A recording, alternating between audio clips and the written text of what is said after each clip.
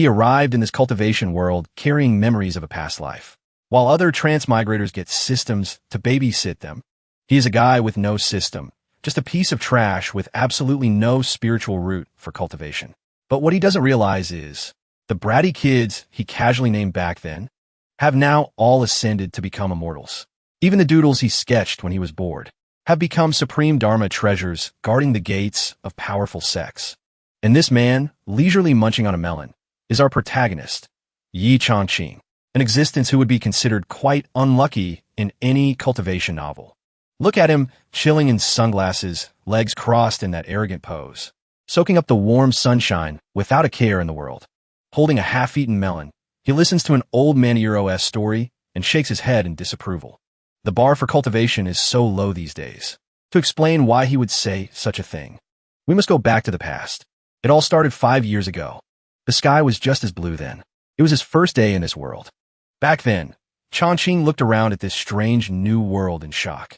He muttered warily to himself, I Euro-VE, transmigrated. But unlike others, who would be terrified and try to find a way back home, he looked incredibly excited, his eyes practically glowing. He secretly imagined himself as some supreme powerhouse, arms wrapped around beauties, radiating charisma.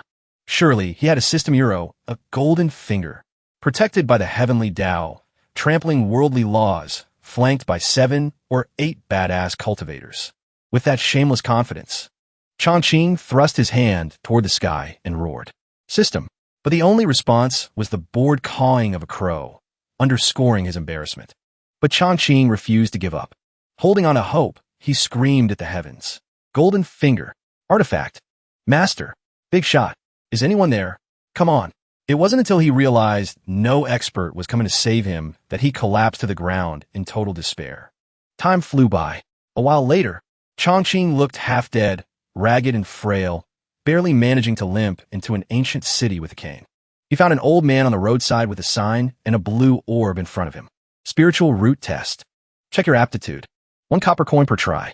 Not knowing if he had any money left, he still wanted to try, so he approached the old man. "I want to test." He gently placed his hand on the orb. The orb reacted instantly. Energy vibrated violently inside it, surrounded by arcs of lightning. The light and powerful fluctuations shocked the old man so much he started sweating. How is this possible? Changqing saw hope Aganiro, the light of the stars above. He was thrilled.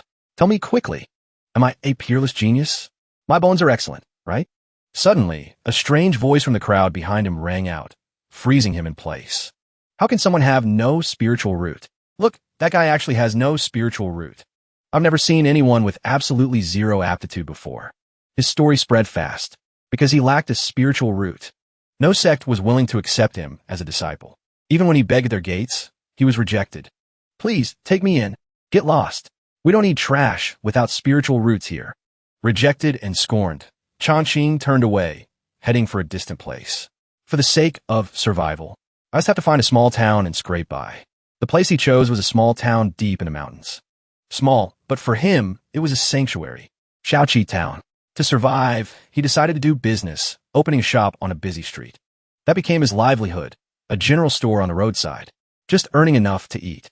Besides selling goods, he used his knowledge from the other world to teach others, opening a small classroom, relying on the wisdom of 2 lifetimes to pay the bills. Days passed peacefully. His voice echoed rhythmically in the classroom as he lectured. Several years passed. Changqing gradually accepted his life in this world and got used to it. He even found his own forte. Maybe a peaceful life without conflict makes me happy. Lately, I've noticed my artistic skills skyrocketing. If it was just painting, that would be normal. But EDUROS, not just painting. Even calligraphy, chess, music, everything leveled up like I was riding a rocket. He touched his chin, a sudden speculation crossing his mind. Could this be my golden finger? The thought didn't last long. Changqing angrily snapped his brush in half and slammed it on the table. "This is useless." Tears streamed down his face. He clenched his fists, trembling in resignation.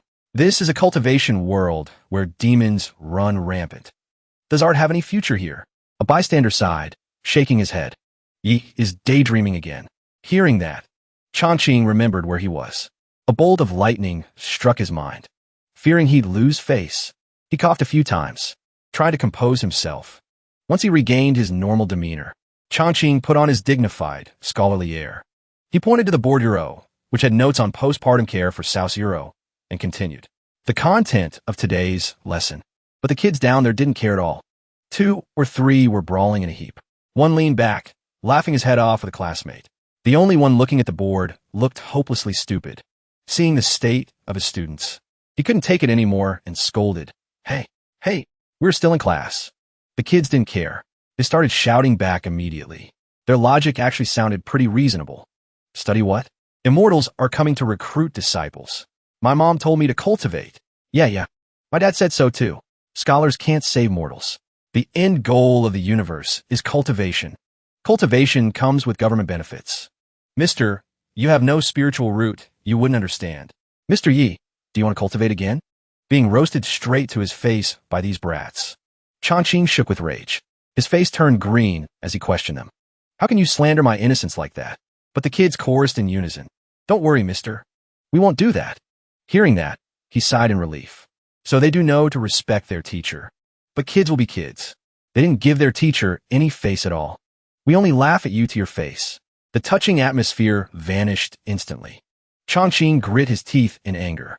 But before he could do anything, a loud shout rang out from outside. The immortals are here. The kids went wild immediately.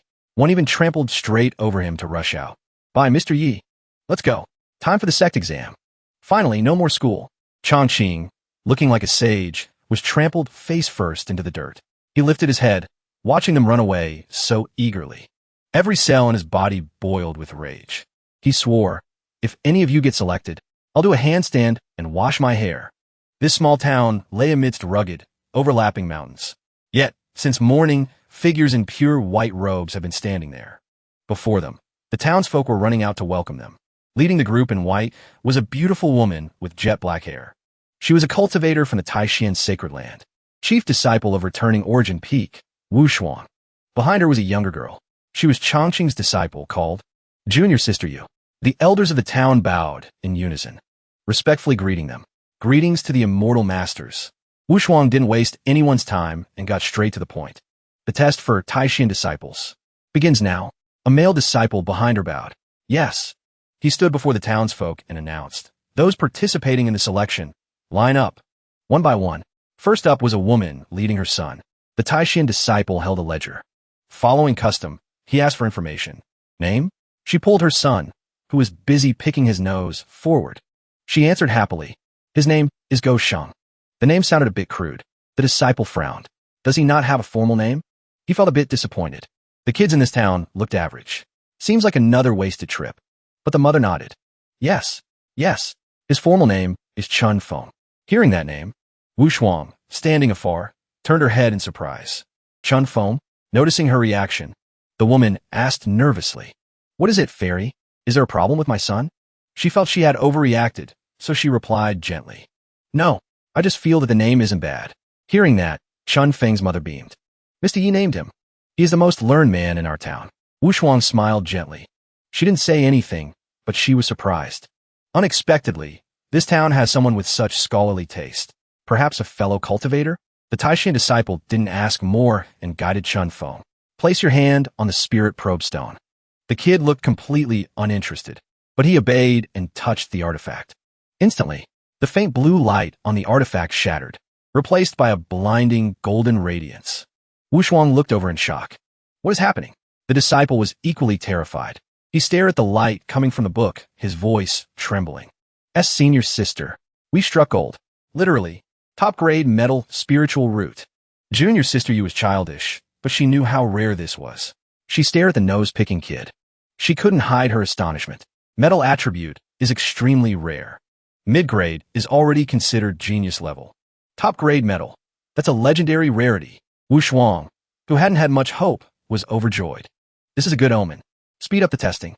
Then, the little brats stepped up one by one, announcing names filled with grandeur. I am Chu Yi. My name is Qing Zhao. Zhongxian. Zhongyan. I am San Gui. The Taishan disciple hurriedly wrote down their names. With every name, the golden light from the book blazed brighter. This was the first time in his life he had seen such a scene. Heavens! Why is the destiny of these kids so powerful? With the first case established, the subsequent ones made sense. Wu Shuang didn't guess blindly. She had a basis. Her voice trembled. Your names, surely they were all. Before she could finish asking, the kids shouted in unison, all named by Mr. Yi. Meanwhile, the Mr. Yi they spoke of was standing in the distance. Seeing the blinding light ahead, he was shocked. Isn't that the light of a supreme spiritual root? He recalled the arrogant face he made when judging Chun Feng.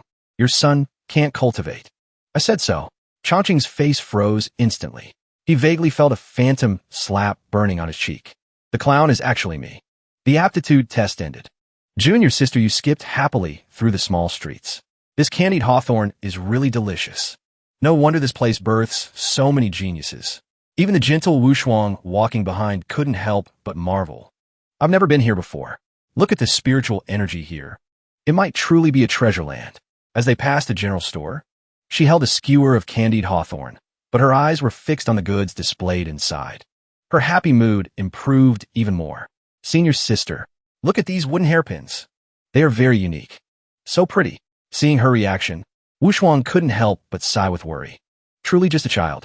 Suddenly, the characters carved on the shop sign seemed to come alive. A burst of Taoist energy erupted, peeling off the wood. Wu Shuang's eyes widened in terror. This ecchi. The characters didn't wait. They lunged straight at her. Too fast for her to react. Oh no! But the pain she expected never came. Wu Shuang felt like she had entered a realm of sword intent. Hundreds of swords stabbed into the ground, forming a massive circle. Before her stood a colossal blade, sealed by massive chains. Carved on the blade were the words, Chongqing General Store. But before she could comprehend it, a familiar voice rang out. Senior sister, senior sister. Noticing she was dazed and standing there blankly, fear still lingering in her eyes, junior sister, you was worried. Senior sister? What's wrong? Wu Shuang regained her senses. She hurriedly turned to share her joy. Junior sister, just now, I broke through to the 6th stage of the Gold Origin Sword Spirit. Everyone knows how hard it is to break through. Junior sister, you was confused. She was even skeptical. But Master said you just reached the 5th stage. Reaching the 6th should take at least 7 years. Wu Shuang didn't explain much. She was just more certain in her heart. Just looking at the sign, my cultivation skyrocketed. The person who carved this sign must be a Sword Dao Grandmaster. Thinking this, she dragged her sister into the strange shop. Let's go inside and look, making her sister confused. Wu Shuang entered cautiously. She didn't dare look around too much, focusing only on finding the owner. Excuse me? Chongqing saw someone enter and gently put down his pen. He walked over to welcome them. Oh, customers. At first glance, she was overwhelmed by his looks, blushing furiously. This man is so otherworldly, the face of an enlightened expert. But after scanning him, Wu Shuang was disappointed. But there is no aura of cultivation on him. Seems he is just a mortal. While she judged him, she didn't realize Chongqing was also secretly assessing them. At this moment, he just wanted to be a lucky cat and reel them in. Elegant clothes. Exquisite makeup. Definitely female cultivators from Taishan Sacred Land. Price won't be an issue for them. I'm going to be rich. Thinking that, he waved his hand, guiding them. Feel free to look around. Everything in this humble shop is high quality at a good price. No scams here. With his permission, Wu Shuang stopped being polite and looked around. Her eyes landed on a portrait of a man holding a sword. From within it, a clear, blinding aura radiated. She couldn't ignore it. The painting suddenly emitted a powerful energy. Fierce sword intent, alive and sweeping away everything in its sight. Having tasted the powerful destiny within the sign's characters, Wu Shuang hurriedly drew her life-saving sword from her storage ring. Oh no! Blue flames wrapped around her blade. Wu Shuang used all her strength to block the incoming sword intent, but it felt like a drop in the ocean. The power in the painting is not something I can stop. Could this be the legendary one sword of the gods? Knowing she couldn't resist, Wu Shuang dropped her sword, letting the powerful energy from the painting invade her meridians. Sword intent, flowing into my 8 extraordinary meridians, into every acupoint. Feeling her body change rapidly, making her dizzy, she trembled slightly. It seems I'm about to. Wu Shuang's meridians were cleared once again. A new path in her 1,000-year cultivation journey bloomed. At the same time, her cultivation jumped to the 7th stage. Realizing this, her eyes widened in horror. Another breakthrough. After 2 consecutive breakthroughs, Wu Shuang dropped all pretense and frantically grabbed his hand. Her tone was incredibly sincere. "Excuse me, who is the artist of this painting? And who is the person in it?" Seeing her obsessed expression, Changqing felt happy about making a sale. Seems the fairy really wants to buy it. She's asking about the artist. He grinned. The atmosphere around him seemed to bloom with flowers. "I can sell this portrait for a good price today." Then Changqing adopted his God-given scholarly persona. He replied extremely modestly, "I am ashamed to say, both the artist and the subject are this humble one." Changqing stood with his hands behind his back, modestly explaining the origin of the painting. "This is just a self-portrait. I drew it casually during practice. The work is a bit crude." The more humble he was, the more shocked Wu Shuang became. Self-portrait? Casual? Crude? Because more than anyone, she had tasted the powerful destiny that threatened to swallow everything from within that painting. So she understood just how terrifying that artwork was. The sword intent, the pure essence, is basically not something a normal cultivator can compare to. Seeing Wu Shuang standing there frozen in silence, Changqing forced a smile until his jaw hurt. His face darkened, but he kept up the friendly front. "I made a fool of myself before the 2 fairies." Inside, he was mocking himself. What's wrong? Everyone goes crazy for compliments. Seeing how much she liked it, he thought he would be praised. Unexpectedly, the younger girl, Yu, pouted and criticized, "It is quite crude. This hairstyle, these clothes, basically unwatchable." Those words struck a direct blow to Changqing's self-esteem. Terrified, Wu Shuang immediately scolded her. "Junior sister, your cultivation is too low. You don't understand the true intent within. Do not speak nonsense." He assumed she was just covering for him, thinking my art is actually ugly. Changqing rubbed his chin, questioning himself. Is my taste really that bad? But he didn't notice the burning gaze of senior sister Wu Shuang beside him. This man, young, handsome as jade. His aura is transcendent, yet he has a sharp edge. Why does his painting possess boundless sword intent? Suddenly realizing a specific phrase she thought of, she froze.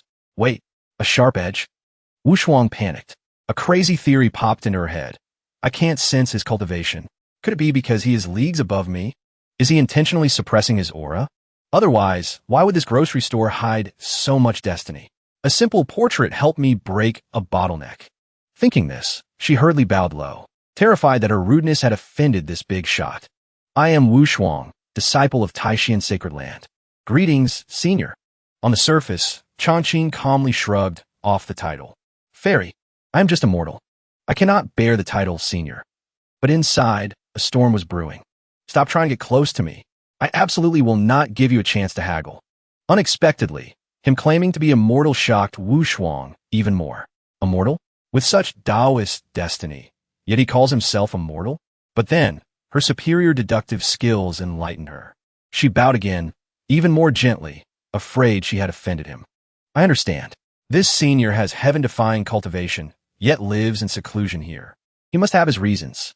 If I speak improperly and expose his secret, it will definitely displease the expert." Seeing her respectful demeanor, Changqing, with his capitalist mindset, guessed immediately. Although every guess was completely wrong. This girl is being so respectful to me. Does she want to get stuff for free?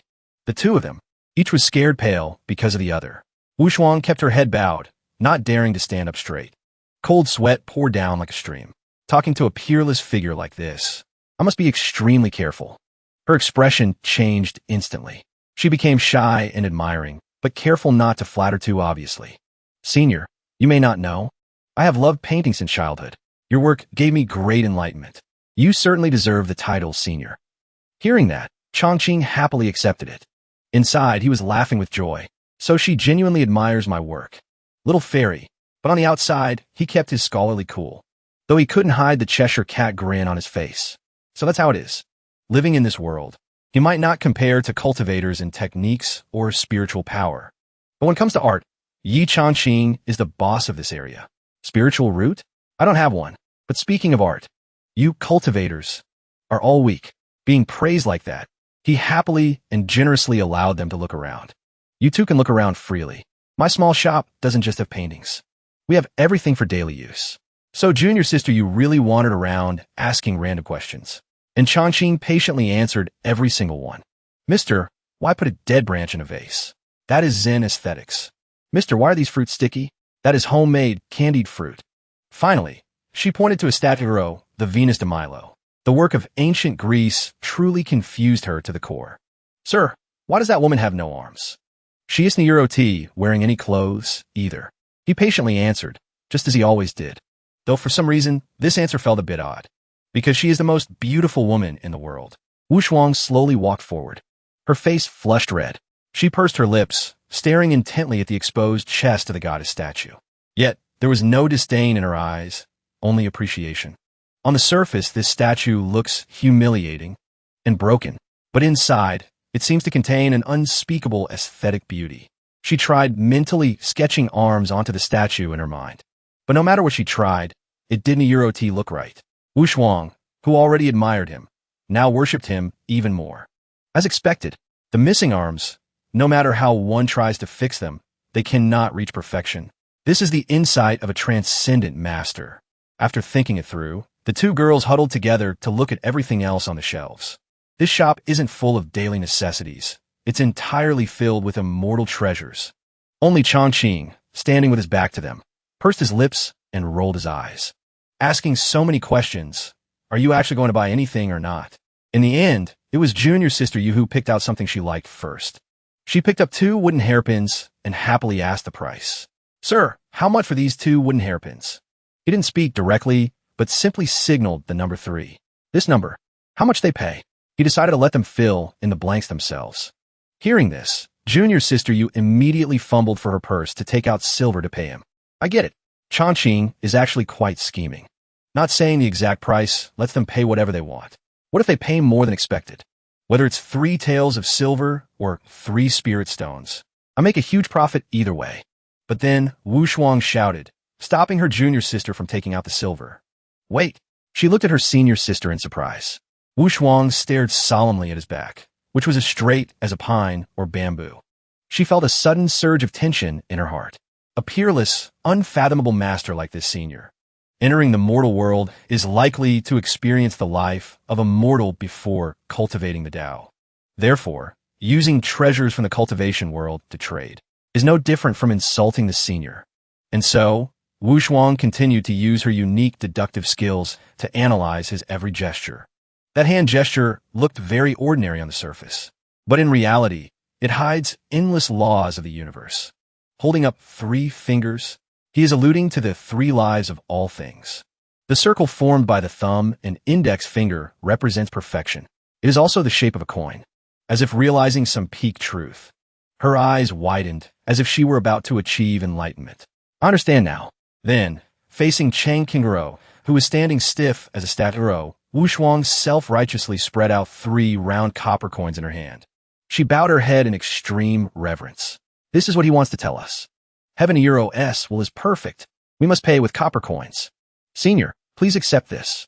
He stood there, face blank, head full of question marks, watching the scene unfold before him. Chongqing looked at the 3 measly coins in his hand, so angry he wanted to cough up blood. Just 3 coins. Inside the shop, Wu Shuang breathed a sigh of relief. Luckily, I reacted in time. If little junior sister had used spirit stones, forget about making the expert unhappy. I dare not imagine the consequences. But aside, Chongqing clenched his fist in agony, fuming in his mind. Immortal cultivators are stingier than shopkeeper Wei, who runs the restaurant. Looks like I'm drinking the northwest wind again this month. Then, she quickly noticed a painting hanging on the nearby wall. It was arguably the most valuable piece in the shop. It was hung right in the center, radiating a glittering golden light. Senior, this junior wishes to buy this painting. Looking at his trembling hand, blood pressure dropping thanks to the 3 coins, he felt even more heartbroken. I painted it so beautifully, yet only 3 coins? And you say you like paintings? You clearly don't know the value of goods. But in the end, he could only grit his teeth and hand the painting to Wu Shuang. Fairy, please take it. She bowed and received it carefully with both hands. Although she looked polite on the outside, her inner thoughts were different. I must endure. Even immortals must value connections. I hope this big thigh of yours will be gracious enough to let me hug it. Every word Chongqing said, as well as his actions, moved her deeply. So much so that she pleaded earnestly. Senior, I wonder if Wu Shuang could come to Senior's place in the future to ask for guidance on some issues regarding painting. In her mind, she kept praying, if I can listen to the master's teachings a few more times, even death would be without regret. But for Changqing, this was a nightmare that couldn't get any worse, especially since expensive items dropped drastically in value once they passed through her hands like today. But even so, for the sake of future business, he could only reluctantly agree. As long as the fairy is willing, you can come anytime. Of course, he couldn't help but curse silently in his head. If I get a few more grandmas like you, I LL have to close up shop and live on the streets. After the conversation was over, having obtained such a precious painting, the two sisters walked back under the brilliant glow of the setting sun in the distance. On the way, Wu Shuang couldn't hide her happiness after meeting the expert and began humming a few tunes. Hearing her high spirits, junior sister you couldn't help but ask curiously, Senior sister, what is wrong with you? Why are you so happy? Hearing this, she put away her smile and turned to explain to her junior sister with a serious face. Just a moment ago, Senior sister has broken through to the 7th layer of the Golden Origin Sword Scripture. She was completely shocked hearing Wu Shuang say that. Her face went pale, and unable to control her voice, she screamed in the middle of the road. It was loud enough to echo up to the heavens. You aren't joking, are you? In just that short amount of time, assaulting the 6th layer from the 5th takes at least 70 years. If one wants to break through to the 7th layer, it takes at least 200 years. Could it be because of that handsome young shopkeeper? She didn't hide anything.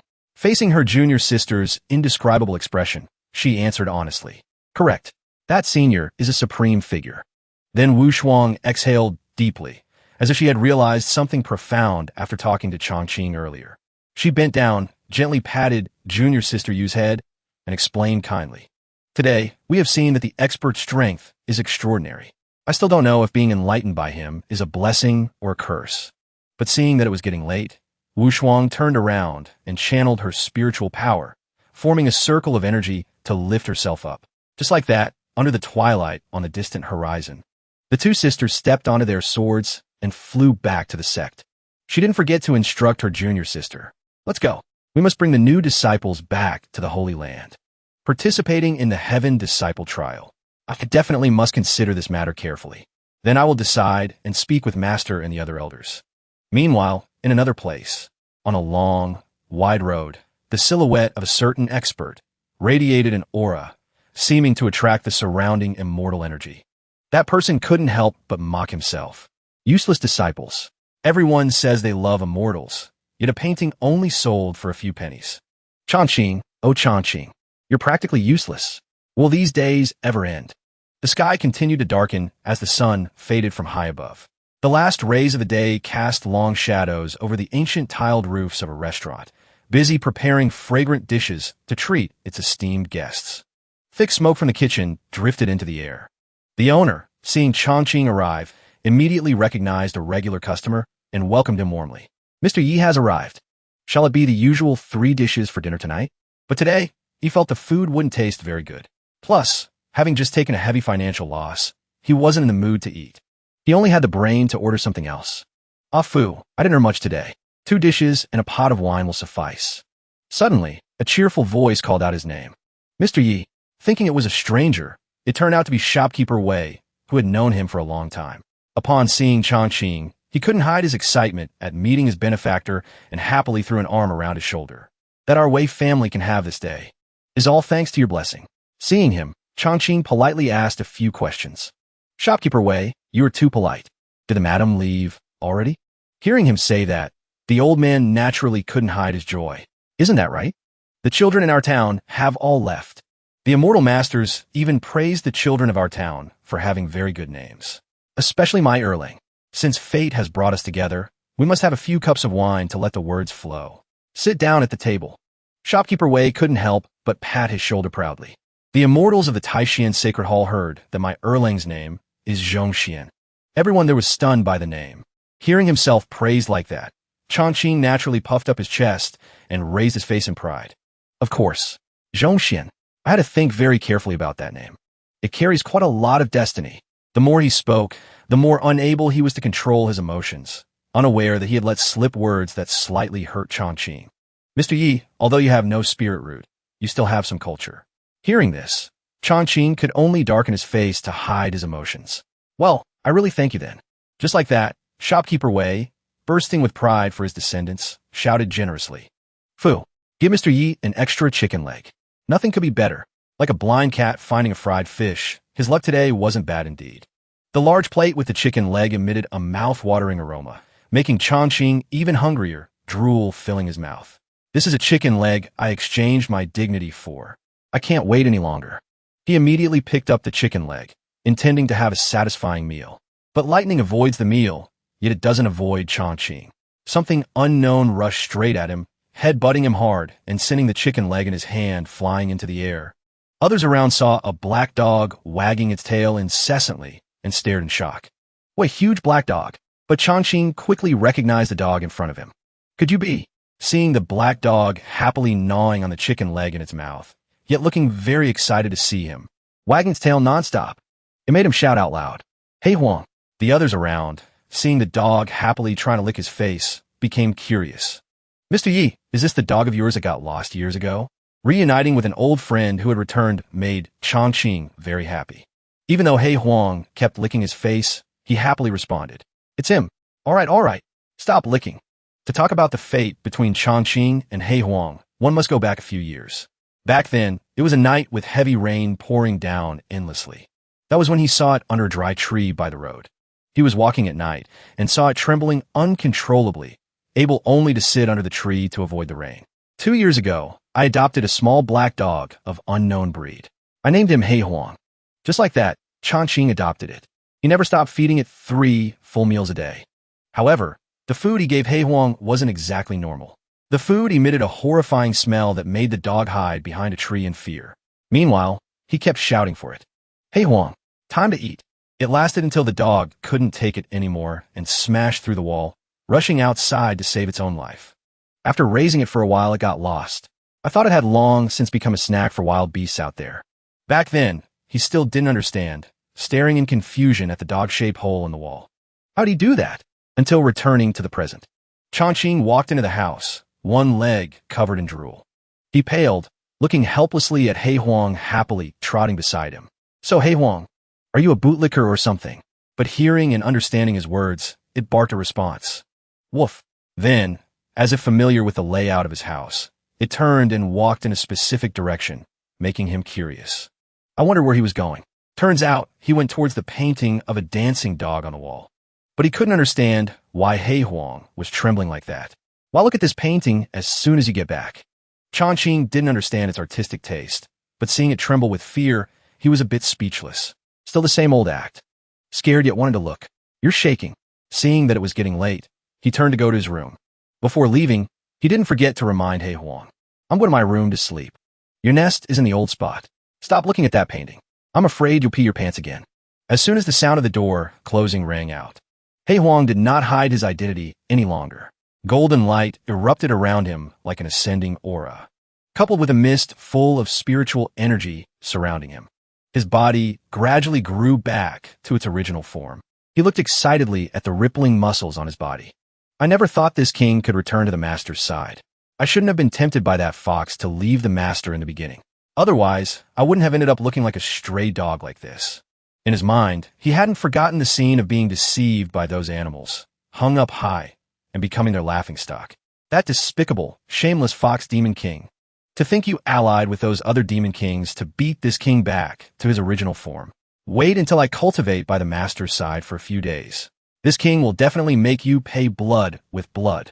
But suddenly, the door behind him opened. The noise made He Huang turn his head in panic.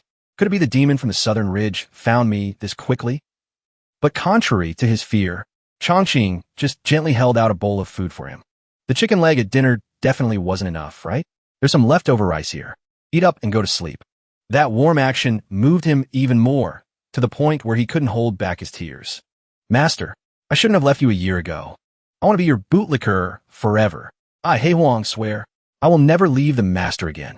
Chongqing lay in bed in his room, endlessly worried. I don't know what He Huang experienced outside for a whole year. Looking at this cowardly personality, nothing has changed at all. But then he stopped overthinking and just sighed, a bit disappointed seeing the dog in its current state. He turned over, gradually drifting to sleep. I wasted my effort considering him a prototype. When creating the portrait of the Black Emperor, I even looked forward to the day he might turn into a demon king, so I could hug a big thigh. But knew he'd just be a bootlicker. He just didn't know that Hei Huang was truly about to become a demon king under his care. He sat outside the door, eating and excitedly planning for the future. With the master's protection, even if the 4 great demon emperors of the southern ridge gathered in front of the master, they are nothing but ants.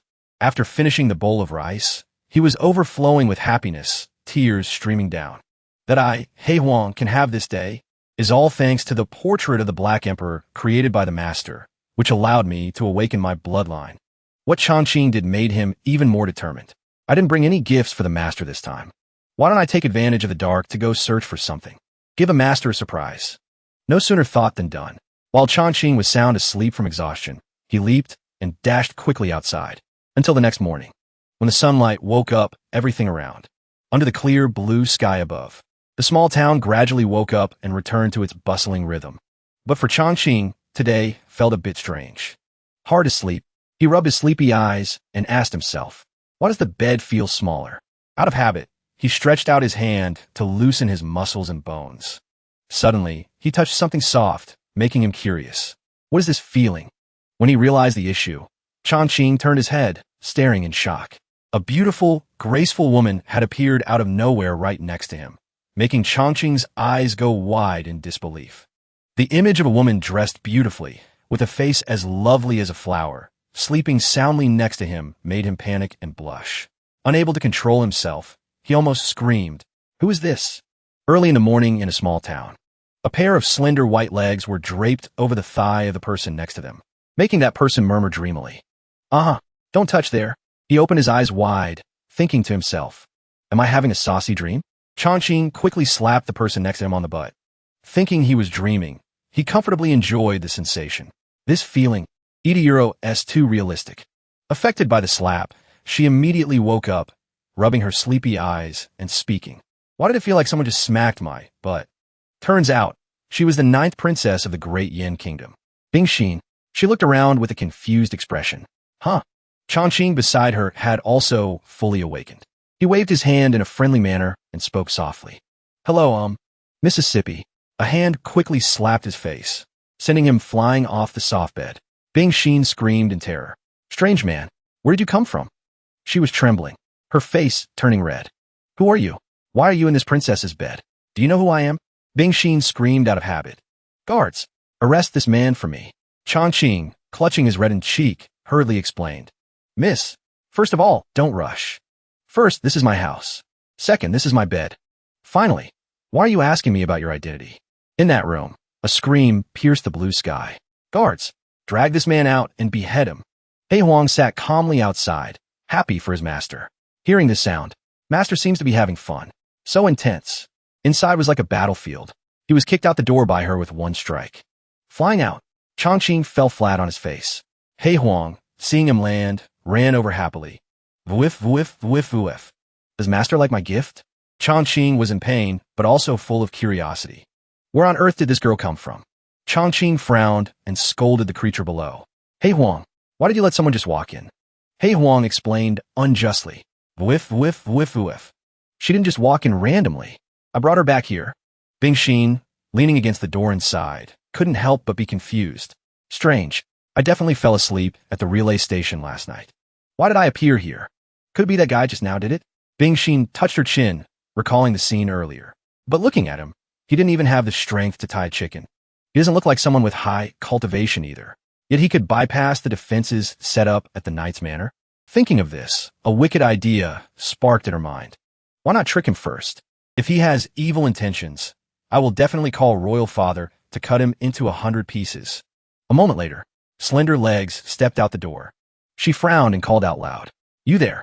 The courtyard around was empty. Only the sound of leaves rustling in the wind. Opposite her was Changqing, sitting quietly playing chess. She immediately shouted angrily. I'm calling you. Why aren't you coming over here quickly? Bingxin strode over with her long legs, approaching him. She frowned in anger, thinking to herself. A petty thief trying to act classy playing chess here? Her bad temper flared up. Her restless hand reached out. Watch this princess flip your chessboard. Suddenly, she froze. Huh? A formation appeared on the chessboard. Looking at it made her dizzy. What is this thing? Many auras appeared on the chessboard, inevitably draining Binksiniuro's strength. The aura of this chess game.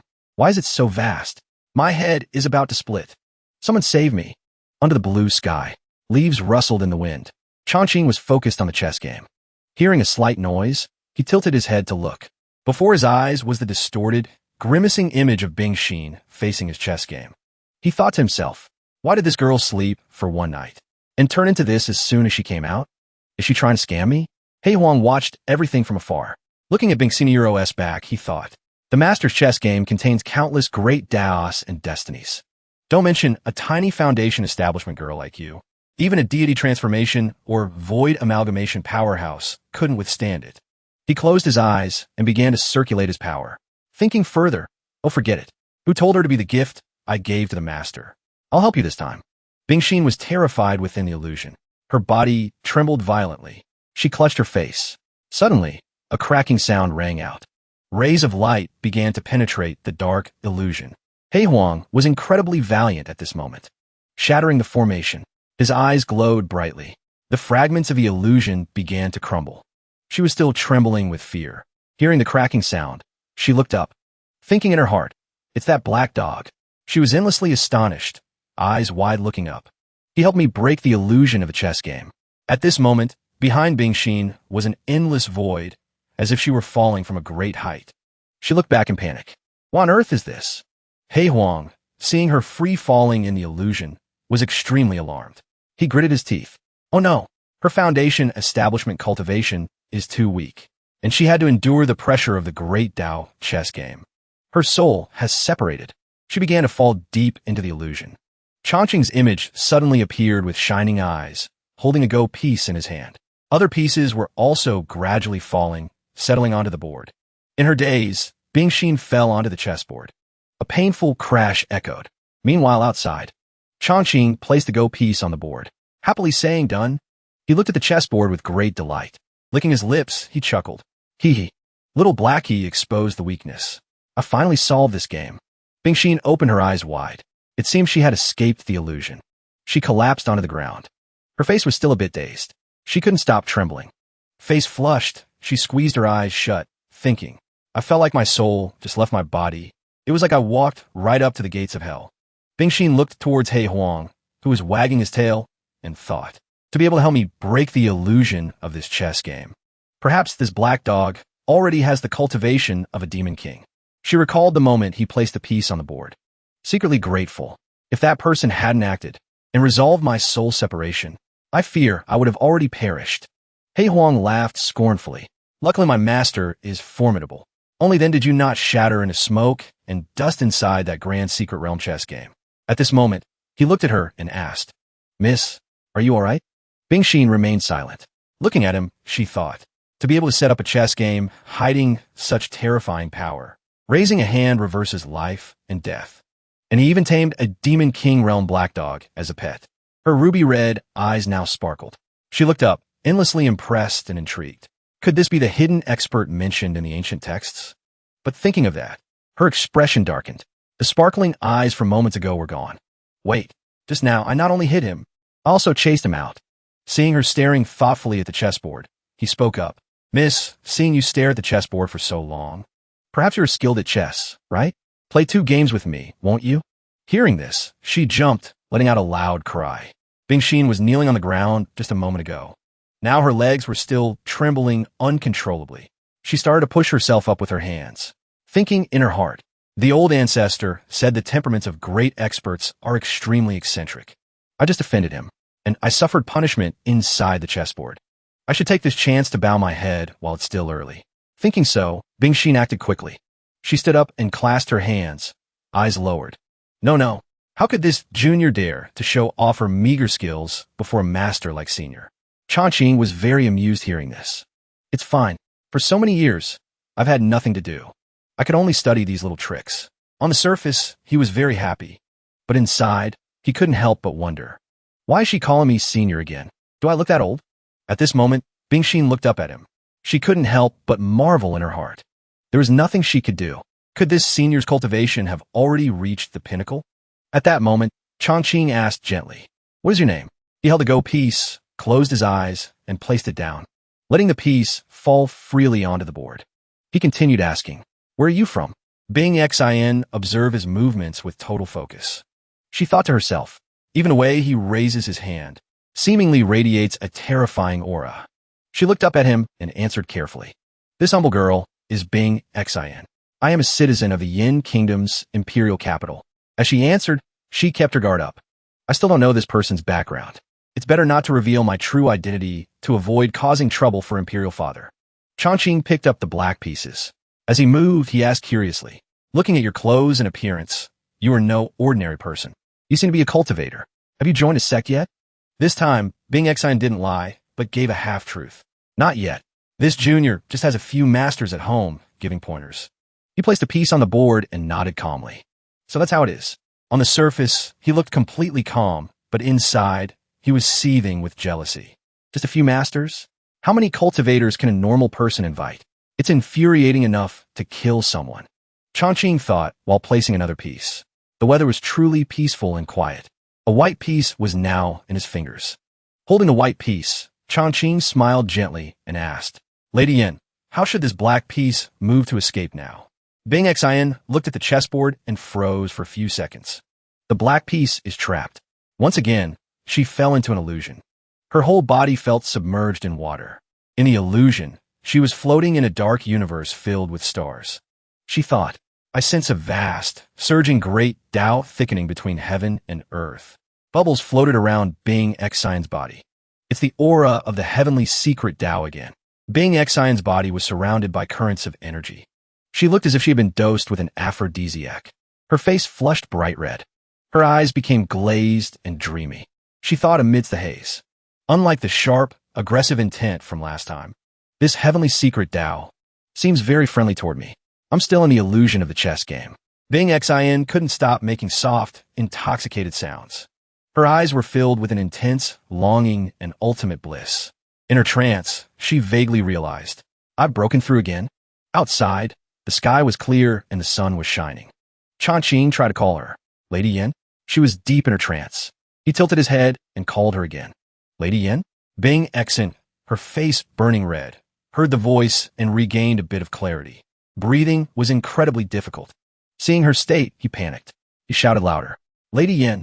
He waved his hand in front of her face, while she stared at him with sparkling eyes, unable to look away. Seeing that calling her didn't work, and receiving no normal response, Chongqing could only sigh. He put on a confused expression and thought, "Forget it. You cultivators all seem to have this sickness." By now, Bing Xin seemed to have fully sobered up. She bowed and asked, "Excuse me, senior, what chess formation were you laying out?" He didn't answer. He stood up gently. Turning his back, Chongqing waved his hand slightly. Without looking back, he said, "I was just bored with nothing to do, just finding some joy for myself." She watched him intently. Suddenly, Chongqing looked incredibly pleased with himself. The Southern Army formation. Hearing that, she froze. She looked down at the chessboard. Panic filled her face as she asked again, "The Southern Army formation?" At that moment, He Huang ran over and bit tight onto Bing Xeniuro's skirt. He Huang thought to himself, "Little girl, don't push your luck. If you sink too deep, I can't save you." She ignored everything. Her face was filled with excitement. "Let me see a bit more. Just a little bit more."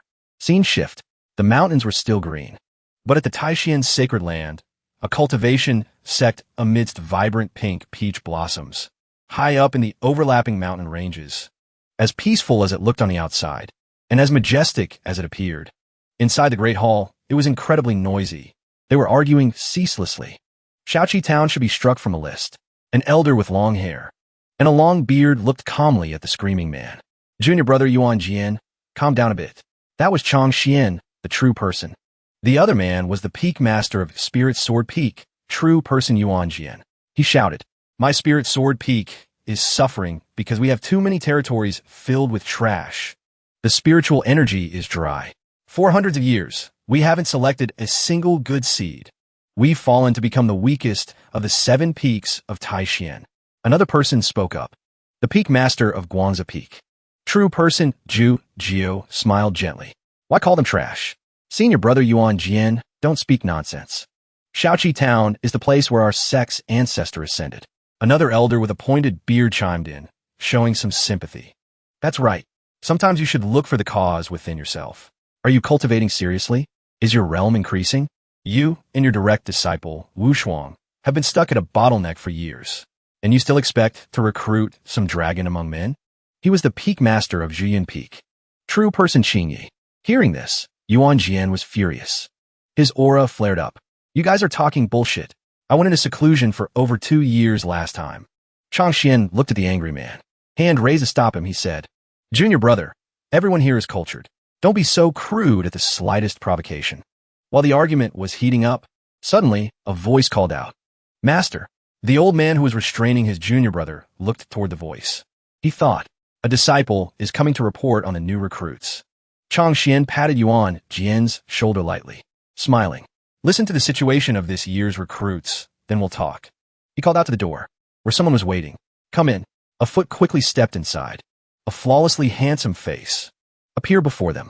He bowed respectfully, proving himself as the handsomest holy son of Taishian's sacred land for 30 years running.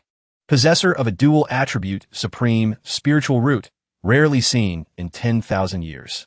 Greetings, masters. Yuan Jian's scowling face vanished. He laughed with great delight.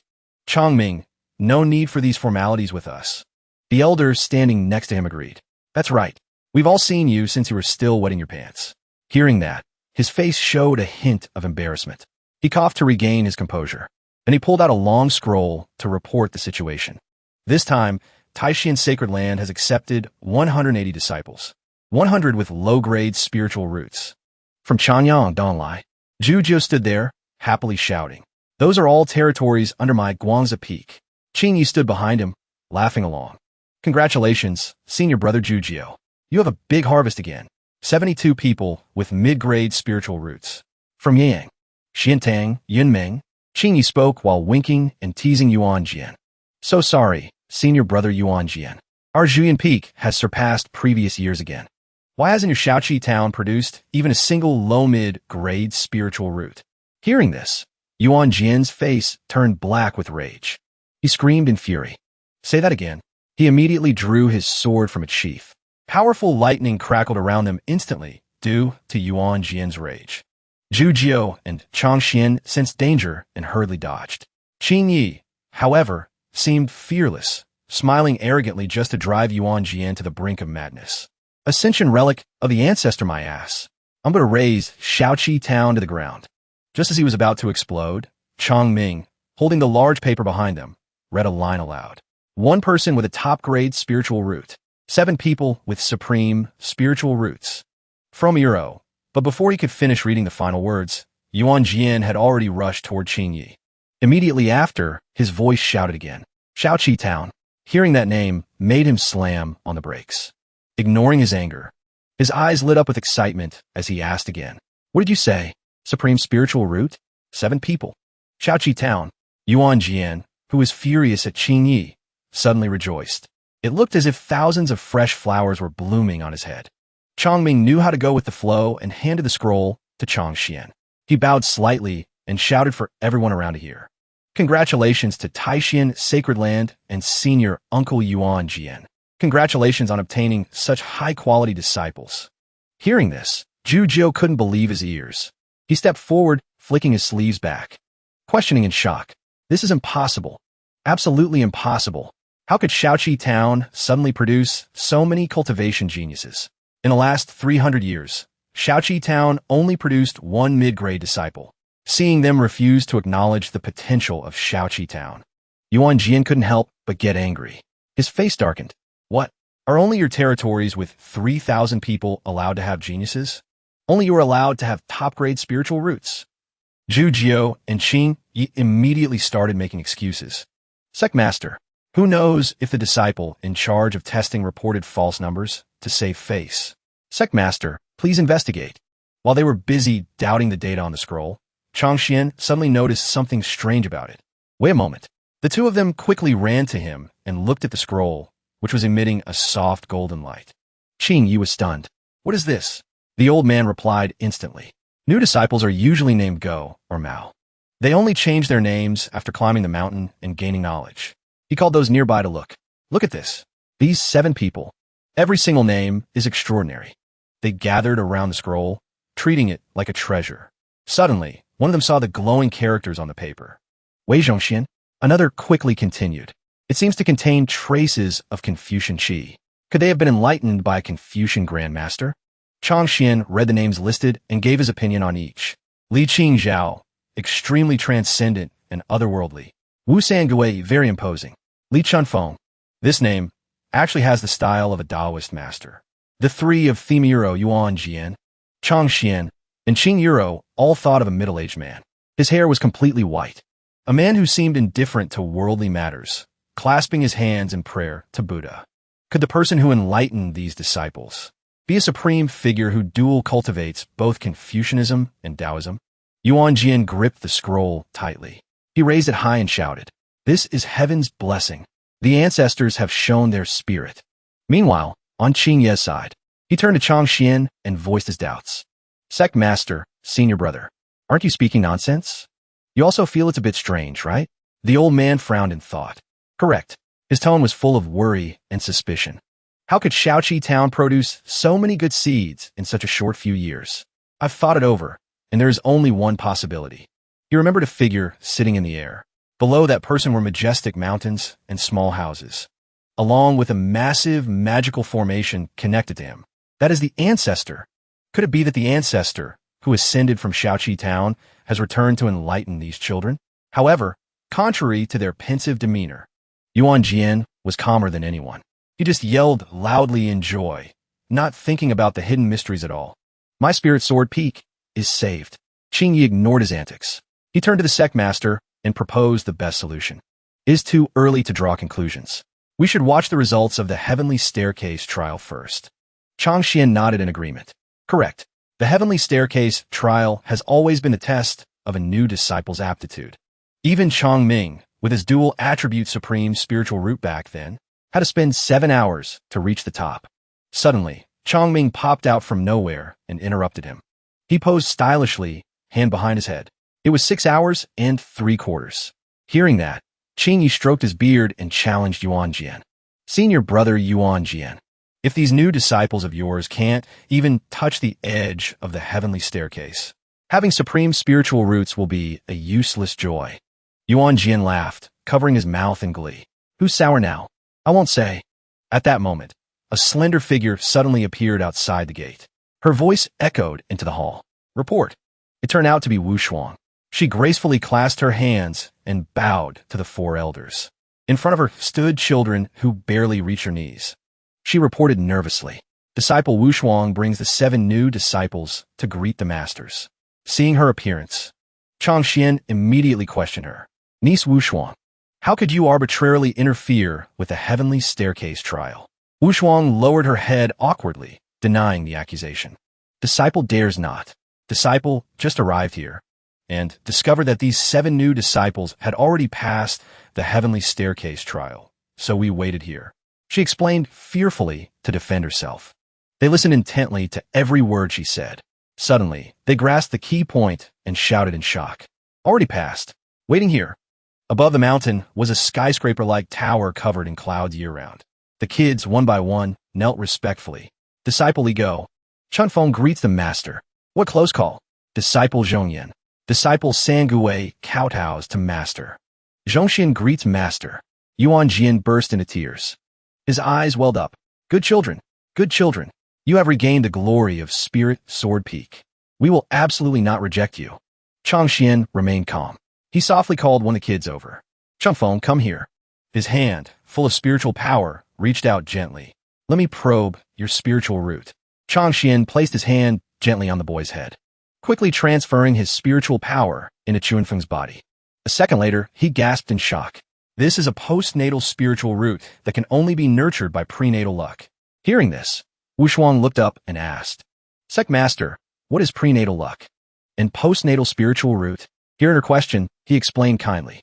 When a cultivator reaches the highest realm, they can resonate with the great Tao to create a spiritual field. This is called prenatal luck. And a postnatal spiritual root, just as the name implies, is automatically acquired by being nurtured by prenatal luck.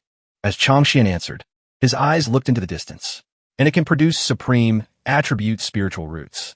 Suddenly, he thought of something. 1,000 years ago, our 5 great sacred lands once joined forces, wanting to create a place of prenatal luck. But many attempts ended in failure. Looking at the kids who seemed silly but hid potential power, he couldn't help but wonder.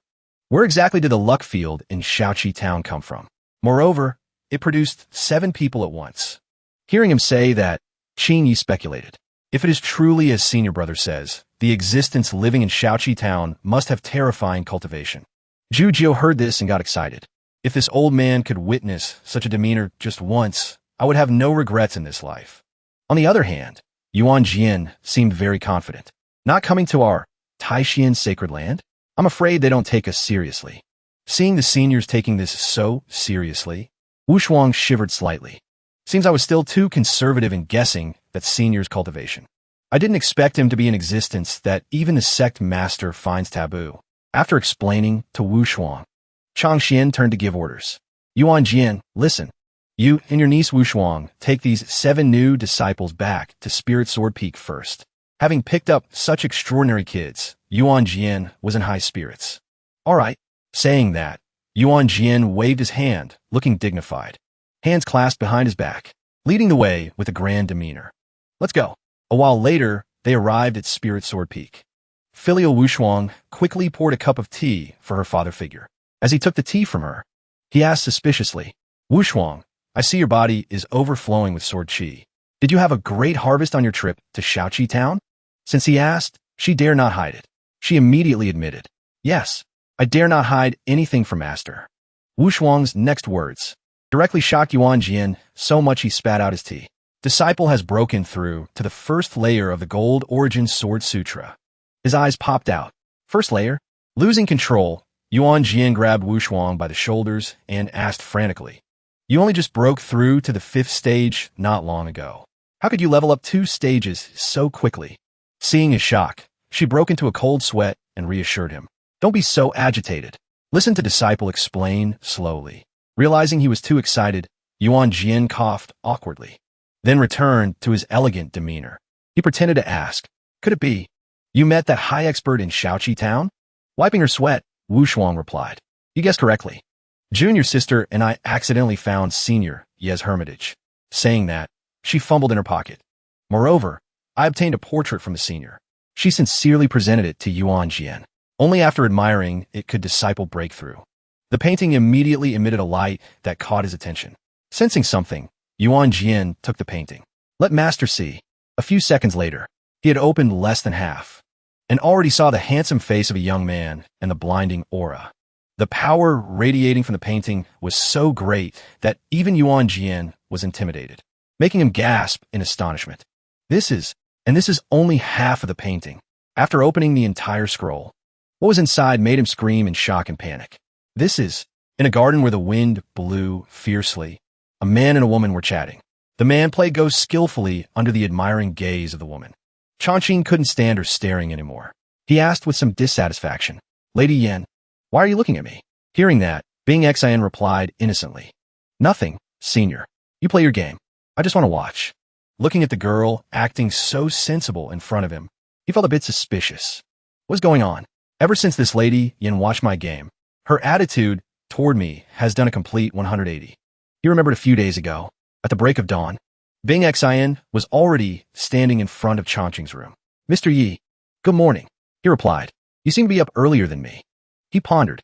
Every day, she treats me like an elder. So respectful to me. One day, Changqing saw her sweeping the courtyard at noon, causing him to shout to stop her. You don't need to clean the toilet. But Bing Xian enthusiastically swept and replied, it's okay. I'm not tired. Another time, he saw her cleaning the study. Seeing him, she said immediately, it's okay. I'm not tired. Seeing her so diligent, Changqing felt a bit sorry for her. Lady Yan, take a rest. Remembering the past few days, his heart was in turmoil. When things are abnormal, there must be a strange reason. Does she want to buy my paintings at a low price? Bing Xian didn't notice his suspicion.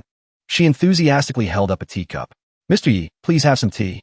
Suddenly, a thought popped into Changqing's head. Or could it be? He speculated with a bit of narcissism. She has fallen for my handsome looks? My body? Unable to extricate herself? Thinking of this, he smiled with confidence. Then I can't treat her poorly. Gently placing a chess piece down, he spoke. Lady Yin. He winked. His suspicion had completely vanished. How about coming with me later to buy some ingredients? Today I must make the special braised pork I recently researched. Not long after, both arrived at the bustling market in town. People were coming and going, extremely lively. Passers-by waved at him. Mr. Yi. Hello, Mr. Yi. Looking at Chongqing's back, Bing Xian admired him silently. Truly worthy of being a senior.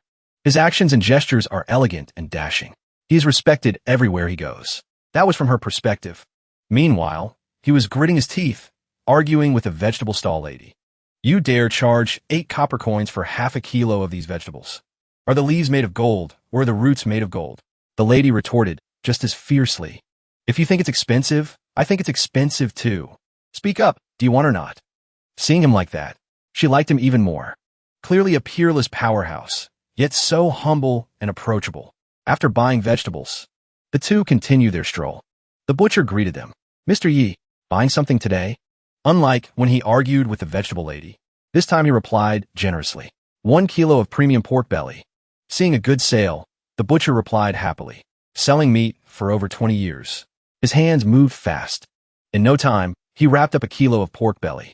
As he handed the meat to him, the butcher asked, Mr. Yi, did you bring the madam out with you today? Hearing that, Chongqing was startled. The butcher's misunderstanding made Bing Xian blush furiously. Her heart skipped a beat. Madame? Is he talking about me? However, Chongqing quickly denied it. You're overthinking it. Lady Yin is my guest. Even so, the butcher still teased him intentionally.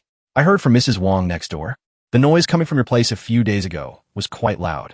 Remember to watch your health. The butcher's words made him turn to Lady Yin in embarrassment. The people of Shaoqi town are simple. Their language is a bit blunt. I know you must return to the imperial capital. I hope you don't hold it against them. She dare not get angry. She could only reply awkwardly. No. We haven't even done a full lap around the market, and I'm already exhausted. He lamented silently in his heart. Hurry up and go back to the imperial capital, eldest miss. A humble household like mine really can't afford to support you. Meanwhile, Bing Xin was still immersed in that fictional title, smiling as she thought about the word.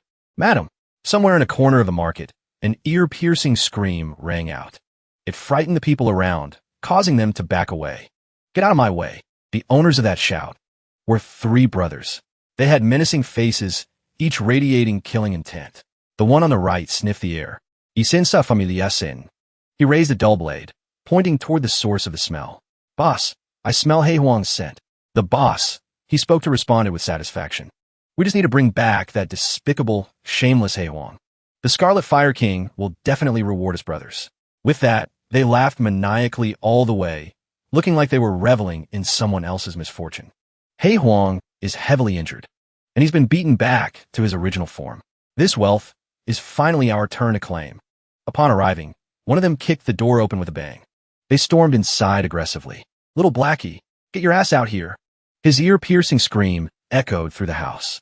Today, you will die without a burial place. The legendary Hei Huang, currently in the form of a watchdog, looked at them with visible disdain. You stupid pig. You guys have some nerve, daring to chase me all the way here. However, the group didn't know the meaning of fear. They rushed forward aggressively. You've already been beaten back to your original form. What are you pretending for? Get him, boys. But Hei Huang wasn't one to be bullied easily. He immediately unleashed his aura to intimidate them. Inside the master's dojo, even if that Scarlet Fire guy came here personally, he would be nothing. I didn't intend to kill you, but you just kicked the master's door. You Eurov narrowed your own path to survival. Not long after, screams of terror rang out from inside the house. What's happening? Big brother, save me. My demon core is shattered. Inside the great hall of the Taishian sacred land, Chongqian stood with hands clasped behind his back, lecturing Changming, who was bowing behind him. Changming, you are the holy son whom we have put great effort into nurturing.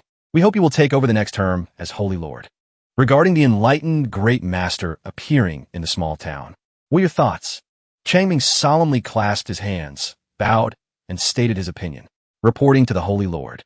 Judging by this expert's actions, it seems he holds no hostility towards our Taishian sacred land. I suspect he is merely passing through. Or perhaps he just happens to be living in seclusion there. Hearing this, the old man found his words reasonable. if he truly is an ancestor of our sect who descended to the lower realm. The Taishian sacred land will definitely flourish for 100,000 years. Suddenly, a hand pushed open the door to the room where they were standing. Calls for the old man rang out. Holy Lord, senior brother. It was none other than Yuanjian. He waved excitedly at the old man as if he had good news. He walked casually into the room with Wu Shuang trailing behind him, still calling his name. Holy Lord, senior brother. Seeing this, Wu Shuang let out a sigh of relief. At the same time, Changxian heard someone calling him. He turned around and saw Yuanjian's group. Surprised, he asked, Junior brother Yuanjian, didn't you take the newly recruited disciples back? Suddenly, his eyes widened. His pupils reflected disbelief at the person before him. He frowned and shouted loudly. Wrong. He stared in shock at the golden rays of light radiating from Yuanjian. With his experience as a long-time master, he quickly realized what had happened. You broke through. As he spoke, his eyes seemed to glow. He stared at him with shock and disbelief. He immediately fired off rapid questions. You've been stuck at this realm for 200 years. Why now?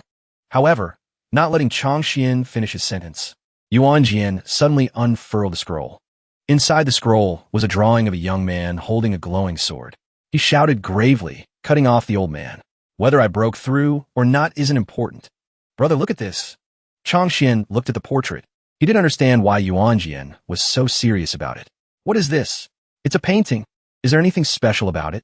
But Yuanjian was not a man of many words. He shoved the scroll right up to the old man's face. From deep within the scroll, a light radiated, similar to the rays that had come from Yuanjian earlier. Seeing this, the old Manhwa's eyes bulged, and he gasped. Not long after, those beams of light radiated stronger and stronger. Sword flashes shot out all around the small room.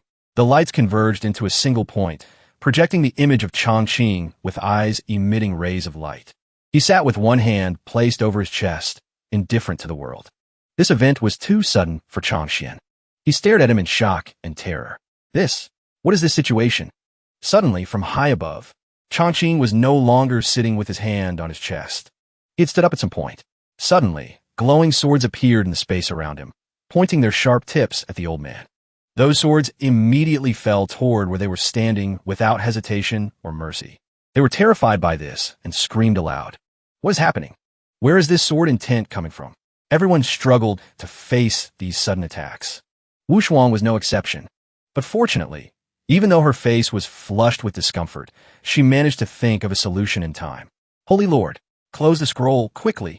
Changxian, who was already frightened, heard this and immediately used his power to slam the mysterious scroll shut. His face still held a trace of terror from what had just happened. Slam!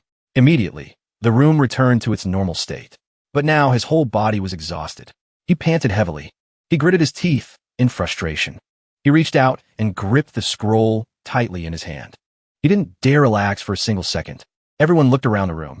The glowing swords from earlier were stabbed into the ground and into the pillars. This proved that what had just happened was real.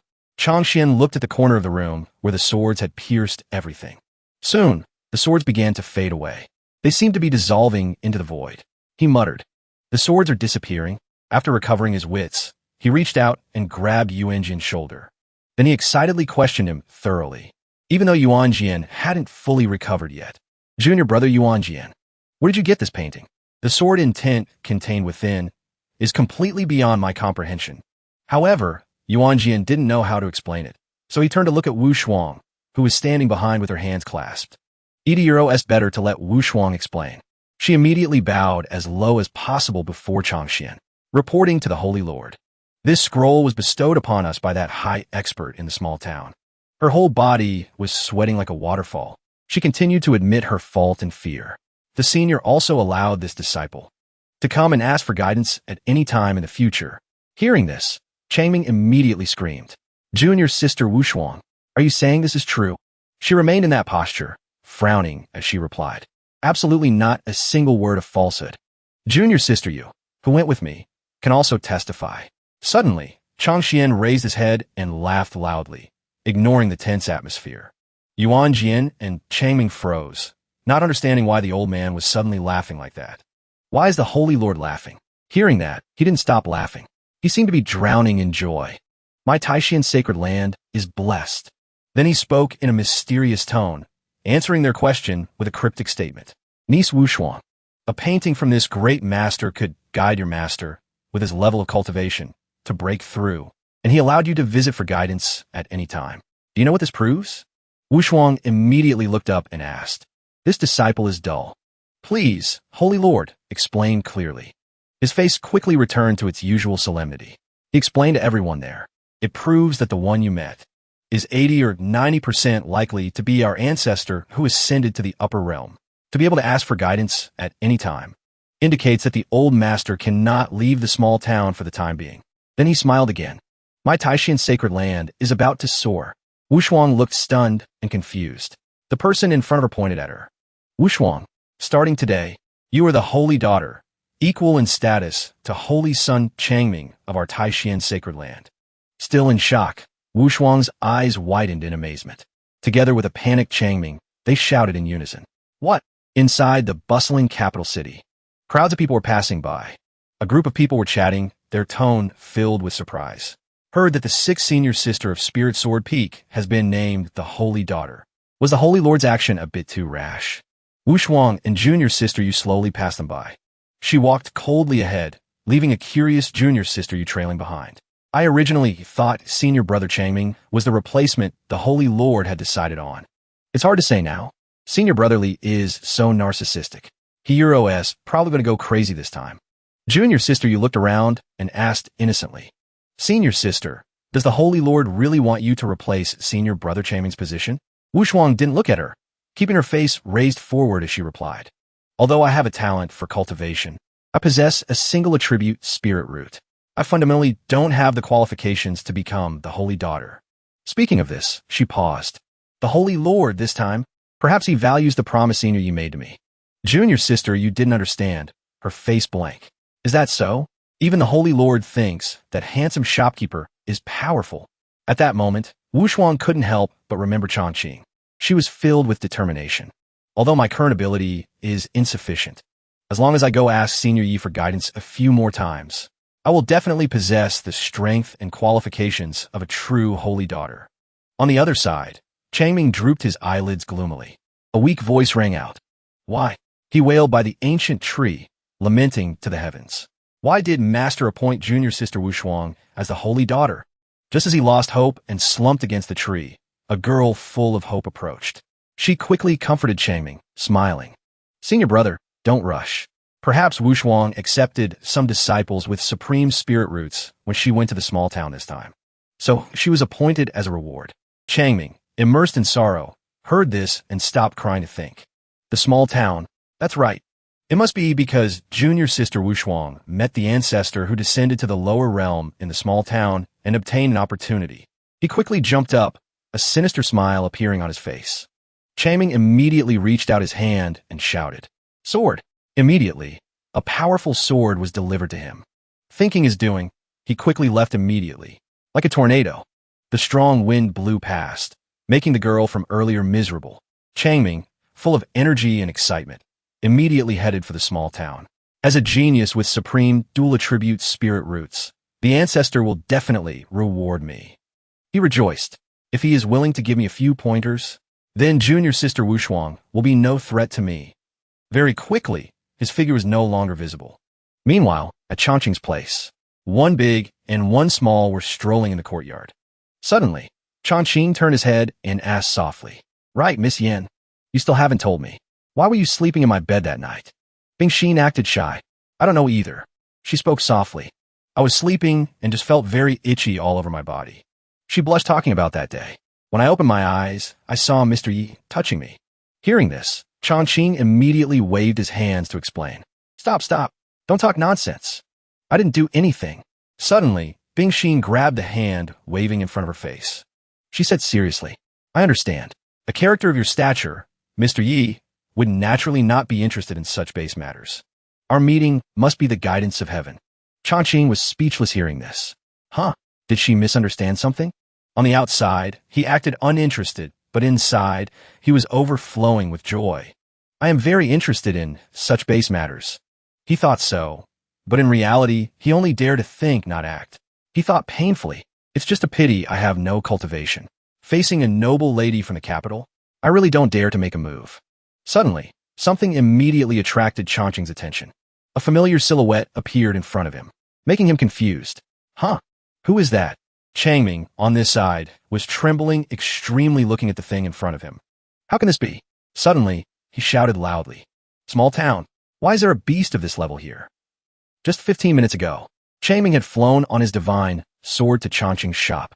When he arrived on his divine sword, he looked around the mountains surrounding the houses here to confirm. As expected, it's just like Master said. He pondered for a moment to verify his master's words. Then he leaned over, controlling the divine sword to swoop down into the small town. The spiritual vein beneath the town has been reactivated.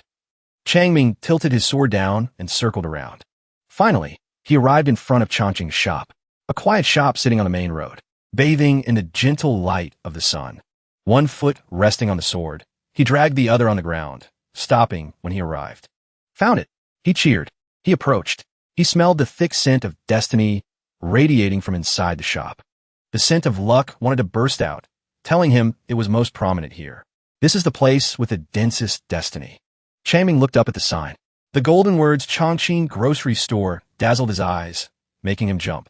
This sign, it seemed those 6 words had some power that made him exclaim at how terrible they were. Ugly. But just as he spoke, a sword flew from out of nowhere. It was past him as if punishing him for criticizing it. A blinding beam of light pierced through his body like a toothpick through paper. It came and went very quickly, leaving behind a panting body. Changming breathed with difficulty, yet he was satisfied. Even though I don't cultivate the way of the sword, I can sense the colossal power contained within it. Junior sister Wushuang definitely obtained her opportunity here. I really came to the right place. Thinking this, he clasped his hands together. He bowed reverently. He shouted like a loudspeaker in front of someone's house. Changming, holy son of Taishan sacred land, seeks an audience with the sect's ancestor. Silence. Leaves fell all over the road. Only the sound of leaves responded to him. The doorway remained empty. He waited forever, but saw no one answer, only the rustling leaves replying to him. Finding it strange, he looked up, wondering to himself, could the ancestor be out? Curiosity drove Changming to approach the shop to observe. He silently evaluated. Although entering the ancestor's residence uninvited isn't proper, but I hid from Master to come out here. I don't have too much time to waste here. Before he even stepped in, a cold wave ran down the back of his neck. He ignored it. Changming consoled himself. There will definitely be a harvest this time. He gathered all his courage to have the honor of placing the tip of his black shoe into the fairyland known as Changqing Grocery Store. Just as Changming stepped in, he came face to face with a furry creature. Not enough time to question it. He immediately announced, "This humble one is Changming, a disciple of the Taishan sacred land." In that split second, that furry creature revealed a hulking form. It had its back to him, but it couldn't hide the murderous aura it emitted. Hei Huang turned his face around. Facing him, his eyes flashed with a cold red glint, piercing through him. Hei Huang sprang up. This time, he turned around, overwhelming him with both power and size. Hei Huang opened his sharp, toothy jaws wide. Breath and a roar exhaled to suppress him. Just as Hei Huang stood up, there was a gap of time for him to realize and scream in terror. Demon King. He couldn't keep his balance and fell with a thud out of fear. Changming trembled uncontrollably. He held his hands up defensively in case the monster decided to bite him, and screamed. Why is there a beast of Demon King rank appearing in a tiny town like this? Before Changming could run, a hand placed itself on his shoulder and squeezed. Changqing's killing intent was right beside him. Even Changming could perceive it. Changqing made a slight noise, a sound enough to make him jump and scream in horror. A second later, Changqing's killing intent turned into a gentle breeze. He smiled brightly, asking him with an innocent face, "This young master, what's wrong with you?" Just as he was confronting a strange creature, a benefactor appeared beside him to ask after him. Changming took the chance to snitch. He pointed tremblingly to the other side, his voice unstable, stammering, In this house, there is.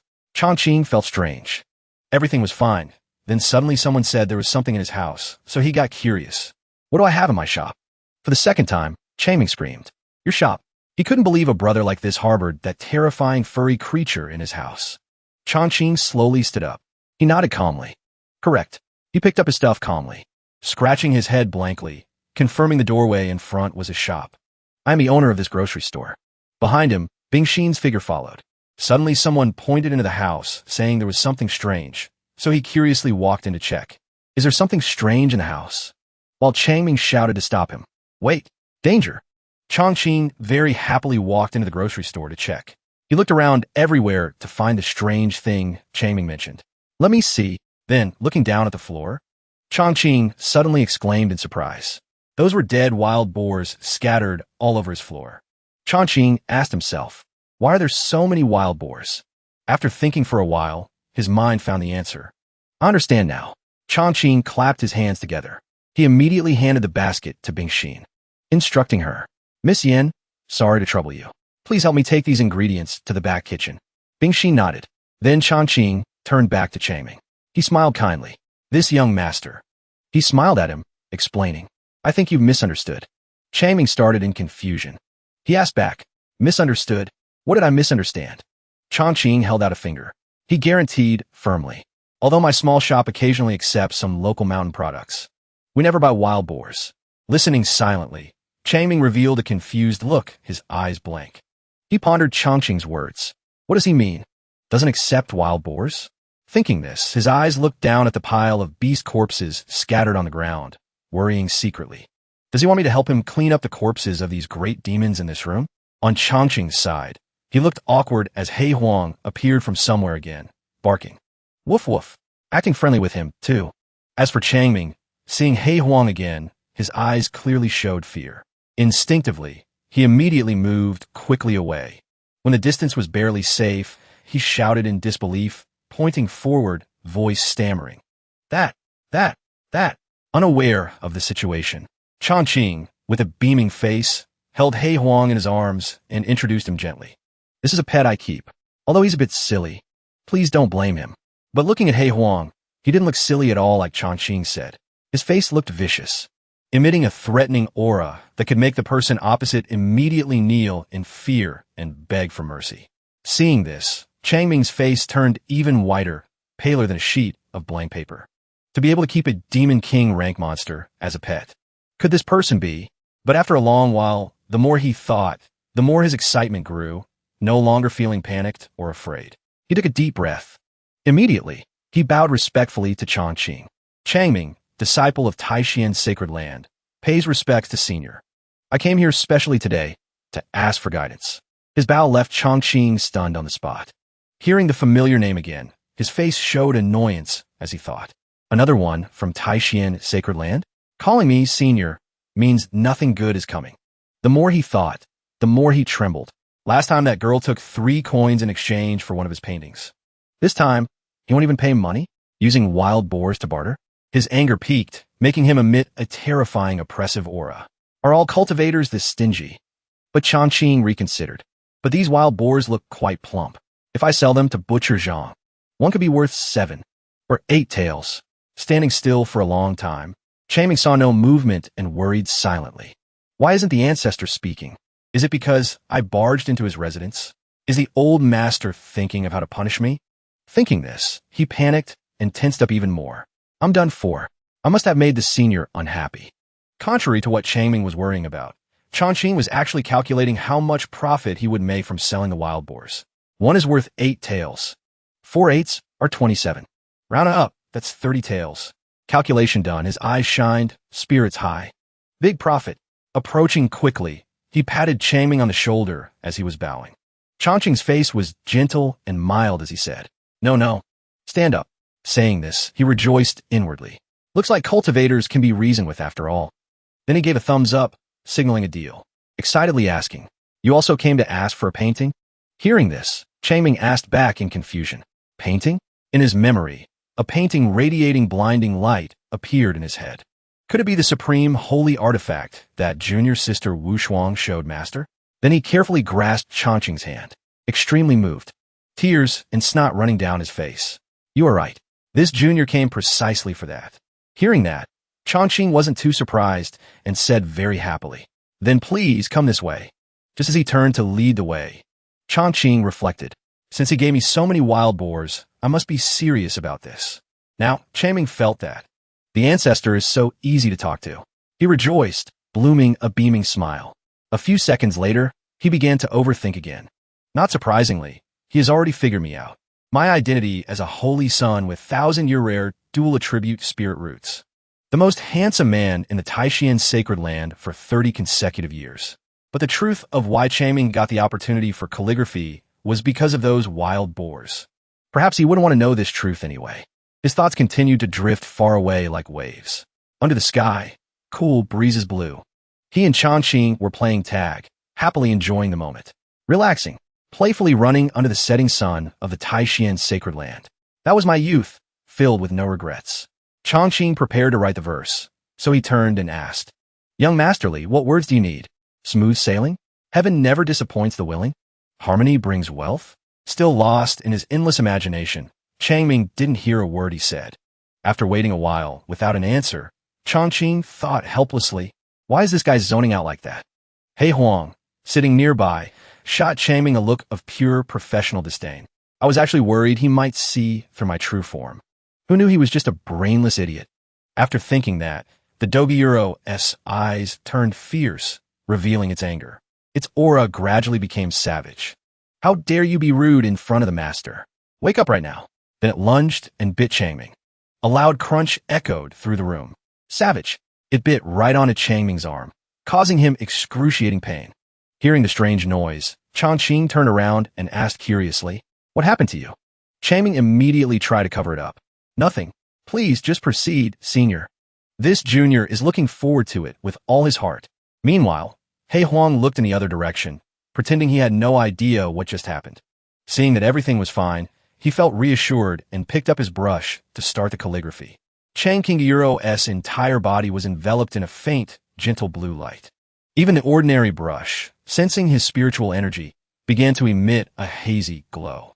Suddenly, Bing Xian walked in from outside, calling out happily, "Senior, the items are ready." As if realizing something, she started, looking ahead with a mix of shock and anticipation. Her eyes practically glowing, she stared at Changqing preparing to write. "Senior wants to write calligraphy?" Unable to wait, she rushed over and shouted, "Senior, let me help you grind the ink." Hearing the familiar voice, he didn't have the heart to refuse. "Then I, Euro LL, have to trouble you, Lady Yen." Having received his permission, a look of obvious disgust appeared on her face. Bing Xian waved her hand to shoo Changming away. Move out of the way." Grabbing the ink stick, she ground the ink carefully, her movements fluid and practiced. As she ground the ink, Bing Xian thought excitedly, "Just watching Mr. Euro's Go game before was enough to pull me in deeply. If Ida Euro's calligraphy, who knows what kind of boundless laws and true intent lie within." The ink was ready. Finally, the moment arrived for Changqing to put brush to paper. With slender, gentle fingers, he held the brush. Man and brush seemed to become one at this moment. Changqing, immersed in his own world, thought to himself, "At this moment, the brush tip is only 0.01 millimeters from the paper." Then his hand moved with soft agility. He swung the brush decisively, making the whole world seem to stand still in that second. But after a quarter of an incense stick's time, anyone looking at this calligraphy will fall completely in love with me. In this moment, Changqing made it impossible for anyone to look away from him. The scholarly bone structure, the masterful skill of Euro, not effeminate, but radiating a powerful presence. The arrogance of a talented artist. Meanwhile, Changming and Bing Xian were utterly focused on Changqing's every movement. Bing Xian thought nervously, Mr. Yi has completely immersed himself in it. Though trying to appear calm, Changming Euro's inner world was in turmoil. This is likely a once-in-a-lifetime fortune for me. The brush moved gracefully, sweeping down once more in a free-flowing stroke. This moment made Changming gasp out loud in surprise. This is, unknowingly, both of them had stepped into Changqing's painting. Even though the dominant color was black, they felt like they had entered an immortal realm. They stared blankly at the scenery. Mountains, rivers, and trees blended together, creating a vibrant life within the painting. Suddenly, rustling leaves fell from nowhere onto Bing Xian's shoulder, bringing her back to reality. She watched a flock of cranes, seemingly with lives of their own, soaring through the sky. She couldn't help but marvel. Such vast and majestic imagery.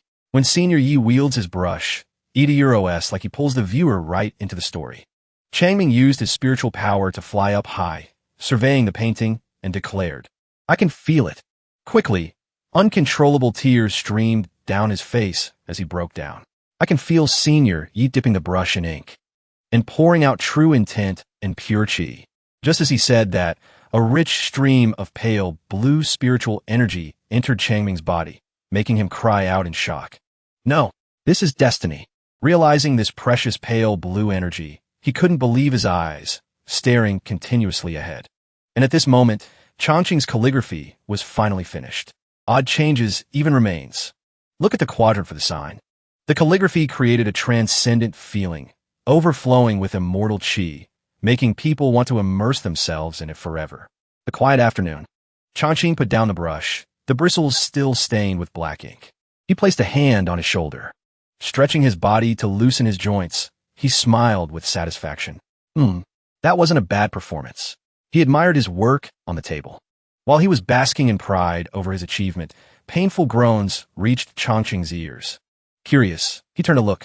Two dried-up figures Yuro, Bing Exine and Changming Yuro, were moving their limbs stiffly like robots.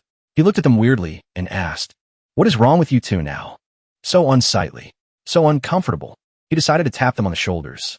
A thud sound startled both Bing Exine and Changming. "Hey, you two," receiving the touch from Changqing. Changming immediately turned around. As soon as he turned his head, he was met with a judgmental look from Changqing. "I say, young masterly, Yuyuro V spaced out like a lunatic 3 times today. If Yuyuro re-sick, you need to go get treated quickly." Changming turned to face him fully and clasped his hands together. "Report. Senior Euro S realm has entered the transcendent and become saintly. This junior has gained immense benefits." Changqing was humble in the face of such reverence. Just some meager talent. Nothing special. But in his heart, he was cackling. Finally, a smart one has arrived. To express his delight at the guy's respect, he rolled up the paper. He decided to gift the paper to him. Changqing tossed it into his hands, smiling. "A gift for you." Changming bowed low, receiving the paper with both hands carefully. "Thank you, Senior." Changming held it up as if it were a priceless treasure. He kept a solemn face and asked him to bestow a name upon the calligraphy. "Please, Senior, give this piece a name."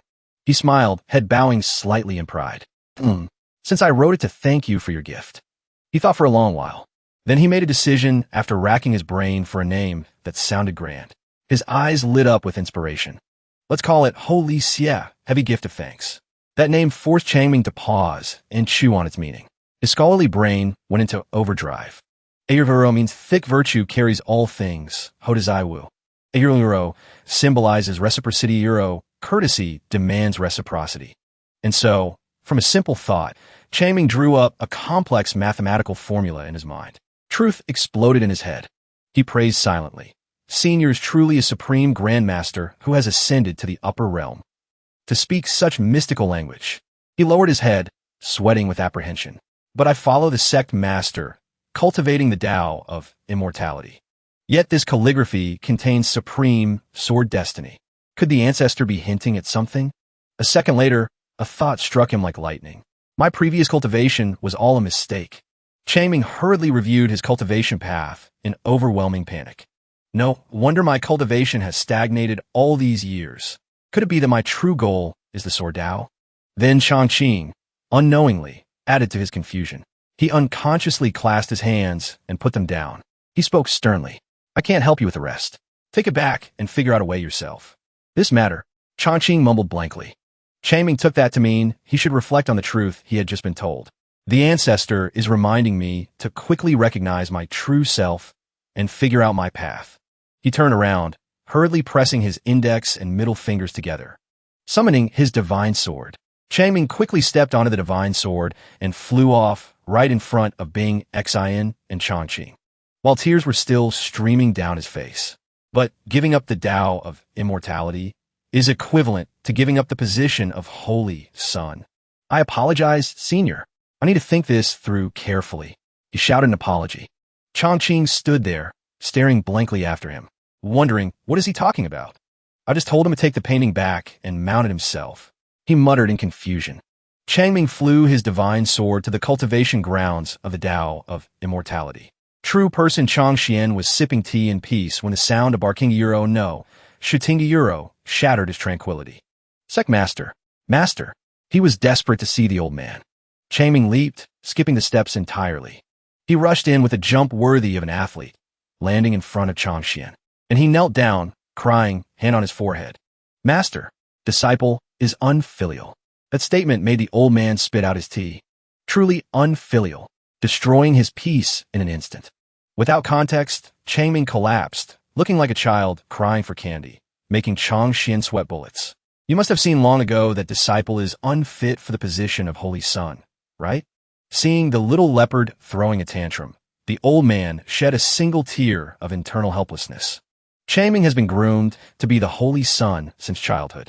Now that there's suddenly a holy maiden, he must be extremely worried deep down, staring at that sniffling face.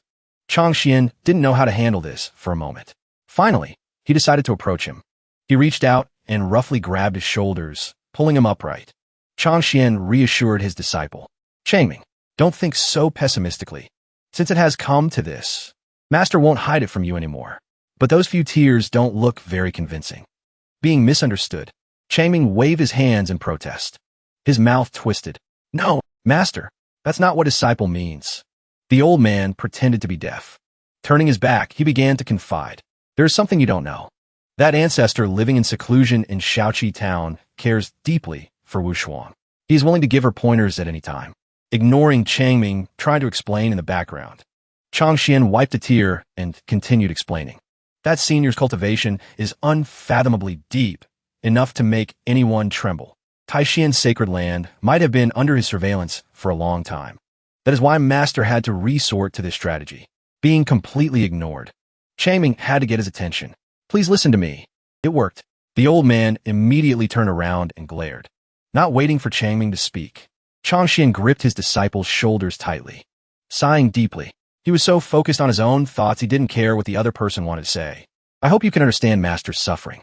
Powerless to resist, Changming raised his voice so the old man could hear clearly. Master, I understand everything, but please listen to what I have to say. Putting on a sad face, Changxian agreed. Speak then. Honestly, anyone who didn't know would think he was a professional mourner at a funeral. Why is he crying so much? Hearing that, Changming smiled proudly and reported. Actually, disciple went to see that senior today. The old man's face darkened instantly. Sparkly eyes while retelling the story. The atmosphere shifted, described only by the sound of crows flying by. Instantly, Changxian swung his hand and slapped Changming hard across the face, scolding him. Reckless. He achieved merit but got beaten unjustly. He held his right cheek, looking aggrieved. Master, why did you hit me? Suddenly, the old Manhwa's expression looked like he was possessed. A wary look of worry appeared. If the ancestor is in seclusion, obviously, he doesn't want to be disturbed. You didn't know that and went in on your own. What if you angered him? It would bring disaster to our entire sect. As he spoke, an image of a mansion filled with demonic energy flashed through Changxian's mind. Knowing his master was overthinking, Changming reached into his robe to clear his name. But that senior wasn't angry. On the contrary, he gifted disciple a piece of calligraphy.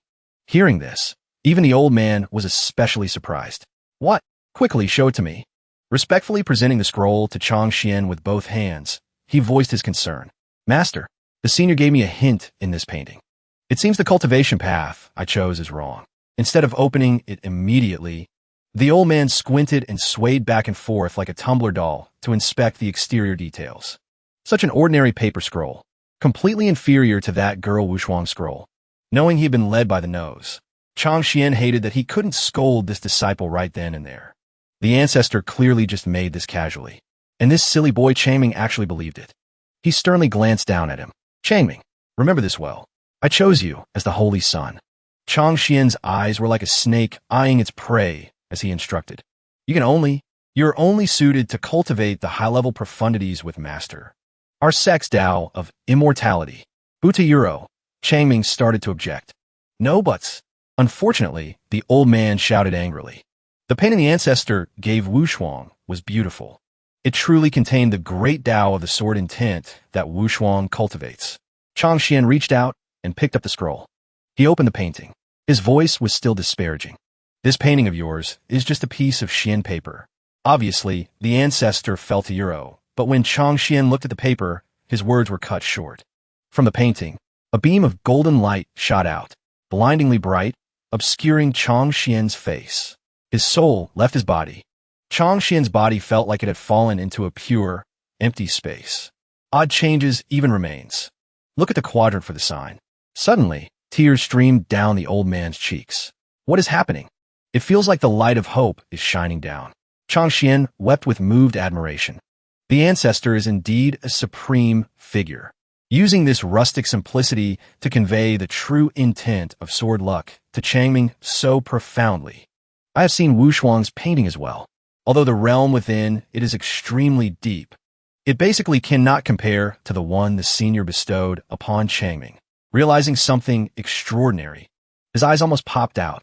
Could it be? He turned to look at the useless disciple who was crying over being unjustly scolded. Chang Xian was shocked by his own thought. Changming is truly suited to cultivate the sword Dao. Changming was still crying continuously from injustice. Under the rays of the setting sun shining down on the mortal world, suddenly, in the quiet space, Changming's voice rang out. Master? Master? But the person he was trying to call, Chang Xian, showed no reaction at all. Seeing this, he called out loudly again. Master! Only then did Chang Xian seem to wake from his trance. He jolted in shock, eyes wide, ignoring the fact that he was being called repeatedly. Master? The old man whipped his head around to stare at him. Changming asked worriedly. Master, what is wrong with you? But not letting him understand what was happening. Suddenly, the old man grabbed his hand tightly. His hand trembled violently.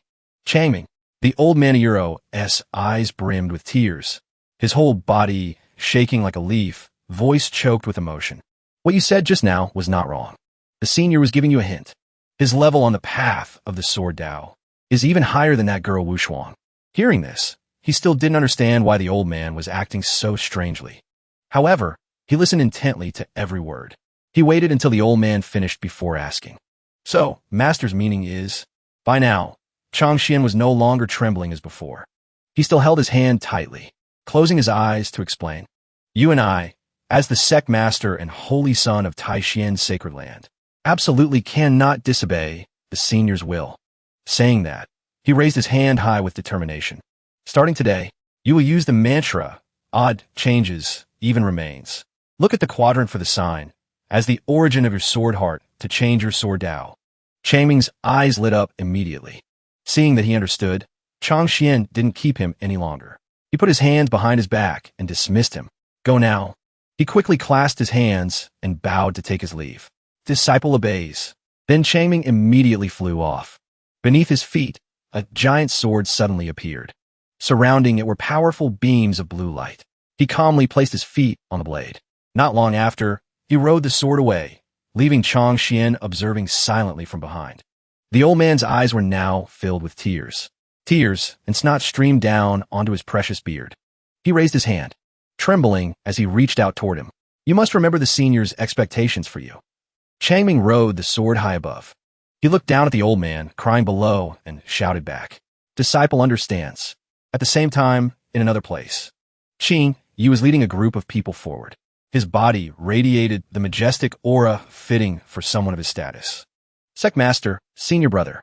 He stopped. Raising his head with a radiant expression, he asked the person ahead. Summoning us in such a hurry. Is something wrong? In front of them was Chang Xian. Gone was his high and mighty demeanor.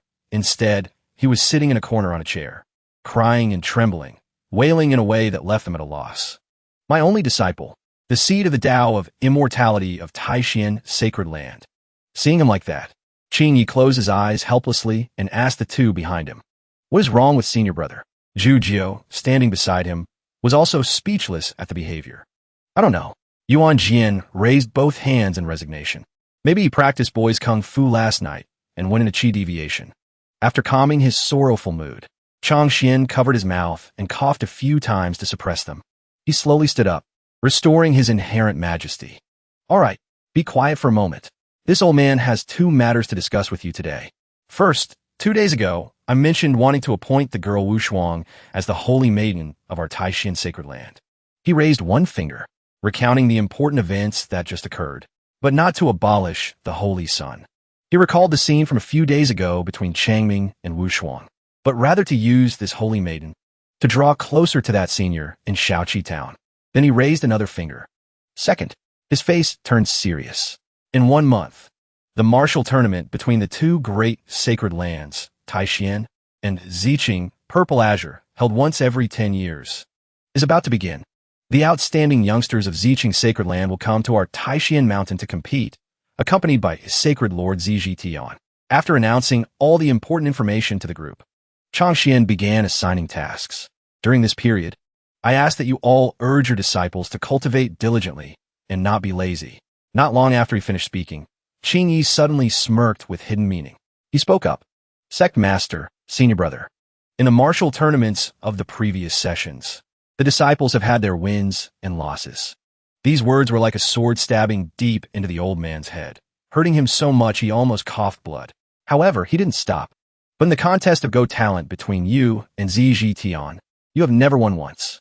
Yuan Jian heard this and took the opportunity to laugh loudly. He nudged the old man's elbow. Ignoring the extremely annoyed expression of the person opposite him, he laughed and mocked. That's right, Senior Brother. The one who needs to cultivate diligently is probably you. Changxian was fuming, but he still had to listen to their sarcasm. Losing once means losing a medium-grade spiritual treasure and a 10,000-year-old herb. You've lost all your assets.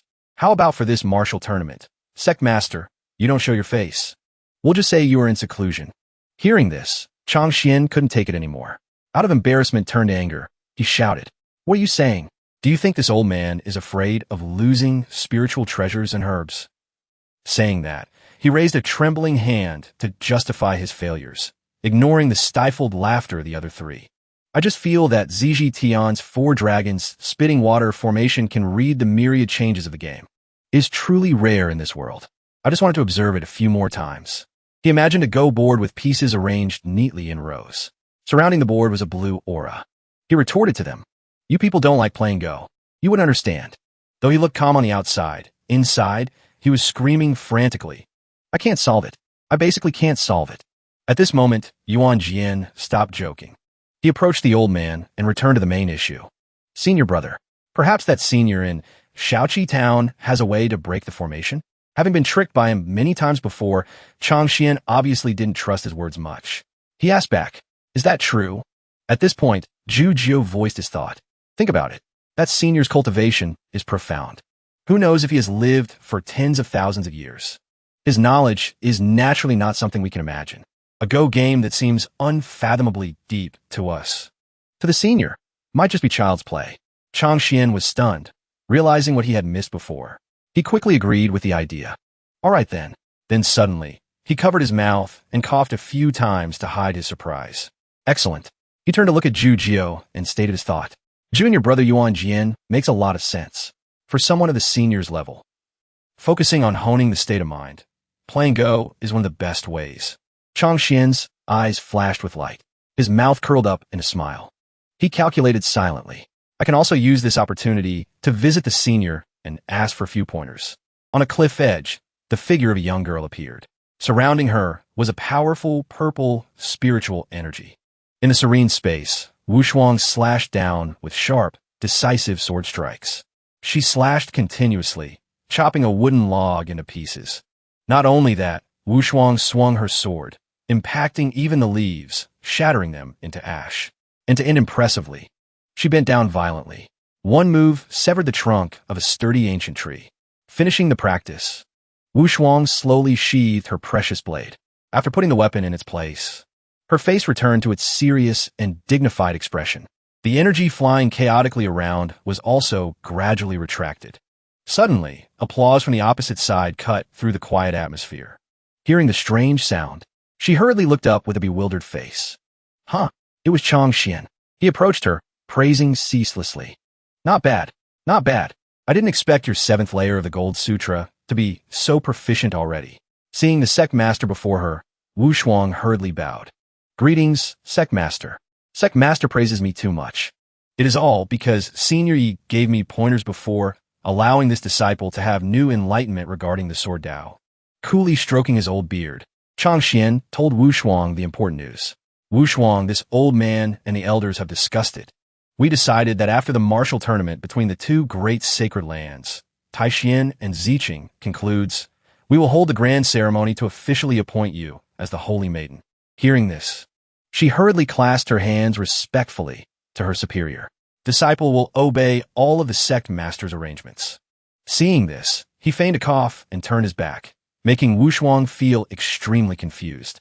He glanced back to see her expression. Changxian spoke up, probing for information. By the way, what is your impression of that Senior Euro-S temperament in Shaoqi Town? The image of Changqing Euro-S bright, slightly goofy face Euro, like a puppy Euro, flashed through Wuxing Euro-S mind. She commented honestly. Senior Ye's cultivation is unfathomably high. Yet, in his dealings with people and things, he is incredibly humble, respectful, and refined. Wu Shuang's naive words made Changxian feel helpless, yet he found it amusing. He stroked his beard and chuckled heartily. You silly girl, you are still too young. You don't understand the intentions of a high expert. Perhaps the senior saw your aptitude, and that is why he took a liking to you. Hearing this, her soul felt like it was blooming with flowers. She touched her lips, her cheeks flushing red with shyness, as if she couldn't believe her ears. He likes me? Is it true? She recalled the silhouette of the senior Euro, a mysterious man with long flowing hair. Changxian continued. This old man has already prepared a generous gift. Get ready to return to Shaoqi Town to pay respects to that senior. He turned to leave, glancing back at Wu Shuang to give an order. For the sake of propriety, you shall be the one to introduce me. Wu Shuang bowed politely. As you command. Thinking of this, Wu Shuang's heart filled with excitement and joy. I didn't expect it to be so soon, that I would be able to meet Senior Yi again. To avoid any mishaps, Changxian looked at her and instructed her carefully. Remember, in front of the senior, do not address this old man as Holy Lord. To avoid messing up the hierarchy, just say, I'm an elder from your family. She clasped her hands and bowed. Wu Shuang understands. Meanwhile, at Changqing's residence, he sat at the stone table in the courtyard, while Bingxin wandered around with a broom, cleaning up. While she was leisurely sweeping the courtyard, Changqing looked like he was about to smoke with rage. His lips were pressed tight. The brush in his hand felt like it was about to snap. Bingxin kept sweeping the dry leaves, kicking up clouds of dust everywhere. The polluted air and the noise were disturbing him. Changqing was about to go crazy, but unwilling to speak harshly to a lady, he simply waved his hand at her. Miss Yan, why don't you take a break? Seeing this, Bingxin looked as happy as if she had struck gold. With an innocent look on her face, like a little rabbit, she spoke while panting slightly. It's fine, Senior Yi. I'm not tired. She didn't give him a chance to refuse. Changqing gripped the brush hand the Euro snap. He was so irritated he wanted to punch someone. His voice tried to sound friendly, while his expression looked like he wanted to eat Bingxin alive. Just rest a little bit. Even so, in reality, he was cursing silently in his head. I'm inhaling all the dust you're sweeping up. Love makes one blind. In her mind, Changqing definitely liked her, accompanied by the thumping of her heart in her chest. Mr. Yi treats me so well. Nobody asked her to, but with self-motivated enthusiasm, Bingxin intended to head to the kitchen. This made him petrify on the spot. Then I'll go cook dinner. Don't. You should just sit down. Afraid of getting food poisoning, Changqing shouted, leaving her bewildered. It seemed Bingxin wasn't sharp enough to notice. She stood there blankly like a kitten. Great. I just picked up a useless burden for the house.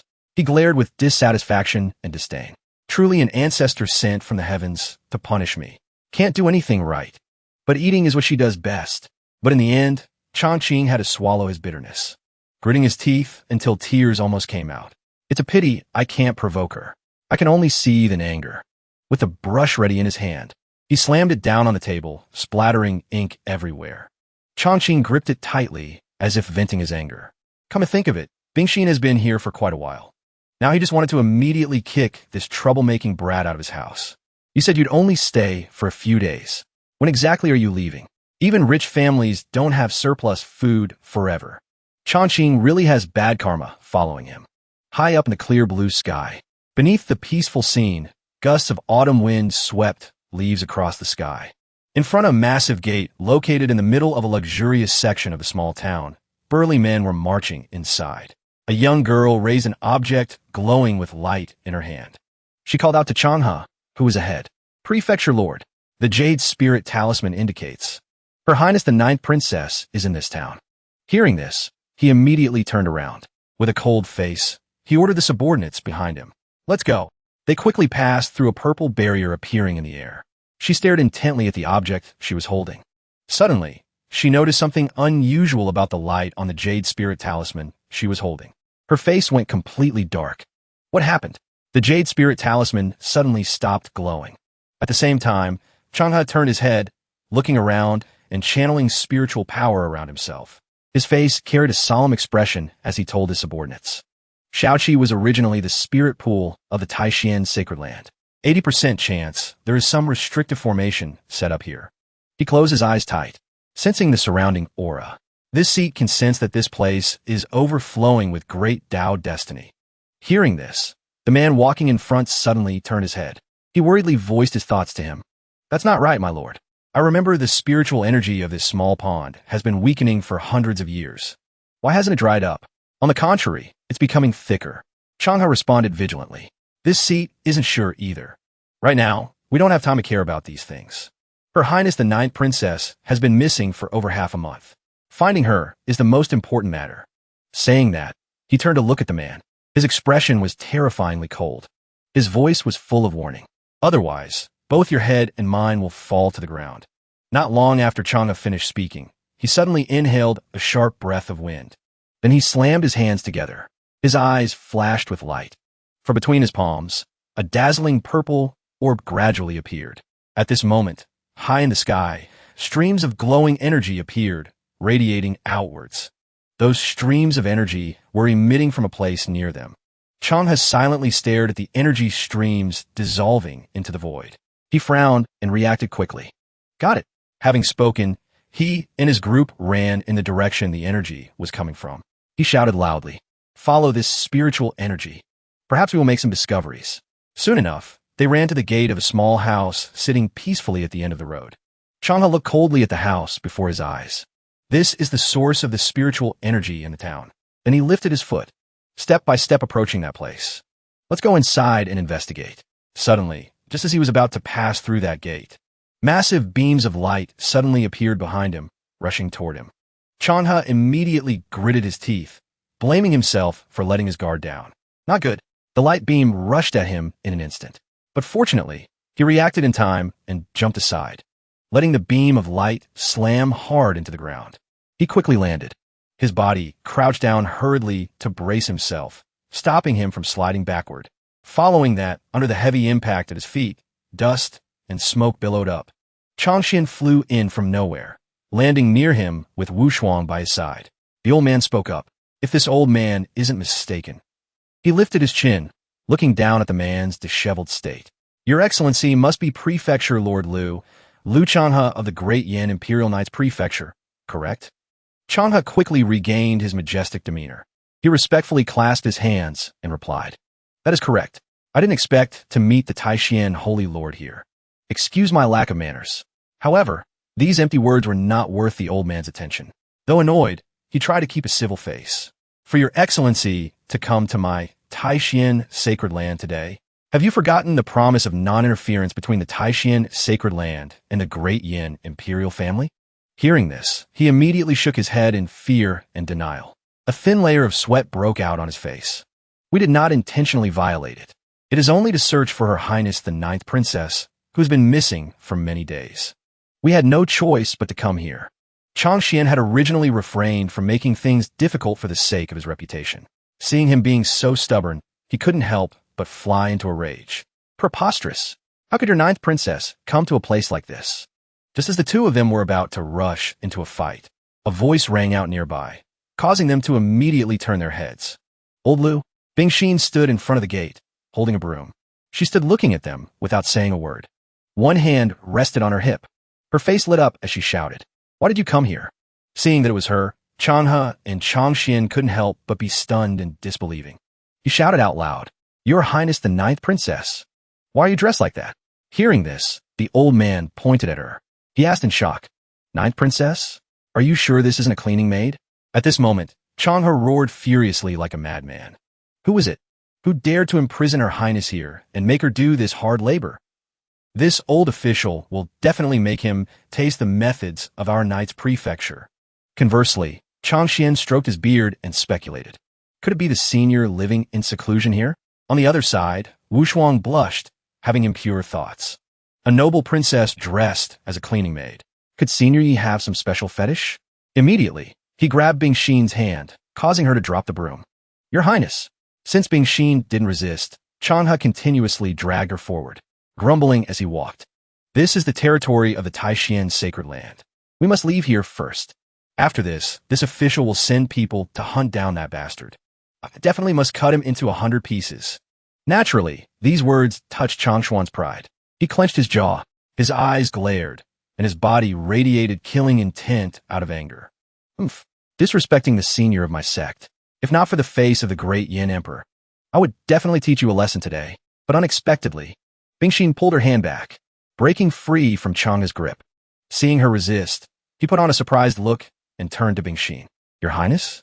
Not bothering to answer him, she swung her arm high, with a resounding smack. Changhe received a painful slap from Bing Xin. No longer giving him any face, she raised her voice and ordered, kneel down for me. Changhe clutched his left cheek, pain almost making him cry out. As for Changxian, his jaw dropped, letting out a confused huh. Behind him, Wu Shuang had a similar expression, ignoring them. Bing Xin bent down and reached to pick up the broom, holding the broom in her hand. She pointed straight at his face, shouting like a mother scolding her child. Speaking so arrogantly, do you want to lose the national destiny inherited for 10,000 years by my great Yin? Knowing that this person was very stubborn, Changhe didn't dare to talk back. He just bowed and explained. Your Highness, the national destiny of our great Yin is protected by His Majesty and the ancestors. Your cultivation is still poor. I fear you have been bewitched by some wild cultivator from who knows where. Still bitter about the earlier remark, Changxin grumpily mocked him. Wild cultivator? Prefecture Lord Lu really has a big mouth. Do you know what kind of character resides in this small shop? Being interrupted while arguing? Changhe wasn't to be outdone. He snorted coldly and retorted. Could it be the founding ancestor of the Taishian sacred land? Meanwhile, inside the room of the residence, He Huang lay on the floor. His limbs twitched slightly as he was awakened. The loud arguing outside had ruined his sleep. He Huang pursed his lips, the dog feeling extremely annoyed. So noisy, since his sleep was lost anyway. He decided to sit up and stretch comfortably with a long yawn. Knowing the annoying sound came from outside, He Huang wagged his tail and pricked up his ears in question. Who is it? Early in the morning. To find the answer, he slowly stepped out the door. Instantly, He Huang unleashed his power, causing the floorboards to sink, flipping up the bricks around him. That pressure made both Changxian and Changhe startle and look toward the dog standing there. He Huang approached them, glaring and radiating power. His spiritual soul looked as if it wanted to swallow everything whole. Woof, woof, woof. He Huang's bark sounded like he was cursing right in their faces. Who was screaming in front of the door, disturbing this king's sweet dreams? Changhe was the first to recognize it. He couldn't hide his panic. Demon King. Why is there a Demon King appearing here? From that small body appeared a giant, ravenous wolf soul, so powerful that no one dared to approach. Knowing there was no time to argue, Changhe summoned his strength nervously. Prefecture Lord Lu, this old man won't argue with you for now. Let's deal with this Demon King first, then talk. Changxin naturally didn't want to risk it either. He raised his hand, gathering energy, and nodded. Absolutely cannot let this demon harm the common people of the town. He Huang's demon soul looked at both of them with fiery eyes, growling threateningly. Two old ghosts want to make a move on me? Then I'll let you know the power of this king. His power expanded further. His soul grew 10,000 times larger. Careful, Changxin shouted loudly, preparing an attack to deal with He Huang. Even Changhe gritted his teeth in tension, focusing on attacking that demon dog. Suddenly, from out of nowhere, a fist appeared, aiming straight for He Huang. The sound of the impacturo, Fudiro, shook the surrounding scenery. And the owner of that attack was Changqing. Ignoring the puppy with a fresh bump on its head whimpering, he looked down and scolded. He Huang, are you itching for a beating again? Changqing raised an eyebrow, unable to train this dog. He resorted to threats. Dogs that bite people randomly will be neutralized. Just a moment ago, he was like a tiger leaving its cage. Now He Huang used teary puppy eyes, whimpering and acting like he was wrongly accused. Witnessing this unique scene, Changhe and Changxian were shocked to their cores. It felt like their worldview had been flipped upside down. He dared to discipline a demon king. Who exactly is this young man? I can't sense a trace of cultivation aura on him, to the point where I completely couldn't detect where he came from. Changqing stood in front of the shop door, which was painted bright red. Beside him was He Huang with a bump on his head, angrily baring his teeth and glaring at the people in front.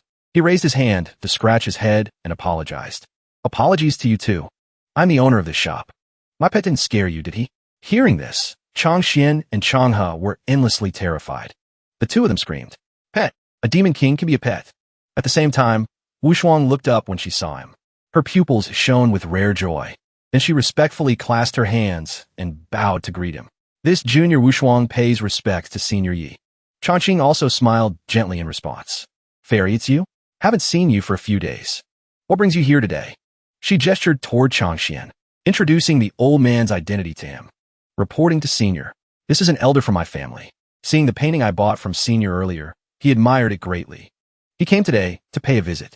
At this moment, the old man followed custom and respectfully clasped his hands and bowed before him, even though he was hundreds of thousands of years older.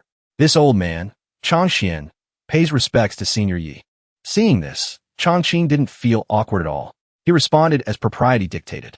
Old gentleman, please rise. In his heart, he guessed the old man's identity. The fairy's elder. Then he must be an immortal cultivator too. Thinking this, he whipped out his folding fan. The fan snapped open instantly. He raised it to cover half of his face, revealing a large line of calligraphy on the fan. Outwardly, he smiled, welcoming the new guests. Inwardly, he thought, even though I have no spirit root, with my peerless painting skills, I can handle being called senior by an elder with such an immortal demeanor. Suddenly, when he turned around, he noticed a man and a woman standing in the distance. Finding it strange, he asked, Huh, Miss Yen? Who is this? Chang'e knew he had been rude, so he coughed twice to break the awkward atmosphere. This old official is... However, before he could say his name, Bingxin standing next to him clamped her hand around his neck, choking him. She happily spoke for him. Old Chun. He's Old Chun. He's a steward of my family. He came to find me. Suddenly, Changqing's figure rushed past her. She immediately paid attention to the young man. He quickly put on a teary-eyed face and spoke to Chang'e with a choked voice. His hand grasped the old man's wrist tightly. That's great. I've finally waited for you to come. Then he pulled the old man's head down to the side and whispered, You came to pick your young miss up, right? Although he didn't understand why he was doing this, he played along with Changqing's act. That is correct. Changqing seemed to be waiting just for that sentence. He laughed loudly in response. Welcome, welcome. Fortunately, Changqing quickly wrapped up the drama between the two. His face turned cool. Everyone, come inside and have a cup of tea. He turned and walked step by step toward the red-painted gate. As he walked, he turned his head to invite them. Hearing this, Chang Xian was visibly overjoyed. Surrounding him seemed to be thousands of sparkling stars of delight. Many thanks, Senior. He thought to himself, My opportunity has arrived. A moment later, Changqing slid the door open. He stood neatly against the wall to make way for them to walk comfortably. Come, please come in. Bingxin and Wu Shuang's footsteps were strangely synchronized. The two of them stepped inside simultaneously. Behind them were Chang Xian and Chang He, walking slowly. The two strolled after them without any rush. The moment they intended to step, suddenly, a solid protective barrier appeared in front of them, radiating light, causing them to slam their faces into it unprepared. What happened? Chang Xian was stuck so tight his face was deformed. He asked in confusion, Could this be a defensive restriction? Only the purest Tao rhythm can generate itself like in the legends. Although Chang He didn't quite believe it, thinking of the thing blocking him from advancing, he couldn't help but agree with that view. But a restriction of this intensity, if it isn't an ancient holy artifact, it couldn't possibly affect us. The two of them were blocked outside the door, unable to get inside. The two kept going back and forth, gossiping with each other. Wu Shuang and that Ninth Highness have low cultivation, so they aren't rejected by the barrier. On the contrary, your internal energy and mine are profound. But we are blocked outside the barrier. Changqing waited forever, but didn't see the two of them coming, so he turned back in confusion and asked, What's wrong with you two? Hurry up and come in. At this moment, on a large tree nearby, gusts of wind blew, causing the branches to sway in the breeze. A few green leaves fell down. Coincidentally, a branch touched the barrier blocking Chang Xian and Chang He outside. Instantly, the seal was broken, causing the two of them to tumble forward without any defense. Both old men fell headfirst on the ground, crying out in pain.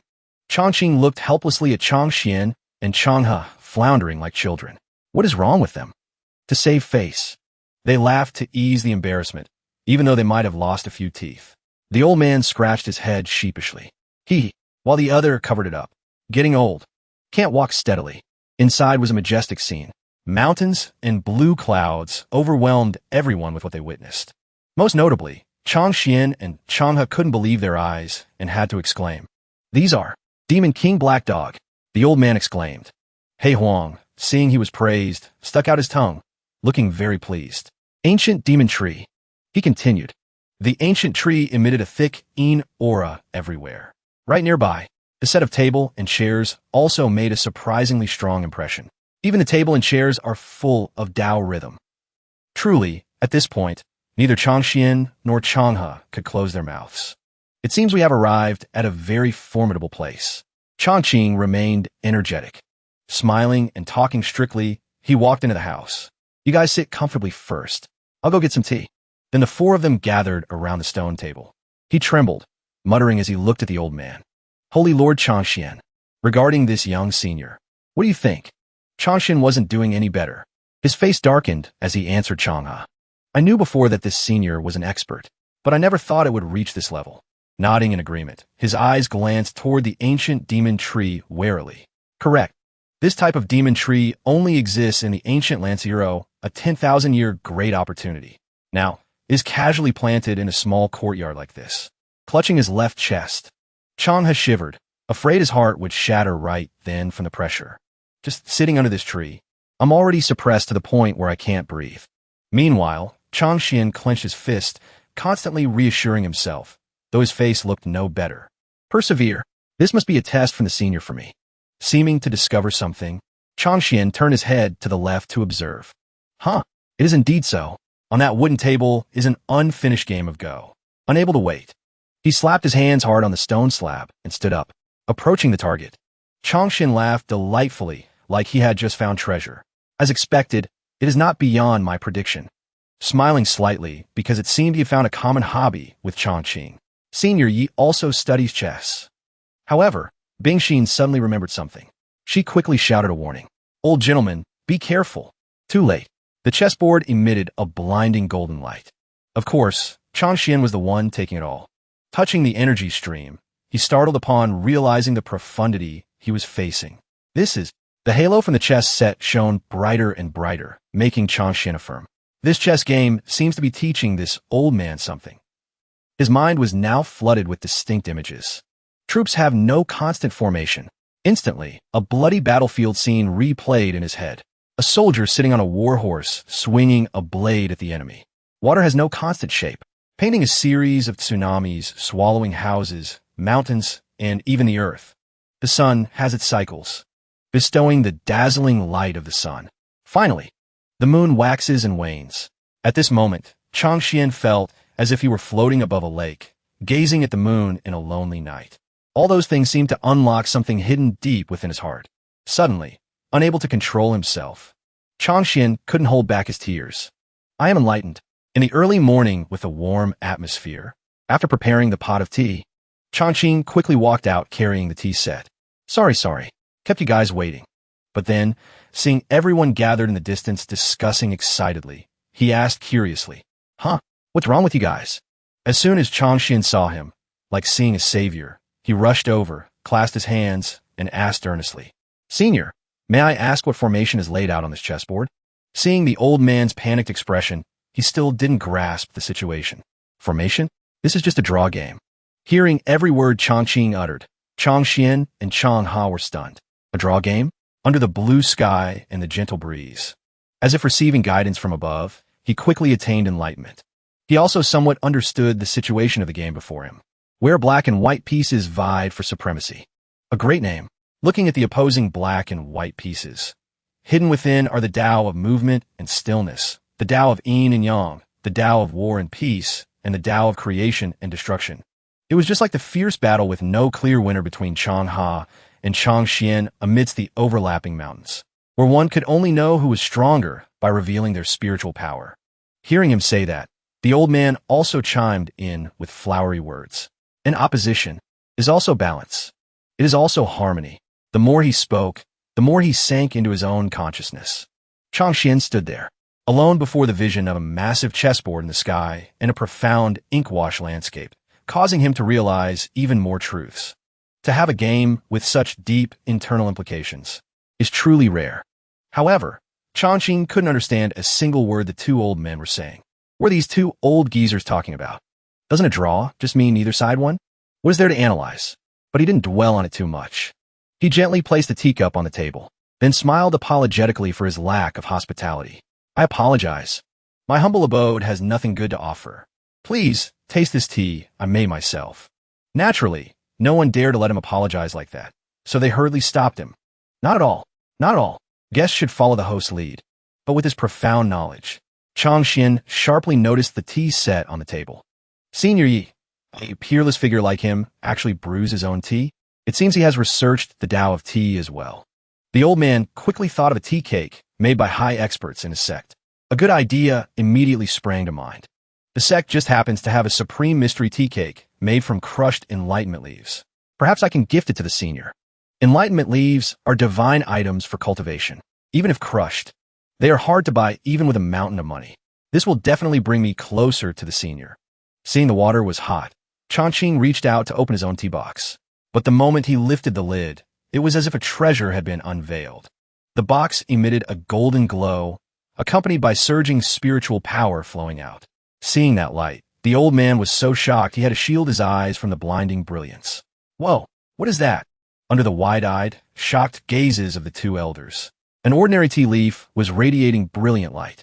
A whole enlightenment leaf. They were even more terrified. Changqing very gently dropped the tea leaf into the bowl, causing the two men's faces to pale. It's the first time in my life seeing a complete enlightenment leaf. So extravagant. Is this the style of a high expert? Then he skillfully poured hot water into the bowls in front of them. A gentle fragrance spread through the air. The enlightenment leaf was steeped for the first time. All the spiritual energy on the surface of the leaf dissolved into the water. The tea water at this moment was thick and incredibly pure. It was light, yet brought a sense of relaxation, making one's heart feel peaceful and serene. Both Changqian and Changha were intoxicated by that aroma. But it didn't stop there. He made their eyes pop out by simply tossing out that bowl of fragrant tea water without hesitation. No hesitation at all. That earth-shattering action was like a thunderclap in a clear sky, shattering their worldviews. Changqing had no idea that what he just did was wasting the most precious resource to them. He remained clueless. What's wrong? The two elders dropped their image and pointed at the puddle of spilled tea. That cup. He quickly realized the issue and explained. That cup was the first wash. Not tasty enough. Pour it out. Only then did he pour out the truly fragrant, top-quality tea. Absolute perfection. Please. Along with the rising steam and rich aroma, the tea made people want to try it even more. You may enjoy it now. But everyone was a bit apprehensive, not daring to drink. They all shared the same thought without speaking. This tea, I'm a bit scared to drink it. Just the smell loosens my cultivation realm. If I actually drink it, Changqing quickly noticed their stunned expressions and hesitation. Damn it. He looked at the cup in his hand and realized his negligence. I forgot. These guys aren't just cultivation big shots. They're from noble clans. Usually, they probably drink the best of the best. They probably look down on my homemade tea. He could only smile awkwardly to hide his embarrassment. If you really find it hard to swallow, then let's forget it. Changqian realized his overreaction and hurriedly explained. No, we just wanted to smell the tea's fragrance first. Saying that, everyone quickly enjoyed their tea. Changqian and Wu Shuang lifted their cups first, followed by Changha and Bing Xian. Indeed, it did not disappoint. The rich tea flavor quickly spread through everyone's mouth, bringing an indescribable sensation of floating. Everyone felt their emotions elevated, wanting to immerse themselves in it. He sank into his own romantic, rose-colored feeling. His body felt incredibly comfortable. Brother Ha, how do you feel now? Changqian didn't hide it either. His face looked like he was on cloud nine. Truly worthy of tea brewed from enlightenment leaves. At this moment, he truly felt like he was traveling on a raft, gazing at silent mountains and cranes dancing above. The light boat has passed 10,000 mountains. Meanwhile, outside Changqing's shop, everything was peaceful under the warm sunlight. But for him, it wasn't peaceful at all. His face turned slightly pale, as if he was seeing something unspeakable. His mind was in chaos. He saw the people in front of him blushing shyly, looking high on some kind of pleasure, which confused him greatly. Why does drinking tea look like they took an aphrodisiac? Just as their emotions were peaking, Chang Xian and Chang Ha suddenly felt something new in their bodies. A powerful stream of spiritual power erupted from within and flowed outwards. It felt like something had just broken through, breaking the demonic barrier. The two quickly realized their cultivation was increasing drastically. He looked down in confusion at his dantian, which was emitting blinding light. My cultivation increased. Contrary to Chang Ha's surprise, Chang Xian clutched his head in agony, as if realizing a painful truth. This old man feels like I've been cultivating like a dog for thousands of years compared to this. The only innocent character here was Chang Qing. He had absolutely no idea he had just helped others advance their cultivation with a single cup of tea. Gentlemen, how was the taste of my tea? Facing a seemingly normal but actually pressure-filled question, the two elders were flustered, not knowing what to do. Both were sweating in panic as they looked at each other. How should we answer now? Is the senior testing our aptitude for the Tao? Chang Xian stepped up to answer his pressure-filled question. Although his whole body was trembling uncontrollably like his blood pressure was dropping, he still managed to give a thumbs up to show satisfaction. Reporting to senior, the tea is sweet. The flavor is endless. Entering the stomach, it feels like soaking in a hot spring. It seems to transform one's state of mind. Extremely magical. Even Chang Ha beside him chimed in to support the statement, his body trembling just as much. Correct. This is absolutely the best tea I have tasted since birth. But that didn't easily fool him. Changqing glanced at them skeptically, assessing. Can one cup of tea really give so many feelings? Why do I feel like these two are shaking hands to prank me? He didn't know that under his suspicious gaze, their souls felt like they were about to fly out of their bodies. On the other side, a gentle breeze blew, carrying a powerful sensation like lightning passing through, startling Wu Shuang and Bing Exan. As if realizing something, both unconsciously glanced at each other in astonishment. Then, they simultaneously smiled happily, as if they had also received something from that cup of tea. The good tea had been enjoyed. At this moment, Chang Ha bowed and rummaged in his sleeve as if searching for something. Mr. Yi. He cherished a small box in his hands and respectfully presented it to Chang Qing. This item is an heirloom of this old man. If you like it, please consider it a thank you gift for taking care of my family's young lady these past days. Receiving a gift made his eyes light up with anticipation for the box. Seems they know their young lady has been mooching off me for so long. Feeling guilty. Outwardly, Chang Qing acted polite, but his hands were already reaching out to take the gift. Since you insist. What kind of gift is it? He gently took the precious box without a shred of shame. Then I won't be polite anymore. Chang Xian, standing behind, was furious at his own negligence, causing him to huff in annoyance. I didn't bring anything with me this time. This old guy beat me to it. Even Wu Shuang felt a bit of regret. If only I had a gift for the senior too. Immediately after, Chang Qing opened the box. Inside, a powerful spiritual force surged out like a rushing river. He looked curiously at the object inside. Let me see what good stuff this is. Even Chang Xian and Wu Shuang watched with astonishment. When they saw that item, seeing a floating orb placed neatly inside, and the surging spiritual power radiating from it, everyone was shocked. This is the mysterious ice bead. Only Chang Ha was incredibly smug. Correct. But to Chang Qing, it was a strange object he didn't recognize. What is this? To explain it to him, relying on his profound knowledge, the old man stroked his beard and explained seriously. I must speak of the origin of this orb. It comes from a place of extreme cold, located at a certain pole where only auroras fill the sky and lightning gathers year-round. Surrounded by a dark, cold void and treacherous terrain that is not easily reached. The mysterious ice bead is a treasure from that million-year-old extreme cold land. A piece the size of a fingernail contains immense energy. And this one is the size of an apple. Old Devil Lu really paid a huge price. Even Wu Shuang was wary of the orb possessing such powerful strength. It seemed it wasn't suitable for everyone. Although ice spirit root cultivators can use it to increase cultivation, if cultivators of other attributes touch the mysterious ice bead, the cold energy will invade their body and damage their cultivation. In severe cases, they become crippled. True to her words. Bing Xian, just standing nearby, felt a biting cold surround her. It made her tremble uncontrollably, her face turning pale. Just standing on the side, I can feel the cold energy seeping into my bones. But Chang Qing, who had no spiritual root or aptitude, had no reason to fear the item emitting light and power. He simply reached out to take the item. The two girls behind him saw this and hurriedly tried to stop him. "Senior, you can't. It's dangerous."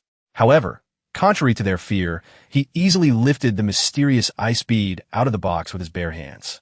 He held it up high, feeling no cold energy invading him. On the contrary, he looked as delighted as if playing with a toy. "So cold. This thing seems to have automatic temperature control." Just like that, the mysterious ice bead that everyone cherished as a treasure, something one couldn't beg for, was being toyed with in his palm. He even planned to use it for his business scheme. Not bad, not bad. In the summer, holding this little ice ball to cool fruits. They will probably sell very well. Every word he said was like a thunderclap, leaving the group speechless, jaws dropped, screaming in unison. Little ice ball. Seeing Chongqing easily hold the mysterious ice bead and spin it on his fingertip, the worldview of the two powerful elders officially collapsed. Devastated, their voices trembled weakly. The thing we basically don't dare to touch directly is like a toy in the senior's hands. The senior's power is indeed unfathomably deep. The gift had been given. Changha clasped his hands and bowed. "Mr. Yi." He didn't dare disturb him any longer. Deciding for being Xian on his own, he said, "Recently, my family's young lady has troubled your residence greatly. Today, I have decided to take her away from here." The ninth princess didn't know this news yet. She had no preparation. She screamed in panic. "What?" Hearing that, Chongqing was so moved he almost cried, grabbing the man's hand tightly. His eyes sparkled like a 20-year-old maiden's. Unable to hold back, his voice pitched up. "Is that true?" Changha didn't understand the meaning of this reaction. Sweat poured down his forehead like a stream. After thinking for a while, he opened his mouth with difficulty.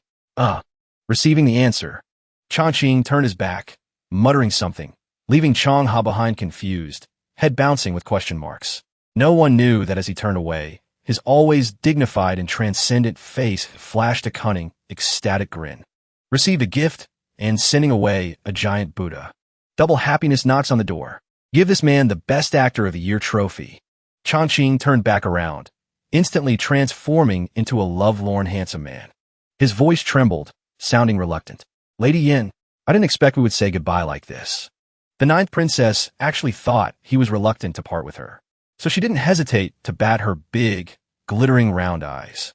"Mr. Yi, rest assured, being Xian will absolutely not let down your feelings." Chongqing's top-tier acting even fooled Chongqian. He watched the two of them looking like parting lovers from afar. He couldn't help but wonder, what is so special about this ninth princess that she gained Senior Ye's favor like this? After exchanging loving glances with him for a moment, being Xian suddenly waved her hand decisively.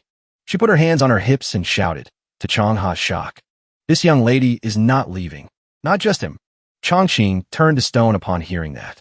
The ninth princess didn't notice his strange attitude. She continued to assume they had mutual feelings and promised deeply. "Mr. Yi, rest assured, being Xian will absolutely not let down your feelings." Saying that, she took a step sideways. Being Xian turned around. Completely love-struck, she pointed straight at Changha's face. Acting like an unfilial daughter, she demanded bluntly, "You go tell my father and mother. Tell them not to miss me. I will stay at Mr. Ye's place for a while. I'll let you know when I want to come back." Chongqing was so horrified, he cursed in modern slang. What theuro? The two of them. A lone man and a lone woman living together like this isn't good. His face burned hot. Rated R images flashed through his mind. "Eldest miss, aren't you afraid that on some night, with a clear moon and cool breeze, I might perform cooking the raw rice into a meal?" On Changha's side, hearing this, he looked down at the ground gloomily. Though unhappy, he grudgingly agreed. If it must be so, seeing this, Chongqing panicked, screaming internally, "I'm doomed. This old man seems ready to agree. If I don't make a move now, it'll be too late." Chongqing put his hand to his mouth, pretending to cough to get their attention. With his Taoist composure and calm, dignified demeanor, he gently advised the ninth princess, "Lady Yin, filial piety comes first in all things. If you really like staying here, go back and live with your parents for a while. Come back after some time has passed." Chongqing agreed with his sentiment. He sighed with nostalgic melancholy. "Thinking of my age, my parents have long since turned to dust." Then he looked straight at her, advising reasonably, "Lady Yin, you're still young. Perhaps you should cherish this kinship." Being told this by both of them, No matter how thick-skinned being Xian was about staying, she wavered slightly. But I really like him. But, seeing the ninth princess hesitating endlessly, Changqing decided to take action. He picked up his brush. Painting and writing poetry was a piece of cake for him. Changqing swung his hand with the brush. The surrounding space changed instantly. A peaceful, scenic landscape of Jiangnan flashed by. Tiny specks of light floated in the sky. The poem inscribed for it was, "Who says the grass by the hall steps?" The next line was, "The wanderer travels to the ends of the earth," corresponding to the painting of a scholar forced to leave his hometown to seek wealth and status. The scholar left, leaving his biological parents alone. The old mother's body was just a frail, aged shell, sitting alone in the sad twilight. To summarize this painting, the loving mother leans on the door, and the final line was, "Does not see the daylily flower." The painting depicted a peaceful sky where birds resided. Mountains overlapping mountains. Everything had a place to belong. Only that mother remained lonely in her own world. After inscribing the 4 lines of the poem, a drop of blue ink from Changqing gently fell, spreading onto the scroll. Casual, yet full of freedom. Except for the ninth princess, the other 3 were moved to tears by the implication of the poem. Tears welled up and fell in the wind. It took a while for the poem to impact Bing Xian. Her eyes filled with water. She sniffled and began to sob. The ninth princess dared not delay any longer. She immediately bowed deeply, sincerely expressing, "Mr. Yi, I understand your meaning. I will go back immediately." Getting rid of this grandma made him very happy. However, Changqing calmly rolled up his painting. "You and I have known each other for a while." He gently handed the item to the girl in front of him. "I gift this calligraphy painting to you." Meanwhile, the 2 powerful elders were still sobbing over his supreme talent. Their eyes were teary as they marveled. Just a few lines of poetry. Yet it made me recall memories of the past. Senior Yi's skill truly rivals creation itself. Senior Yi speaks in poetry. I'm afraid those old fogies claiming to be descendants of the literary saint in the Central Plains can only sigh in defeat. They kept praising him until nearly noon. Yet, the sky remained clear without a single harsh ray of sun. The air in his courtyard was just as gentle. After the emotional scene, Bing Xian and Chang Ha clasped their hands to bid farewell. Her tone was firm, showing determination. "Mr. Yi, I will listen to you. I will go home for trip first. I will come to visit you after some time." Outwardly, Changqing smiled and agreed. "Safe travels, you too." But inside, a storm was raging. "Best if you don't come back. I really can't afford to feed you."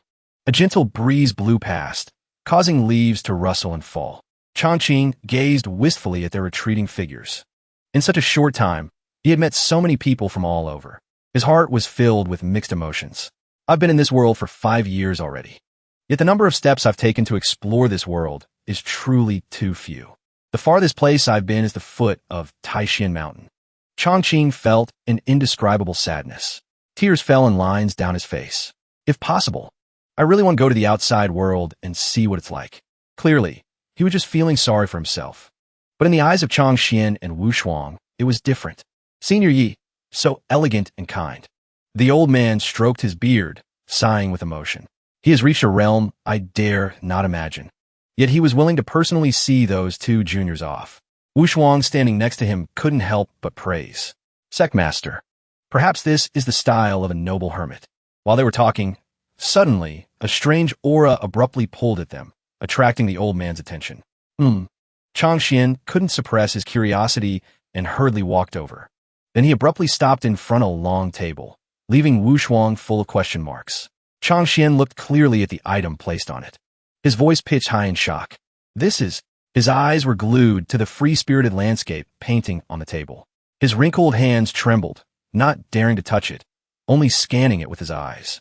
Correct. Indeed correct. Taking a risk, Chang Xian tried to gently touch the surface of the painting to test the destiny within. Unexpectedly, a light more powerful than anticipated exploded. From the void, divine light began to birth. His face scrunched up in panic. The yin-yang 8 trigrams appeared. The evolution of the 8 trigrams pulled Chang Xian's body into the Tao realm. Opening his eyes again, he had entered the world within the painting. Cranes drawn with bold black ink strokes soared through the sky. And this place was no stranger to him. This is Taishan, sacred land. Suddenly, a 5-colored halo emanating from the peak in front caught his attention. Chang Xian asked himself in astonishment. Isn't that distant peak the main mountain? The location of the Taishan Hall? Things that existed in reality now existed in a different state within the painting.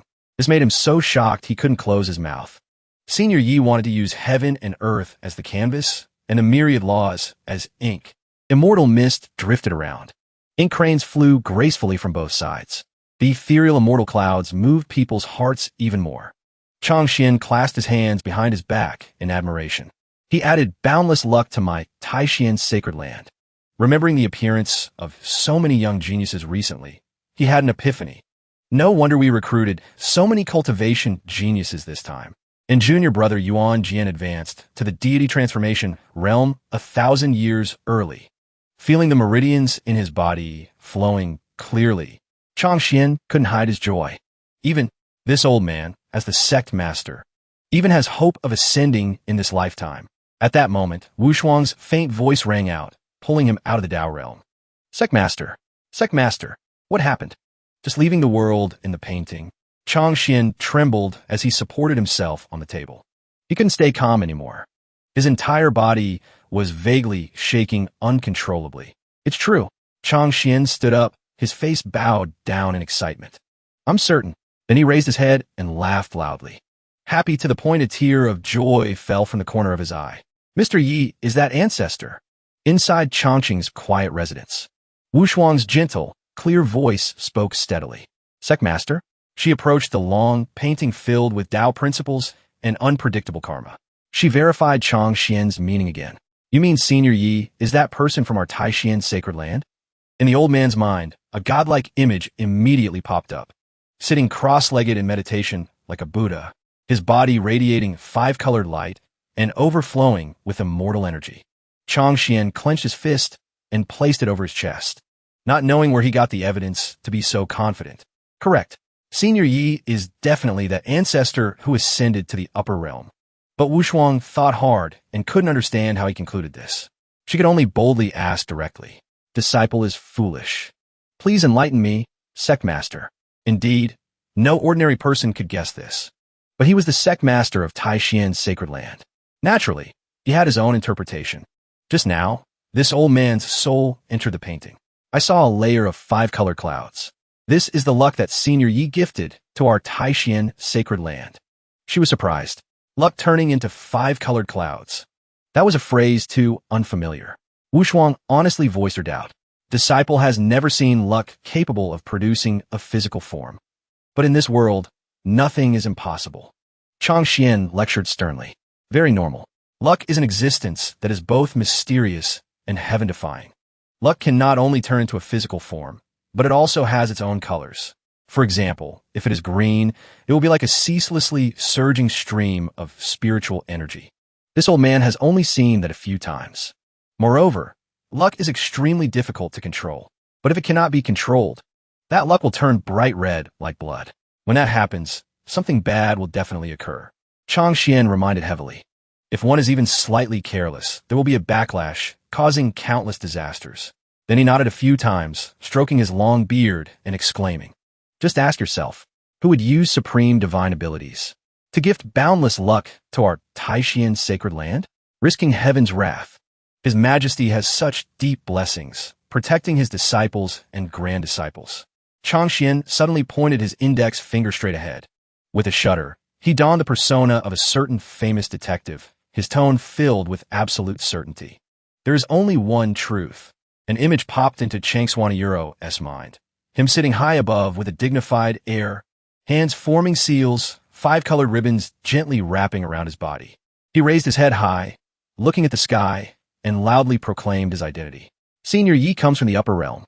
He is the ancestor our Taishan sacred land has worshipped for countless years. Ancestor. At that moment, the ancestor, he mentioned, stepped forward because of the noise. Seeing them still standing around the scroll, Changqing made a surprised sound. Since there was an audience, he wanted to hear their honest feedback. Are you looking at my Taishan evergreen map? What do you two think of this painting? But how would they dare to offer any critique of his painting? Changqian took a bold step forward, clasping his hands respectfully. May I ask, Senior? He used all his strength to ask the question burning in his heart. The mountain in your painting, Is it Mount Taishian? Seeing that someone actually guessed what he was painting today, he gasped in surprise. Changqing lowered his face and sighed. His tone was dejected. So, I was found out after all? Saying that, he abruptly turned his back to them. Changqing looked up at the sky, slowly recounting the origin of this scroll. 5 years ago, I suddenly had a strong desire to travel to Mount Taishian. Time rewound to 5 years ago, under the desolate setting sun. Changqing, looking both cowardly and destitute, hugged someone's leg. Tears streaming down his face, he begged and whined. I beg you, big shot. I will definitely grow a spirit root. Please accept me. But the other person had no such intention. He impatiently chased him away. Hurry up and leave. We will not accept you. Denied entry through the front door, he climbed the roof tiles to sneak in, only to be caught again. Yet, as he retold the story, Changqing's tone remained flat, without a hint of shame. Who knew Mount Taishian was the abode of immortals? Not giving up, he continued by crawling through a dog hole to get inside. In the end, he got stuck tight, laughing sheepishly as he asked for help. I'm stuck. Help pull me out a bit. But ultimately, he was thrown back out by them. Changqing returned and immediately picked up his brush to paint. He calmly summarized. I couldn't form the image. I could only walk around the foot of the mountain. After I returned, I had an epiphany in my heart. That is when I put brush to paper to draw this Taishian evergreen map. Listening to the story, it sounded like an immortal roaming the world. But in reality, he had been beaten black and blue by those people until he looked like a pig's head. When he got home, he painted while sulking and complaining. If you won't let me in, fine. But why did you have to hit me? Returning to the present reality, Changqing looked down at the long scroll. His voice was low, carrying a hint of nostalgia. Looking back at this work today, he frankly critiqued himself. It seems to lack a bit of artistic intent. So, I chose a few places to revise. As soon as Changqing finished his sentence, Changshuan's pupils dilated. Just one more step and tears would have burst from his eyes. He had just discovered a new horizon. So that's how it is. It turns out Senior Yi had already visited this place 5 years ago. Changqing thought it would be rude to have two distinguished guests visit without treating them to anything. So he changed the subject, smiling brightly to welcome his guests. I wonder if you guys know how to drink? I want to have a few cups with you too. It seemed heaven granted Changqian a chance to show off the moment the invitation was extended. A bolt of lightning flashed through his mind. He placed his hand a few centimeters from his ring finger and used magic to summon a precious item from his spatial ring. Changqian said excitedly, Senior Yi, this old man happens to have brought a bottle of very precious snow spirit brew. That precious item, the snow spirit brew, was in a dazzling turquoise jade bottle in his hand. Changqing looked at the bottle of wine in his hand. He smiled. Old gentleman, since you have such fine wine, he thought about pairing appetizers with this bottle. It would be perfect.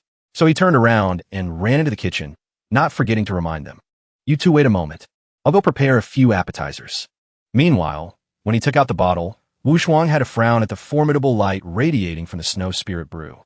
At the same time, she could hardly believe the thing before her eyes was snow spirit brew and had to confirm. Snow spirit brew? This is brewed from the rare 10,000-year snow spirit flower on the snow mountain. It takes 1,000 years to produce just one jar. Even with money, it's hard to buy. Knowing the 1,000-year historical value of the wine bottle he had painstakingly found, the old man was quite smug. Changqian held up 3 fingers. He smirked. Correct. However, this snow spirit brew isn't something an ordinary person can endure. With this old man's current realm, I can handle 3 cups at most. If Senior Yi wasn't interested, this old man absolutely wouldn't bear to take it out. It took until the afternoon for Changqing to step out with plates of food arranged in his hands. He carried a pot of greasy soup while smiling. Bone soup is here. Changqing approached the table and placed the soup pot down along with the other dishes. Changqing realized his diners must be curious. So he pointed to each dish and introduced them. This dish is sour and spicy wild boar lungs. He pointed to another dish. This dish is smoked meat. And finally, a portion of glistening brown meat in a bowl. This is braised tenderloin. Changqing laughed heartily, waving his hand to gesture. These are all my specialties. You guys have a taste. As soon as he finished speaking, Changqian and Wu Shuang leaned in to examine the food closely. Both of their eyes sparkled. Changqian couldn't help but exclaim, This dish. He reached up to touch his beard. The more he looked, the more startled he became. This meat. At the same time, Wu Shuang also realized what lay behind the shimmering glow of each dish. Does it also contain Tao rhythm? She was astonished. Changxian refuted her words. No, this is clearly demon aura. But he couldn't control the urge forcing him to pick up his chopsticks and pick up a piece of meat. He picked up the chopsticks and brought the meat close to his eyes. The more he examined the veins of the meat, the more he discovered a new horizon behind that glossy layer. Such essence. It absolutely comes from a peak-level great demon. Just as he came to this realization, the voice of the wild boar that sacrificed itself for today's meal seemed to come alive, bursting with pride in itself. That's right. It is I. At that same moment, in Changqing's eyes, this became a tedious moment. The more he watched, the more impatient he became. He sighed wearily. What are you looking at? Are you going to eat or not? Both Changxian and Wu Shuang put the meat into their mouths at the same time. Chewing carefully, the meat melted, soft and fatty in their mouths. Both swallowed in unison. The meat slid down their throats, but it was enough to make them choke, leaving them breathless from its deliciousness. Changxian couldn't help but grin widely. He gave a thumbs up, excitedly giving his score. Senior, your skills are truly superb. Changqing, naturally, didn't understand a thing. His face was blank. Changxian dug back into the food he had cooked, continuing to pick up piece after piece. As he ate, he reveled in the deliciousness of the food. The meat of this peak, great demon, is equal to immortal medicine. After the meat came the wine. He poured several cups of snow spirit brew straight down his throat. The wine made him even more intoxicated in this culinary realm. Plus, this old man's snow spirit brew. Ending the meal with several loud gulps from his esophagus as he digested the food. Wu Shuang was just like him. She was lost in a glorious culinary world. She was savoring every drop of wine and exclaimed, "Good wine." Then she slumped over, falling flat onto the table to Changqing's bewilderment after just one drop. Drunk after one sip? At the same time, he felt awkward. But definitely don't stay at my place. Changxian laughed boisterously. He jumped up, mocking Wu Shuang's alcohol tolerance. This girl, so reckless. In his drunken haze from the snow spirit brew, he secretly scorned, whether it's the appetizers or the snow spirit brew. How could a tiny golden core cultivator like you withstand it? Then he ignored her completely. He turned back, raising his wine cup to invite Changqing to join. Come, Senior Yi. No need to mind this girl. Let's continue drinking. The two raised their cups together, drinking the cups dry. Changqing chuckled softly. Old gentleman, this wine, when tasted, it has a hint of herbal fragrance. Perhaps it has health-nurturing properties, right? Changxian, setting his cup down, laughed loudly upon hearing this. Senior truly has a discerning eye. The tiny cup was placed down on the flat table surface. With eyes that seemed to see through everything, there was no point in being cautious anymore. As the saying goes, one doesn't visit the temple without a cause. You've already brought out health-nurturing wine as a greeting gift. If you have any requests, just say it. On the other hand, he thought smugly to himself. As long as we don't talk about money, it's easy. Changxian screamed internally in frustration. Exposed again, he coughed lightly. Then this junior won't hide it anymore. Senior Ye's Taishian evergreen map from earlier is truly exquisitely crafted. He looked at him tentatively. His mind was a mess. Should I ask directly or speak politely? If I speak politely, will it make the senior unhappy? Changqing wasn't feeling overly comfortable either. Having drunk someone's health wine, he had to show some sincerity. At this moment, the old man took a breath to speak. May I ask, sir? The words hadn't fully left his mouth when Changqing cut him off. I'll give that painting to you. Changqing laughed generously. That painting is one of the works I'm most proud of. If you like it, just take it. Hearing this, Changxian broke out in a cold sweat. He froze for a moment. Giving it to me? He immediately felt suspicious. With the senior's status, could it be he doesn't know the significance of this painting to the Taishian sacred land? And now he's directly gifting it to me? In his mind, he pictured Changqing enthusiastically handing him the painting. Here, take it. Seeing the precious painting being gifted to him, his eyes lit up brightly. Moved by emotion, short tears and long tears raced down his face. Senior, he rejoiced inwardly. As expected, it seems the senior saw through my identity as the Taishian Holy Lord long ago. Changxian bowed emotionally. Many thanks for the ancestors' protection. This disciple will definitely not disgrace the mission. I will let Taishian flourish for 100,000 years. Hearing this, Changqing put on a depressed face. Having another crazy episode one don't understand. Please, keep this old cultivator far away from my life. At this moment, the moon rose high, bestowing beautiful teardrops of light upon the vast lake surface. Right in the middle of the lake, a magnificent palace emerged with golden light in the silent night. That was the Great Yin Royal Palace. Yang Dian stood with his back turned, gazing at a painting of the realm before him. Behind him, a voice rang out in greeting. The ninth princess has arrived. Lord Liu, Prefecture Lord of the Knights Prefecture, has arrived. The guard beside him ran up to report. Lord Liu used the teleportation formation to return to the royal palace this time. Perhaps he has urgent matters to report. Hearing this, Yang Jian turned around curiously. As soon as Bingxin arrived, she hurriedly ran towards him, shouting loudly, "Daughter pays respects to royal father." Changhe, walking beside her, bowed as soon as he met him. "Changhe pays respects to my emperor." Yang Jian spoke up. "You have finally returned." He looked at his little daughter and immediately noticed the change. Little Nine's cultivation seems to have improved quite a bit. Bingxin ran over and held his hand. "Royal father, long time no see. Daughter missed you very much." Yang Jian smiled kindly hearing this. "Really? Don't go causing trouble outside again." Running back via the teleportation formation. Hearing this, Bingxin pouted at him. "I didn't, royal father." Seeing this, she quickly told him. "Daughter met a high expert this time." Yang Jian looked at her in disbelief, teasing her a little. "Oh, a high expert? How high?" Hearing this, waves of emotion crashed in Bingxin's heart. She pointed towards Changhe. "Royal father, I'm telling the truth. If you don't believe me, ask Prefecture Lord Liu." Hearing this, Changhe bowed his head and reported what he saw. "Your Majesty, this old official can testify. What the Ninth Highness says is the truth. This is also the reason why this old official brought the Ninth Highness back via the teleportation formation." Changhe added cautiously, "It isn't just that the Ninth Highness missed you. This old official also wanted to quickly return to report this matter to your Majesty." Yang Jian frowned. "Oh, speak in detail." The Great Yin Royal Palace was still lit up at this hour.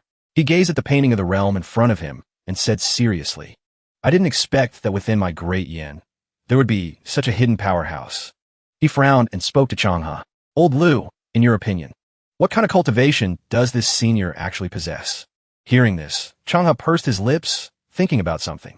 He replied very quickly, "Deep and unfathomable." Memories flashed by one. The small house Senior Yi lives in, although simple in layout, inside, everywhere is filled with opportunities and creation. First is the tall willow tree swaying in the wind, an ancient demon tree tens of thousands of years old. Next is the tea leaf that he had the fortune to taste, an enlightenment tea leaf.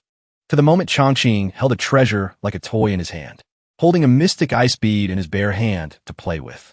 Finally, the ferocious He Huang. He even keeps a demon king-level black dog demon. Changhe frowned, his forehead beaded with sweat.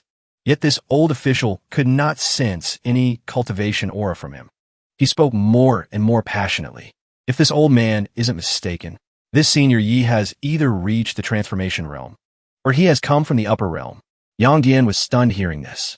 From the upper realm, Bingxin behind him heard this and was no different from her father. How is that possible? Yang Dian was full of worry. If such a terrifying existence exists within my Great Yin, then he is destined to become a matter of national secrecy. Yang Dian now felt a heavy burden in his heart, because no matter who it is, we cannot bear the cost if this is revealed. Bingxin stood there gloomily, thinking far away. I originally thought Mr. Yi was a hidden great master. I didn't expect he was an immortal from the upper realm. Thinking of this, she couldn't help but be stunned. If Mr. Yi is an immortal, then the relationship between me and Mr. Yi. She gave a cunning smile, looking at Yang Dian in front of her, full of narcissism in her heart. Royal father probably still doesn't know. That immortal actually cooked for your daughter. Thinking it over, Bingxin couldn't help but like that person even more. Her expression became increasingly exaggerated. Wait, a high and mighty immortal cooked for me. Does Mr. Yi really like me? Yang Dian behind her couldn't help but be confused, head full of question marks. Yang Dian asked Changhe seriously, "Old Liu, you said Bingxin appeared at the senior's place overnight from the relay station. Could the senior want Bingxin to become one of his chess pieces?" Hearing this, Changhe was stunned. He hadn't thought of this. Now that Yang Dian said it, it made sense. A chess piece? It isn't impossible. Yang Dian glanced at the little princess behind him. Or to say, this senior plots to control the daughter I love most. And from their control, all of Great Yin? Using the Great Yin Kingdom to lay out his plan for the world? Bing Xin behind him, blinded by her own thoughts, argued back. Impossible. Absolutely impossible. Royal Father, you haven't met Mr. Yi. Mr. Yi is refined and gentle. He is absolutely not that kind of person. Yang Jian began to get annoyed and lectured his daughter. You are young and lack knowledge. Kind on the outside, cold-blooded on the inside. Cultivators kill too many people, let alone a character with such a realm as Senior Yi. Suddenly, he raised his hand to order. Prepare the carriage. He ordered seriously. Take we and the Ninth Highness to see the old ancestor. The two below couldn't help but widen their eyes. The old ancestor? Right now. At Chongqing's residence. A group of solemn people appeared in front of the door. Bing Xin tried to explain to him. Royal Father, Mr. Yi isn't that kind of person. Yang Jian was truly an adult. He explained to her very calmly and gently. Bing Xin, Royal Father doesn't want to slander Mr. Yi. Taking you to see the old ancestor is also to ensure your safety. Bing Xin crossed her arms, puffed her cheeks, and replied suspiciously. Really? He gave a forced smile. Of course. Bing Xin stubbornly blushed, thinking to herself, I know I'm not worthy of Mr. Yi, but I absolutely cannot let others suspect him. Even if it's Royal Father. Yang Jian recognized it immediately. He whispered, remember back then, when you were born, possessing a supreme attribute spirit root. The old ancestor, who comes out of seclusion once every 100 years, came out just for you, shocking the entire royal palace. Back then, when Bing Xin was born, the old ancestor came out of seclusion. She was held up by the old ancestor, proudly before tens of thousands of people below. This child is extraordinary. She can definitely make my great yin flourish. This old man shall name her. Bing Xin. Below, 10,000 people chanted together. Blessings to the old ancestor for 10,000 years. Blessings to Great Yin for 10,000 years. Yang Dian patted her head, gently saying, you are also the only child among the royal grandchildren of Great Yin whom the old ancestor favors most. He smiled kindly. Royal Father must ensure your safety. Ahead, the door opened slightly. The light inside was a pale yellow. A voice called softly, Bing Xin is back. Come in. Bing Xin moved slowly, following Yang Jian step by step into the sleeping palace. A silent, solemn atmosphere covered the surroundings. Neither fast nor slow, she also began to clasp her hands, preparing to bow. Both of them bowed to a person at the same time. Yang Jian was the first. Yang Jian pays respects to the old ancestor. Next, she did the same. Bing Xin pays respects to the old ancestor. And that person was the ancestor of the Great Yin Kingdom. Tian Shan. Although old in age, he still exuded the majestic aura of a king standing at the peak. His voice wasn't too harsh, but kind as he spoke. It seems, Bing Xin obtained quite a significant opportunity and fortune after leaving the capital this time. Hearing herself mentioned, she reported cautiously, reporting to the old ancestor. Bing Xin met a senior in the Taishan sacred land. Everything came from this senior's guidance. The old man asked seriously, oh, what kind of senior is he? Asked this, it was hard for her to answer in detail. How to describe him? The senior excels in music, chess, calligraphy, and painting. Bing Xin hasn't seen anything else. Her vague answer made Tian Shan more curious about Chongqing. He asked again, is it very hard to describe? Bing Xin tried to explain. It's not that. It's just that the senior never revealed anything to Bing Xin. Bing Xin only knows his surname is Yi. Name, Chongqing. The old man thought for a moment, then read it out. Surname Yi. Name, Chongqing. As if puzzled, he read the name again. Surname Yi. Name Chongqing. This made both of them look at him intently in question. Suddenly, Tian Shan startled, his eyes looking as if he discovered something. On Bing Xin's side, her body contained two abundant sources of spiritual power blending together, equally powerful, yet she was completely unaware. Back to Tian Shan. After pondering for a while, he spoke in a hoarse voice. This old man has never heard of this name. However, I see that within Little Nine's surrounding ice attribute true energy, a few complex auras have been added. Perhaps living together for a long time, she has been influenced by that person. It seems this person has some strength. Standing silently all this time, Yang Dian suddenly spoke up. Old ancestor, Prefecture Lord Liu of the Knight's Prefecture and Bing Xin met that senior together. Hearing this, Tian Shan hurriedly said, can you speak in more detail?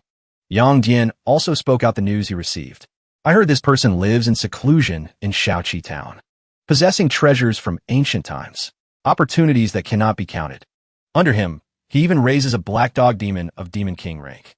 From my royal father's thoughts, I can see he assumes Changqing is a sinister person with dangerous power capable of destroying the heavens and earth. The more he heard, the more Tian Shan paid attention to this person. He asked unconsciously, such a character is hidden within the Taishian sacred land? Bingxin's royal father also recounted his uneasiness. That is why this junior is worried. He took Bingxin in for many days. He wants to use Bingxin to have leverage, to control Great Yin and you, old ancestor. Taking this opportunity, he implored, I begged the old ancestor to probe Bingxin's body, to ensure her safety. Facing this request, the old man accepted immediately. Very reasonable. He mobilized the spiritual power in his body, emitting a pale light. Tian Shan requested, Little Ninth, come here. After Bingxin approached, Tian Shan pressed his finger on her spirit center. A source of light flowed out from his hand. Her body instantly radiated two dazzling sources of light, blending together miraculously, stunning the other two. After a long while regaining his wits, Bingxin's father hurriedly asked, Why are there two clusters of destiny? Old ancestor, Bingxin, although he had seen many earth-shattering things, this matter surprised the old man excessively. Supreme Ice Attribute. Little Ninth actually possesses dual spirit roots. Could it be because of that person? Standing there listening to them talk, Bingxin stared blankly at the attribute she possessed. On the other side, the old man finally regained his calm, but was still overflowing with questions. To be able to allow Bingxin to birth another spirit root. Bingxin wasn't doing much better. Her face was filled with confusion. I possess dual spirit roots. Looking back at this new source of power, she found it hard to believe immediately. This time, Tianshan's curiosity about Changqing increased multifold. Little Ninth, tell this old man about that person in detail. There was a bit of hesitation in Bingxin's eyes, but this time she decided to speak clearly. Old ancestor, Mr. Yi is indeed divinely powerful, just as royal father said. But if he borrowed Bingxin to control the Great Yin kingdom, that is impossible. Her words made Yang Jian shout angrily. Bingxin, why are you helping an outsider? In a panicked tone, she explained, I'm not helping. When Mr. Yi took me in, he didn't know my identity. He imparted knowledge of music, chess, calligraphy, and painting to me. Her eyes were filled with nostalgia. Fragmented memories resurfaced in her mind. Every moment alone and receiving Changqing's guidance was hard for Bingxin to forget. Thinking back now, it must be that the small courtyard was full of spiritual energy. And receiving Mr. Ye's enlightenment, I was able to birth a second spirit root. The parents adamantly refused to believe that such an easy meal exists in this world, even though old Tian Shan didn't intend to scold his beloved granddaughter. However, her persistent assertions were another matter. Finally, the old man had a shout. Little Joe, don't speak nonsense. Do you know how difficult it is to nurture a spiritual root with external forces? Let alone a second one. Yang Yin also nodded to his father. He tried his best to persuade his daughter. That's right. If, as you said, playing Go and painting could easily enlighten people, wouldn't everyone have dual spiritual roots then? He was skeptical. Unless you can prove that this senior truly cultivated Tao intent through art. Finally, unable to endure it any longer, Bing Xian shouted firmly and desperately, I can prove it. Mr. Yi gifted me a piece of calligraphy. I will go get it for you two to see. On the other side of the heated argument and tension was a drunken feast. Changqing raised his wine cup high and shouted, Come on, drink up. Where's the wine? Give me another cup. His face was visibly flushed red. He drunkenly poured another round. Come on, let me fill it up for you. Seeing this, Changxian hurriedly stopped him. You can't drink anymore. Senior, if you keep drinking, you'll really get drunk. As for Wu Shuang, she seemed to have already passed out. He raised his wine cup. His voice slightly slurred. One eyebrow raised high, the other low. Changqing laughed. All right, then I'll drain this cup. He drank as he pleased. Inside, he shook his head in disappointment. Drunk after only half a cup? That's too weak. The old man drained his cup and put it down. Intuition told him this was the right time. So he rubbed his hands together, his eyes wide and eager like a puppy, asking for guidance. Senior, I see you have an extremely mysterious Go board in your courtyard. Perhaps your Go skills have also reached a very high level, right? He rested his chin on his hand, lazily pouring another drop into his cup. Actually, he wasn't very confident. I only know a little. His forward sentence opened a new path for the old man. His face lit up. Changxian immediately reached into his wide sleeve. taking out something he had kept hidden for a long time. Speaking ambiguously, Senior, this junior has a peerless endgame puzzle here. I wonder if Senior is interested? Changqing tilted his head curiously.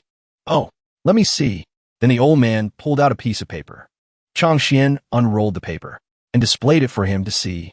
Eyes sparkling with excitement, he looked at the paper. This is called Four Dragons Spitting Water. Changqing was curious. He took the paper to examine it. The old man, meanwhile, smiled cunningly. Alas, the day of waiting for an expert to decode the algorithm he spent hours trying to solve had arrived. That old fogey from Ziqing's Sacred Land has used this game to suppress me for hundreds of years. I wonder if the ancestor can solve it. Just that evening, after a few minutes passed, the old man couldn't help but speak up. Please, Senior, give me some pointers. Only then did Changqing tear his eyes away from the paper. He frowned, his face pale. He muttered 4 words. Peerless endgame puzzle? Changqing made an ugly face, pointing at the paper, implying, is that all? He started to look visibly annoyed by this algorithm. Too tacky. Coincidentally, Changqing scratched exactly where it itched for the old man. He took the chance to complain. Exactly. This junior hasn't been able to solve it for decades. But the more he listened, the more Changqing's face scrunched up like a butt. He grew more skeptical about the cultivation world. Isn't this just an introductory Go problem? You cultivators call this an endgame puzzle? What kind of chess do you usually play? Ludo? Hearing that, the old man rejoiced, knowing he had met the real deal. So, he clasped his hands and bowed respectfully. Can Senior teach me the solution? On the other hand, Changqing was suffering. Looking at the algorithm, he lamented. He now had a slightly different view of the cultivation world. I understand. Seems your cultivation world really has no-go experts. Since it has come to this. Changqing stuck out his tongue. His face looked like an addict waiting for a fix, rubbing his hands, itching to show off. Then, it's my turn to shine. He slammed the 4 dragons spitting water onto the table. He signaled the old man. Follow me. Then he led the way. Changqing led Changxian to a go board nearby. The go board was right next to a tree they approached. There, the old man noticed the carvings on the board. 2 shining words, Divine Mystery, Shunji, on the side of the board struck his eyes, making his eyes widen. Changxian gasped. This is... He couldn't stop the shock jolting through his body. His voice stuttered. He tried to recall the Go knowledge he had painstakingly studied throughout his long life. Divine Mystery, Heavenly Tao, Complete Mortal World. Finally, he exclaimed, Senior, this board, it is 80% likely the legendary Divine Mystery pseudo-immortal artifact. Changqing opened the scroll, eyes wide with surprise. This game, speaking of solutions, there are roughly 12 types. Facing the moves of the game, he regained his composure. I will only pass on to you the 4 most essential solutions. Changxian listened silently without a word, until he mentioned, as for the other 8 types. The old man awkwardly interrupted. I understand Senior Ye's intention. This humble one will comprehend them on his own. Outwardly, Changqing smiled gently and nodded in agreement, but inside he was incredibly smug. I made them all up. Otherwise, how could I show off my level? On the tree branches, shy flower buds slowly bloomed, welcoming the coming good fortune. Meanwhile, in the magnificent imperial palace of Great Yin, in the study before 2 people, Tianshan was immersed in the poem. The daylily grows by the hall steps. The wanderer travels to the ends of the earth. Leaning on the door, the loving mother does not see the daylily flower. At this moment, Yang Yin's mood hit rock bottom. He frowned in annoyance, calculating silently. This trip to visit the ancestor, 1, was to ensure Bing Xian's safety. 2, was to borrow the ancestor's cultivation, to judge this person's level and come up with the best response. Seeing the old man reading the poem, trembling with excitement, Yang Yin couldn't help but panic. It's just a piece of calligraphy from that senior, and the ancestor treats it like a treasure. Tianshan dazedly read the last line. Does not see the daylily flower. Feeling the meaning of the poem, he was moved to tears. This old man has cultivated for thousands of years. 1, to seek Tao and enter immortality. 2, to bless Great Yin and shake the world. But I neglected the people beside me. Tianshan satisfiedly closed the paper. That senior imbued Tao intent into these lines, allowing this old man to find his original intention of cultivation. Cultivation is cultivating the self and also cultivating the heart. Seeing his plan about to fail, his heart was in turmoil. Bad news. The ancestor is interested now. Just then, the old man called Bing Xin. Little Gio. She looked up blankly. Tianshan handed the paper to her and instructed, "If there's a chance, please thank that senior for me." He calmly stroked his beard and concluded gently, "This calligraphy broke my mental barrier. If nothing unexpected happens, perhaps before long, I can break through." Hearing this news, Yang Yin was shocked and asked in panic, "Ancestor, is that true?" Bing Xin cheerfully suggested, "If the ancestor is interested, why not go meet Senior Yi in person?" These words made Tianshan turn around abruptly to question, "Little Gio, what did you say?" She beamed and recounted. Before Bing Xin left, Mr. Yi agreed.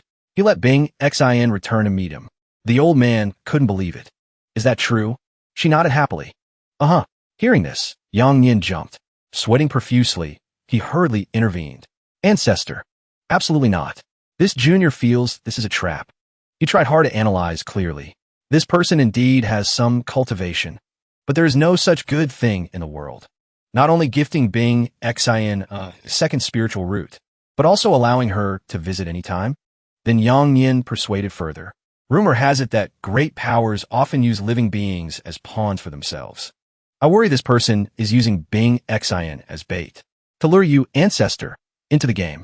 Unable to listen anymore, Tianshan glared furiously and shouted, "Enough! You are the emperor of our great Yin ancient kingdom, yet your mind is so narrow." Not letting him explain, he turned around and scolded angrily. "That senior gifted our great Yin ancient kingdom a peerless genius. Yet you dare to suspect the senior's original intention. Truly ridiculous." Seeing the tension, she immediately defended Yang Yin. "Ancestor, Imperial Father isn't like that. He's just worried about Great Yin." Tianshan, though annoyed, let it pass for the sake of affection.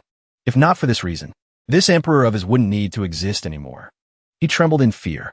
The old man sighed tiredly and spoke. "Yang Yin, you haven't reached that realm, so you still cannot understand clearly." He frowned in deep thought for a while, then kindly explained, "Using the weak as pawns is only for those whose cultivation has hit a bottleneck. It makes the player crazy for power. In the chess game of the world, unable to break through for tens of thousands of years, they will resort to lowly means. But this senior, whether it is state of mind or cultivation, he has long reached the pinnacle. Regarding the immortal state of mind, he can face everything calmly, and his cultivation stands above everyone."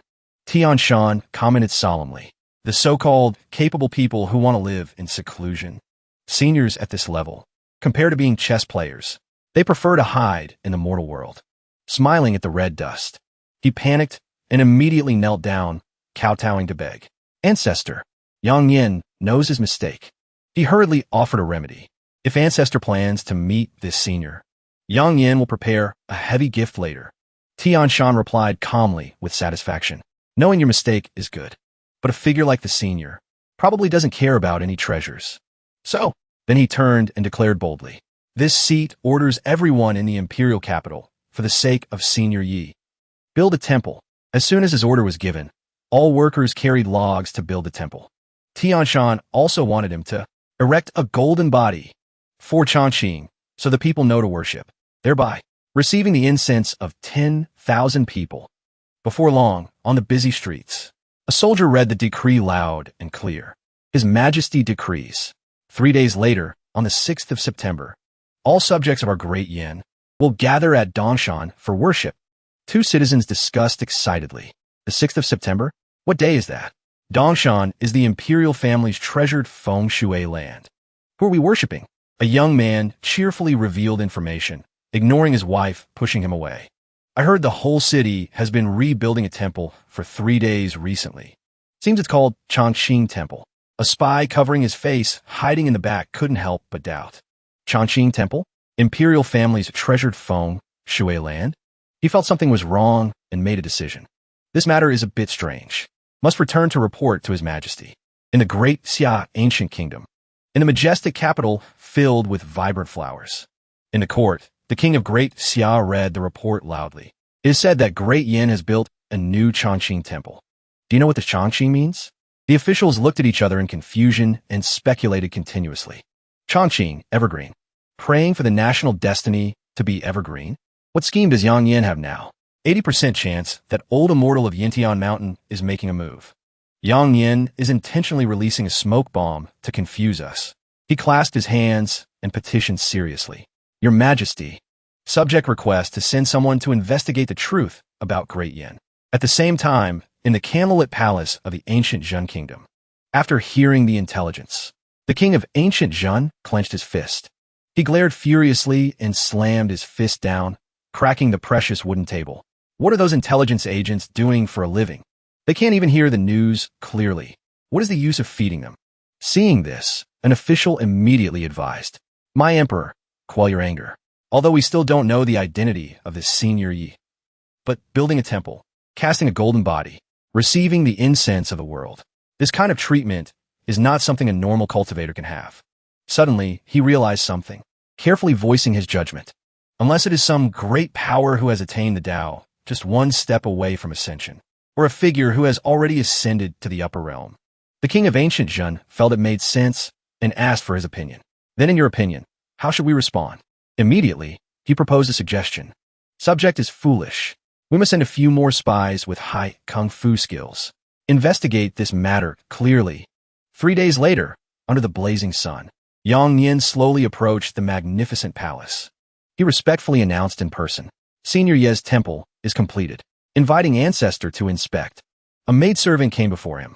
After bowing, she presented the situation. Reporting to your majesty, the ancestor is about to break through. He specifically instructed you to work carefully. Do not be lazy. Hearing that, Yang Yin bowed toward the inner hall. This junior understands. He didn't know that on the roof, several spies were hiding and eavesdropping on everything. One turned cheerfully to chat with his colleague.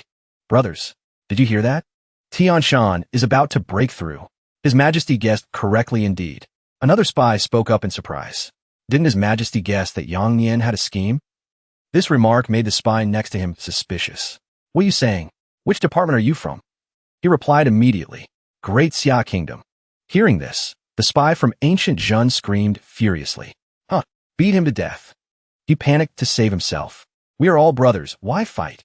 The spy from ancient Jun retorted without hesitation. Who is your brother? Daring to infiltrate our ancient Jun spy team? Beat him for me. Below, Yang Yin waved his hand to order. Depart for Dongshan. On Dongshan, people gathered in crowds below the temple. A statue covered in red cloth was pushed forward. Everyone gossiped curiously. Who is the statue covered by the red cloth? Such grand construction. Perhaps it must be the person with the greatest contribution to our great Yin. Could it be someone from the cavalry manor? Someone announced loudly. His Majesty arrives. The 9th princess arrives. The people immediately knelt and kowtowed. Commoners kowtow to your Majesty. Kowtow to the 9th princess. Yang Yin looked solemn. Everyone rise. He stood before the crowd and spoke. We know you have doubts. Why we built heavily in the imperial capital, building this Chongqing temple, to worship Senior Chongqing. He chose a few key points to explain vaguely. But this matter is of grave importance. The only thing we can tell you is that Senior Chongqing has grace upon our great Yin, and this grace will affect the future national destiny of our great Yin for 100,000 years, even several 100,000 years. Someone exclaimed in shock. Several 100,000 years. Heavens, what kind of existence is this Senior Yi? A young man wondered in astonishment. Could this Senior Yi be an immortal? The spies, having caught big news, whispered excitedly to each other. You all heard it, right? Great, Yin has an immortal protecting it. Correct. Moreover, he ordered the construction of a temple, and that old immortal in the palace. This proves, the stupid spy speculated, proves the old immortal in the palace isn't dead yet. The cunning spy smiled slyly. Must return quickly to report to the king, but send this news back first. Yang Yin signaled the old man. Celestial Master, begin. The old man read the edict. The 6th of September, at noon, all things are favorable. No need to avoid bad luck or taboos. Thank the heavens for the revelation. Then he glared and roared. Chongqing Temple is completed today. Then he grabbed the red silk covering the statue and pulled it down, revealing the statue of Chongqing made of solid gold, blinding the viewers. Skilled artisans cast him as a muscular deity sitting on a golden lotus. From the armpit of the statue, a strange energy emitted. Yang Yin panicked, understanding nothing. What happened? What is this? Guards shouted in panic. Quick! Protect His Majesty. Everyone was startled by the energy weaving through the air.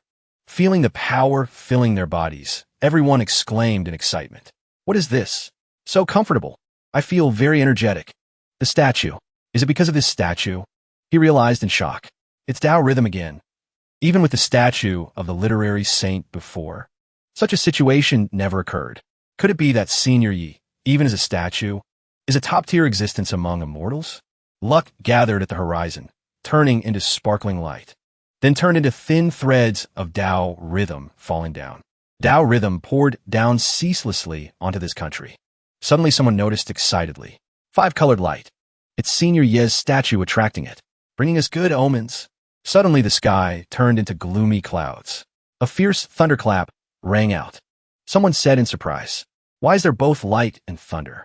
This celestial phenomenon is truly weird." The people stared in bewilderment. Bing Xin was startled in disbelief. Imperial Father, this phenomenon is unheard of. Should we call Elder Lu here? Though Yang Yin was worried, he reassured her immediately. No rush. Let's observe first. Just as the lightning flashed, brilliant lights appeared, chasing away the dark clouds. Witnessing the clouds full of colors, someone cheered excitedly. It's 5-color clouds. Look, everyone. There are people in the clouds. In the Imperial Palace, a pure fragrance of fresh flowers wafted through the air. On the day the temple was established, immortals from the high heavens held a feast, dancing and singing to celebrate. Golden petals floating in the air made Yang Yin gasp in shock. Such a miracle. Could it be because of the universe and Senior Ye's golden body? He exclaimed. Suddenly a voice interrupted his thoughts. Report. Yang Yin turned around. The messenger clasped his hands respectfully. Reporting to your majesty. Deep in the Imperial Palace, we have also encountered strange celestial phenomena. Great Tao aura is chaotic. If no accident occurs, that ancestor emperor is about to break through. Hearing that news, Yang Yin's face relaxed. He became joyful. Ancestor finally broke through. In that case, isn't the way to ascend to the upper realm even closer? Waiting no further, he and Bing Xin bowed before the temple he had built. Exhaling, many thanks to Senior Yi for looking after us. Then he and Bing Xin raised their heads, praying again for a blessing from the Chongqing temple god. If one day, Senior can protect the ancestor emperor of our dynasty to enter the upper realm, our great Yin will enjoy eternal peace. A few days later, in the ancient Zhen kingdom, the king of ancient Zhen slammed the table in anger. Damn it, that old bastard really isn't dead yet. It took him a while to calm down. The king of ancient Zhen frowned at his subordinates. But is there any other news? The subordinates he planted as spies clasped their hands confidently with the information they gathered. One said, the rest are small matters. For example, Great Yin has a peerless great power backing them. Two chimed in. When establishing the golden body and building the temple for this person, the heavens sent down strange phenomena. It is said that the old immortal of Great Yin also received pointers from this person. They concluded sentences as if they were trivial matters. The king of ancient Zhen nodded without thinking much. So that's how it is. But a second later, he reflected and realized something was very wrong with that trivial story. Wait, building a temple and having a backer.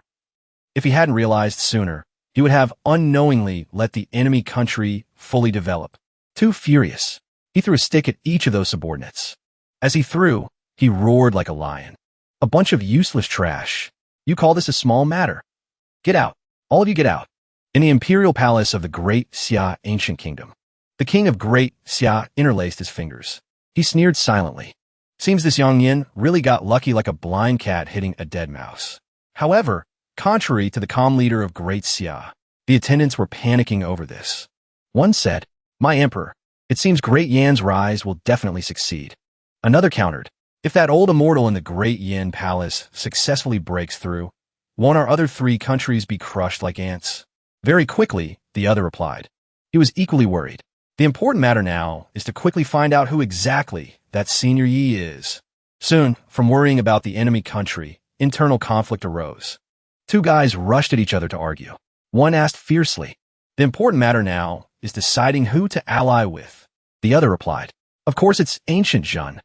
The enemy of my enemy is my friend. A second later, the other guy laughed at his opinion. Just looking at that old man, one knows his brain isn't bright.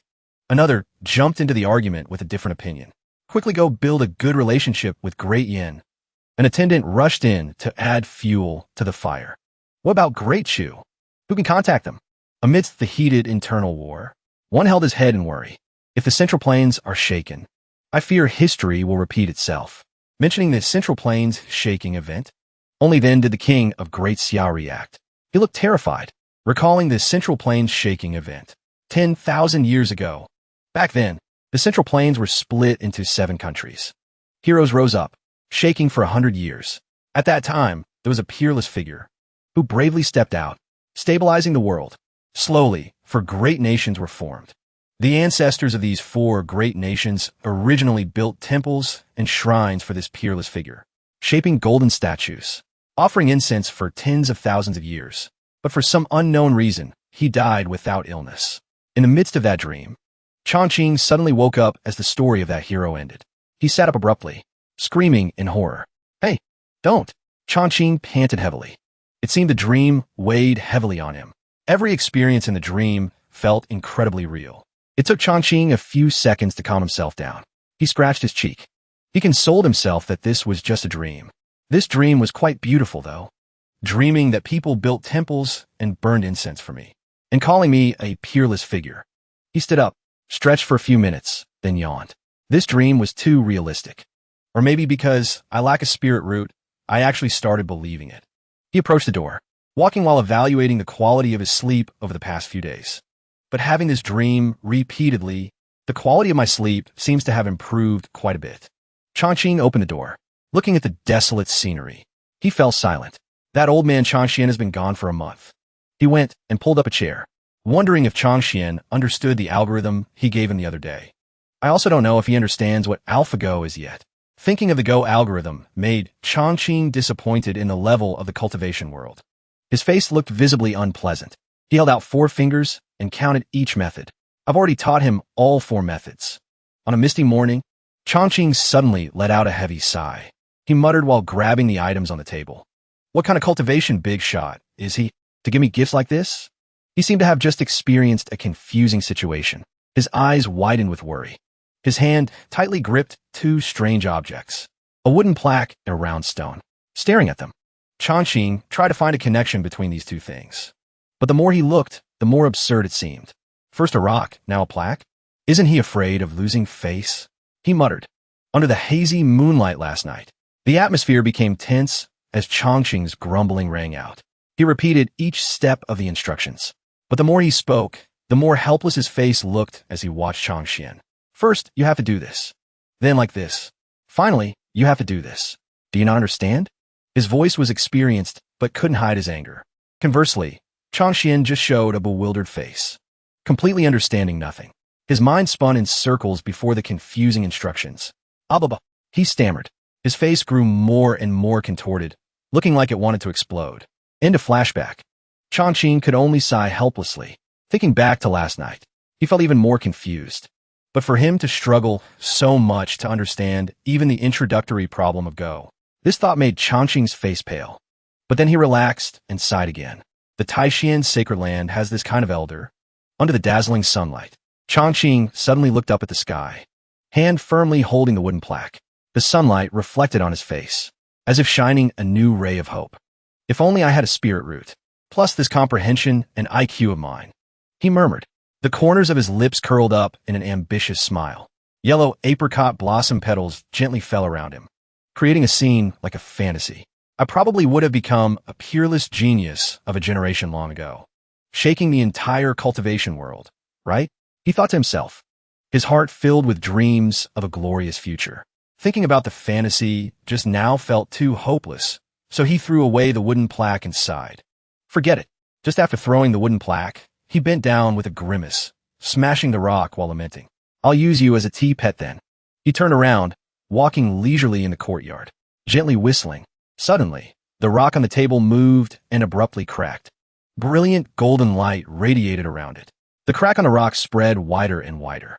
Scene changes to the study room, bathed in gentle sunlight shining on a sheet of paper.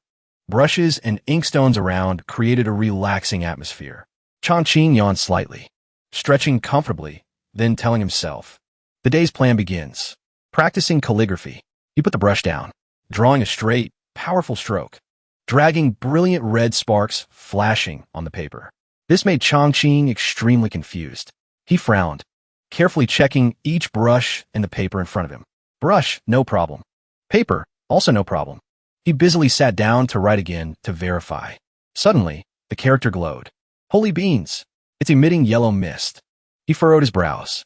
His hand gently lifted the brush.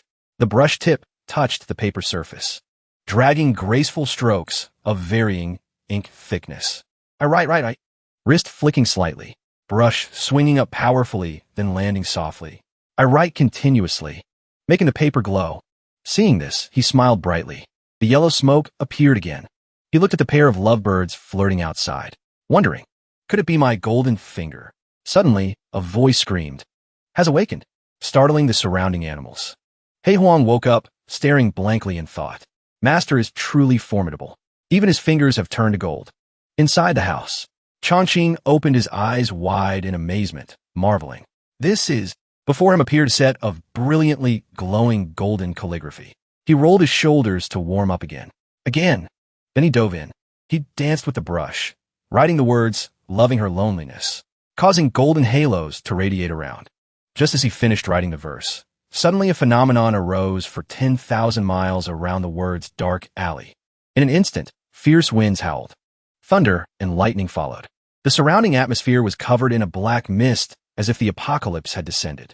At this moment, he stared at the terrifying scene, stunned. His mind went blank before the earth-shattering scene in front of him, making Chongqing dumbfounded. Could this be a phenomenon I caused? Full of doubt, he lowered his head and used a brush to write another line of poetry. Let's try one more time. Each word was written down neatly and powerfully. Who says standing in the light makes one a hero?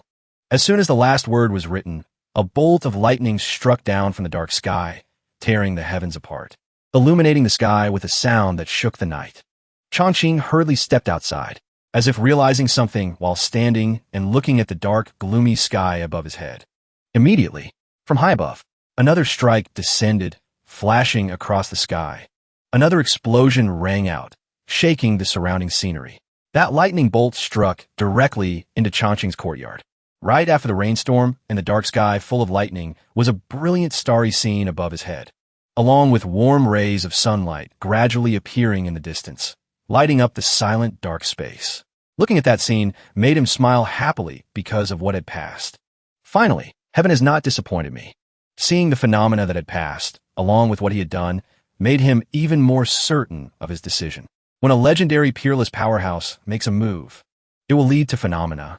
With a single thought, can fly into the sky and burrow into the earth, travel across the 8 desolations. With that confidence, Chongqing was just like a few years ago when he transmigrated to this world. Along with the protagonist Yahello shone down by high heaven, once again pointing straight at the sky, ordering sword flight. But of course, not to disappoint anyone. The only response he got was awkward silence. But this time, he didn't panic and scream like last time, but only looked at his hand in confusion. Do I have to use an incantation? However, Chongqing didn't give up there, but remained thick-skinned, full of confidence, holding the brush in his hand, waving it once more. As I wish. Follow my will. Fly up for me. This time, not disappointing his will, high heaven responded by striking down with lightning bolts once again. Even more strikes than the first time. Heavy and extremely dangerous lightning bolts struck straight down at the ground in front of him. But it didn't stop there. The heavenly Tao above kindly struck another blow aimed straight at the brush in his hand. High altitude, plus a bit of ink and water on it quickly became a conductor, causing Chongqing to take a lightning strike directly to his body, shocking him all over, penetrating deep into his bones. Fortunately, Chongqing was still lucky. After being struck by lightning, he still kept his life, but his whole body wasn't so good. He was now almost burnt black all over. There was even black smoke rising from him. Chongqing couldn't understand why he had to suffer such a scene, as if the strike just now helped him gradually see things clearly to the point. It left him confused and unable to understand. What happened? I can already summon phenomena. Why do I still have no magical power? Giving me a special effects experience card? Playing me? But who is he? He is Chongqing, relying on his experience to make a living. How could he miss any clue? Once again, as if realizing something, hope rose in his heart. No, there's another possibility. Could this be a reminder that I have a spirit root? Everything passed just like that. A few days later, the small town, hidden deep in the mountains, saw another event. Seen in the distance, high in the clear sky, two large purple ships appeared, flying past the town. The disciples and people below looked up as the two giant ships glided past them, dragging along powerful streams of purple spiritual energy and strong winds sweeping leaves in the air. Quick, look! It's the big ship of the Violet Spirit Sacred Hall. Looks like it's time for the martial arts gathering of the two great sacred lands again. Such imposing aura. Indeed, cultivating immortality has a future. I also want to send my child to cultivate immortality. On the ship, a few people looked at the crowd below, admiring their ship passing by, looking down on them as if hearing a joke. Ridiculous. A sacred land sect. How can it be a place where they can enter whenever they want? That's right. The most important thing in cultivation is the foundation. If the quality of the spirit root is too poor, it's all empty talk. Junior brother Sue beside him asked for his senior brother's opinion. Senior brother Lou, if I recall correctly, you also come from a cultivation family, right? He was looking at the rudder under the control of abundant spiritual energy. Hearing him say that, his face darkened. What do you mean? He and his junior brothers stood in front of junior brother Sue, questioning him, clearly showing his dissatisfaction with him. But he wasn't afraid. On the contrary, he calmly pushed up his glasses. Nothing. I'm just reminding you, senior brother, just like mortals in your eyes. You and I, in the eyes of a powerhouse like senior sister Jiantai, are probably no different from ants. But before senior brother Lu could answer, another voice rang out. Junior brother Sue, it seems you've gained quite some insight recently. The other disciples, seeing the person who spoke, hurriedly clasped their hands and bowed. Greetings, holy son senior brother. At this moment, he also realized someone stood behind him and hurriedly turned around. Chang Feng, holding his fan, his face full of arrogance, asking the junior brother who didn't know his place in front of him. In the eyes of a powerhouse like Qing Shue, Lu in the distance, seeing his arrogant junior brother being reprimanded by the senior brother, felt smug in his head, daring to praise the holy daughter senior sister in front of the holy son senior brother. You're finished. Chang Feng didn't intend to stop there, but stood in front of junior brother Sue. Hiding nothing, he emitted an aura full of pressure, completely suppressing the other person, making him tremble uncontrollably. Conversely, the holy son, senior brother, I ranked behind him. Under that pressure, junior brother soon knew his mistake and hurriedly corrected it. Holy son, senior brother, and holy daughter, senior sister are the same. Both are powerhouses of our sect. Hearing him say that, Chang Feng seemed somewhat satisfied and snorted coldly. Good that you know. Then he glanced past junior brother Sue, but didn't forget to glance at the lowly figure back there to warn. Although you have innate talent, your status is ultimately a bit lower than junior brother Lu. Respecting superiors and yielding to inferiors is the distinction. Still not admitting your mistake. No choice. Junior brother Sue knew he was currently at a disadvantage, so he could only grit his teeth and reply. Junior brother knows his mistake. Suddenly, junior brother Sue's voice rang out calling Chang Feng, making him turn back to look at junior brother Sue in confusion. While junior brother Sue looked ahead joyfully. His eyes seemed to light up. Senior brother Chang Feng, please wait a moment. Then he continued to call another person. Senior sister Jiantai. Before his eyes were the slender legs of a young maiden. The gentle, yet proper voice of that maiden rang out. May I ask what is the matter, junior brother Sue? The moment that maiden appeared, the eyes of the men around seemed glued to her. They competed to shout noisily. It's senior sister Jiantai, truly otherworldly, beautiful, an immortal descending to earth. My first love. That maiden was so beautiful that even someone usually pure of heart and ascetic like Chang Feng had a blush in embarrassment. He looked at her chest moving with her steps and opened his mouth to speak. Junior brother Sue offended. Speaking disrespectfully to his senior brother, is that not wrong somewhere? The maiden held a wooden zither in front of her chest. Her lips parted slightly, exhaling small puffs of white mist. So she is the holy daughter of the Violet Spirit Sacred Hall, named Jiantai Qingshuo. She didn't understand what he was trying to say, so she asked back, is mentioning Qingshuo's name also considered disrespectful? She innocently tilted her head and continued asking. The Holy Lord Master calls Qingshuo many times every day. Is that considered disrespectful? Disrespectful to whom? The men, seeing this small action of hers, felt it was enough to make their hearts flutter. No one can refuse. Senior sister Qingshuo, tilting her head. However, Contrary to the group of them, Changfeng no longer blushed for her like before. He pointed straight at her face and shouted loudly, "You are just twisting words and forcing logic." Then he curled his lips in a sinister smile. "Dare to make a bet with me? This martial gathering of ours at the Taishan sacred land. Whoever loses will give up the position of future Holy Lord." Qingxue wasn't weak and retorted, "Didn't the Holy Lord Master already promise? Between you and me, whoever reaches the nascent soul stage before age 40, that person will be the next Holy Lord of the Violet Spirit Sacred Hall." She glanced teasingly. "Are you in a hurry, Senior Brother Changfeng?" He turned shame into anger and immediately shouted a denial. "You are speaking nonsense." Suddenly, a piece of music rang out, deep and low, drifting from an unknown place into her ears. Qingxue was in the middle of mocking him. Suddenly, Changfeng was stunned, turning his head to look where the sound came from.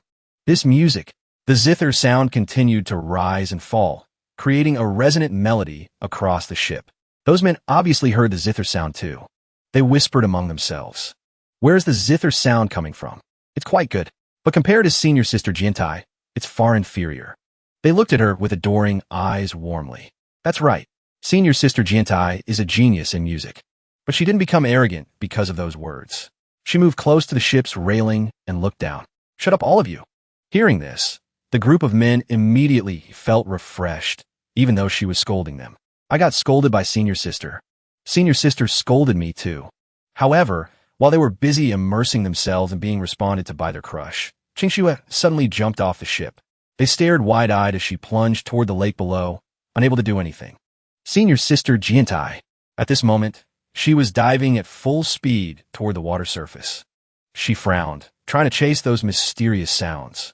Sometimes like water flowing by a small bridge, sometimes like a waterfall on a high mountain. Such zither sound must come from a peerless master with an extremely high level of musical proficiency. Perhaps this is my opportunity. If I can solve the ancient forbidden score that I haven't been able to comprehend from beginning to end this time. Her face was serious as she listened to those sounds. Her lips parted slightly to take a breath. At the same time, on Changfeng's side, he found it strange that she suddenly did such odd things. He folded his fan and stared intently in the direction she left. Qingxue has always pursued the Tao of music. Could the zither sound just now be peculiar? He puffed out his cheeks and glared in anger at his own uselessness. "It's just a pity I don't understand it." A moment later, beneath the calm, ripple-less water surface, below it lay a large town deep underneath. Just as her feet were about to touch the ground beneath the lake water, suddenly a barrier layer appeared, blocking her feet from touching. Immediately, her whole body felt as if a bolt of lightning struck straight into her. Her face flushed red. What on earth is this? Then the barrier suddenly shattered for unknown reasons, causing her to fall unprepared to the bottom with a surprised cry. From high in the sky, under the gloomy dark clouds, several bolts of lightning struck down from high above. They took turns striking right into Changqing's backyard, unceasing and very rapid, as if something attracted them. Even more coincidental, it happened at the same time as Changqing's zither music was played, carrying the melody echoing through space. The more he played, the more he seemed to sink into his own space. He just kept playing. The melody seemed to gradually merge with him. A long while later, Changqing stopped playing the zither. He looked up at the sky in confusion, putting on a puzzled face, asking himself, "Lightning again?" Then, after the sky-tearing lightning, came a sky-tearing scream falling from above to the mortal world. A loud crash shook the surrounding space. Following that was the silhouette of someone falling from above, landing squarely in Changqing's chicken coop, sending chickens flying everywhere. Qingxue reached out, trying to crawl up. "It hurts." But the only response was the bewildered stares of the chickens. Qingxue trembled. She tried to force herself up, though her whole body looked extremely tattered. "I didn't expect this place to have a restriction." She wiped away sweat. Thinking back, she found it reasonable. True. After all, it's the abode of a high expert. Having a few protective measures is normal. Suddenly, Changqing's golden zither sound rang in her ears, surprising her. The zither sound. She moved, following the gentle music. Over there, unable to wait, she immediately jumped up. She ran quickly on the main road, completely ignoring the graceful appearance a young lady should have. Her figure flashed past crowds. A citizen looked after her figure and exclaimed, "It's an immortal." The person next to him also glanced at her, but hadn't seen her clearly yet. "How do you know?" He laughed loudly in reply. But that hairstyle, how could a mortal control it? The hairstyle they were talking about was her hair covered in chicken feathers. Very quickly, she arrived in front of Changqing's grocery store. Qingxue faced He Huang, who was taking a nap. Some force urged her to look up at the grocery store sign. Just looking at the abundant, golden, immortal energy inside Changqing's grocery store, she became even more certain of her speculation. As expected, just like my prediction, now Qingxue held confidence firmly in her palm. She smiled contentedly.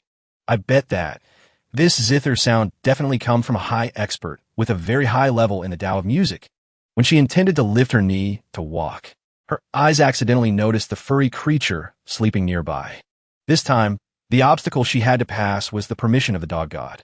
Seeing the legendary He Huang appear, Qingxue startled and screamed. Demon King. Her scream woke the dog sleeping in the sun. He Huang woke up. The first thing he thought was to secretly despise Qingxue. Another human cultivator? Don't tell me she also came out of admiration? A dark thought hit He Huang's mind. He gave a perverted smile. I must help the master a bit. So He Huang turned into a mad dog, teasing a city girl fresh to the countryside. He immediately emitted a sharp aura, teasing Qingxue and making her cry. Teasing the city girl. The beastly instinct inside He Huang grew larger. He grinned, baring his teeth to scare her trembling. He threatened. Little girl, since you have asked sincerely, this seat will be merciful. But then a hand touched his neck, making him feel something was wrong. Thud, and it was time for heaven to pity him. Turns out it was Changqing behind He Huang. With the strength of a saint, with one hand, he threw him straight to the back of the house. He scolded annoyedly. Go wait in the backyard. His screams still echoed in the space, trailing all the way to the back of the house. Changqing retracted his annoyance. It was time he emitted a friendly aura, a benevolent smile at Qingxue. Miss, are you here to buy something? Please come inside. The shop has everything. The speed of his face changing, and his pitch throwing He Huang like a ball were captured in her sight. And she couldn't close her mouth yet. A pile of confusing lightning bolts struck her mind horizontally. Are all demon kings tempered like that? An existence of slaughter. Decisive. Now scolded by this young person, yet obediently listens? The zither sound also came from this room. Expert beyond the world. These phenomena are clear. Qingxue's eyes sparkled brightly as she realized he was the legendary high expert. He must be the zither-playing expert. Her two eyes clearly printed 4 golden words. Peerless high expert. She rejoiced inwardly, affirming. It must be so. Changqing waited a long time, but didn't see her respond, so he found it strange. Miss, he repeated softly in confusion. From a distance, Changqing stared in surprise at a woman in white clothes happily walking up to him. May I ask, was it you playing the zither just now? In her eyes, she didn't hide her admiration for him at all, and one could even clearly see the words high expert in them. Although a bit scared by the person's unabashed forwardness, he even showed it on his face. He still replied politely. Correct. It was me. Hearing just that, she seemed to achieve her goal and gave a mysterious smile. That's great. Immediately after, Qingxue raised her hand, creating a vortex of spiritual power as if summoning something. Floating in the air, she gently raised both hands forward, taking out her precious zither. Changqing saw her take out that zither and felt a bit apprehensive, fearing the person would do something to him. What does she want to do? Play the zither here to teach me a lesson? But he wasn't a coward. On the contrary, he looked forward to hosting such a distinguished guest. He smirked confidently. Then bring it on. Immediately after, Changqing held out his hand. On it appeared a small sphere filled with lightning inside, along with a serious face prepared for the upcoming battle. No one can, in my domain, defeat me. But contrary to his thoughts, only a voice was heard. Grandmaster. Immediately after, Qingxue was full of excitement, her eyes shining as if seeing a master, hurriedly holding her zither, approaching him. This junior has a few questions regarding music and wishes to ask for your guidance. Those exact words made him feel like he fell from the sky to the ground. So she didn't come to wreck the place? Made me excited for nothing. But he didn't stay sad for long and quickly grasped another point. Wait, she called me Grandmaster? Qingxue didn't call Changqing Senior twice for no reason. She simply observed carefully beforehand. The senior said the shop has everything, so he's just treating me as a customer. But if I directly call him Grandmaster, he surely won't refuse. Being called by such a beautiful name made Changqing tingle with delight, laughing with a face full of satisfaction. Grandmaster? I dare not, I dare not.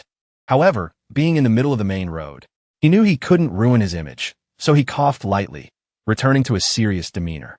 This humble one is Yi Changqing. Then he elegantly extended his hand to invite her into his courtyard to talk. It's inconvenient to demonstrate here. Let's go to the backyard to discuss in detail. Please. Being invited into the backyard by a high expert, she just met to ask for mentorship. What could be better? Qing Xue was satisfied just with his approval. She happily clasped her hands, looking forward to it. Yes, Grandmaster Yi. Understood, Grandmaster Yi. Entering the shop. The two of them crossed a small aisle in the shop to arrive in front of a door leading to the backyard. Seeing Qing Xue's curious face at the surrounding scenery, Changqing explained warmly to her. This is the humble small courtyard where this humble one lives. Normally, I practice zither and painting here. Then he reached out and gently opened the wooden door leading to his courtyard. A blinding light gradually appeared behind the door. Then, a beam of light descended from the sky, obscuring the scene before her. She had to hurriedly cover her eyes from the powerful glare. So blinding, a scene more beautiful than anything imaginable appeared before her. Wondering if it was an illusion, right behind Changqing's backyard appeared overlapping mountain ranges. In the distance, flocks of birds soared in the sky. Plus, spiritual energy overflowed. This small backyard full of life, he mentioned, completely contradicted what he said and what others thought about that small courtyard. Qing Xue was utterly astonished by the majestic scene before her, frowning deeply in suspicion. Crude small courtyard? This is truly a holy land of creation.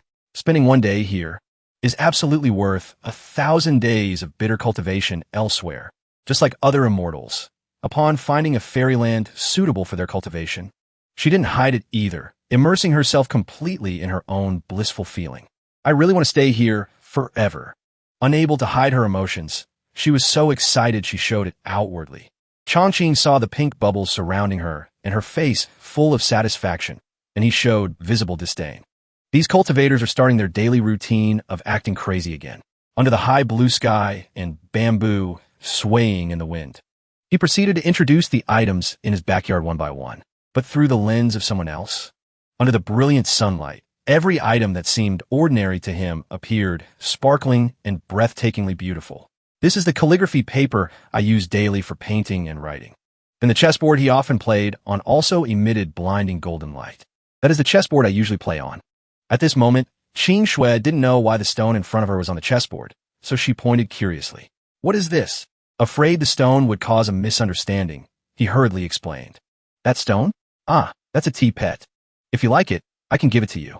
But she dared not accept such a precious item from him, and hurriedly waved her hands to refuse. Many thanks for Grandmaster Ye's kindness. But this is too precious. Please forgive Qing Xue for not being able to accept it. Hearing the refusal, Changqing couldn't understand and looked a bit bewildered. Isn't it just a slightly prettier rock? But only Qing Xue realized. She dared not tell him. Using a chaos primordial stone, a precious treasure of heaven and earth, as a tea pet, and casually gifting it to someone, such a man indifferent to fame and fortune. As she thought, she hatched another plot regarding the man in front of her. I really want him to teach me even more. High above was the blue sky with leaves fluttering in the wind. Qing Xue looked around. She trailed behind Changqing in the outer courtyard. Suddenly, her gaze stopped at a certain spot. Her jaw dropped as she noticed it. She covered her mouth with her hand. As if unable to believe her eyes, she cried out internally. That is, before her was a zither made of wood. It was carved meticulously to the last detail. Qing Xue, being more knowledgeable about music than anyone, immediately recognized how rare this zither was. She exclaimed in shock. Heavenly instruction. Above her head, a metaphorical mole rat seemed to be on fire. Could it be the legendary immortal artifact, understanding heaven through sound, instructing the heart via the righteous path? Changqing smiled and spread his hand. Young lady, since you want to ask me about music, then casually play a piece for me to hear. But at this moment, she was immersed in the excitement of seeing this once-in-a-millennium treasure. She looked at the zither hungrily, but dared not say a word. Seeing this, he couldn't help but be confused. Then he reached out and touched the strings, extending an invitation. Young lady, if you don't mind, please use my zither. He bowed politely to her. Barely a moment after he finished speaking, Qing Xue immediately leaned in close to him. Her eyes sparkled with joy. Use your heavenly instruction zither. Is it really okay? Does this junior have such honor? He immediately leaned back, dodging her touch while making an awkward face. Of course. Chongqing placed his hand on the wood grain of the zither. He fell into his own thoughts, recalling the past. Before this zither was completed, the body of this zither was a piece of driftwood found in a wooden coffin. Back then, everything was covered in a thick layer of snow. The surrounding air was freezing cold. Chongqing was terrified by the cold. His face turned pale. Snot ran down his nose. He sat on the ground, hugging the logs in his arms tight. This winter, I'll rely on burning you guys. After speaking, he quickly stood up, stomping hard on one of the logs. Then he swung the axe in his hand, vigorously bringing the blade down on the log. He gritted his teeth and shouted, I'll use you to start. However, not only did he fail to split the log, but the axe handle bounced back and hit his chin hard. He spat out a mouthful of blood in pain. Chongqing quickly lost his balance and fell backward, while the axe spun several times and flew high into the air. As for that log, it was completely unscathed. The log quickly fell to the ground, revealing glowing words inside the wood core. Discovering it relied entirely on his sharp eyes. Stopping that memory, he remembered walking up to the door of a small shop. As for the zither strings, Chongqing entered the shop and reached out to grab a roll of strings placed neatly on the counter. He picked up the roll and asked the shop owner in front of him, Boss, how much for these strings? The old man smiled kindly and held up his hand. This is real silk, 6 taels of silver. Hearing that, he knew the man was price gouging. Unable to keep his cool, he quickly flew into a rage. Why don't you just go rob someone? But neither his anger nor his words scared the man at all. The man leaned close to his ear and whispered loudly, No spiritual root? This is the price. Chongqing obviously couldn't swallow this humiliation. He didn't want that roll of strings anymore and turned decisively to leave. Before disappearing behind the door, he didn't forget to turn back and warn him, You just wait for me. But contrary to his aggression, the man remained calmer than anyone and waved goodbye. Walk slowly, I won't see you out. Welcome to come again next time. After leaving that shop, Chongqing tied a determination headband on his head. His face darkened with anger. In one hand, he held a bunch of fresh green vegetables. He muttered as he walked, Isn't it just real silk strings? He held up a silkworm in his hand. It was placed next to a small leaf. Staring at it, he thought, Starting from when I raise silkworms. The memory quickly stopped at this moment. He looked at the wooden zither made by his own hands. To make a perfect zither, heaven's timing, earth's advantage, and human harmony. Chongqing gently plucked clear notes on that zither. His whole body exuded a rare excitement. Nothing is missing. Chongqing quickly pushed the wooden zither on the table toward her. His tone sounded calm in the quiet space. Music originates from the heart. Fairy, just play as your heart desires. Qing Shui looked shy. She replied softly, Yes. Her slender, fair hand quickly placed on the thin strings, stroking them a few times. Qing Shui gently cherished the treasure in her hands. Her distant gaze held something unfathomable. Magical artifacts in this world are ranked from high to low. Immortal artifact, ancient treasure, spirit treasure, etc. With her intelligence and familiarity with such zither, she quickly sensed that the object in her hands was not ordinary at all. She remembered the night scene of a crowded city with yellow lights emitting from nearby houses. A normal sect possessing a Tao artifact, or ancient treasure, would consider it a sect-guarding treasure. She continued thinking of an incense burner emitting intense light. But immortal artifacts only exist in a few ancient records. Thinking of this, she couldn't help but marvel at these luxuries. She remembered a rare brush on an ancient manuscript, very rarely seen in the world. Her slender hand glided lightly over each section of the strings. But the Tao rhythm on Grandmaster Ye's zither. After testing the zither a bit, Qing Shui was utterly astounded. Sensing power radiating from where she touched, her expression changed instantly. It might even far surpass an immortal artifact. Because she was too excited, her hands couldn't help trembling. Her attitude now left Chongqing standing aside, dumbfounded. He couldn't avoid being confused. Just then, Qing Shui put on a face full of joy and bowed to him. This junior is named Qing Shui. If you don't mind, please just call me Qing Shui. Hearing that, Chongqing gave an inscrutable smile. He raised his hand as if to touch his hair. Then out of nowhere, he quickly took out a notebook, looked serious, and started reciting poetry. Snow melts outside the door. 1,000 mountains turn green. Flowers bloom by the river. 2 birds call in a clear sky. Good name. Chongqing, delighted, hiding behind the notebook. He smiled smugly. I managed to show off again. This time, the fairy will definitely be head over heels. At this moment, Qing Shui still didn't know his inner scheme. She innocently focused on the main issue and asked softly, "May I ask if I can begin?" Hearing this, his face fell, looking incredibly bored. Failed to show off completely. Hearing that, he forced a smile and gestured, "Please, fairy." She was extremely beautiful, letting her soul drift with every note, making the scene even more poetic. The gentle, soothing zither sound enveloped the place. She gently enjoyed the music she created. As soon as she finished the piece, Qing Shui's emotion soared. She was full of excitement, waiting for a worthy response. "Senior, how was it?" Chongqing didn't find anything special, so he pondered for a moment and then spoke honestly. He stroked his chin, nodded, and replied, "Not bad." Hearing that, waves rose in her heart. Her emotions became mixed. Her face still held a smile, but became increasingly stiff. "Just not bad. Then I will use 100% of my power." Qing Shui prepared to test his treasure again. She used full power to start the piece. Her expression was more stubborn than before. Emotions escalated. Immortal energy surrounded every measure of music. She seemed to dance on every note, giving people a refreshing feeling. The music continued. His emotions changed rapidly. Chongqing was more excited than before. He clapped enthusiastically. "Good, good."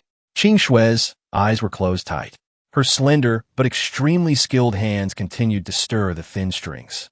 At this moment, deep in Qing Shui's heart, another personality emerged. She smiled stubbornly, thinking, "Grandmaster Yi, have you acknowledged me now?" Just as she ended the rhythm, Chongqing's applause rang out. He clapped his hands while putting on an empathetic face that made one want to punch it lovingly. The music was graceful and moving. However, there are still some flaws. He commented. People advise choosing words carefully, and he tried very hard to be tactful. But he tactfully stabbed Qing Shui's self-esteem repeatedly. But in my opinion, being able to perform like this is already considered very rare. While sympathizing with Qing Shui, Chongqing remembered the days of tone-deaf hell. When a zither sound rang out, he recalled the fear of those dominated days. Chongqing's voice trembled as he recounted. "I once knew a girl. She also claimed she knew how to play the zither. The result, and the owner who caused his days of suffering was none other than being ecchi. It is cruel to humanity if one lets her touch a finger to the zither and unleash a voice that heaven wants to send lightning to strike down. Sea of suffering. There is love and hate in the world. Fate is hard to escape. Therefore, compared to being ecchi, he considered Qing Shui's case optimistically. Chongqing smiled. He gave a thumbs up. It's acceptable. Compared to her, Lady Qing Shui is already several levels higher. He repeated words that carried great weight, so he really tried. Try to pluck her nerve and make her swallow her anger. He actually compared me to a chaotic person. But a second after that thought appeared. Qing Shui swallowed it. She shook her head in denial. No. The Grandmaster's words must have reason. She decided to approach, clasping her hands together, expressing her wish to him. Qing Shui's learning is low, understanding shallow. Qing Shui's face flushed shyly. She directed her seductive purple eyes straight into his. Her pupils covered in a mist of infatuation.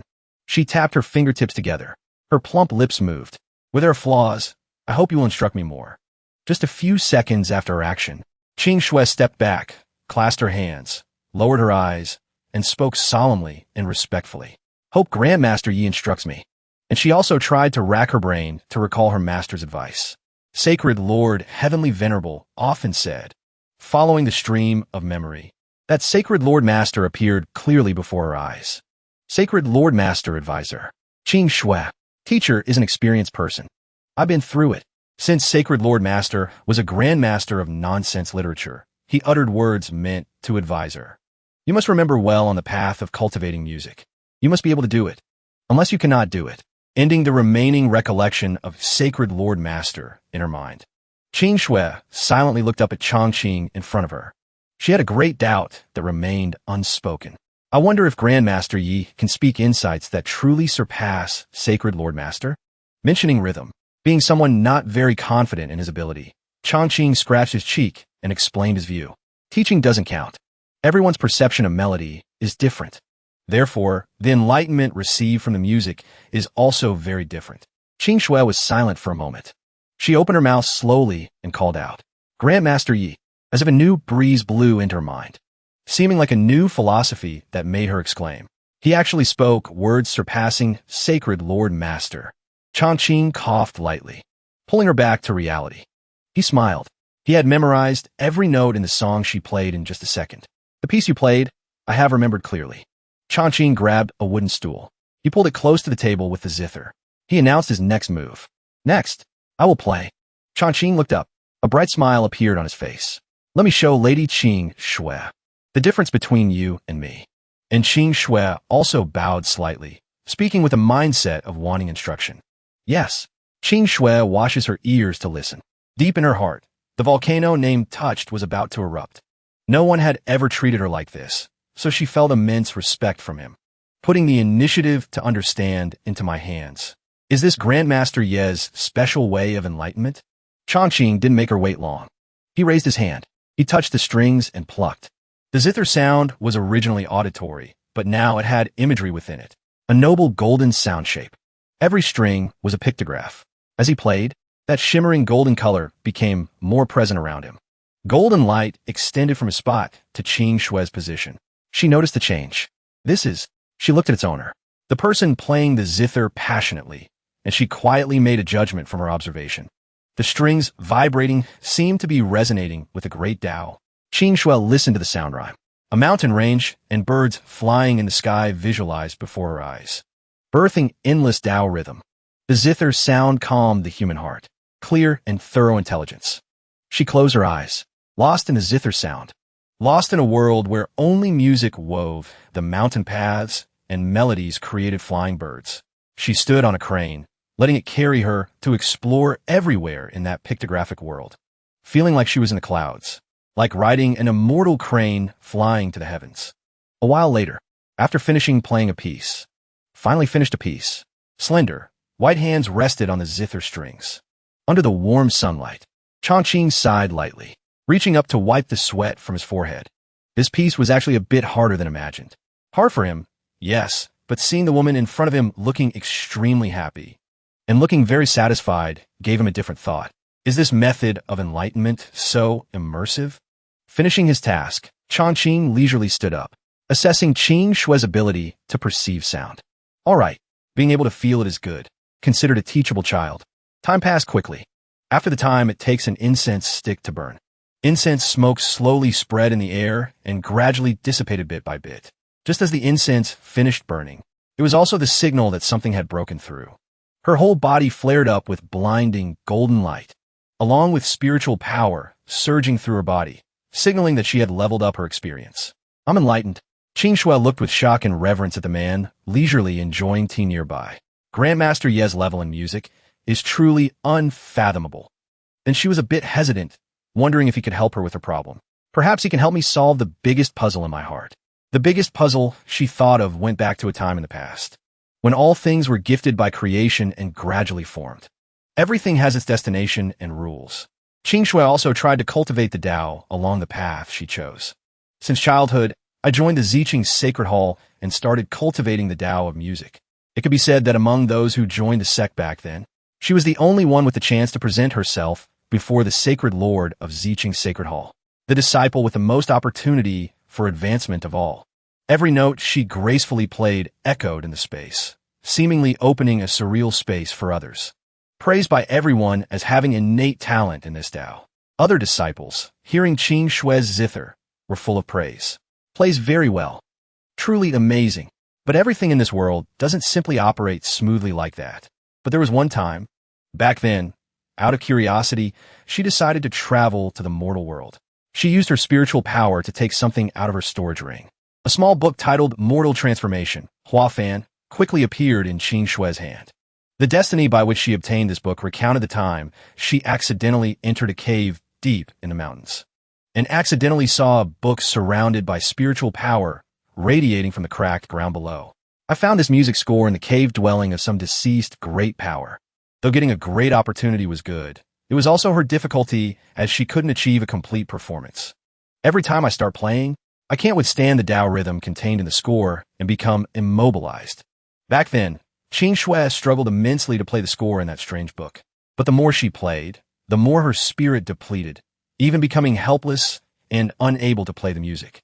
Never once successfully performed this song. However, returning to the present, Qing Shui took the score in her hand, smiling a mysterious smile as if plotting something with Chongqing sitting far away. But if I take this mortal transformation with a calculating look, she glanced at the man behind her, wondering, how will Grandmaster Yi handle this? Then she pretended to be cheerful, smiling gently, and approached him, carefully offering the book with both hands, asking Chongqing sitting in front. Grandmaster Yi, this music score has troubled this junior for many years. Can I ask for a little guidance? Chongqing naturally didn't refuse and reached out to take the book from her hand. Looking at the book in his hand, then looking at its title made him wonder curiously. Mortal transformation? Is this piece very hard? Qing Shui didn't hide anything, her face wary and serious, explaining to him. Correct. Although those who understand music theory can understand the score. But if playing it, even my master. As she spoke, in her head, she thought of the scene where people curious to try playing a song in that music score ended up struck by lightning all over their bodies, screaming in pain. Soul turned upside down. And the person playing that score was none other than Ji Tian. He was struck by such a lightning bolt, shocked and unable to understand what happened. His whole body smoking after that hit, trembling uncontrollably, obviously leaving a terrifying memory in his head. Just thinking of Ji Tian's miserable state, Qing Shui couldn't help but turn pale, trembling uncontrollably. Also couldn't withstand the shock of the Tao principle's pressure within it. Sitting on the chair, only now did Chongqing understand the terrifying power of mortal transformation in his hand. So that's how it is. But he remained very calm, turning to tell her his speculation. If I guess correctly, the composer was probably a woman, as if seeing a high expert who saw through the mortal world. Just by observing a few details, Chongqing could accurately state the owner of that book, making Qing Shui open her eyes wide in surprise. Correct. That cave dwelling indeed belonged to a fairy in the past. Then she turned her head, smiling happily when she finally saw such a profound expert. Her eyes lit up, her gaze filled with admiration for him. Grandmaster Yi only looked once and could guess it. Truly worthy of being my idol. But contrary to Qing Shui's blooming feeling, Chongqing's mood was full of gloom, sighing as if burdened with worries. It must be said, the reason he could guess the writer was a woman was by looking at the lyrics within. Rows of beautiful handwriting appearing on the page further verified the person's identity and solidified the thought in his mind. How could a man write this kind of handwriting? Chongqing sighed in relief. He covered his mouth and coughed a few times to soothe the awkward atmosphere. Then I will play this score for you. Hearing that, Qing Shui rejoiced endlessly. She immediately turned around, looking at him with bright eyes. Really? Then I'll trouble Grandmaster Yi. A while later, the two were under the deep blue sky with gentle breezes blowing. Chongqing sat properly in front of the zither, and Qing Shui stood silently behind. He gently raised his hand over the strings, then closed his eyes tight, recalling the melodies he knew. He told himself, although this piece is very complex, it cannot stump me. Thinking that, he placed his hands on the zither face. As soon as his hands touched, streams of golden light appeared, vibrating gently. As the zither sound slowly rang out, strange phenomena gradually manifested around Yi Chongqing. Rays of golden light gradually diffused from him. Starlight mist covered his body. The zither sound hovered like the sound of the great Tao ringing out from chaos. Chongqing's long hair fluttered, clothes flapping. Divine light flowed around his body. At this moment, he looked like an immortal descended to earth. The aura emitted around him made Qing Shui, standing behind, unable to withstand the pressure. She screamed silently. She squeezed one eye shut, her face flushed red in shock. This power. Even so, Chongqing didn't stop. His hands continued to pluck the strings. Musical rhymes continued to ring out for him in the cool air. He played his own symphony passionately, separating himself from this world.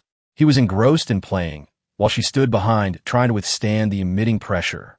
Suddenly, Qing Shui froze. She stared ahead with terrified eyes. Below her feet, the ground was trembling violently. She didn't understand what was happening and shouted. What? Her entire body was surrounded by a long white ribbon. Qing Shui's face, already red, became even redder. She gasped, murmuring in disbelief. It's Grandmaster Yi. Then she looked at Chongqing, still focused on playing, not caring a bit about the commotion here. Could be he wants to use this score to transmit great Tao music luck to me. Suddenly she looked up high, trembling, panting heavily. Wait, something is about to spill out. Very quickly after that, chaotic aura erupted from her body. Brilliant light surrounded her body. Above her head, a golden lotus was gradually forming and slowly blooming. That flower emitted brilliant rays of light all around, and its petals gradually opened. Wait until the golden lotus fully blooms. Vaguely appeared a small, cute, tender infant. Golden lotus blooms, Tao transforms into new life. Thunderclouds gather at the peak. Nascent soul takes form. Obviously, this is the sign of breaking through to the nascent soul stage. Seeing this scene, Qing Shui opened her eyes wide. She immediately understood what was happening deep within her body. The nascent soul has condensed. In disbelief, she raised her hands, looking straight ahead. She couldn't help but feel skeptical. Just by listening to Grandmaster Yi play the zither, I stepped directly into the nascent soul realm, she thought, staring at Chongqing's back in terror. Meanwhile, in the northern wilderness ice plains, a place surrounded by thick layers of ice. This was the territory of the demon race. At this moment, a sharp object was hurled forward by someone. They were all members of the demon race. It seemed they were hunting for something. A red-headed demon in the group gripped the handle of his weapon tightly, a smirk still lingering on his lips. Suddenly, he and the others heard the sound of Chongqing's zither. They turned their heads toward the direction of the sound, whispering among themselves. What is that sound? Where is that zither music coming from? The ice beneath their feet suddenly cracked under the intense power of the great Tao's divine sound. The sky abruptly turned pitch black. Bolts of purple lightning struck down upon the mortal world. The demons screamed in fear. The earth was shaking. In the gloomy sky, from out of nowhere, wave after wave of purple lightning struck directly onto the skull of a giant monster in the distance. Seeing that scene made the demons scream. It's in the direction of the Holy Land. The demon race chieftain and his subordinates looked expectantly at the heavenly Tao striking down. Could it be that Lord Demon Emperor is finally about to awaken? It has been so many years. Why are there sudden signs of awakening now? Could it be because of that melody just now? Even the demon race elder couldn't help but be astonished by the current situation. But the subordinates beside him, unaware of the gravity, cheered in joy. Elder, what exactly happened? What are the chieftains talking about? The elder's face was gloomy, as if sensing something terrible was about to happen. But he still slowly recounted the ancient tale. Legend says, as the demon race elder's voice rang out, everything seemed to drift back to the past. Back then, in these mountains filled with blizzards and cold, only the demon race could survive the biting frost, even beneath that layer of eternal ice. Hidden within the cold geological strata was a scene as hot as fire. At the bottom of the abyss of the endless ice plains, deep beneath the abyss was an incredibly chaotic space with lightning constantly flashing around. There lay a terrifying creature sealed within a cage resembling a coffin, surrounded by a blood-red spiritual energy enveloping the cage, along with countless iron chains and a massive magical formation beneath to prevent the creature from escaping. There sleeps the most terrifying demon emperor. That is also the nightmare the demon elders fear, because when that demon emperor wakes up, there will be bloody war. When she awakens again, she will lead the demon army to conquer the central plains once more. Under her rule and immense power, the entire demon race will submit and follow her ambitious plot to unify the world under one rule. Just thinking about it made the elder involuntarily kneel on the cold ice. His action startled the little demon beside him. The demon elder clasped his hands, tears falling as he looked up at the blizzard-filled sky, praying silently. Once the demon emperor awakens, the suffering and exile our demon race has endured for 10,000 years is about to end. On another side, every note of the melody continued to resonate, gradually drifting toward the southern ridge's 10 directions great mountains, the resting place of the monster race. A place surrounded by layered mountains, not easily entered. Those melodies pierced through the peaks, blending with the wind to travel everywhere, borrowing the wind to cross into the deepest valleys within that great mountain range, passing through majestic sceneries that seemed to exist only in dreams, where few had ever set foot. But the music didn't stop there. It diffused into the air, reaching the deepest recesses, entering dark, dangerous caves, until it reached the ears of someone in seclusion, cultivating in a quiet, dark cavern. Just hearing the familiar melody brush past his ears caused that person to wake up instantly, opening wide a pair of fiery red eyes in the darkness of the cave. Who is it? Who is playing that tune? As soon as the monster venerable's voice rang out, immediately, several dark shadows rushed through the deep forest. From within the caves, from all directions, many figures appeared, gathering in one place as if connected by a single thread, all converging here instantly. Just a few minutes later, inside the cave where the monster venerable was in seclusion, all the monster beasts quickly arrived to present themselves before the noble monster venerable. Waiting until everyone had gathered, he flexed his legs full of sharp claws, turning to look at his subordinates. Upon seeing him, the monster beasts respectfully clasped their hands to show their reverence. Then they all knelt down in unison, bowing their heads sincerely at his feet. "Greetings, monster venerable." Seeing that everyone was present, he was visibly satisfied and ordered the beasts, "All of you rise." The monster venerable's subordinates, seeing him awake, couldn't curb their curiosity and clasped their hands to ask, "Monster venerable, you have been asleep for 1,000 years. Why did you suddenly come out of seclusion now?" Facing the surprised gazes of his subordinates, he simply looked around at the scenery and asked an unexpected question. "Did you not hear a sound just now?" For these beasts, even a small noise could be easily detected, let alone a melody echoing through the mountains and forests that had just passed by.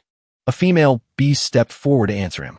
This junior indeed heard some sounds, but I thought it was just an ordinary tune. Once again, facing the stunned gaze of the female beast who couldn't believe her ears, the monster venerable calmly explained to his subordinates. "Ordinary. This melody is the mortal transformation melody. The legendary one?" Hearing this, the subordinates were shocked and hurriedly asked, "Monster venerable, what exactly is the mortal transformation melody? That it could disturb an elder like you?" He didn't rush to answer, but gently sat on a nearby rock to calm his mind after waking from his long slumber. Then, facing his beasts, he calmly explained to them, "This mortal transformation melody dates back 10,000 years. There was a female of the demon race whose magical power equaled the demon emperor. She composed it for her human lover." The monster venerable's subordinates stood frozen, sweating in disbelief as they asked back, "A demon female equal to the demon emperor? Why did she have a human lover?" The monster venerable sat cross-legged, floating in midair. With a solemn face, he told his subordinates the origin of the mortal transformation from the past. "This mortal transformation melody comes from 10,000 years ago. There was a female of the demon race. Her magical power was equal to the demon emperor. She composed it for her human lover." Everyone was astonished by this situation, becoming even more curious about why those two would do such a thing. How could a human and a demon fall in love? 10,000 years ago, in heaven and earth, monsters and demons were considered supreme, let alone a demoness possessing such high cultivation. The monster venerable raised his hand. From his palm appeared a stream of green, spiritual energy. In his mind, a vortex of 2 different colors appeared, each occupying half a circle, symbolizing monsters and demons. Correct. 1,000,000 years ago, the 2 paths of monster and demon divided the world. As for the human race, the stream of spiritual energy in his palm, originally small, now turned into a fiercely burning flame. He recalled the time when humans across the empire were hunted by large, muscular beasts. They were tied together on long ropes, existing only as mere food and slaves. Later, the weak human race silently comprehended a cultivation method suitable for them from the great Tao of heaven and earth. At that time, they sat in a circle, cultivating together, creating seals high above. And after that, the human race quickly rose up, together with the monster and demon paths. They divided the world into 3. Each race had its own share of the world and developed from there. Therefore, it was unexpected that those 2 combined. The image of the young maiden and the man, both reaching out with sincere hearts, wanting to be together. But the maiden's realm had already reached the point of ascension, so she had to fly to the heavens. Although they still had feelings for each other, the maiden could no longer be with the one she loved. But unexpectedly, that human cultivator severed his own supreme cultivation. A sword radiating red light pointed at the ground, bloodstains speckled on the blade. The maiden floated in the air, alone enduring heart-wrenching pain that no one could understand, surrounded by red lights and lightning striking her body as the price for that wrong action. At the same time, she was punished by the heavens. destroyed. She was also subjected to some ancient secret technique by her lover. From the man's fingertips, a red aura radiated like a burning flame. That maiden was sealed deep in the northern wilderness, a place with snow year-round and bone-chilling cold. She was locked inside a mysterious bronze coffin. The coffin lid was covered with various ancient patterns. The coffin was placed within a massive formation, separated from the outside space by sturdy chains. The flow of memories stopped there. The monster Venerable waved his hand, recalling the light into his palm. Legend has it that the human cultivator left behind a melody called Mortal Transformation. Only by playing it can the seal on the mysterious bronze coffin of this female demon emperor be broken. And a legend also mentions only the reincarnation of that human cultivator, he slowly told them, can play this mortal transformation melody. Hearing this, one of his subordinates waved his hand, asking urgently, Monster Venerable, does this mean if you heard the mortal transformation melody, then on the northern wilderness ice plains, they can definitely hear it too? Then that subordinate clasped his hands together, his face full of excitement, opening the bronze coffin, sealing the demoness. It's only a matter of time. The monster Venerable smiled, thinking of his old acquaintances in the demon race, and replied, Correct. I believe it won't be long before the demon race returns to declare war on the human race. The subordinates solemnly clasped their hands, obediently listening to him. This junior understands. We will immediately dispatch people. Then all three of them shouted in unison. Once the demon race launches their offensive, we can take the opportunity to act. One strike to attack the central plains. Meanwhile, in another place, surrounded by majestic mountains and ancient houses sitting on green steps, high in a vast sky.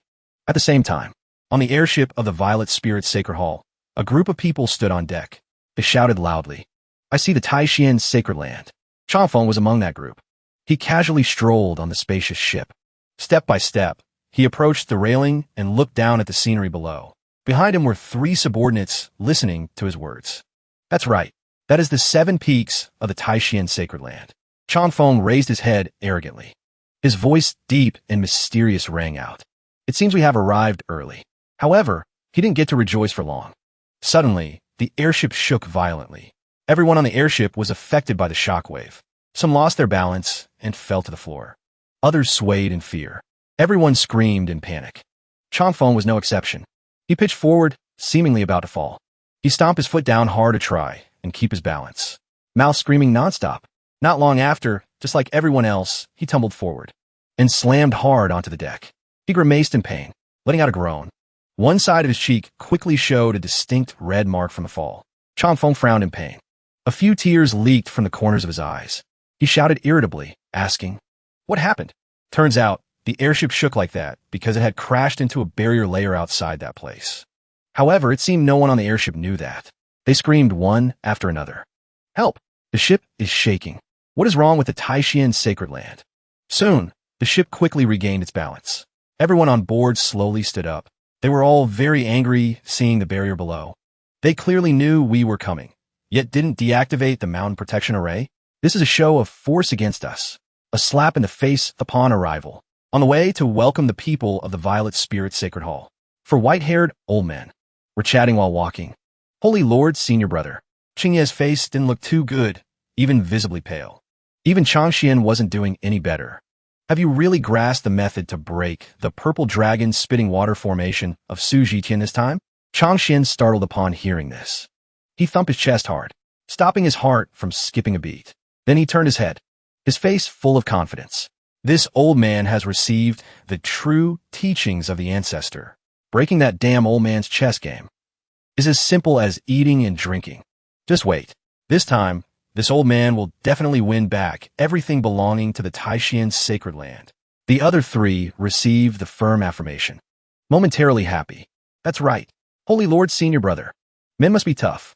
A real man never says he's afraid. Changxian pointed at the three of them, not forgetting to remind them. However, junior brothers, wait until you see that old fogey, Su Jitian. We should still be humble and tone it down a bit. The other three immediately obeyed. Yes, Holy Lord, senior brother. He stabilized the team morale. Stroking his long beard, he remembered the gloomy faces of the Violet Spirit Sacred Hall people that looked like they wanted to eat him alive. That old fogey named Su has always been suspicious. What if he changes tactics? This year, I might have worked in vain again. Not long after arriving at the meeting point, the other person arrived. He spoke solemnly. Brother He, long time no see. The old man immediately raised his hand to greet him, trying to force a smile even though he was sweating bullets. Long time no see, Brother Su. He clasped his hands, exchanging a few words. I heard that in the past 10 years, your level in the Tao of chess has skyrocketed again. Zhiqian smiled lightly, acted casually, waving his hand arrogantly. The purple dragon spitting water formation from decades ago. You still haven't solved it. Why would I need to skyrocket? He lowered his head, continuing to tease the old man, taking so many treasures from the Taishian sacred land. I even feel a bit ashamed. The three elders accompanying Changxian simultaneously flared up. Such a great grudge. It's not something that can be erased just by wanting to. The more it was mentioned, the angrier they got. But as the losers, they couldn't say anything even if they wanted to. Someone from Zhitian's side took a step forward. It was an elder of the Violet Spirit Sacred Hall, DeLong. He revealed a despicable face, seemingly planning to take a few more items. If you play, you pay. Don't embarrass yourself. If someone on Chanshuan's side could endure hearing this, it wouldn't be him. He immediately pulled the blade from his back, pointing it at the opponent. Old man Su, it's one thing for Holy Lord Su to mock us. Since when is it your turn to speak? But DeLong wasn't afraid. He even curled his lips in challenge. Brother Yuanjian, your temper is still as bad as ever. How about we spar a little another day? He immediately retorted. The sword mark on his forehead glowed, reminding the other of past shame. I trust you haven't forgotten this old man's strike. But before he could finish showing off, that mark instantly faded. A stunned look appeared clearly on his face. Wait a minute. He looked at the opponent, unable to believe his eyes. You broke through. He frowned, thinking to himself. 10 years ago, this old guy said he needed 2,000 years. He flared his spiritual energy. Low voice. Correct. DeLong. You didn't expect this, did you? He laughed loudly, as if washing away a 1,000-year grudge. This old man has successfully stepped into the deity transformation realm. Changshin looked at his aggressive younger brother. Couldn't help but facepalm. His heart was in turmoil. Didn't I tell you guys to tone it down a bit? He stepped forward and slapped his shoulder hard, then dragged him to the back, smiling to smooth over the awkward scene. So embarrassing. Let Brother Su laugh at us. But he still gripped the sword in his hand tightly, growling endlessly. Senior brother, don't stop me. Then he clasped his hands and continued. Brother Su, although Yuanjian broke through his shackles, but this old man's aptitude is dull. I fear I will forever be inferior to you in the Tao of chess. Suddenly, another person spoke up. Holy Lord Senior Brother, no need to act so weak. Qingye stroked his beard, declaring, today is not like before. Holy Lord Senior Brother isn't afraid of you guys anymore. He stood aside, responding enthusiastically. Men must be tough. The other elder also added, isn't it just playing chess? Play him. Raise the stakes for me. At this moment, looking at the three brainless people in front of him, the mind of the noble Holy Lord Changxian shattered into pieces. Holy beans, are you guys trying to get me killed? The three of them shouted enthusiastically, ignoring Changxian, trying to stop them. Don't be impulsive. Don't be impulsive. It looked no different from bringing the whole market to confront the Violet Spirit Group. Just four mouths, yet so noisy. Leaving the Violet Spirit Group, dumbfounded too, not knowing what to do. DeLong sighed, so arrogant again. The other two old men huddled together to gossip. Is this still the bunch of old guys who cry after losing chess? Today, no. Today is not like before. Only Zhiqian calmly observed everything. He calculated silently. When things happen abnormally, there must be something strange. It seems this group from Taishian Sacred Land must have an expert guiding them from behind. The four guests were quickly escorted inside the Sacred Land. Changfeng appeared from behind, reporting the situation. Master, the accommodation for the Violet Spirit disciples has been arranged properly. He saw the guests. Couldn't help but be surprised. Then he quickly bowed, respectfully greeted them. Junior Changfeng pays respects to the seniors of the Taishian Sacred Land. Changxian nodded. No need for formalities. It seems the holy son of your Violet Spirit Sacred Hall has improved quite a bit. Zhiqian took the chance to show off. A radiant smile immediately appeared on his face. He hurriedly said, just a small achievement. DeLong patted his shoulder, whispering, rumor has it that your holy son Changming made rapid progress cultivating the longevity art over the past 10 years. This time, we must definitely exchange pointers. Hearing this, Chongfeng's expression changed immediately. Why hasn't Brotherly shown his face until now? Could it be he knows he can't match me and is intentionally hiding? Zhiqian panicked, immediately stopping this stupid, spontaneous action. Chongfeng, do not be rude. He saved face for his holy lord counterpart. Said no more, but his face still showed his attitude clearly. He rolled his eyes, tone disdainful. This junior overstepped. Chongxian explained the situation to the group. Changming has been in seclusion during this period. He continued. Moreover, Changming now has given up the longevity Dao. He switched to cultivating the sword Dao. He remembered the scene of the young man with disheveled hair, burying his face in books, mouth constantly muttering. Odd changes, even stays. Signs depend on the quadrant, but the spirit is willing while the flesh is weak. He leaned in surprise to listen, not forgetting to shout. Switched to sword Dao. Zhiqian also gaped. Is that so surprising? He nodded and sighed helplessly. Young people haven't experienced the cruelty of society. They're easily impulsive. But then his expression suddenly changed. Grinning like a fool, he just happened to meet a famous teacher for guidance. So he suddenly had an epiphany. The two witnessed the utterly frivolous expression of a noble holy lord. Their faces also became extremely unsightly, looking like they were watching a famous clown. He even proudly turned back to look at his younger brother. See that? This is called being humble. The white-haired elder gave a thumbs up in response. Senior brother is the best. Qingye found it so unsightly he had to run over and scold him a few words to vent. You guys must be stupid, ignoring that the Violet Spirit Group was also huddling together. Saying change means change? Who is old man he trying to fool? The other elder also offered his opinion. He only has this one disciple. How could he bear to let him give it up? Zhiqian stroked his beard cautiously. If his words aren't false, then we need to be careful. He put on a serious face. This martial gathering, something has happened. Another elder pondered. Chongxian just now seemed to mention some famous teacher. Hearing this made him panic. Could Changming have obtained the true inheritance of some sword Dao expert? However, Zhiqian shook his head, not paying much mind to that matter. Forget it. Thinking too much now is useless.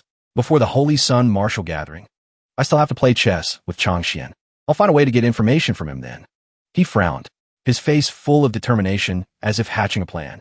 This old man actually wants to see. What kind of big shot can make you guys so fearless? Who exactly is this deity? Just then, Chongqing, in a distant place, unrelated to the hustle of Violet Spirit, sneezed. He stopped picking his nose. Who is talking about me? Qingxue, standing next to him, hurriedly asked. Grandmaster Yi, what is wrong with you?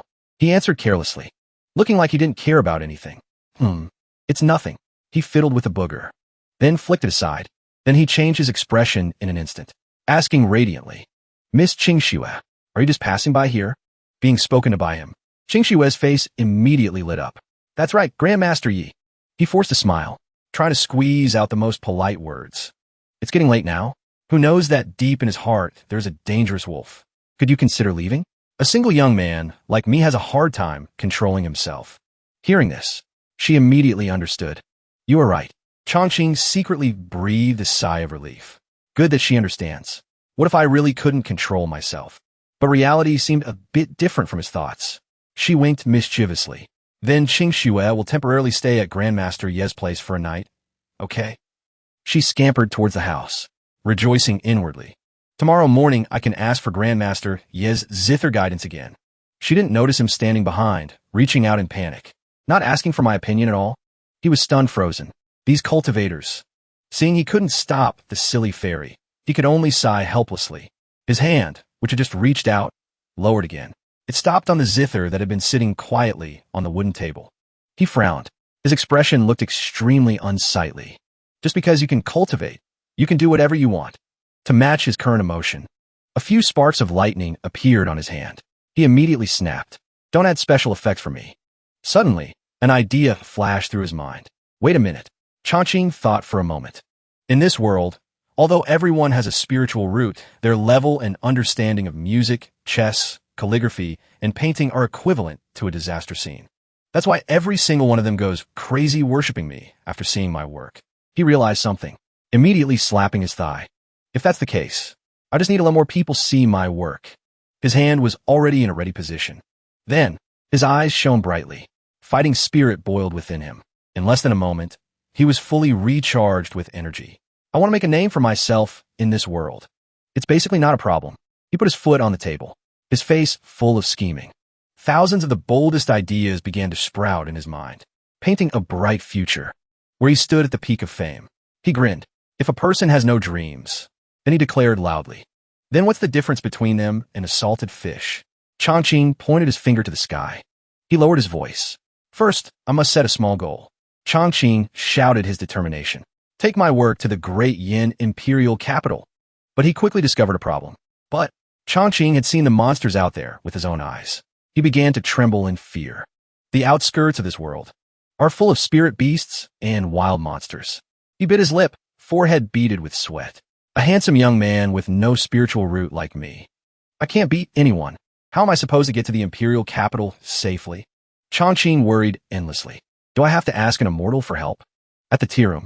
At this moment, the elders of the Origin sect gathered to discuss something. Chongqian spoke up. Brother Z, please taste this supreme enlightenment tea. Ziji Tian reached out to take the teacup, eyes wide with surprise. Oh, tea brewed from enlightenment leaves? Extremely precious. Chongqian stroked his beard and smiled in response. It's just okay. Just a fragment of an enlightenment leaf. Saying that, Ziji Tian raised his head, brought the cup to his mouth, and took a sip.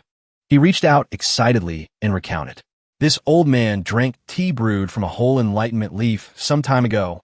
Suddenly, after drinking the cup containing the supreme enlightenment leaf fragment, Ziji Tian froze in place.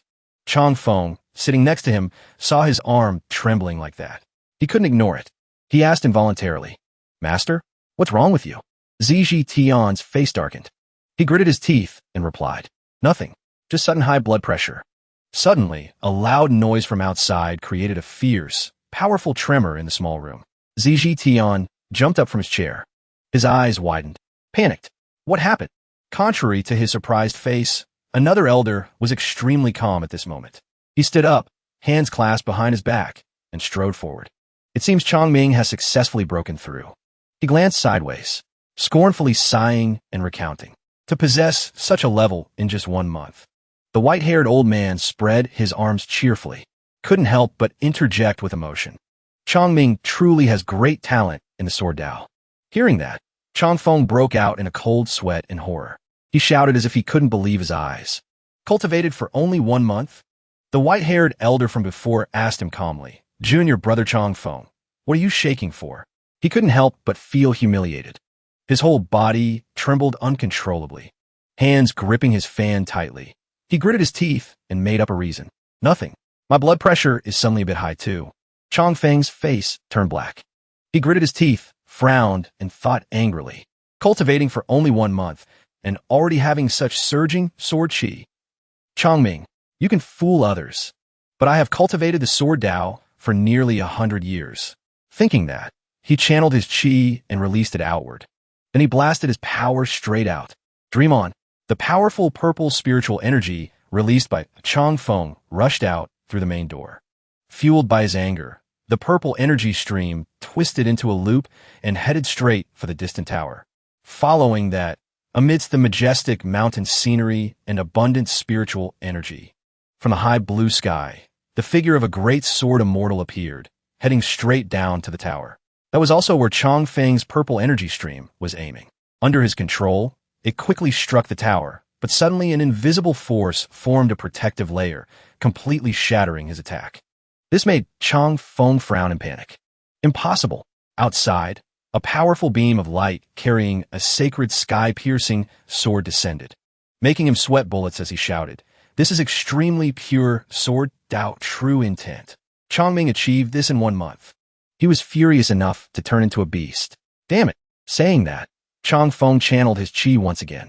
He summoned a sword from thin air. I want to see it with my own eyes. Then he rushed off at light speed. Ziji Tian couldn't stop him in time and could only advise. Chongfeng, don't be too angry. Suddenly, a hand from behind placed on his shoulder to reassure him. It's fine. Chongxian smiled slyly. If he doesn't get angry, how can he be called a young man? A moment later, Chongfeng rode his sword to the mountain where Chongming was breaking through. He frowned and huffed coldly. Found you. The sword under his feet stopped. Hovering in the air, below was a vast land filled with immortal energy. Overlapping mountains, trees growing and flourishing. This place is the mountain where Chongming is staying. At this moment, in the center of the mountain, Chongming stood chanting an incantation. Odd changes even remains. The surrounding magic formation reacted violently after he chanted those lines. The formation under his feet erupted with blinding blue light. Wind surged, holiness roared, exorcising thunder and lightning, suppressing the mystic wind. Odd changes even remains. Look at the quadrant for the sign. Not only within the range of the formation, but the forest surrounding it was also blown sideways by the fierce wind. His eyes suddenly turned completely white. In front of him, a sword was gradually enlarging. A giant sword appeared from the nebula above, as if tearing the sky apart to get here. Chongming leaped up. This blinded Chongfeng with its brilliance. He was quickly suppressed to the point of shouting. Seeing Chongming standing right in front of him with a great sword, Chongfeng couldn't believe his eyes witnessing that scene. This guy actually achieved human and sword unity? He resolutely denied it. Impossible. Immediately, he rode his sword and rushed forward like the wind. Chongming, who was practicing his sword, suddenly sensed something. Feeling the killing intent from the opponent close by, he frowned, thinking, killing intent. Neither fast nor slow, he launched an attack. Watch my sword. A great sword quickly rushed forward. Realizing something was wrong, Chongfeng panicked, screaming in his head. Oh no! He leaned back to dodge the great sword slashing past him.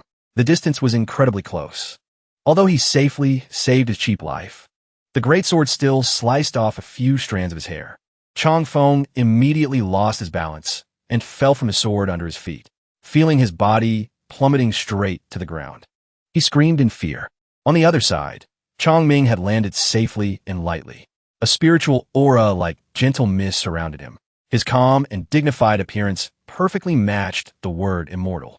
A dazzling sword mark appeared on his forehead.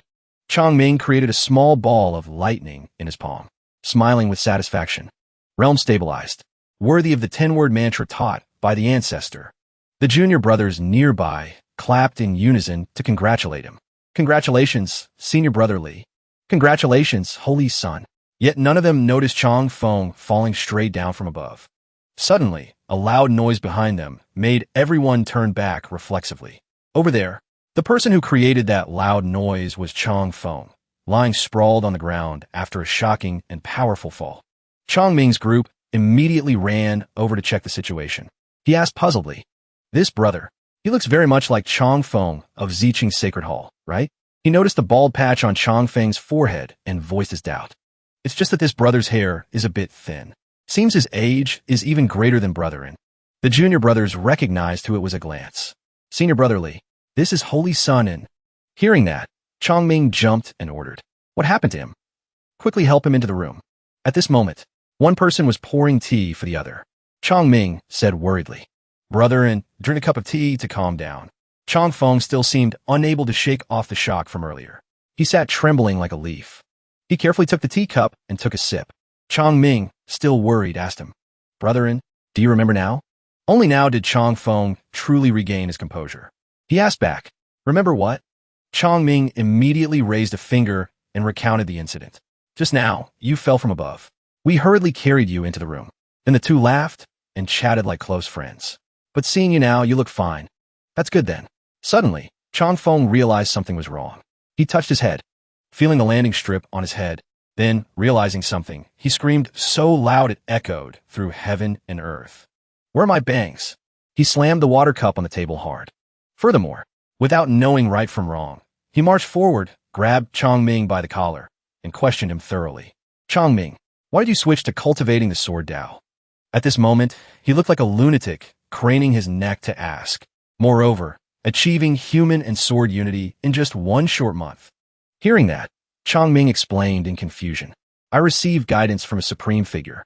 He was the one who told me to switch to cultivating the sword Dao." Hearing this, Chongfeng stared at him in shock, thinking to himself, what kind of person is he to be able to change the cultivation path of a holy son? He gradually released his grip on Chongming's collar, continuing to ponder, "If I could let this figure give me some pointers." Chongfeng immediately flipped his attitude like flipping a pancake. He scratched his head and asked sheepishly, "Just now, I was happy for Junior Brother Li, so I lost control. Junior Brother, who is this supreme figure you mentioned?" Immediately, Chongming whispered to him, I'll tell you, this is... It seemed he refused to reveal the mysterious person's identity, only saying 2 words, a secret. This left Chong Feng dumbfounded, his head full of question marks. Chongming immediately explained to him, It's not that I'm petty. The sect master strictly ordered that no one is allowed to mention anything about this figure. Chongming made a scary face to frighten Chong Feng. Anyone who disobeys will be immediately expelled from Taishan. The next day, the martial tournament began. Right below the arena, crowds of people bustled around the competition ground. A majestic voice rang out. Taishan's sacred land. Make it big and strong. Ziqing's sacred hall. Full of hope. On the viewing stand at this moment, there was an elder pacing back and forth. The curious elder spoke up. Where is the sect master, senior brother? Qingyi sat calmly drinking tea. He went to compete and go with Ziji Tian. The elder sighed in disappointment. Hope he can perform a bit better this year. On the other side, the person just mentioned immediately sneezed. Chang Xian said awkwardly, Why do I feel like someone is talking about me behind my back? Ziji Tian picked up a chess piece. Brother this time let's have some fun. 1 game to decide the winner. Picking up a black piece.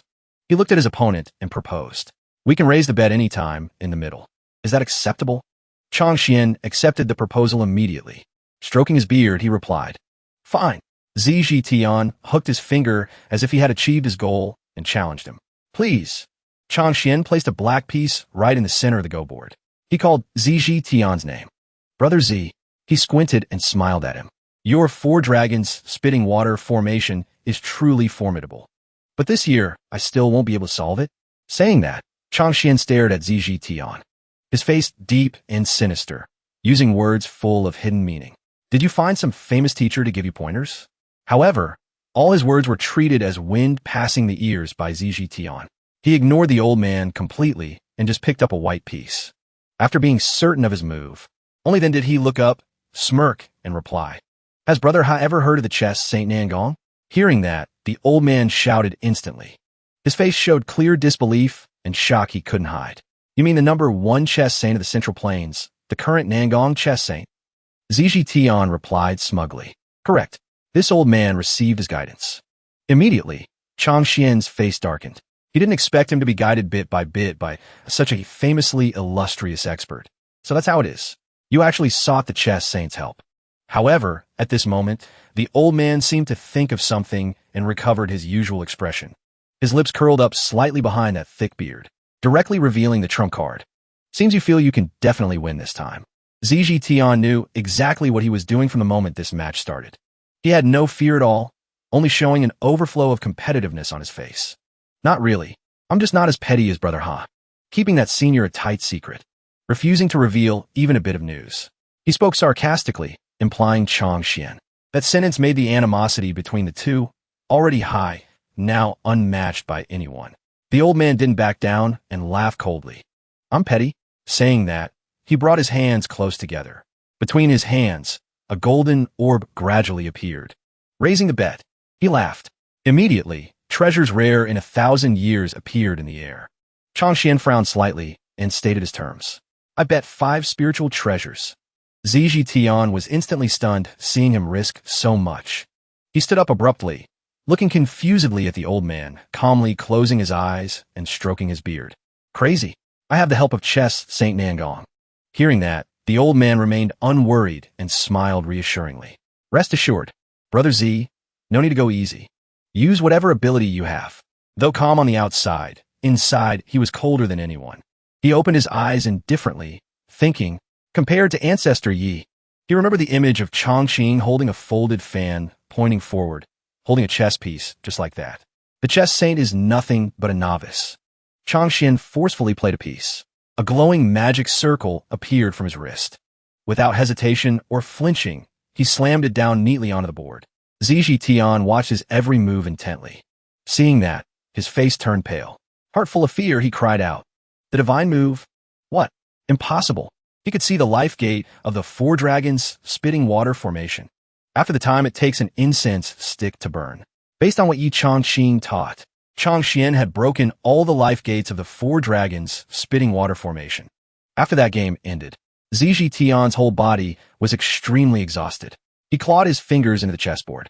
Panting heavily, he asked in confusion, "Who exactly taught you your go skills?"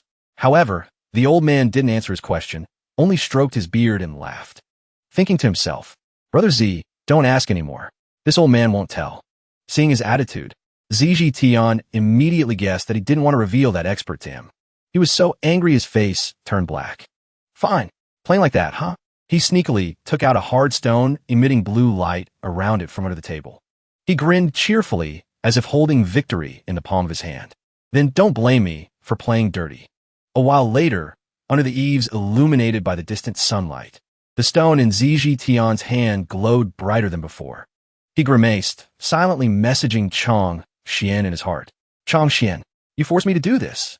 He sat opposite the old man. Two people with different thoughts playing the same game. Luckily, I gave Senior Nangong a mother-child stone. At this moment, deep within the towering mountains, Ziji Tian's voice rang out in another place. "Even at the ends of the earth, we can converse instantly." He called out to the white-haired man sitting in a corner there. "Senior Nangong, Senior Nangong." This person held a treasure in his hand. Sneakily called, "Senior Nangong." On this side, Nangong also received the message. He replied quickly, "Sect Master Z, looking for this old man. Is something wrong?" Ziji Tian was sweating profusely. He reported with difficulty, "4 dragons. Your spitting water formation is about to be broken instantly." Hearing this information, Nangong truly couldn't sit still. "Huh? The game this old man spent 1,000 years creating himself. Someone actually broke it? Tell me his solution." Saying that, he snapped his fingers. An interesting chessboard appeared in front of him. The moves are very clever. Nangong gently touched the board in front of him. Exquisite. Truly exquisite. He was extremely surprised by this match. Even I wasn't aware that I left so many life gates in this game. On the other side, Ziji Tian was stunned hearing him say that. "Senior Nangong, could it be even you have to surrender?" Hearing this ridiculous statement, Nangong laughed out loud and retorted quickly. "Surrender? This old man has cultivated the way of Go all his life. How could I be easily defeated by others?" Beautiful scenery. The two of them quietly focused on the chessboard, making the atmosphere even more tense. "Play according to my instructions. Break the inherent rules. Only then can new rules be built." A large hand clenched into a fist. Ziji Tian stroked his chin smugly. His eyes became more delighted. Senior Nangong makes a move. Old Ghost How will definitely lose. Pushing his luck, with enough confidence, he proposed, "Brother Ha, why don't we bet a bit bigger?" On this side, the old man looked at him seriously, replied boldly, "Fine, how do you want to bet?" Playing big, he casually wagered 2 precious treasures. Very simple. This old man brought 2 treasures with him. 1 medium grade, 1 top grade. "We bet these. How about it?" Chong Xian wavered slightly hearing this. 2 ancient treasures. The wind blew fiercely. The two sat quietly playing Go. On this side, Chong Xian answered him seriously. "But why does this old man feel?" "Brother Z, does it mean just this?" Ziji Tian honestly smirked and replied, "Correct. This old man dares to bet these 2 ancient treasures. Not just because I want to bet. I also want to bet on the high expert you mentioned." He lost patience and stood up abruptly. Unable to stay calm, he shouted, "Who exactly is he?" Suddenly, at this very moment, a hand couldn't help but touch the chessboard. Skilled hands. Every move was very intelligent. The fast speed changed the atmosphere of the place. Rays of multicolored light demonstrated the person's unfathomable speed. After Nangong Xuanji personally entered the field, Chong Xian gradually stabilized. Chong Xian looked at the board below in surprise. His face changed quickly. Something is wrong. Why did Ji Tian's playstyle suddenly change? He held the glowing object in his hand. This was the connection between him and Nangong. Ziji Tian looked smugly at the trembling Chong Xian in front of him. Smirking, "Brother Ha, why are you so tense?" Right then, the old man quickly stood up to excuse himself for a moment. This old man suddenly needs to use the restroom. "Please wait a moment, Brother Z." Ziji Tian replied generously. "Please feel free." After the old man turned to leave, Ziji Tian celebrated internally, chatting happily with Nangong through the glowing stone. Worthy of Senior Nangong, the opponent has no strength to fight back. Nangong heard this and said humbly, "Don't underestimate the enemy." Getting outside, Chong Xian immediately sought help. "First I must pee, then find Ancestor Yi to ask for a few moves." Meanwhile in Shaoqi town, at Chongqing General Store, right at this moment, he was busy sweeping the yard in his backyard. Suddenly, in a small patch of grass, not very noticeable in the yard, a glowing wooden token suddenly appeared, attracting his attention and making him exclaim curiously. Chongqing stopped sweeping, full of curiosity. He immediately bent down to pick up the wiggling token. Holding the token, he recognized it. His face full of curiosity. The wooden token old Mr. Ha gave me? What is this situation? Suddenly, the token emitted a voice, making him jump slightly. The voice on the other side seemed frantic. Senior Yi. The token now showed the image of Chong Xian hurriedly calling for help. The old man shouted worriedly. Senior Yi, save me. He was shocked to see this realistic image, his face distorting in surprise. His emotions changed rapidly as he shouted instantly. Holy crap, is this a cultivator's video chat tool? On the other side, Chong Xian was crying rivers with difficulty. In an extremely pathetic manner, he anxiously begged for his help. Senior Yi, this old man has encountered a difficult problem. You must help me. Chongqing, seeing his face, said annoyedly. Speak, let me hear it. He quickly set up the chessboard in front of Chongqing, with an incredibly sincere expression, being cornered, hurriedly clasping his hands and begging. Please look, how can the black pieces be saved in the next move? Chongqing, helpless and unwilling to hide it, showed it on his face. He pointed at the board, pouting and criticizing openly. What? Just this? Seeing the old man's teary face, hoping Chongqing could help him. He clearly showed his annoyance, even getting goosebumps at that face, trying to act cute. He was helpless, but his compassion wouldn't allow him to abandon the old man. He quickly softened and agreed. Chongqing rubbed his glabella, mouth quietly instructing the other person on each move. Forget it. I'll say one move.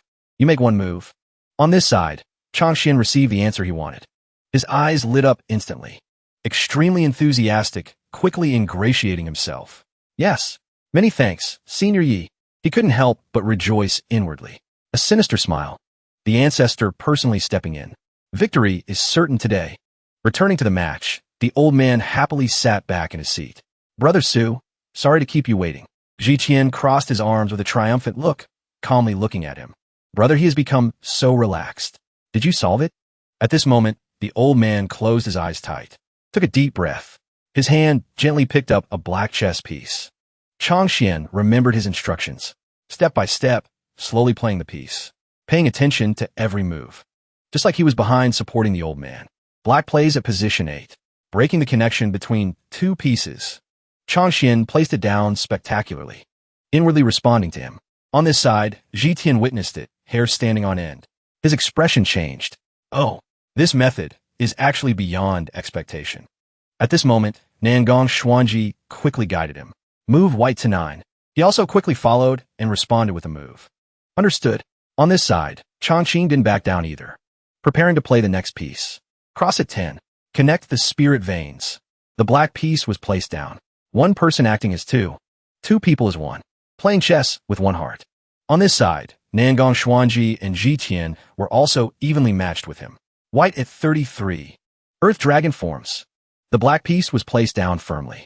On this side, Nangong Xuanji smirked smugly. Let's see how you handle this. Only to see Chongqing's face darken. A special smile appeared on his face. Stop struggling. Under Chongqing's guidance from behind, Chongqian carefully played each move, successfully breaking the difficult formation. The threat is resolved. Although white has the advantage, it is a weakening advantage. At this moment, his face was filled with determination to win, raising his hand as if gathering spiritual power, unleashing the final strike. And on this side, on the chessboard, the old man also raised his hand like him and shouted. The final move, Jiqian sighed, seeing the opponent's determined attitude, also gaped. Chongqing coldly unleashed the move. The piece was played, resembling a looming dragon spirit vein, winding endlessly on its path. That was the fatal move Chongqing gifted them. Dragon breaking rock. As soon as the piece was placed on the board, it was as if a majestic golden dragon appeared soaring, creating a suppressive formation, also bringing the match to an easy end. Nangong Xuanji opposite witnessed this scene, marveling with his mouth open. How is this possible? Jiqian beside him also looked up at them in astonishment. Senior Nangong lost? On Chongqing's side, he held the token in his hand, eyes helpless. This old man thinks I'm hacking again. Back to this side. Jiqian's side stood frozen like statues. Chongqian was overjoyed, coughed lightly. Thank you, Senior Yi. Thank you, Senior Yi. Chongqing on this side looked at the token. Extremely annoyed, just wishing to end everything quickly. If there's nothing else, I'm hanging up. Nangong Xuanji was now shaking with anger. He tremblingly gripped the stone in his hand. This old man entered the Tao through chess and cultivated for nearly 3,000 years. The more he thought, the angrier he became inside, pouring out all his grievances. Assuming that in the Tao of chess, no one under the 9 heavens could match me. Now, not only did someone break this old man's formation, they even defeated this old man's intent. He gripped the stone tightly, glaring and speaking loudly. Holy Lord Su, where exactly are you right now? On this side, Zhitian was stunned seeing his attitude. The small stone spoke again. Who are you playing chess with? He responded tearfully and helplessly. Taishian's sacred land, north of the Great Yin Kingdom. He tried to calm down and immediately updated the news for the other person. The person playing with me is perfected Changxian of the Taishian sacred land. Speaking of this, he mentioned the mysterious perfected one behind Changxian who guided the old man to create the formation breaking his chess game. But behind him is a mysterious high expert. Even I don't know who it is. Nangong Xuanji frowned hearing this. He lowered his face, so his mood wasn't clear at this moment. Got it. At this moment, he quickly flew his sword into the high sky, leaving the mountain. Nangong Xuanji stood on the sword, soaring amidst the picturesque scenery. He went to that place with full determination, quickly flying over high mountain ranges, with a face full of resolve to meet that person. To the point he wished he could meet that person immediately. I must meet this high expert. Otherwise, my cultivation will stagnate and not advance. On this side, Chongqing held the token in his hand. Sighing, he whispered softly, I stopped playing these chess games back in middle school. In front was Qing Xue, passionately playing the zither. She practiced diligently, swaying to the song. Chongqing gently approached, still holding a grudge about what just happened. Next time I should add a bit more difficulty. Slender hands moved on each string. Qing Xue smiled, gently looking at him. Grandmaster Yi, the tune Qing Xue just played. Is there any problem? Chongqing held the teacup and sipped lightly. After finishing the tea, he placed it back to its original position, silent for a while.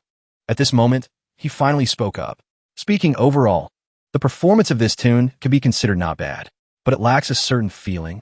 Qing Xue was stunned hearing this, looking at him, uneasy inside, confused. A certain feeling? Another piece of advice I've never heard before. She asked back innocently, what exactly is the feeling you speak of? Just then, Chongqing suddenly remembered. He quickly answered her. Follow your heart's desire. Chongqing hugged himself as if immersing in that awkward emotion. Starting to ramble. In the process of playing the zither, you focus too much on technique, thereby neglecting the emotion of the music. He raised his hand high as if dancing, teaching enthusiastically like a true teacher. You must learn to move with your heart. Release your natural instincts. Qing Xue heard this and had many thoughts. She looked at her hands. Move with the heart. Release natural instincts. Qing Xue suddenly awakened at this moment. She realized what he was saying. Could this be the highest profundity of the Tao of music? The flawless state of mind that master once mentioned? After explaining everything for her to understand, he also sighed, helplessly suggesting, how about this? I will play this tune again once. Feel it carefully a bit more. Hearing the chance to see him perform with her own eyes, Qing Xue replied gently. Chongqing sat down on the soft chair, settling into position. Fingers moved gently on each string. Streams of spiritual power, as if alive, flowed gracefully and rose into the air. Each sound emitted along with a powerful flow of spiritual power gushing into the air, like shaking the high heavens, causing the weather to gradually change and strong winds to rise, creating a wonderful scene. The clear sound created by him spread far to every corner. The surrounding people heard this gentle sound without spending a penny. Some distinguished guests in certain shops heard the melody brought by the wind and excitedly drifted along with each segment of music he played. That shop owner also heard this celestial sound and couldn't help but exclaim, "Ah, the zither sound changed. This time perhaps Mr. Yi is playing personally." Another person passionately feeling it heard this and agreed softly. That's right, completely different from the realm just now. A while later, the willow branches swaying in the wind also gradually stopped. Slender hands lowered. The tune had come to an end. Chongqing looked up, smiling brightly at her, and asked softly, "How does it feel?" Qing Xue beside him was mesmerized hearing the tune. Even now, she was still letting her soul drift with that heart-moving sound. Qingxue agreed with him in infatuation. What Grandmaster Yi said just now is indeed very reasonable. Qingxue should still try harder. Chongqing stood up abruptly. He looked at her, instructing softly. It's good that you can feel it. Qingxue's face fell on this side. But Chongqing, unaware, was still busy walking in the opposite direction. It's getting late. That's it for today. Qingxue pursed her lips. She seemed hesitant, wanting to say something. Thinking it through, she gathered all her courage, turned around, and called him. Grandmaster Yi. She quickly said everything she wanted to say in her heart. Qingxue has been here for a while now. Tomorrow I plan to leave here. Chongqing wavered a bit hearing that. He quickly turned his head back towards her, softly responding. Oh, want to leave already? He looked at her, his eyes a bit unpredictable, confirming his own thoughts in his heart. As expected, humans and immortals walk different paths. Saying that, Qingxue took out an ancient book from somewhere, cherishing it in her hands. Qingxue shyly covered her face with the book. She looked at him and whispered, I obtained this ancient book by chance, but the content inside is extremely difficult to understand. Qingxue still can't understand it. I fear only Grandmaster Yi can understand it. She honestly and shyly pointed it towards him as a return gift for him taking care of her during the past time. So Qingxue wants to gift it to you. He gently reached out to receive this precious book. Chongqing gently opened it to check. Immediately after, he was overwhelmed, gaping at the ancient characters appearing inside, exclaiming, the text above. Looks like someone messed it up using a special rule. But then Chongqing happily accepted the treasure. He replied cheerfully.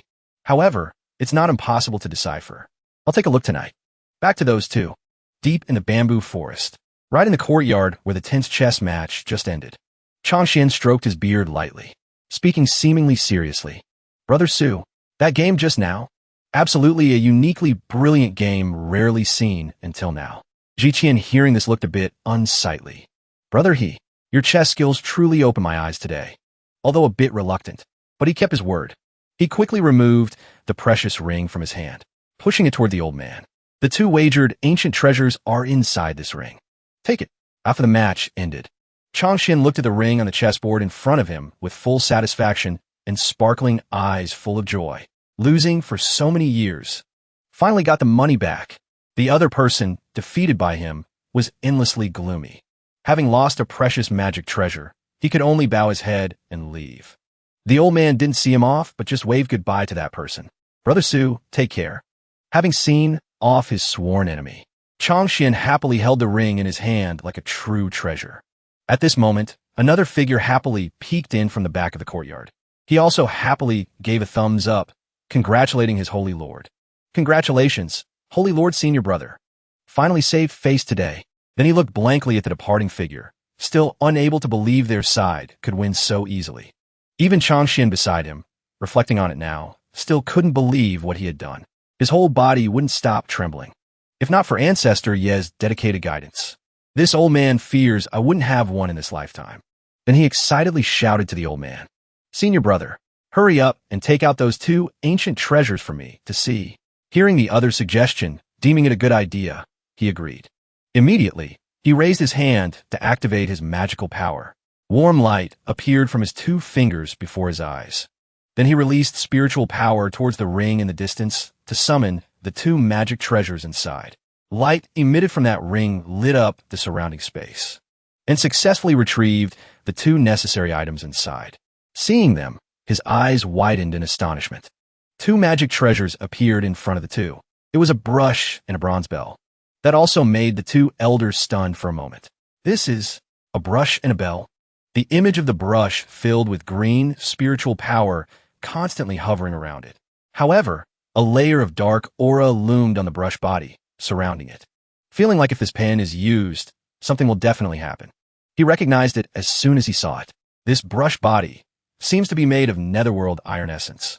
He seemed unable to believe that he had the chance to see such a dangerous dark treasure with his own eyes, so he was a bit apprehensive and fearful. Netherworld iron essence is extremely rare, but since birth, it carries a fierce aura.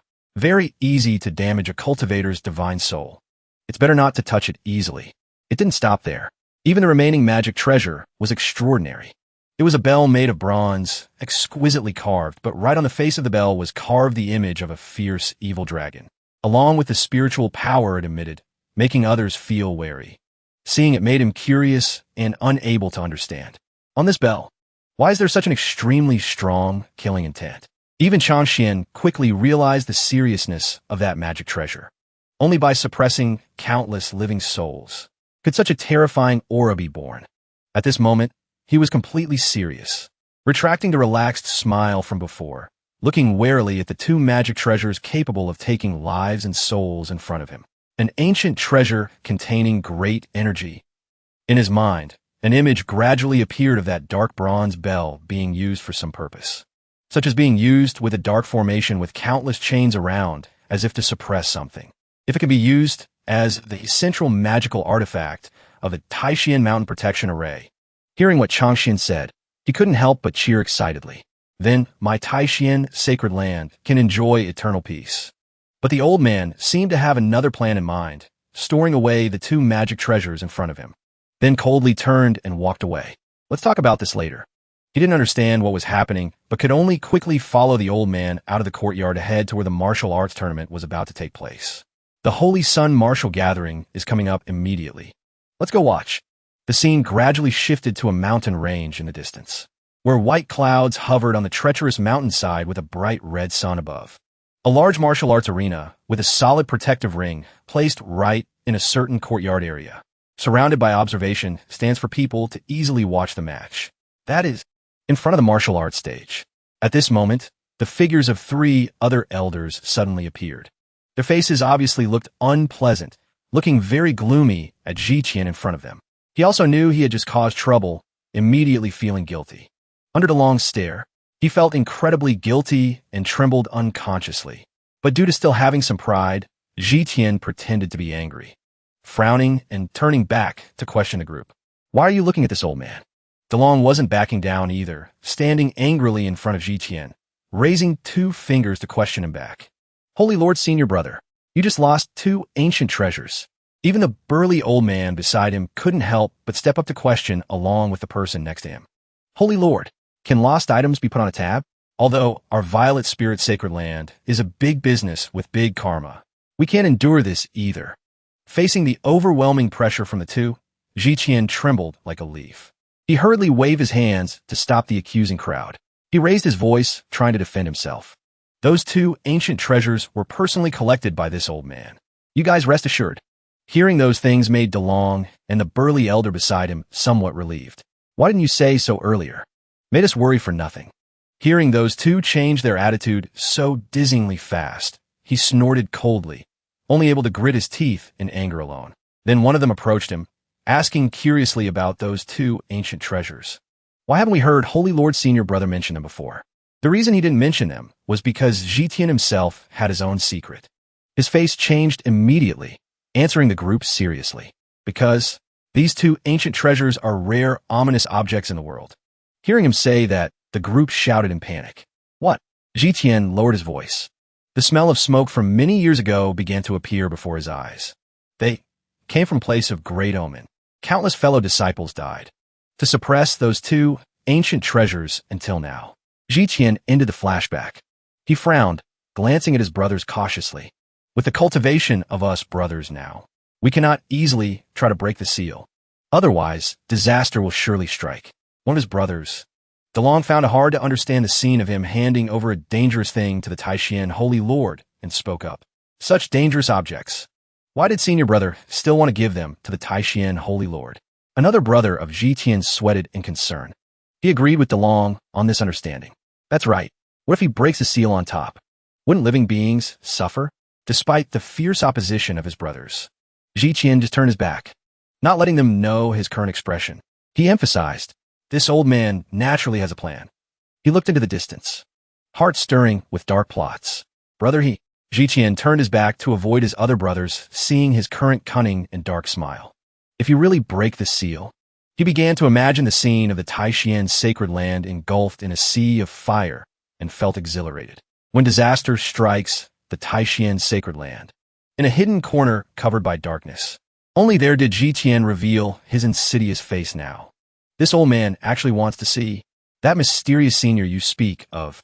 Will he stand by and watch or not? Then Jiqian pulled up a chair and sat down.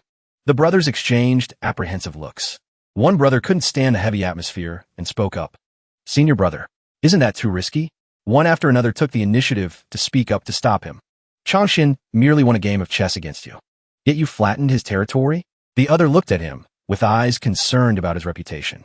If word gets out, it will damage the reputation of the Violet Spirit Sacred Hall. All three together advised Jiqian to turn back. Holy Lord, senior brother, please think carefully again. But Jiqian just waved his hand away. His eyes focused in one direction. He said in a low voice, your worries, I know them all clearly. But this old man has his own calculations. You three junior brothers don't need to advise. After looking down at the martial arts tournament arena and not seeing the white-haired girl, curiosity arose in his heart. Where's that girl Qingxue? Been at the Taishian sacred land for a few days and haven't seen her. DeLong laughed. He stepped out to answer his question. He stroked his beard. Previously on the way, the girl Qingxue heard a zither sound, so she chased after it. Looks like she sensed a pardon opportunity again. Hearing this, Jiqian closed his eyes. He fell into contemplation again. Sighing. Correct. Only after a while did he open his eyelids. Present in Jiqian's eyes was empathy mixed with seriousness. Although Changfeng and Qingxue were simultaneously established as holy son and holy daughter, and their cultivation talents are much different, his meaning was that Changfeng was the type plagued by bad luck, while Qingxue was the lucky constitution type. But Qingxue was born with destiny by her side. She can encounter opportunities most beneficial for her own cultivation. Jiqian stated. Waiting a moment, he shifted to the side, resting his chin on his hand, putting on his unsightly face, as if talking about the positivity of the Holy Lord position. If Qingxue had half of Changfeng's luck, it would be good.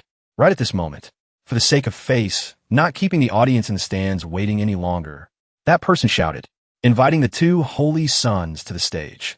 Hearing the shout, Jiqian just clicked his tongue. Oh, it's about to start. Below the arena appeared two streams of purple and green destiny. From those two streams of destiny formed a large statue.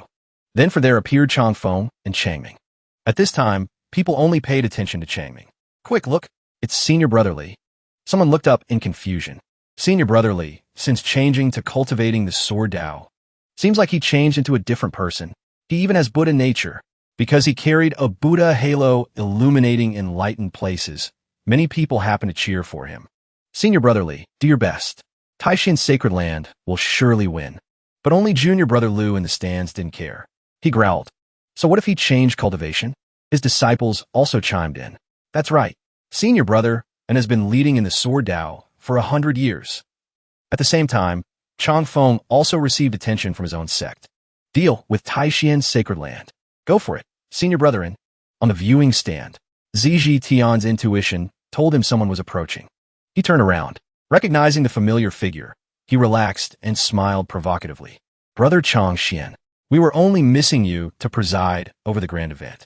Changxian ignored his provocative smile. Instead, the old man smiled politely, not wanting to engage. All right, Brother Z has waited long. Neither of them said anything more. They focused on the match, and just a few seconds later, a shout rang out. The martial arts tournament. Amidst everyone's cheers, the host announced, begins now. On the arena, Changfeng confidently utilized his vibrant purple spiritual energy. With a smug face, he looked at the opponent. Junior Brother Li, please instruct me. But the opponent's next action stunned him, leaving him momentarily unsure how to react. Before him appeared a man with a halo like the light of the 10 directions Buddhas shining down. That person raised his hand to speak. Brethren, can you listen to a word from this junior brother? Being interrupted like that, he frowned in annoyance. What do you want to say? Silently speculating in his head. What trick is this guy trying to pull now? He saw in front of him. Changming looked as if he had just attained enlightenment. His bright heart turned toward the Buddha realm, cultivating his mind and nature until his whole body radiated light. He clasped his hands together, declining the other's invitation. The current me has only switched to cultivating the Sword Dao for half a year. My level is still very poor. Under Chang Feng's bewildered gaze, Chang Ming maintained a pure heart, explaining, looking at Taishian Sacred Land, the one who can clash with brother and in swordsmanship is only junior sister Wuxuan. The magnificent yet somewhat cold and distant figure of a woman dressed in white holding a long sword appeared, making him a bit skeptical. You mean Wu Shuang? The metal attribute, female, sword cultivator of Taishuan's Seven Peaks? Recognizing that person's identity made Chang Feng even more furious, pointing his sword straight at Chang Ming. She is nothing but an ordinary direct disciple. How can she compare to holy sons like you and me? But Chang Ming remained very gentle. Smiling a smile that could reform all things, he said to him, "Brother and is narrow-minded. Junior sister Wu Shuang's swordsmanship is definitely above mine." Conversely, hearing those words, a fleeting fear crossed Chang Feng's mind. This Chang Ming has already cultivated Sword Dao true intent. If it's really as he says, what level is Wu Shuang's strength at exactly? However, with his arrogant temperament, Chang Feng didn't want to be defeated here, especially when he looked up at the viewing stand in the distance. That determination became even firmer. No, it wasn't easy for Qing Shui not to be here. It's my turn to shine. Although still fearful inside, he decided to give it a try. I absolutely cannot lose in this martial tournament in front of the sect master and master. The more he thought, the more that determination seemed to turn into a source of strength, helping him steady his mind. His purple spiritual energy erupted once again on the arm holding the sword. Gradually, the blade also glowed with a powerful light. Chang Feng couldn't wait any longer, unhesitatingly revealing his full spiritual power. Standing proudly, pointing at the opponent. "Junior brotherly, don't mention her anymore. You and I should still have a match." His eyes showed such strong determination that he was brimming with killing intent, showing no mercy. Then, immediately, Chang Feng gripped his sword tightly and rushed toward Chang Ming. His whole body exuding abundant spiritual energy, he shouted with determination, "Watch my sword." But suddenly, from out of nowhere, a giant sword emitting brilliant light appeared in the sky. Not stopping there, many different swords appeared around that sword. In the direction those swords aimed, it was exactly where Chang Feng stood below in the arena, where two people were using surging spiritual energy to display their power. In the deep blue sky at this moment, a woman looking like a descended fairy appeared along with a pillar of light shining straight down. Sparkling spots of light, like stars, appeared around her, further embellishing her radiant appearance.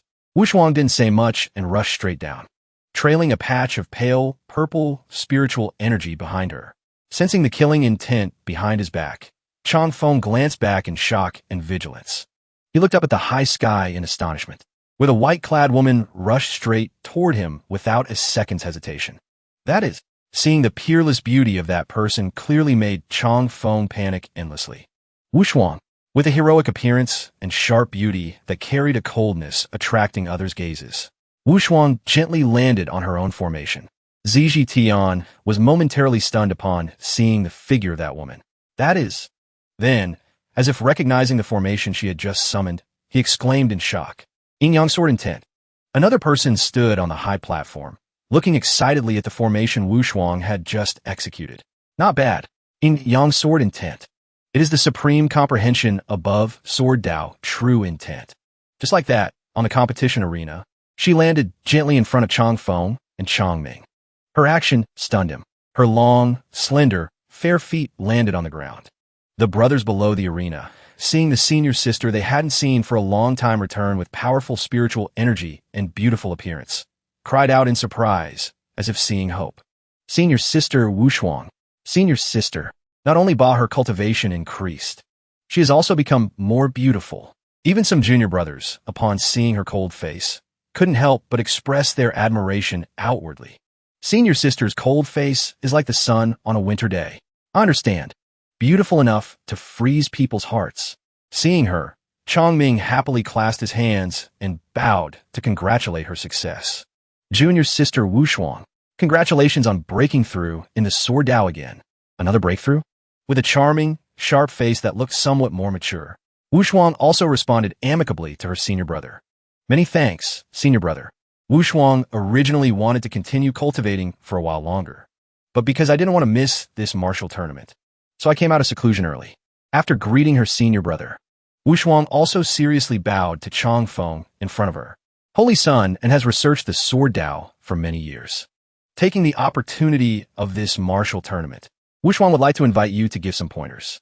Being named directly like that surprised him a bit, but he also hurriedly bowed. Seeing that both had greeted each other, Chongming happily waved his hand to direct the current match. Great. Both of you specialize in the sword Dao. A perfect match of rivals. His action made Chong Feng grit his teeth in anger because he felt he would definitely lose after witnessing her strength. This Wu Shuang is so young, yet she cultivated the yin-yang sword intent. Even if I give my all, the outcome is uncertain. Chong Feng lowered his head. His face was visibly pale, but he was unwilling to accept it in his heart. Today, in such an important place, I cannot risk failure. Then he recovered his confident appearance and raised a hand, trying to advise her. Junior sister Wu Shuang, this is a competition between Holy Sun ranks. An ordinary direct disciple like you. I'm afraid you are not qualified to be my opponent.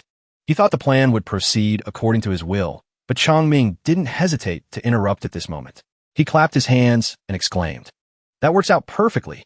Standing before the arrogant figure of the other person, he calmly pointed at Wu Shuang and officially introduced her current identity to Chong Feng. Previously, the master announced, "Junior sister Wu Shuang is the holy maiden of our Taishian sacred land." Hearing those words made Chong Feng's heart collapse.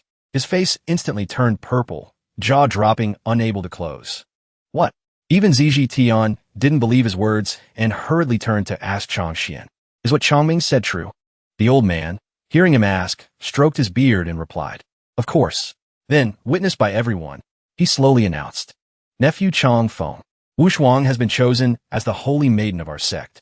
It's just that the investiture ceremony hasn't been organized yet. So her competing with you is not considered overstepping." One surprise after another hit him, leaving him unable to react, only stammering. This, even Ziji Tian was no less shocked than him. He looked as if he had just heard a shocking story. But he didn't forget to look down on the newly chosen holy maiden of Taishian sacred land. Wu Shuang, after all, is only a golden core realm cultivator, while Chong Feng is only one step away from the nascent soul realm. Absolutely cannot lose. Then, standing on the high platform with other elders, he shouted loudly to remind Chong Feng, "Since Sect Master Chong Xian has said so, you just accept the challenge. Don't let outsiders look down on my Ziqing sacred hall." Being forced into such a precarious situation shocked him completely. Being forced into such a situation made Chong Feng grind his teeth to stay calm. I originally wanted to defeat Chongming to establish dominance. Why did it turn out like this? But he knew he couldn't cowardly retreat before a woman, so he politely raised his hand and spoke. "Junior sister Wu Shuang." Then, please, receiving his permission, Wu Shuang also respectfully clasped her hands and replied, "Many thanks, senior brethren." Chongming, after entrusting this match to Wu Shuang, happily stood at the outer ring of the arena.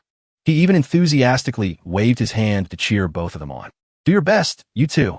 This made Chong Feng truly helpless. As soon as the match started, he used his spiritual power to control his sword, unleashing a few beautiful sword moves in the air, then vigilantly controlled the sword to block in front of him. In his mind, he was still a bit fearful of Wu Shuang's strength, sweating profusely. "Even if you have cultivated the yin-yang sword intent, I have worked hard on the sword Dao for 100 years. The match began just as Chong Feng held the sword, emitting his powerful spiritual energy, slashing a few lines in the air, then quickly rushing toward Wu Shuang in the distance. "Watch my sword." She didn't intend to stand still and die, so she raised 2 fingers to cast a spell. Immediately, from above, a sword with majestic purple spiritual energy descended in front of her. As soon as her concentration reached a certain peak, person and sword seemed to merge. Wu Shuang opened her beautiful eyes wide, officially entering a state of trance. But at this moment, she was not alone. In the high sky, Chongqing's image appeared behind Wu Shuang. It was like Chongqing's guidance. She and he seemed to become one. Every word he said was now repeated by Wu Shuang. Gold Origin Sword Sutra. 8th layer. The power formation under her feet was activated with every word she spoke. The crowd around saw that scene and gasped. But within the crowd, some still couldn't hide their infatuation with her beauty. Even Chongming, standing in front of the crowd witnessing that scene, clapped in praise. Wu Shuang is truly amazing. Both Chong Xian and Ziji Tian on the high platform were stunned to disbelief when they saw that image appear. What? Most especially, the person competing directly with Wu Shuang, Chong Feng, also felt shocked and gaped. 8th layer. Sensing his life was threatened, Chong Feng immediately slammed on the brakes. He stood rooted to the spot when he saw that tall figure in front of him. It was even several times larger than Chang Feng, making him feel like he had just met a god. How can this be? When the move was activated, it was also the moment Changqing's eyes suddenly opened, full of light, like a guardian deity protecting Wu Shuang. With her confidence, she bent down, holding the sword firmly in her hand. She swept it horizontally, controlling the sword behind her back as if preparing to strike. Following that was the image of Changqing also getting into position to unleash his fatal blow. Especially with countless rare treasures around and dozens of other swords appearing in the blue sky, all waiting for Wu Shuang's command. Like a mysterious yet beautiful purple flower, but lingering somewhere was the unconcealed coldness behind her eyes. Wu Shuang didn't say a second word and directly unleashed the move, aiming the blade full of spiritual power straight at Chang Feng. A cold strike like the Grim Reaper's scythe instantly grazed past his face, directly cutting a few strands of hair on him. In that moment, he felt his life hanging by a thread, waiting to fall into the abyss. Not stopping there, the attack magnified tenfold. Seeming like a strike from some giant entity, it grazed past Chang Feng and struck straight toward the high platform behind, accompanied by a loud explosion, completely shattering the rocks in that part of the courtyard. At this moment, Chang Feng felt his ancestors must have borne all the karma of this life for him. He glanced back and gaped in disbelief. A clean cut like a sharp knife. Just like that, it split the courtyard behind in half. It even caused the courtyard to crack completely, leaving nothing intact. Chang Xian looked at Ziji Tian's furious expression and smiled satisfyingly to himself. He's anxious. He's anxious. After that moonlit night, wind and clouds raced over Changqing's house. Vague memories recalled the night he meticulously read the algorithm and instructed Chang Xian on how to solve it. Here, he lay on the bed with a book emitting blue light beside him. Changqing put on a bored face and sighed. The long night drags on. No mood to sleep. Suddenly, Changqing imagined the scene of Qing Shui begging him for guidance with purple heart-shaped eyes, making his heart race. Makes sense, because a young man finds it hard to escape a beauty trap, let alone when that person is Qing Shui. Changqing blushed. He took a deep breath to calm himself down so as not to commit one of the 7 deadly sins. Isn't it because Lady Qing Shui is about to leave here? Then he fidgeted, rolled over. The book Qing Shui gave him, glowing in the darkness, caught his attention. Changqing sighed. He stood up, thinking about it. It would be weird to throw away a gift from a girl. Better check the book she gave me. In that pitch-black night, 2 words, eating dirt, and 2, struck his eyes. But this book is named Eating Dirt. Changqing felt like it was mocking him. He grimaced and clicked his tongue. Why do I feel like it's laughing at me? Anyway, tonight is a long night and hard to fall asleep. So he lit a candle, preparing for a night of spending all his time studying this book. Changqing's eyes scanned every word on the page, reading each sentence like a 3-year-old. Instruction, this cultivation method. First must. He read 2 lines. He realized one thing. Its name Eating Dirt was terrible, but the content wasn't bad. Changqing started to get interested. A bit interesting.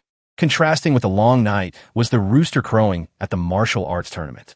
It crowed a few short times, signaling the end of the match. The rooster stopped crowing, but the rooster, Chang Feng, began to collapse. On the other side, sunlight shone through Changqing's eyelids, waking him up. He groaned. Morning already? He sat up, eyes swollen, from engrossing study of words last night. He wiped the drool from the corner of his mouth and made a groggy sound.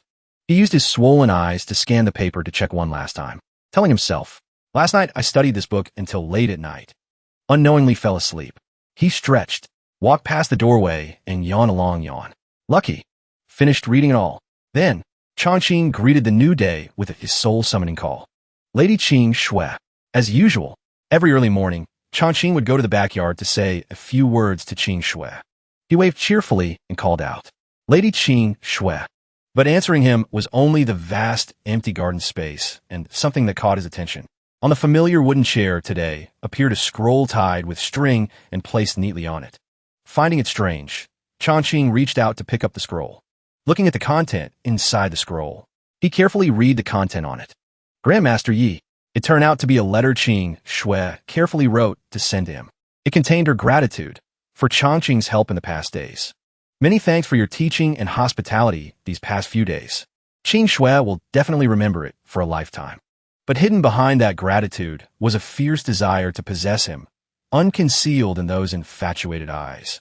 Indeed, when writing this letter, Qing Shui didn't know how many lustful thoughts were hidden behind her eyes. In the future, if fate allows. But the protagonist had no idea he was being targeted. He even smiled with satisfaction thinking about the happy future. If fate allows, maybe she can teach me cultivation, repaying with her body? Even better. Suddenly, a line of text appeared that made Chongqing frown and read it aloud. In the future, if fate allows. At this moment, he truly panicked and almost screamed when he saw the last lines Qing Shui left. I will come to visit you again.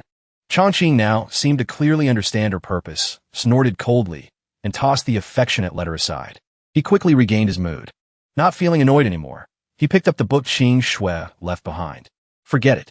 Since she's gone, then let's try the cultivation method she gave me. A short while later, under the gentle sunlight and breezes swaying the willows, Chongqing lay on the chair, gradually sinking into the peaceful feeling of the backyard. Each verse read aloud, along with Chongqing's warm, deep voice echoed in that poetic scene. Life's extremes merge into the whole, traveling through difficult lands under heaven. No beginning, no end. No sound, no difficulty. However, a strange thing was that each verse read aloud seemed to emit abundant spiritual energy spreading in the air, blending with the spring breeze, carrying the flying leaves in the air. Chongqing remained unaware. Each verse he uttered carried unfathomable power and contained potential spiritual energy within, transforming yin and yang, securing complete fortune. Those streams of spiritual energy seemed alive, flying in the wind, lifting Chongqing's long black hair into the air. Purple chi rising with the morning sun. He was so engrossed in reading each verse, unaware that he had unconsciously entered a state of trance. His whole body exuded abundant spiritual energy, even bursting outwards, causing the sky above Chongqing's head to gradually change as well. Whirlwinds gradually surged ceaselessly, having beginning, having end, all things born and transformed, circulating 10,000 miles. The sky changed rapidly. Black clouds gradually gathered, bringing rolling thunder and lightning rampaging across the night sky, creating a terrifying scene, like the heavenly Tao striking down from above. Bolts of lightning carrying oppressive pressure struck straight down into Chongqing's garden without mercy. Chongqing focused his mind completely. He closed his eyes tight to control his own energy. The spiritual energy flow was no longer graceful and soft as at first, but directly transformed into a majestic giant dragon surrounding him. Those eyes remained closed tight. Chongqing frowned even harder to control the immense power, until he felt the power reach its peak, completely merging with himself. He immediately opened his eyes. In the darkness, his eyes glowed as if harboring superhuman strength. Not just in Chongqing's backyard, but similar phenomena occurred outside. In the sky of the small town, black clouds rolled and coiled like a tornado or even a portal to another world, where a cold beam of light slipped through, along with a bolt of lightning striking directly down from the sky. This confused the townspeople, not understanding what was happening. Why did the weather suddenly change? Many people gathered before that weird scene, discussing endlessly. That's right, it was still bright just now. This lightning is truly scary. Waves of black clouds came, naturally bringing howling winds, making the willow tree in Chongqing's yard sway in the wind, where He Huang was taking a not-so-sound nap. The scene changing according to the spiritual energy Chongqing emitted affected the surroundings of his shop significantly.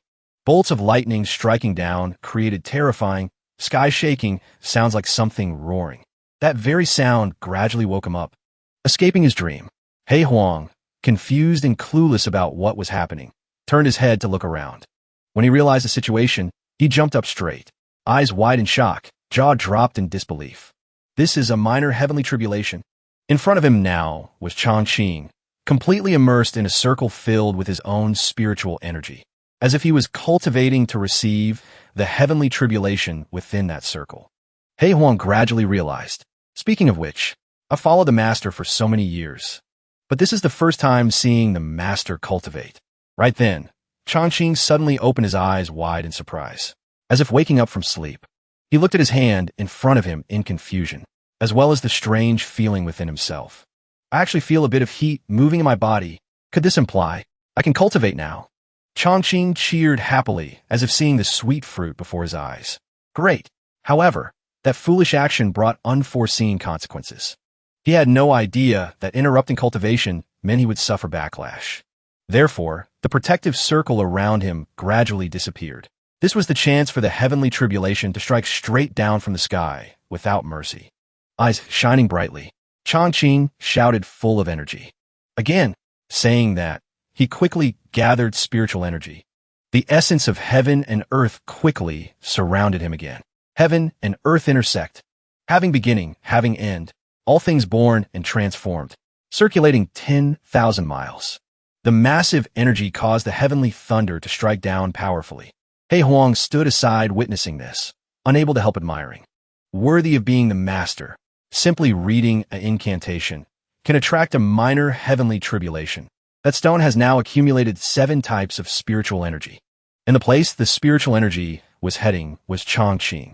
He was focusing all his senses to gather the spiritual energy in one place.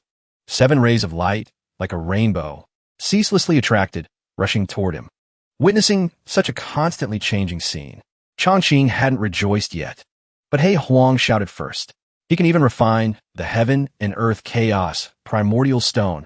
Observing more closely, one could see that stone seemed like his spiritual pill. It was ceaselessly absorbing those 7 types of spiritual light. Seeing this, He Huang seemed to realize some truth. So that's how it is. He looked at him with his jaw dropped. The spiritual energy of this small town isn't enough for the master to cultivate, so he's refining the chaos primordial stone. Then He Huang scratched his head anxiously. Unfortunately, there's only one chaos primordial stone in the house. For the master, it's definitely not enough to fill the gap between his teeth. What should I do? While struggling to think, a big idea flashed through his mind. He Huang grinned gleefully, face full of villainy. Got it. In his mind, he was going to a place, although quite gloomy, foggy, and bony, but he was certain of one thing. I remember deep in the forbidden area of the Southern Ridge Spirit Fox clan, there seems to be such a heavenly earth wonder. Thought turned into action. He stood up enthusiastically with a heroic demeanor. My time to shine has finally come. Stepping out with burning spirit. He Huang didn't forget to message Chongqing in his heart. Master, rest assured. His eyes shone with energy long and used. For your great cultivation cause, with a bright moon lighting the way for the dark night. He turned into a dogman with bulging muscles, a six-pack, and left with a mind full of determination. He Huang, even if climbing a mountain of knives or descending into a sea of fire, will not hesitate. Not long after He Huang left, the night began to quiet down again. The final essences quickly blended together and flowed into Chongqing's body. After the spiritual energy of heaven and earth had been fully absorbed by him, a refreshing feeling quickly made him open his eyes in astonishment. Carrying this feeling for the first time, he couldn't help but exclaim, trembling. So, this is the feeling of cultivation. He was so excited he clenched both fists, eyes shining like car headlights. Today's success made him wonder, but why couldn't I do it for over 5 years? Suddenly had an epiphany today. Still skeptical, the light from the stone on the ground quickly caught Chongqing's attention. Seeing it, he immediately recognized it. Isn't this my tea pet? Why did it change color? However, when holding in his hand, a strong speculation flashed through his mind. Could it be? Holding the tea pet in one hand, holding the scroll in the other. He felt a bit confused. Could it be that this earth-eating scroll Miss Qingxua left for me is a scroll written specifically for people without spirit roots like me? As if realizing an unbelievable truth, Chongqing shouted in shock, a technique to absorb the energy of this stone for cultivation. Late at night, the moon was bright, but the lights in the mansion were not out yet. Perhaps Chongqing was still awake. He smiled brightly as he came up with a great idea, excitedly exclaiming, logical, extremely logical. Indeed, heaven has not abandoned me. Bowing his head in thought for a moment, images of people who were masters of that trade appeared in Chongqing's mind. It seems there are people who can become officials by relying on cooking, people who can become saints by relying on chess. There are even people who can open a harem just by playing games. Yet, he wasn't discouraged, raising the stone as if clutching a treasure. I transmigrated 5 years ago. Today, relying on this stone, I'll reach the peak of life. The pebble also emitted a light so bright it was blinding. Just happy at the peak, Chongqing's mood suddenly became gloomy, staring at the object in front of him and sighing. But there's only one of this thing. It was given to me by old he before. I can't be thick-skinned enough to go ask him for another one. Continuing to observe the pebble, he had to restrain himself from going to beg for more. Sighing deeply, Changqing's face darkened from overthinking, muttering and lamenting. What should I do now? Meanwhile, somewhere in the Taishian sacred land, from a brightly lit residence, an angry shout rang out. Infuriating. Jiqian paced back and forth in the room, cursing. Changxian, that damn old ghost. How many more things is he hiding? While on the other side, Changfeng looked sad and sulky, not daring to speak. Suddenly, he knelt on the floor, hard enough to create a loud noise. Lowering himself before Jiqian, Changfeng hunched over to confess. Master, is this disciple's incompetence? I have disgraced the violet spirit sacred land. Instead of scolding or beating him, he just gently stroked Changfeng's hair to reassure him. Jiqian could only sigh helplessly, then smiled to comfort his disciple. Today's defeat is not your fault. That Wushuang's strength also exceeded my imagination. Hearing that, he hurriedly hugged him, crying like a chick rushing into a mother hen's embrace. Master, the force was so strong Jiqian couldn't hold it and almost fell backward. Changfeng buried his face in his thick robe, sniffling like a child who just had his candy taken away. Embracing him, Jiqian spoke gently. It's okay. Good boy. Don't cry, don't cry. The scene was beautiful when the wooden door swung open. Eyes met. Qingxue walked in while reporting. Master, Qingxue has returned. Of course, he couldn't react in time. In the middle of the night, two men hugging in a closed room. She couldn't help but misunderstand. Jiqian's eyes looked exactly like a frog's. The silence was awkward, only the sound of crows flying by. Covering her face with her hand. Turning away, Qingxue closed her eyes. Awkwardly. Sorry, it seems this disciple came at the wrong time. Knowing explaining was useless. He shoved Changfeng aside. Jiqian scratched his head, laughing awkwardly. No, you came at the right time. Jiqian approached her, asking, Qingxue, where did you run off to? She didn't answer, but slowly approached him. Then Qingxue looked straight into his eyes and answered. While the airship was passing over the small town, this disciple suddenly sensed an opportunity. So I went to search for a bit. Opportunity? Jiqian repeated blankly. At this moment, the blue lotus symbol on her forehead began to glow. Seeing that, he exclaimed in surprise. You cultivated the nascent soul? Changfeng behind was equally shocked. What? Knowing she had stunned those two, Qingxue raised a hand to her lips, smiling lightly, with a tone full of sarcasm. Untalented Qingxue is one step ahead of senior brother. Of course, he felt like a poisoned arrow pierced straight into his self-esteem, coughing up blood. Jiqian laughed loudly, like he won the lottery. Truly a surprise. Then he made a proposal to her. Qingxue, tomorrow, this old man wants you to participate in a martial gathering. Defeat Holy Sun Changming of the Taishian sacred land. Contrary to her master's wish, she shook her head haughtily. Disciple refuses. Splashed with a bucket of cold water. Thunder struck in Jiqian's head. A mouth full of curses. Holy sh*t. After telling Qingxue to enter the house, Jiqian immediately called Changfeng. Changfeng, you go out first. I want to speak a few words with your junior sister. He obeyed without question. Yes. After Changfeng left, only Jiqian and Qingxue remained. He slumped into the chair and raised his hand to the bridge of his nose. Sighing deeply, then Jiqian spoke sternly. Qingxue, why do you not want to fight? When he asked, Qingxue quickly regained her seriousness. She bowed, closing her eyes to present. Disciple has now stepped into the nascent soul realm. She stood before him, clearly stating every word of the reason she didn't want to fight. Whether his holy son Changming of Taishian or junior sister Wushuang, they are both still golden core cultivators. Finally, she concluded with an attitude showing a hint of pride as someone who reached the nascent soul realm. Qingxue using cultivation to suppress them is not a glorious victory. Here, she lowered her head. Moreover, Qingxue leaned close. She gently brought her hand close to her face cautious and whispering softly. If Taishian still has a trump card, what if Qingxue also loses? Because Jiqian was her master. She knew his temperament well, so she meticulously used words to strike at his fear. Holy Lord Master, you won't be able to raise your head at all. Qingxue stood up as she finished. She smiled softly. If I can't win, I also can't lose. How do you suggest disciple fight? At this moment, Jiqian was hit in a vulnerable spot in his mind, so he awkwardly rubbed his head. Right. Jiqian coughed into his hand. trying to regain his composure. This old man has lived for 1,000 years. Today, blinded by competitiveness, almost made a mistake. Then he carefully evaluated Qingxue with his eyes. This girl, haven't seen her for a few days.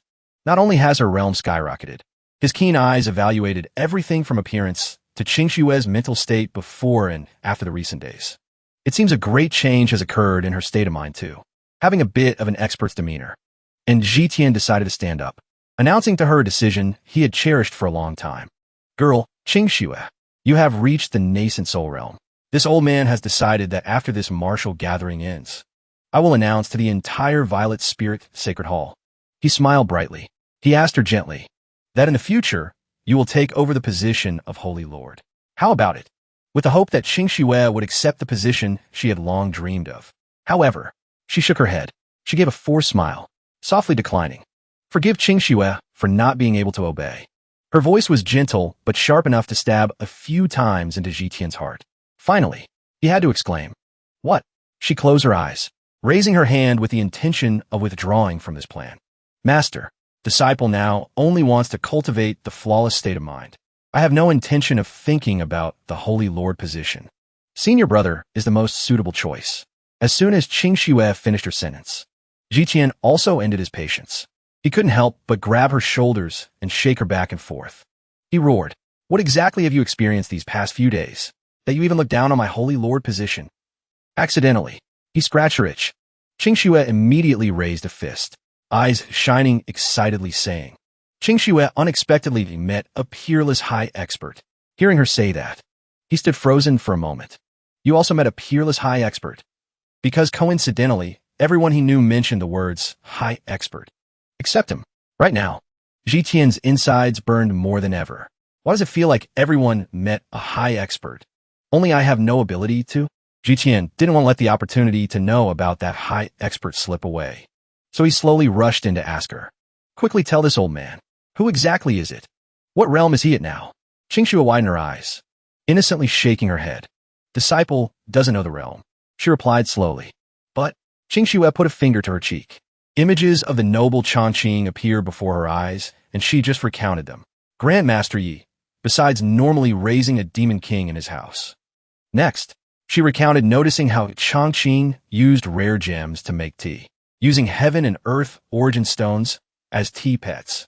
After that, she recounted how Chongqing played the zither, able to use the immortal artifact, heavenly music zither, to perform the mortal transformation melody. Finally, she uttered calmly, nothing special. Although her choice of words was light, it carried enough weight to describe how special Chongqing was, making him scream, You call this nothing special? Zhitian pursed his lips tight. His heart burned with anxiety. If the high expert Qingxue met, is the supreme senior Chongqing mentioned? The more he thought, the crazier Zhitian felt.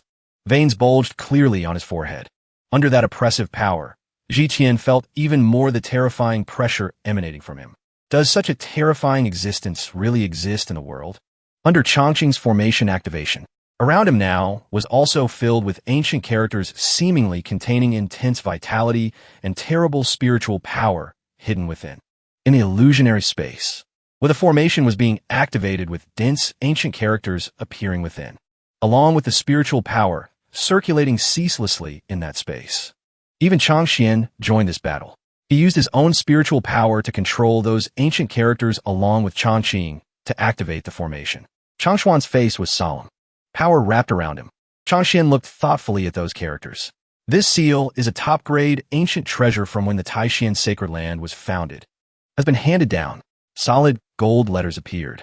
He continued to comment.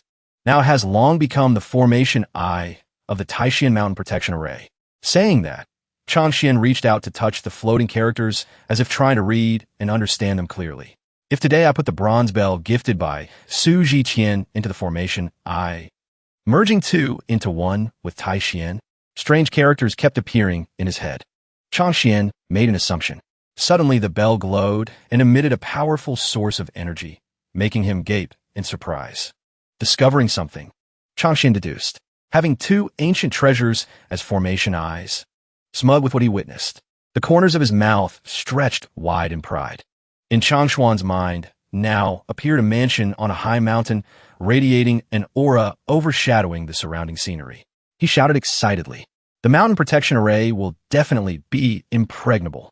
At this moment, the bronze bell began to emit thick purple miasma, causing a terrifying source of pressure.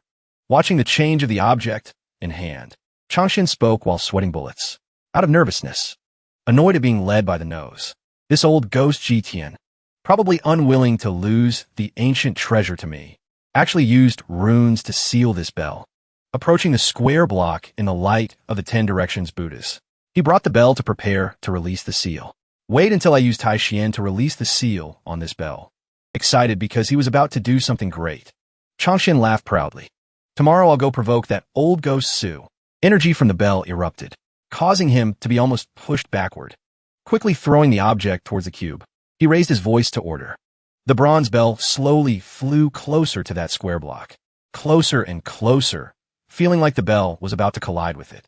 Finally touched the cube, the bell slowly entered inside the transparent box. The bronze bell was completely swallowed by the cube.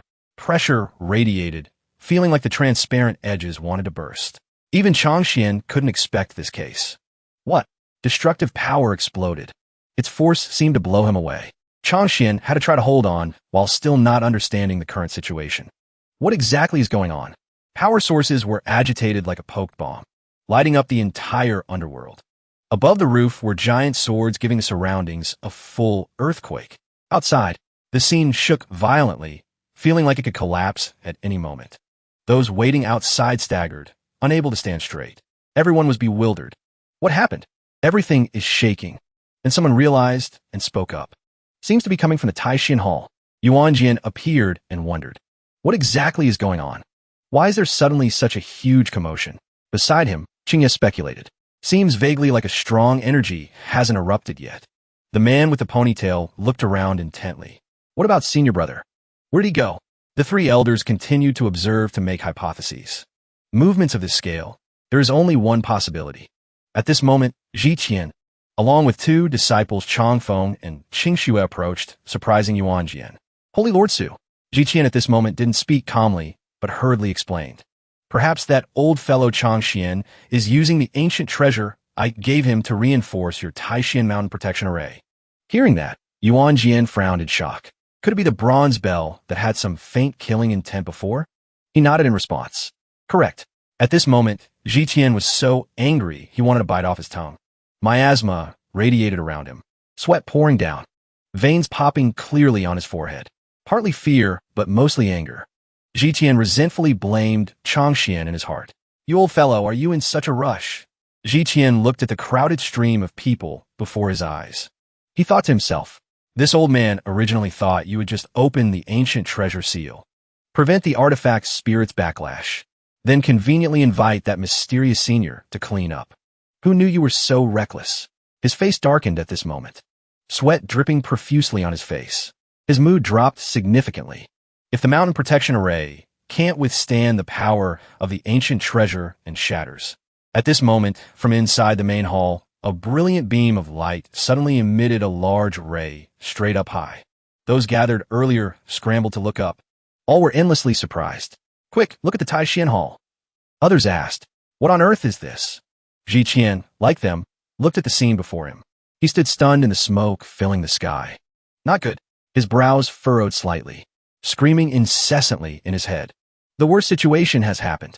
The Taishan sacred land radiated a beam of light, increasingly stronger and brighter than before.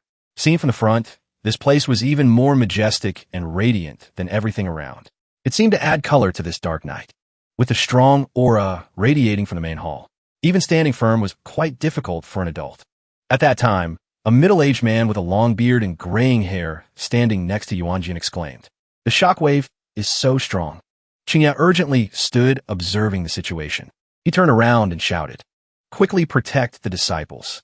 Finished speaking.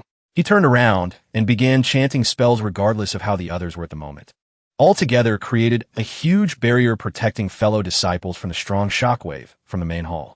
At this moment outside the Taishan sacred land, everything was extremely chaotic, but the elders created a barrier protecting the junior brothers safely before that mess. Blue sky above with the moon quietly shining. The main hall was now as bright as New Year's Eve fireworks. After that, everything became even more chaotic. Taishin exploded. The aura was now thicker than ever. Some were scared and screamed. No, this energy is too strong. I fear we won't be able to withstand it. At this moment, from the Taishin hall flew out a huge bell, surrounded by many streams of aura. Those standing inside the barrier looked out extremely curiously. Suddenly, black mist began to emanate from the bronze bell extremely thickly. Everyone was endlessly surprised. Someone shouted in panic. Wait, what is that? Changshin flew out from that mess. He shouted loudly and emphasized each word. Su, Ji. He quickly created a barrier protecting himself from that strong wave, continuing to shout loudly. You set me up. His face was increasingly panicked now. Continuing, turning me into a sinner for the ages. Wu Shuang and Changming heard his voice from inside the barrier. Immediately turned around. He was extremely happy, looking toward the old man and shouting loudly. It's Master. Changshin quickly stepped into the protective barrier. All disciples quickly gathered there. Holy Lord Senior Brother. He stepped in. His whole body could hardly stand firm. Those around seeing this were endlessly worried. What exactly happened? Changshuan's face was extremely terrified, whole body trembling, stammering in answer. That bronze bell. He was even more afraid than before. The demeanor on his face had dropped significantly. It's fundamentally not an ancient treasure. Hearing that, all turned back to look at it emitting black mist. He continued, just now, it's a pseudo-immortal artifact possessing an artifact spirit. When the old man released the seal, he discovered it seemed evil. The bronze bell outside was increasingly terrifying. The scene was chaotic without end. It rang a few times. Unfortunately, it was too late. Hearing that, Jitian's face fell, looking down in fear. He stepped out, bowing down. Moreover, if this matter was caused because of me, my Violet Spirit Sacred Hall will absolutely not stand by and watch. His eyes were as dark as his emotions now. Lightly turning away, Jitian shouted loudly. Form the Violet Spirit Ultimate Sword Array. All three, Changfeng, Qingxue, Jitian's three brothers transmitted power from their hands to Jitian and Changxian across the lake. O soldiers below, combine strength, raise swords high, and transfer purple sword magic to each other. All the soldiers' swords passed through a barrier, as the barrier of magic swords. Of the soldiers followed Jitian's dragon spirit gesture. Coincidentally, perfected Changxian also noticed the dragon spirit winding in the sky far to his left. An idea came to him. He immediately waved his hand. Inside the protective layer with Wu Shuang and Changming, he mobilized everyone. Everyone of the Taishin sacred land listened to the order. After mobilizing, Changxian placed his hands flat together. He shouted loudly, "Form the Taishin Fire Dragon Array." The soldiers shouted after him. Yes, immediately. Appearing in the sky was a halo with black Chinese characters. A dragon spirit born from that text flew out, winding together with the dragon spirit of the Violet Spirit Sacred Land. After that, Changxian and Jitian combined forces, shouting together, "Suppress the Golden Light Magic User." The Golden Light Magic User suppressed the Bronze Bell monster together. Just a second after the shout, "Suppress." Two dragon spirits, one gold, one purple, both opened their mouths and rushed at the bronze bell with extreme speed. In just a flash, two dragon spirits rushed towards the dark entity now known as the bronze bell. But unfortunately, the bronze bell sniffed silently and laughed contemptuously. Useless ants. The bronze bell immediately stuck out its two dark and monstrous hands, grabbing the bodies of the two dragon spirits, not letting the two dragon spirits move. Its cunning and devilishness surprised the subjects of the Taishin Sacred Land and Violet Spirit Sacred Land. What? Originally, this matter was not within their control. Then the bronze bell used fire to mold its bizarre face. The demon's voice rang in the air. 5,000 years. The bronze bell's body blazed up, a massive body rising from the burning coals of hatred. The bronze bell shrieked with laughter. It rejoiced because finally it escaped the fate of being despised. This seat is finally released. Then its huge hand grabbed the dragon god's body. Compared to its hand, the dragon god body of Ziqing's sacred hall was just an earthworm in its grasp. Because the two dragon gods were the objects connecting the sect masters of Taishin and Ziqing sacred lands. When the green bronze bell grabbed and squeezed the dragon god's body, it was no different from squeezing Changxian and Ziji Tian's internal organs, causing both of them to spurt blood. Chang Xian exclaimed in horror. How can this be? He clutched his chest in panic. Could today be the end of my Taishian sacred land? Is my Taishian really going to face disaster today? He faced an incredibly vicious enemy. The Green Bronze Bell, a huge enemy possessing formidable power. Could he and his trusted companions overcome it? Knowing it possessed power that could make the world disappear, it was very arrogant. The Green Bronze Bell immediately swung its arm down hard. It cackled. Let this sea test how capable you are. As it swung down, rays of fiery red light fell with it. The falling rays created massive tremors. Chang Xian was quick-witted.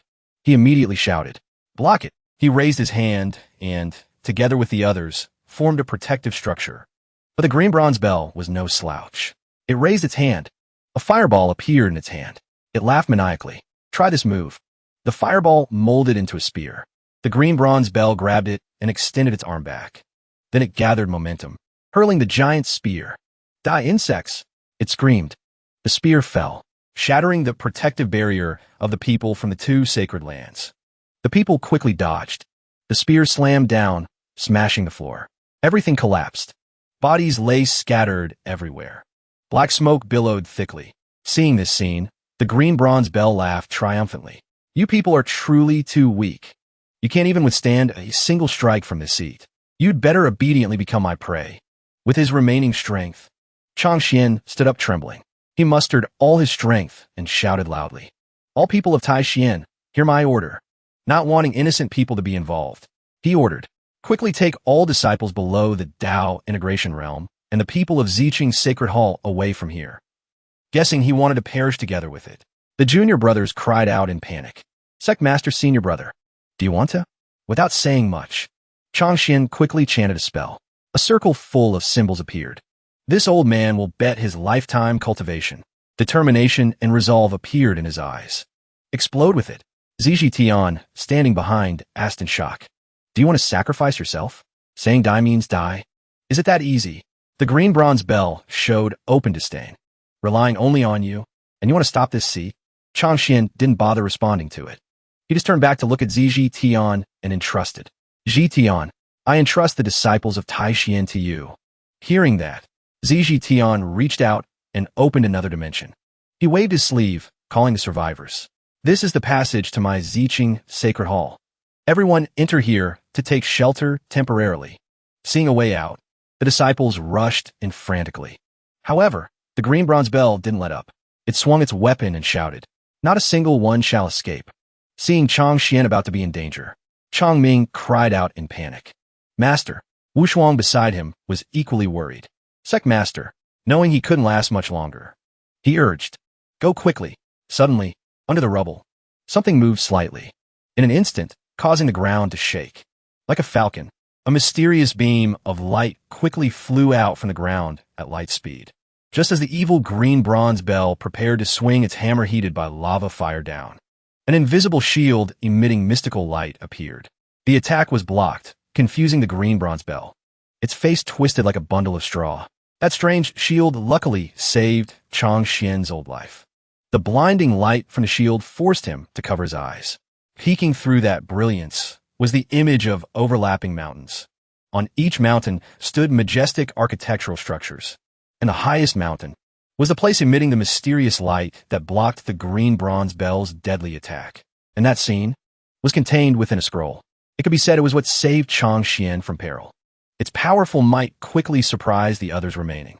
Chang Ming and Wu Shuang, who were panicking just now, also stared wide-eyed. And the mysterious old man, looking in from outside, immediately recognized what it was. That powerful Dao light also moved Chang Xian, who had just escaped death. That is, the scroll seemed to contain the whole world, strong as mountains, floating like clouds, and radiating blinding Dao light like the sun. People like Chang Xian called it the painting of Taishian Changqing. Other disciples all looked up at the high sky simultaneously, where a painting with majestic mountain imagery appeared. Emitting brilliant golden light, everyone was astonished. The painting of Taishian Changqing.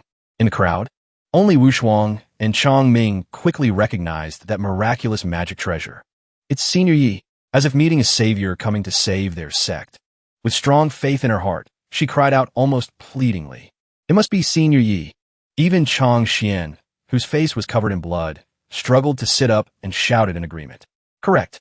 His action made Ziji Tian beside him confused, not understanding what was happening. Then, ignoring the person next to him, he happily waved and cheered upon seeing the painting in the sky. Like receiving help from a high expert. The senior must have sensed Tai Xian was in trouble, so he used the painting to intervene. The more Ziji Tian heard Chang Xian's words, the more shocked he became. He basically didn't understand what was happening. What is the situation? Who is Senior Yi? Even Qing Shui behind him completely ignored the angry face of the sacred lord in front of her and was only curious hearing them call Changqing's name. Senior Yi? Then, as if realizing something, she quickly recognized. Could be Grandmaster Yi from Shaoqi Town? Knowing the person's identity was him. Qing Shui smiled mysteriously. She didn't hide her infatuated eyes filled with the scent of love. She even felt admiration and smiled seductively. I knew it. Senior is absolutely not an ordinary person. Immediately after, an attack was launched, aimed straight at where everyone was standing. But a solid protective layer appeared, successfully blocking that attack. The strong impact even created a sky-shaking explosion. The green bronze bell high above, its whole body on fire, plus its scepter and the dark aura surrounding it made it look no different from a demon wanting to kill everyone. Seeing its own attack easily blocked by the painting of Taishian Changqing made it furious. Damn it, lowly talent, and you dare block me? Still unwilling to give up, it bent its body again, transforming the scepter in its hand into a hammer and bringing it behind its head to prepare another strike at everyone. It put all its strength in a hammering that shield hard. However, the magic treasure Changqing gave everyone was not an ordinary item. The shield remained completely intact. It didn't even suffer any damage after that blow, despite the extremely violent strike from the green bronze bell. Meanwhile, on the other side, right at Changqing's small courtyard, it was late at night. There was no one in the courtyard. Everyone was fast asleep. However, somewhere in that dead silence, a few sounds still echoed softly. Booming sounds rang out rhythmically in the air and transferred to his bedroom through the window. Contrary to the peaceful scene where every household was sleeping, Changqing had to endure endless torment in his ears, curling up on the bed, covering his ears tight, his whole body trembling ceaselessly, until another boom rang out as if something knocked straight into Changqing's ear, making him completely furious, opening his bloodshot eyes wide. Because of his anger at his sleep being ruined, he couldn't endure the humiliation anymore and trembled. On the bed, Changqing sat up abruptly. In the dark night, he shouted angrily. Noisy as hell. He raised his hand high in anger. Stop it. Then immediately used all his strength, as if having endured enough torture, and slapped the bed hard to warn.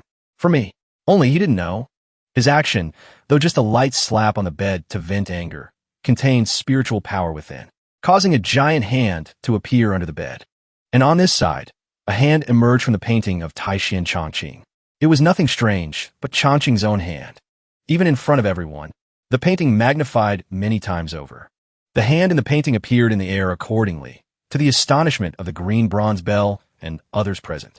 That hand carried Changqing's anger.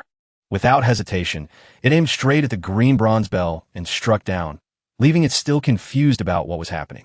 What is this? What caught its eye now was Changqing's large and majestic figure, like a god descending from above. He looked at it coldly, as if looking at a rebel, disturbing everything around. Then, without waiting for it to react, he just raised his hand in the air and reminded, Stop. Accordingly, the surrounding spiritual energy gradually gathered at Changqing's spot. Even the green bronze bell didn't notice the sacred hall behind it gradually exploding and burning fiercely. It realized the critical situation and knew it couldn't dodge. It could only cry out in panic. Oh no! Then, a strike descended from above, hitting the green bronze bell directly, causing a sky-shaking explosion where it met that power. Following that, the hand Changqing struck down accidentally activated a massive formation.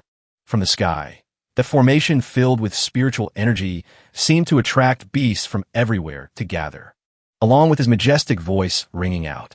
For me, one strike down. Just like that, he solved the intruder disturbing the peace of Taishian's sacred land, which was returning peace to his sleep.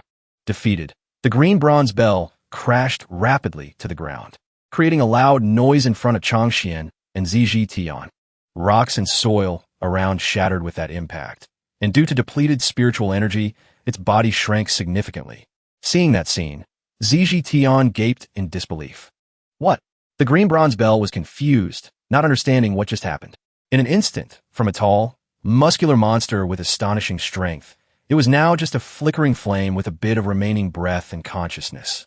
Turns out, this place has such a terrifying existence. The green bronze bell now sensed danger. Feeling itself dissipating into the air, it sweated bullets. I must have caused a huge ruckus just now, and alerted a high expert, knowing just caused trouble. It panicked and hurriedly hopped towards the front courtyard of Taishian's sacred land. Can't provoke. Can't provoke. With all the strength it had left currently, the green bronze bell jumped straight onto the copper bell containing its primal spirit. Despite the protective layer full of lightning outside, it still tried to squeeze inside. Saving life is still important. Just like that, in front of the other sects and sacred lords. The green bronze bell hid deep inside its hard outer shell. Its body ceaselessly emitted black aura, as if warning everyone around. Zhizhi looked at the weird and eerie scene and exclaimed in panic. The green bronze bell was actually tamed. Even Changxian beside him gaped just like him, unable to believe everything was extinguished instantly, just like that. At this moment, one person could no longer stay calm. His body almost powerless, he collapsed to the ground. Changxian, despite his tattered body, bruised all over, couldn't suppress his emotion. Trembling all over, he clasped his hands to thank Changxing. Thank you, Senior Yi, for lending a hand to save us. As he spoke, he excitedly kowtowed ceaselessly, sincerely sending thanks to him, the high expert who helped the entire sect and Shaoqi town escape disaster. The ancestor has shown his spirit. Heaven blesses Taishian. In the starry night sky, Changqing's image appeared beautifully like an immortal in the high heavens descending to save sentient beings, helping the suffering people escape disaster, along with the mystical light above and the halo around him, plus his dignified appearance, further proved it. Others also immediately bowed their heads to express reverence to him. The ancestor has shown his spirit. Heaven blesses Taishian. Zhizhi saw everyone in Taishian's sacred land bowing to Changqing's image in the distance and understood clearly who that person was. His face turned extremely gloomy. Seems this is the high expert behind Changxian. The disaster gradually passed. The sun also gradually peaked over the distant mountain peak, officially chasing away the deep dark night. On Changqing's side, it seemed he had solved his trouble. Although it was nearly dawn and his dark circles proved he didn't sleep well, he still smiled with satisfaction. Finally stopped. Then, being too tired and having experienced a terrifying night, Changqing finally got a good sleep. Who renovates their house in the middle of the night? On the other hand, right in front of the sect's front courtyard, all sect disciples gasped in amazement upon seeing the painting of Taishian Changqing emitting brilliant light in the distance, along with ancient characters gradually withdrawing into that painting. Others nearby, seeing it emit brighter light, and seemingly enlarge, exclaimed in surprise. Look quickly, the scroll is getting bigger, witnessed by everyone in the entire sect. The scroll seemed to absorb the spiritual energy of heaven and earth, plus the spiritual power from Changqing's side, growing larger and larger until it almost covered people's heads. It seemed something inside the painting wanted to escape. Everyone exclaimed in surprise. What is this painting? Even Wu Shuang and Chang Ming in the distance. She marveled in surprise and had to exclaim. Too magnificent. That constant transformation under the moment of transition between day and night seemed to shine brighter than ever. Plus the spiritual power surging from the painting of Taishian Changqing under the admiring gaze of Qing Shui and Chang Feng. Everyone just looked at each other like that, ignoring an explosion of rubble behind their backs. Then it flared up right before their eyes. Many more explosions occurred in front of them. Everywhere in front of the sect's front courtyard, many explosions blew everything away because a small courtyard of the sect from that very painting appeared, crushing the current sect instantly, as if replacing the current sect's place. Zhizhi witnessing that miraculous scene also had to exclaim in surprise. This is what caught his eye now was a Taishian sacred land in a completely different form than before, even more magnificent and splendid than everything. It even had another intense vitality with powerful streams of spiritual energy emitting from behind the sect. This old man has lived for 100,000 years. Never seen such a scene before. Other disciples seeing that scene were no less surprised than him, even less understanding what was happening. What is happening? Under the brilliant starry sky above, along with the halo from the sun, Taishian's sacred land stood out more than anything in its new appearance. Like a majestic and powerful palace, the ancestor's painting helped us repair the sect. I see. It's the ancestor bestowing the magnificent scenery in the painting upon Taishian. Not stopping there. Even the green bronze bell emitted blinding light. But it didn't stop there. Under everyone's amazed gaze, from the light it emitted, it rushed straight towards the newly replaced sacred hall. The green bronze bell flew to Taishian's sacred hall. Then it also grew larger, using its power to cover the sacred hall with a solid protective layer, emitting more brilliant light than ever. Changxian, witnessing that scene, gaped in disbelief. This disappeared. At this moment, the green bronze bell and Taishian's sacred hall seemed to merge into one. It willingly submitted to the sacred hall, merging inside to let its power flare up strongly and radiate light everywhere. Looking at that divine scene and seeing his sect now protected by such a treasure made the old man cheer in joy. This is Senior Yi merging the green bronze bell into Taishian, using them together to become the eye of the mountain protection array. But not just simply there, he frowned, realizing more. Even looking at the sacred hall emitting golden light everywhere, plus the grand formation in front of him, he couldn't believe his eyes. Even the leaked energy has been completely restored to its original state. Seeing his sect now fully restored, even stronger. As the sect master, he couldn't hold back his tears at this moment. Truly wonderful. Only Zetian beside him was still stunned, not adapting to everything yet. From behind, a hand patted Changxian's shoulder firmly and spoke. Brother Ha. Zetian completely admired what he had seen and excitedly stepped in front of him to chat. Seeing this truth tonight truly opened my eyes. Saying so, but he didn't forget to gently steer towards his real goal. Can you please help introduce me? I truly want to meet this senior in your mouth. Zetian at this moment completely failed to see Changxian's gloomy face. Then he smiled slyly. Also considered answering the other person's request perfunctorily. Brother Z, you have also witnessed the power of Ancestor Yi. As he spoke, he pretended to feel regretful that he couldn't help Zetian. His eyes glanced at the person beside him and spoke. We cannot rashly go forward. Changxian even smiled delightedly and moved close to Zetian, catching him off guard. How about waiting these 2 days? This old man will heal his wounds. And plan carefully a bit, knowing he was rejected bluntly and publicly. But he couldn't do anything, only tangling in his own mind, then replying. Can only be like that then. Seeing it wasn't early anymore, plus his goal couldn't be easily achieved today, Zetian stood in front of his disciples, clasped his hands, and bid farewell to him. Brother Ha, you must recover early. The more emphasized the word early was, the more Changxian understood the other person's intention. I can hear how urgent you are. Changxian knew he couldn't stop someone wanting to return, so he raised both hands to reply. A decisive battle for a night. Everyone from Ziqing's sacred hall has worked hard too. Quickly go back and rest. Right then, Wu Shuang called his name in panic, making him startle and turn to look. Sect Master, Master, don't know if you still remember. She seriously clasped her hands and respectfully said to him, when Senior Yi bestowed the painting of Taishian Changqing upon you that day, he said, Senior Yi said at that time, he somewhat felt, after finishing painting this painting of Taishian Changqing, every word she said made him surprised as he remembered the story back then. The memory in his head still remembered very clearly the day he abruptly visited Changqing's backyard. Back then, standing in front of the landscape painting he painted himself, he spoke with a bit of regret. However, the more I look, the more I feel, looking at the painting of Taishian Changqing placed neatly in front of him, with Changxian standing beside him. He sincerely voiced his trouble to the old man. The painting seems to lack something. Is it artistic conception? Not quite. At that time, Changqing completely seriously touched his chin to consider the painting he drew based on what he had seen. The palaces in the painting at first were not majestic and magnificent enough. The atmosphere and light were also very gloomy.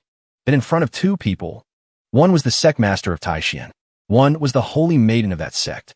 He didn't hesitate to bluntly state his opinion about the place everyone thought was majestic. Looking at it again, it looks like a pile of scrap. In short, it's just not beautiful enough. But with his personality, Changqing absolutely had no intention of standing by, and looking at the rubble he called scrap. So he pointed at his painting and said what he had corrected a bit. So this time I repainted the palaces everywhere. Added some colors. making the entire Taishan mountain look more like a fairyland. With Wu Shuang's reminder, Changxian now seemed to realize something, eyes opening wide in surprise, hesitantly repeating every word he said. Scrap. Repainted? Then a light flashed through the old man's mind. Just thinking about it made him involuntarily break out in a cold sweat. Girl Wu Shuang, you mean to say? Changxian exclaimed in surprise at the sight of Taishan's sacred land recreated exactly like in his painting.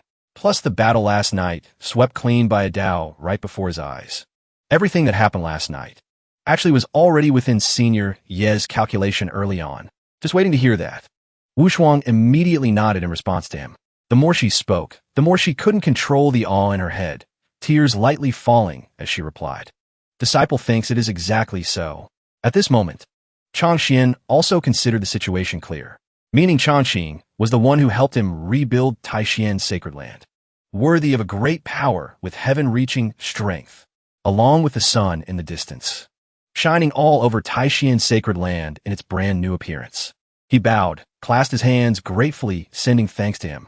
Many thanks to Senior Yi for protection. This junior is extremely grateful. Just like that, under the brilliant sun rising higher and higher, a new day began again.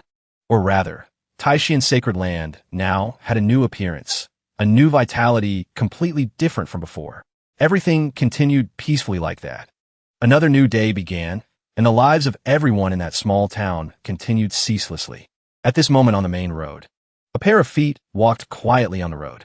Under the sunlight shining from above, a figure wearing a black cloak, almost dying of heat, stood proudly before the gate entering Shaoqi town.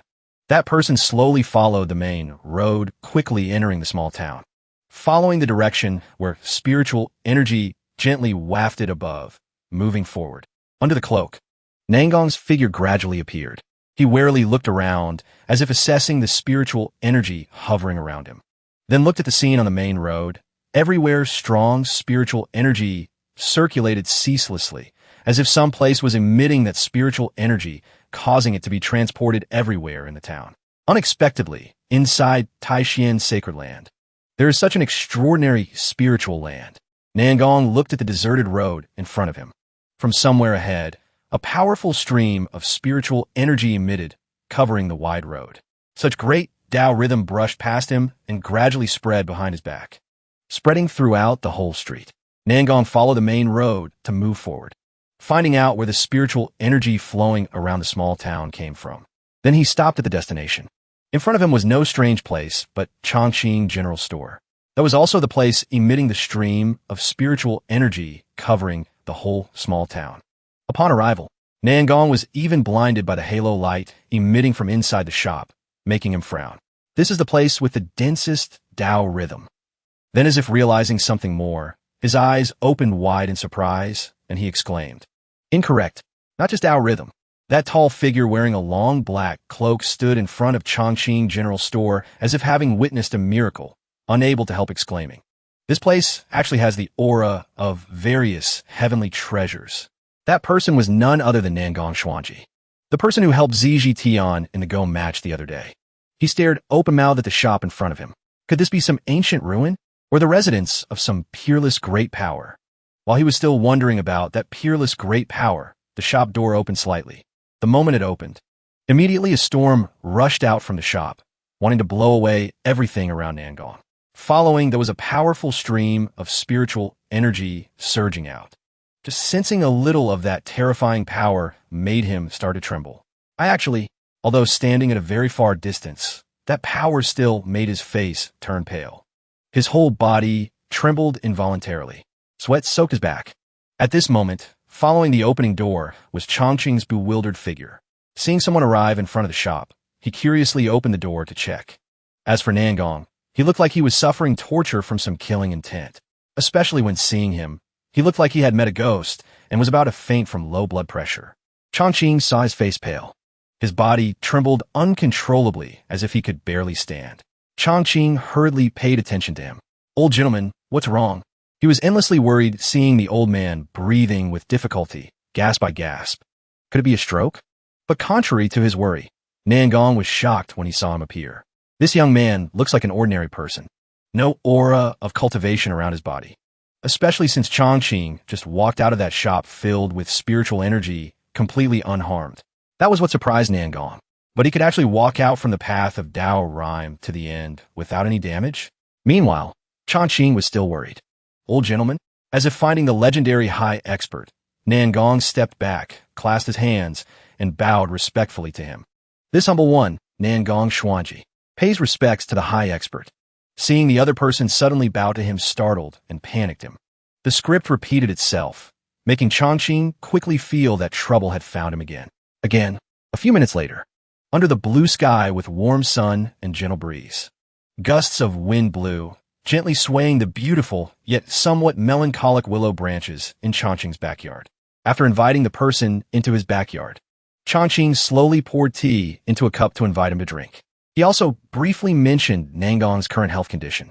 Old gentleman, you probably had a stroke and are hallucinating. Hot tea was poured. He gently lifted his sleeve and carefully placed the teacup in front of Nangong. Drink some warm tea first.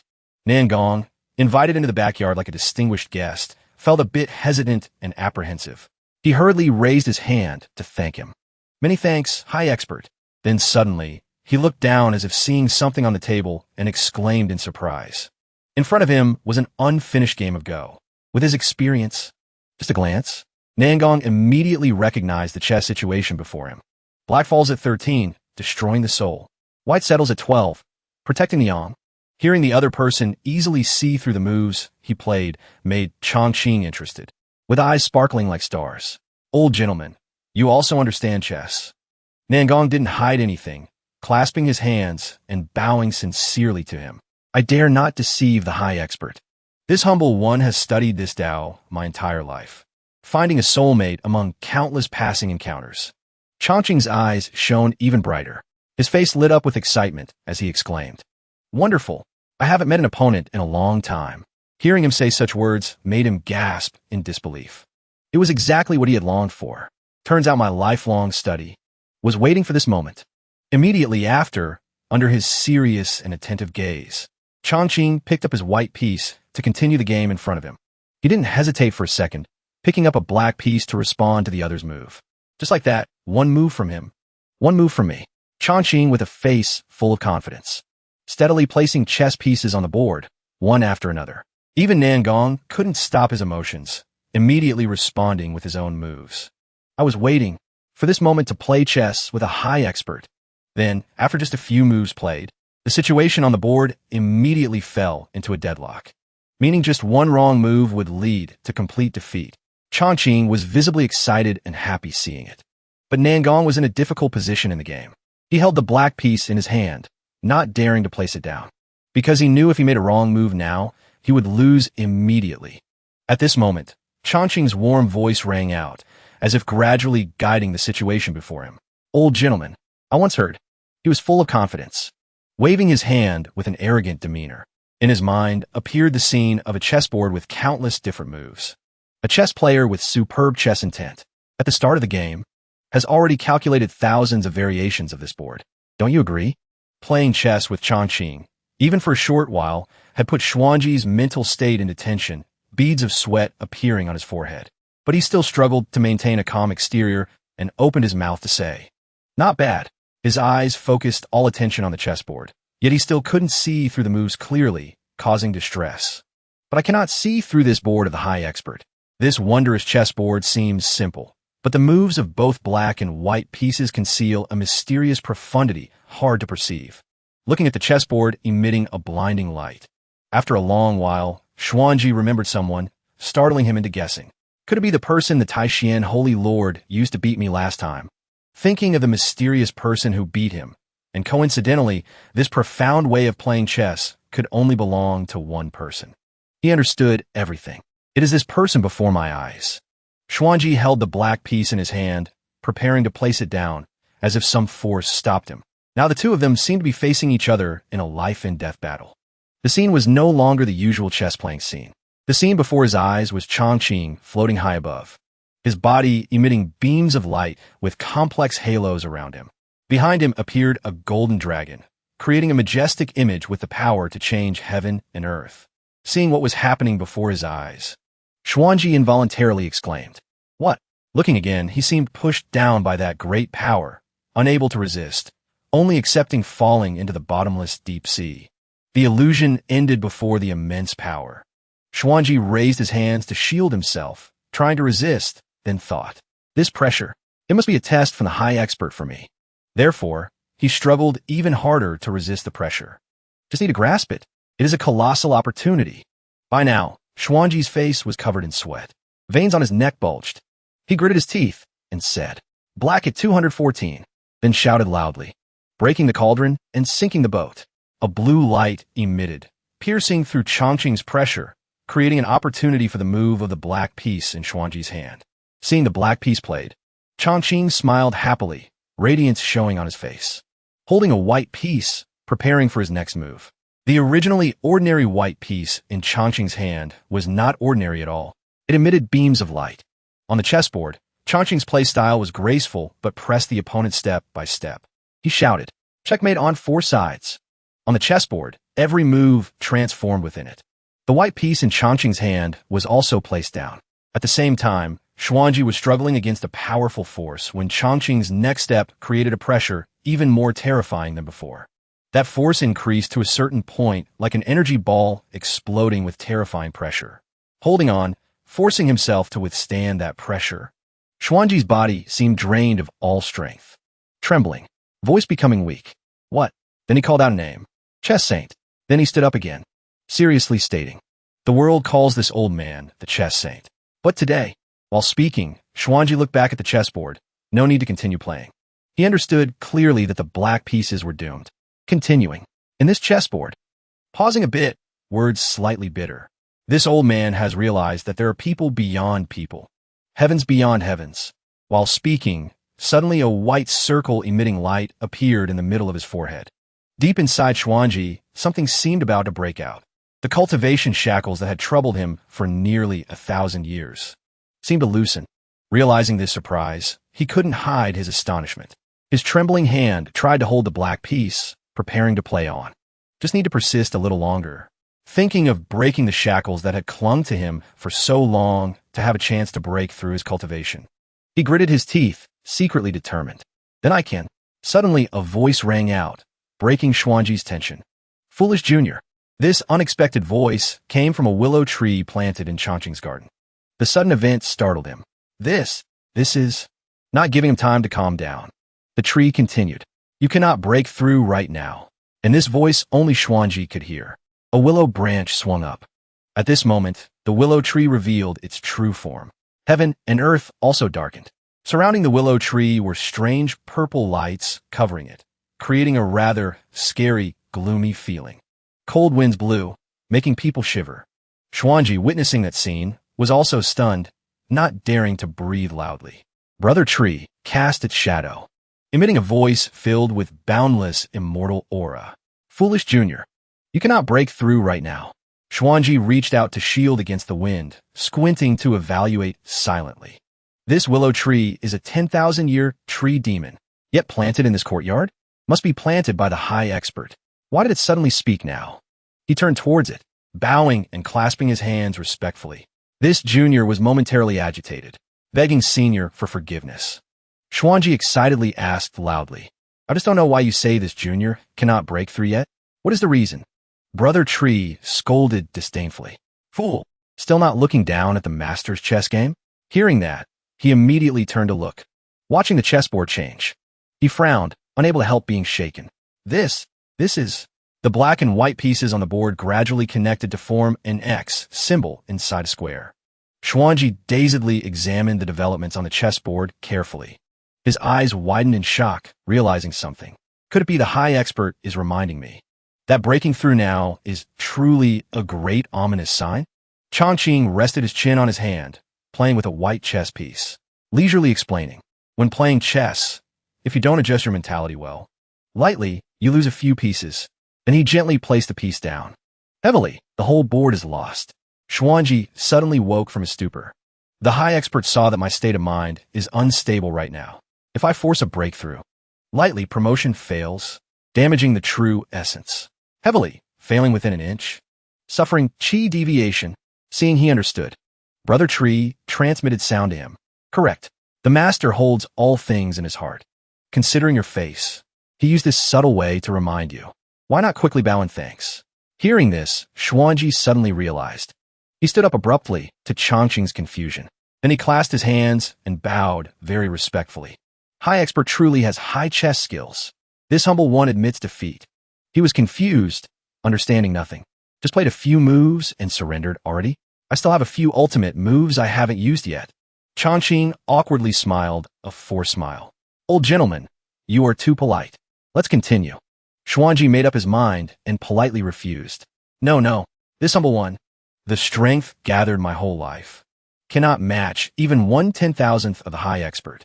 I dare not show off my meager skills before an expert anymore. Brother Tree shook its willow branches. A rustling sound rang out. A purple leaf fell. It carried powerful energy, gradually falling before his expectant face. Just like that, the leaf fell into his hands. Next, Brother Tree urged Xuanji. Consider it that you know your place. This leaf counts as an opportunity granted to you. Leave quickly. He clasped his hands in return, obeying completely. This humble one understands. Then, he turned to Changqing and bowed. Sorry for bothering you today. This junior bids farewell. He helplessly agreed. All right. Then he didn't turn around, just slowly back towards the door. Seeing this action, he was confused. A chill ran through him. Strange. Why leave so suddenly? Changqing turned confusedly to look at Brother Tree. He hesitantly speculated. Could it be he's allergic to willow fluff? On this side, Xuanji flew on his sword through the mountains and forests. He laughed heartily. I didn't expect such a mighty figure to be secluded within the Taishan sacred land. Looking at it this way, my loss to him before can be considered reasonable. At this time, the martial arts tournament of the two great sacred lands reached its final stage. In a grand mansion built by majestic mountains and rivers, Changqian looked at the content on the scroll. His face couldn't hide the excitement. Not bad, not bad. Sword, alchemy, formation, talisman, all Daos have gains. Seeing that, Zhiqian cursed angrily in his heart. Damn, we didn't gain anything and lost 2 treasures. He pretended to cough.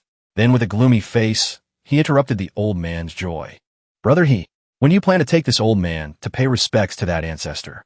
Hearing this, Changqian startled, face paling. He turned around awkwardly, finding an excuse to cover up. Brother Su, it's not that I won't take you, but the ancestor, he wants to cultivate in peace. It's really inconvenient to disturb him. Zhiqian waved his hand, comfortably revealing his purpose. Brother He, it's not me who's in a hurry. Chess Saint Nangong will arrive in a few days. His purpose in coming is also for the expert behind the scenes you sent. This shocking news surprised Changqian. Panicked, asking, Really? He nodded instead of answering. Zhiqian remembered the image of him maneuvering chess pieces horizontally and vertically on the board. Senior Nangong entered the Dao through chess, now at the peak of void refinement, estimating less than 50 years to break through. Hearing this, the old man fell into a daze, thinking with a headache. A character like this, not easy to offend, calculated thousands of times. Didn't expect Zhiqian to borrow his name to force me to lead him to Ancestor Yi. At the same time, Xuanji moved to another luxurious palace. Someone announced loudly and clearly, Chess Saint Xuanji has arrived. Seeing him appear suddenly with imposing aura, Zhiqian hurried forward to welcome him. Senior Nangong, you have arrived. The old man also quickly came to welcome him. Changqian pays respects to the chess saint. He smiled radiantly in response. Greetings, 2 holy lords. Xuanji was excited, tone full of politeness. Coming uninvited today. Still hope perfected Changqian will be forgiving. He clasped his hands respectfully in confusion. I dare not. I dare not. Immediately after, Changqian changed his expression, happy as a blooming flower, trying hard to flatter. Chess Saint Senior's arrival is an honor for my Taishan sacred land. Seeing the old man kneel, Xuanji immediately ran to help him up. Taishan Holy Lord need not be so formal. He recounted excitedly with smiling eyes. Last time you broke my 4 dragons spitting water array. Truly excellent. Then he patted Changshuan's shoulder with satisfaction. This old man admires. Admires. He didn't know that although the old man smiled forcefully, his back was soaked with sweat. At this moment, Zhiqian suddenly appeared behind him and spoke up. Senior Nangong, you don't know? This action confused Xuanji. Then he revealed a piece of news. Brother He, although also good at the Tao of chess, but still not enough to break your formation. But there is another expert behind the scenes. Changxian was ashamed, face red, trembling. Jitian even teased, "Why not let the Taishian Holy Lord take you to meet the person who truly made the move?" Just right. These words made the old man fume with anger. He furiously grabbed his collar and roared, "Old Gosu, don't go too far." He wasn't afraid at all, and even provoked further. "What? Does brother he still want to hide it?" Jitian smiled smugly and cunningly. Who doesn't know Senior Nangong is a chess addict? Cannot ignore any master of the Tao of chess. Xuanji raised his voice to reveal something. This old man, before coming to Taishian, already met that high expert. The two gaped in surprise. He stroked his beard comfortably, laughing heartily and exclaiming, "Truly beyond my imagination." Jitian couldn't believe it and asked eagerly, "It can't be? Senior Nangong is already at the peak of void refinement. Could that person's strength be even above yours?" Xuanji took out a glowing object from his sleeve. "Look at this object, and you'll understand." Seeing the willow leaf emitting tiny lightning bolts, the two shouted in surprise. A leaf, sensing the potential power inside. Jitian stared wide-eyed, asking in shock, why would it contain such enormous energy? Changxian stated his guess in astonishment. "This is a leaf from that 10,000-year-old tree demon at the ancestor's residence." He admired the leaf emitting mysterious purple energy. "Correct. Just one leaf from such a tree has the ability to help me break through void refinement and enter Mahayana. The high expert's own cultivation is basically not something I can guess." Hearing this, Jitian was extremely shocked. No way. What level of character is this exactly? Outside, the atmosphere in the town was still peaceful, as if nothing had happened. At Qingqiu, Southern Ridge, occupied by the Spirit Fox clan. At Yohu City, everything was decorated beautifully, as if decorating for a wedding ceremony. Hei Huang pricked up his ears, exclaiming, "Finally arrived at the most prosperous territory of the Fox clan." He began to fully transform, smiling mysteriously as if about to execute a plan. Not in vain did this king run for days and nights, under the blooming cherry blossom canopy. He sat on the roof tiles near the citadel, looking down at the place, holding the ceremony in the distance. Extremely delighted. This place definitely has the chaos origin stone that the master needs for cultivation. Thinking is doing. The plan was already in his head. Hei Huang jumped down from high above. He landed and strolled on the street, seeing someone shout loudly, "Congratulations to the 13th princess and the young master of the Black Tiger clan on their marriage. This stall is having a sale for 3 days." Another person continued shouting, making him feel that coming to crash the party today wasn't a loss. "This shop stops business tomorrow." The shopkeeper received an invitation to the grand wedding. Hearing that, he was overjoyed, smiling with delight. Walking a bit further, saw someone continue shouting, "Old Tusu, hardcover portraits not re-released. Monster venerable power protects your cultivation." Hei Huang watched the scenery from earlier until now, as if understanding something. He was extremely interested. Wedding ceremony, huh? Turns out they are marrying their daughter to the Black Tiger clan. He continued wandering forward. Suddenly, in a nearby shop, two people recognized him. One with a mysterious face shouted, "It's Hei Huang." Recognizing an acquaintance, they stepped out in front. They smiled mockingly, blocking his way, then started rambling. "Hei Huang, the 7 great demon kings in the Southern Ridge are searching for you with all their might. You still dare to deliver yourself to the door? Seeing that you were heavily injured before, we brothers won't be rude to you. Why don't you surrender with your hands tied?" Hearing such disdainful laughter made his face drop a few shades. He didn't answer any of their nonsense, but just started channeling energy. Spiritual power began to appear around him. Without a word, he used his own power to activate the Dominator's haki. The people babbling earlier were immediately blown away by that power, as if blown away more than 8 meters. They couldn't react in time, only screaming in pain. What? He was extremely amused. His mouth widened into an even more delighted smile. He continuously channeled full power, causing smoke to rise thickly with mighty power surrounding him. Then unleashed a strike with his spiritual power towards them. The group was in extreme pain now, surrounded by his spiritual power all over their bodies. Their necks were chained tight and then suspended in midair. He smiled with interest, hand emitting his power, looking at the two in front. "Two fools. How could you see that this king is heavily injured?" Hei Huang smirked, smiling with satisfaction, thinking about himself in the past. After undergoing the baptism of the master's portrait of the Black Emperor. I am even stronger than in the past. One of them, despite being choked, still struggled to question him. You, the aura on you. The other one also continued in fear, as if not believing his eyes. Actually about to break through to the Demon Emperor realm. He looked at the two suffering, strangled by his aura. Next, squeezed to the point of difficulty breathing. While he simply channeled power, while asking about the current situation. Heard your 13th princess wants to marry Mingyan of the Black Tiger clan? He Huang continued. 3 months ago, surrounding and killing this king. That Mingyan was the mastermind, huh? He suddenly clenched his fist, following the transmitted power, making the spiritual power on their next titan even more. The green-haired guy, suddenly choked tight like that, found it even harder to breathe and cried out in pain. Although trembling all over, that guy still glared angrily at He Huang and spoke up. So what? I'm telling you, even the ancestor of the Spirit Fox clan will be present at the grand wedding. Don't you dream of causing trouble? Hearing that, his eyes emitted even more excitement. You actually provided good news for this king. He Huang didn't hesitate to clench his hand tight. Just like that, killing both unlucky guys, then turning to leave.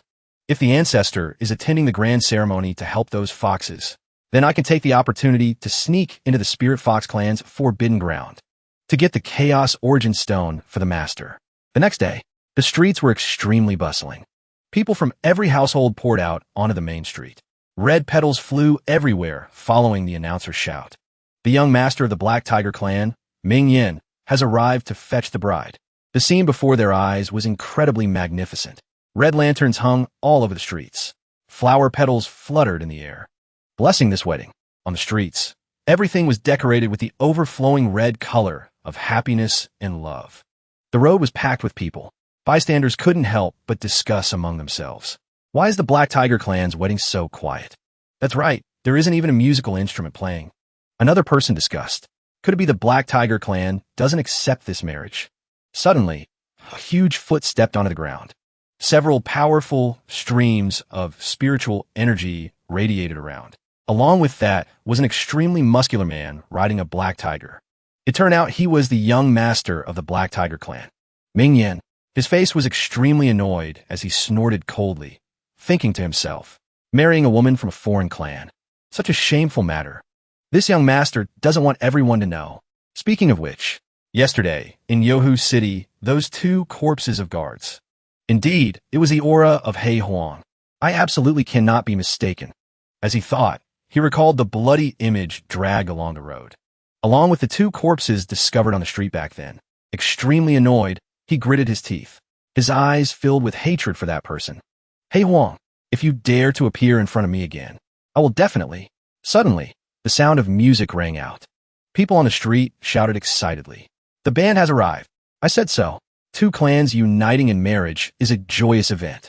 How could there be no commotion? Hearing the noise, he immediately turned around, shouting loudly, "Damn it! Who dares to oppose this young master?" At this moment, the lyrics began to ring out, owing gratitude and grudges, brushing sleeves to cover the bright moon. West wind, falling leaves, flowers thank grace, resting on swords, hard asleep. The people began to dance to the music in front of Ming Yan. Leading the dance troupe was a very familiar figure. The music continued to play. He Huang danced while smiling provocatively. Young Master Ming Yan, big congratulations. Specifically instructed the brothers to perform the song Flower Grave 3 for everyone to enjoy. He was extremely furious at this moment, stepping off the tiger and placing his feet on the ground. He pointed straight at He Huang's face and shouted in anger, "He Huang, you actually dare to appear in front of this young master?" Without saying much, he began to channel his energy, then rushed forward in extreme rage. "That day, I spared your life. Didn't expect you to come seeking death today." The dancers from earlier, seeing him, were terrified and turned to flee. Only He Huang remained extremely calm. Without any fear or worry, he watched him extend his claws towards him. On the contrary, he was somewhat amused and asked back, "Just this little ability?" Ming Yin gritted his teeth in anger and rushed forward, attacking extremely decisively. But He Huang was no fool to stand there and take the hit. He nimbly dodged his attacks. He Huang giggled watching his failed state and began to channel energy, simply raising a finger to use spiritual power. His entire body was now bound tightly by chains. His limbs trembled uncontrollably. He shouted in panic, not understanding what was happening. What happened? He Huang waved his hand gently again. He only waved his hand simply, but Ming Yin was in immense pain. Ming Yin was buried headfirst into the ground by his power, suppressed strongly under He Huang's power. He screamed ceaselessly. Haven't seen you for a few months. You were actually about to break through. Looking at He Huang before him, he thought in panic. At first, he was seriously injured. Now, not only has he recovered as before, but he is only a thread away from the Demon Emperor realm. How'd he do it? He Huang's face was shining at this moment, happier than the sun, full of provocative words. Haven't congratulated the young master yet. Marrying the 13th princess of the pure-blooded spirit fox clan. Pinned to the ground, unable to move, he could only be furious. Stop being hypocritical. Release this young master immediately, or else bear the consequences yourself. But He Huang didn't listen and just snapped his fingers lightly. His suppression on Ming Yin stopped. He sat up with difficulty. He Huang was extremely amused, turning to leave. All right, then we'll meet at the grand wedding. Right after He Huang beat Ming Yin into a bitter defeat, he shouted madly in anger. You dare ruin my good deed. On the other hand, his bitterness only made He Huang more satisfied. With an arrogant face, He Huang turned back. A disdainful smile gradually bloomed on his lips. Why wouldn't I dare? This king always does what he says. Then He Huang turned away and left while Ming Yan's rage increased. He clenched his teeth tightly, and his body trembled with anger. Not delaying any longer, as soon as He Huang left, he immediately sent people to investigate. Ming Yan mobilized. Quickly notify the Fox clan. He Huang has reached the peak of the Demon Emperor realm. Also, order all guards of the grand wedding venue to be carefully on guard. His subordinate shouted, just after he gave the order. Under the cherry blossom canopy was the residence of the Spirit Fox clan leader. At Peach Blossom Mountain Palace, there was a temple. At that time, subordinates of the Fox Spirit clan were making a commotion about finding He Huang. The Fox clan captain proclaimed everywhere. Close the front gate. All personnel behind the mountain are transferred to the grand wedding venue. Search and investigate for He Huang. Absolutely cannot disturb the old ancestor. Just after the captain mobilized, the subordinates all obeyed. Almost a second later, the whole group of the Fox clan self-proclaimed investigation team ran off to find him, unaware that he was safely judging them from afar. A bunch of idiots. He Huang held a leaf in his mouth as he walked. He smiled scornfully. Indeed fell for my lure the tiger out of the mountain plan. Waiting until the backs of the Fox investigation team faded away, he transformed into beast form and landed smoothly. He Huang knew for sure the location of the grand wedding venue was unguarded now. Therefore, he took advantage of this body and opportunity to run off. Guards and that old fox are all at the grand wedding venue. Isn't the forbidden area open for this king to enter and leave? He Huang's forelegs ran at a speed no one could anticipate. But just reaching a point, a white shadow ran past He Huang. With speed faster than him, a strange object flashed past him, forcing him to stop and reminding him to be absolutely vigilant. He Huang frowned and questioned. At this moment, that creature stopped. The creature standing before him was a smooth white fox, emerald green eyes looking so imposing. That fox said nothing. It just turned its head and jumped onto a nearby tree trunk.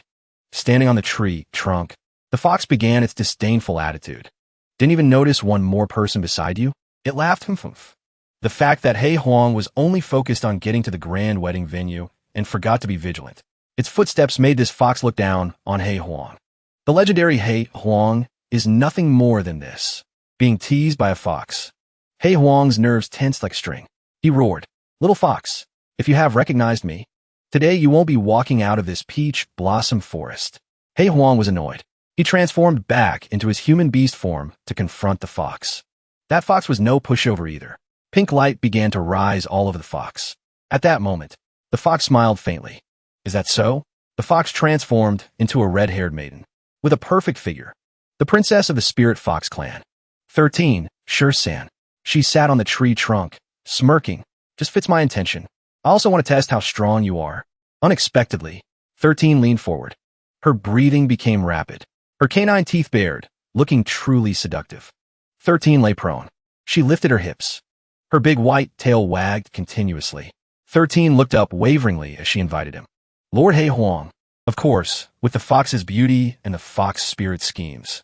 Very quickly, He Huang fell into the beauty trap. He Huang was befuddled by the fox's beauty. He began to laugh lecherously. Didn't expect this fox, transforming into a human, to be so beautiful. Naturally, 13 knew what she just did. She giggled, and she decided to jump down from the high tree trunk. 13 gently approached him, her hand placed on He Huang's chest. Her elegant face leaned close to He Huang's face. Her lips curled up invitingly. Are we doing it here? 13 spoke suggestively. Or, putting her chest forward, she leaned closer to He Huang's body. But while busy using the fox charm scheme, He Huang knocked her unconscious with a blow from behind. He hoisted 13 onto his shoulder, laughing. Sorry, you might not be human, but I'm truly a dog. And he leaped from spot to spot, finding the way into the forbidden area. Go into your Fox Clan's forbidden area. I'll borrow you to scout the path. At the wedding venue where blessings were hung for this momentous wedding, Shan Yao stood high up and began to speak a few words. Thank you, elders and brothers of the Demon Clan tribes, for coming today to attend the wedding of young Master Ming Yin and my little daughter. The crowd below couldn't contain their excitement and shouted directly, interrupting him. Clan leader 2, let's not do those troublesome rituals like the human clan. That's right, bring the 2 grooms and bride up. The people below got more excited and added. Heard early on that Her Highness 13 is a national beauty, yet kept hidden in the boudoir. We want to see her long ago. Hearing that, he felt a bit angry inside, but still smiled and hurriedly advised everyone. Everyone, don't rush. Give the girl a little more time to put on makeup. Suddenly outside the wedding, where people were gathering, Ming Yin stood out shouting ceaselessly. How much longer do you want to make this seat wait? Others seeing this were extremely excited, shouting loudly. The groom has arrived. The groom everyone was waiting for arrived, but he was fuming with energy, spiritual power, surging, angrily questioning. That old fox 2Z hasn't arrived yet. He just boldly walked past the crowd inside. People who didn't understand thought he was excited due to impatience. Young Master Ming Yin is in a hurry. Congratulations, young master. He stood watching him stride in and intended to stop him. Young master, please watch your words. The old ancestor coming out of seclusion to watch the ceremony is a fortune for you too, but he just ran quickly to grab Shan Yao's neck. He laughed maniacally and dragged him close by his collar. That old fox breaking through failed and damaged his internal core, still waiting for my clan's Black Tiger Banner magic treasure to save his life. He heard him speak, helpless, plus extremely confused. But Ming Yan's face was even more terrifying now. Nonsense. You'd best speak carefully. After saying what needed to be said, he used his strength to throw him away. Shan Yao took the full force of the blow and was thrown more than 8 meters away. His whole body hit the nearby wall, and a loud explosion rang out. Shan Yao coughed a few times in pain, while Ming Yin, fuming in the distance, shouted loudly. Now the Black Tiger Banner is in my hands. Tell 2Z to naturally get out here and pay respects to me. Hearing that, his whole body trembled with pain, but he quickly replied. He dragged his painful body away. Ming Yin watched his figure leave and snorted coldly, looking down his heart. If not for my Black Tiger clan, needing the Chaos Primordial Pill in 2Z's hands urgently. Smirking silently, despising where he stood, thinking further. Would your fox den be worthy? He thought and laughed. With Lord Udai of the human clan here, not much longer. The entire Spirit Fox clan will become an accessory to my Black Tiger clan. Thinking, images full of blood and fire from war continuously appeared in Ming Yan's head, along with a plot he had thought of for a long time to seize everything. Shan Yao, your daughter, will completely fall to become this king's toy, far away under the blooming cherry blossoms. 13 was sleeping soundly, dreaming. She groggily opened her jade-green eyes, with pink cheeks after a long sleep. He Huang saw her wake up and looked at her happily. You're awake? She realized she was tied up tight. She sat up, groggily assessing the situation. 13 looked at the ropes tying her. This is... He Huang held the rope in hand, pulling tight excitedly. You recognize this king. Must be some princess highness. He gently lifted her chin, demanding she lead the way first. Now, this king wants you to take me into your clan's forbidden area. She looked aside as if thinking about something, then immediately agreed, very happily. Okay. She was tied up, walking, and looking, asking with a face 7 parts curious, 3 parts like a fool. How did you sneak in? He didn't hesitate, extremely confidently showing off his muscles and strength, replying. Of course it was 13 and that Ming Yan's grand wedding. Fish in troubled waters to enter. Her eyes were extremely amused hearing him say that. You know 13 too? He looked around, extremely wary as if afraid outsiders would hear. Princess 13 of the Spirit Clan, who doesn't know, possesses the purest bloodline in the Spirit Foxes, hidden and raised since childhood, debuting for the first time today. While walking, suddenly she stopped and reminded him. My Valley Mouth's killing formation brought you through too? Before He Huang appeared a magnificent scene, petals fluttering and an ancient temple appearing in front of the two. She smiled gently and said, This is the ancient Forbidden Palace. Then turned her seductive eyes back to look at him and asked, Can I go back now? And in the distance, on the roof of that magnificent great hall, foxes were eyeing the two of them. At this moment, Ming Yin and Shan Yao entered the great hall. He raised his voice to question the person beside him. I ask you, today at the wedding venue, was He Huang seen? He replied immediately, Never.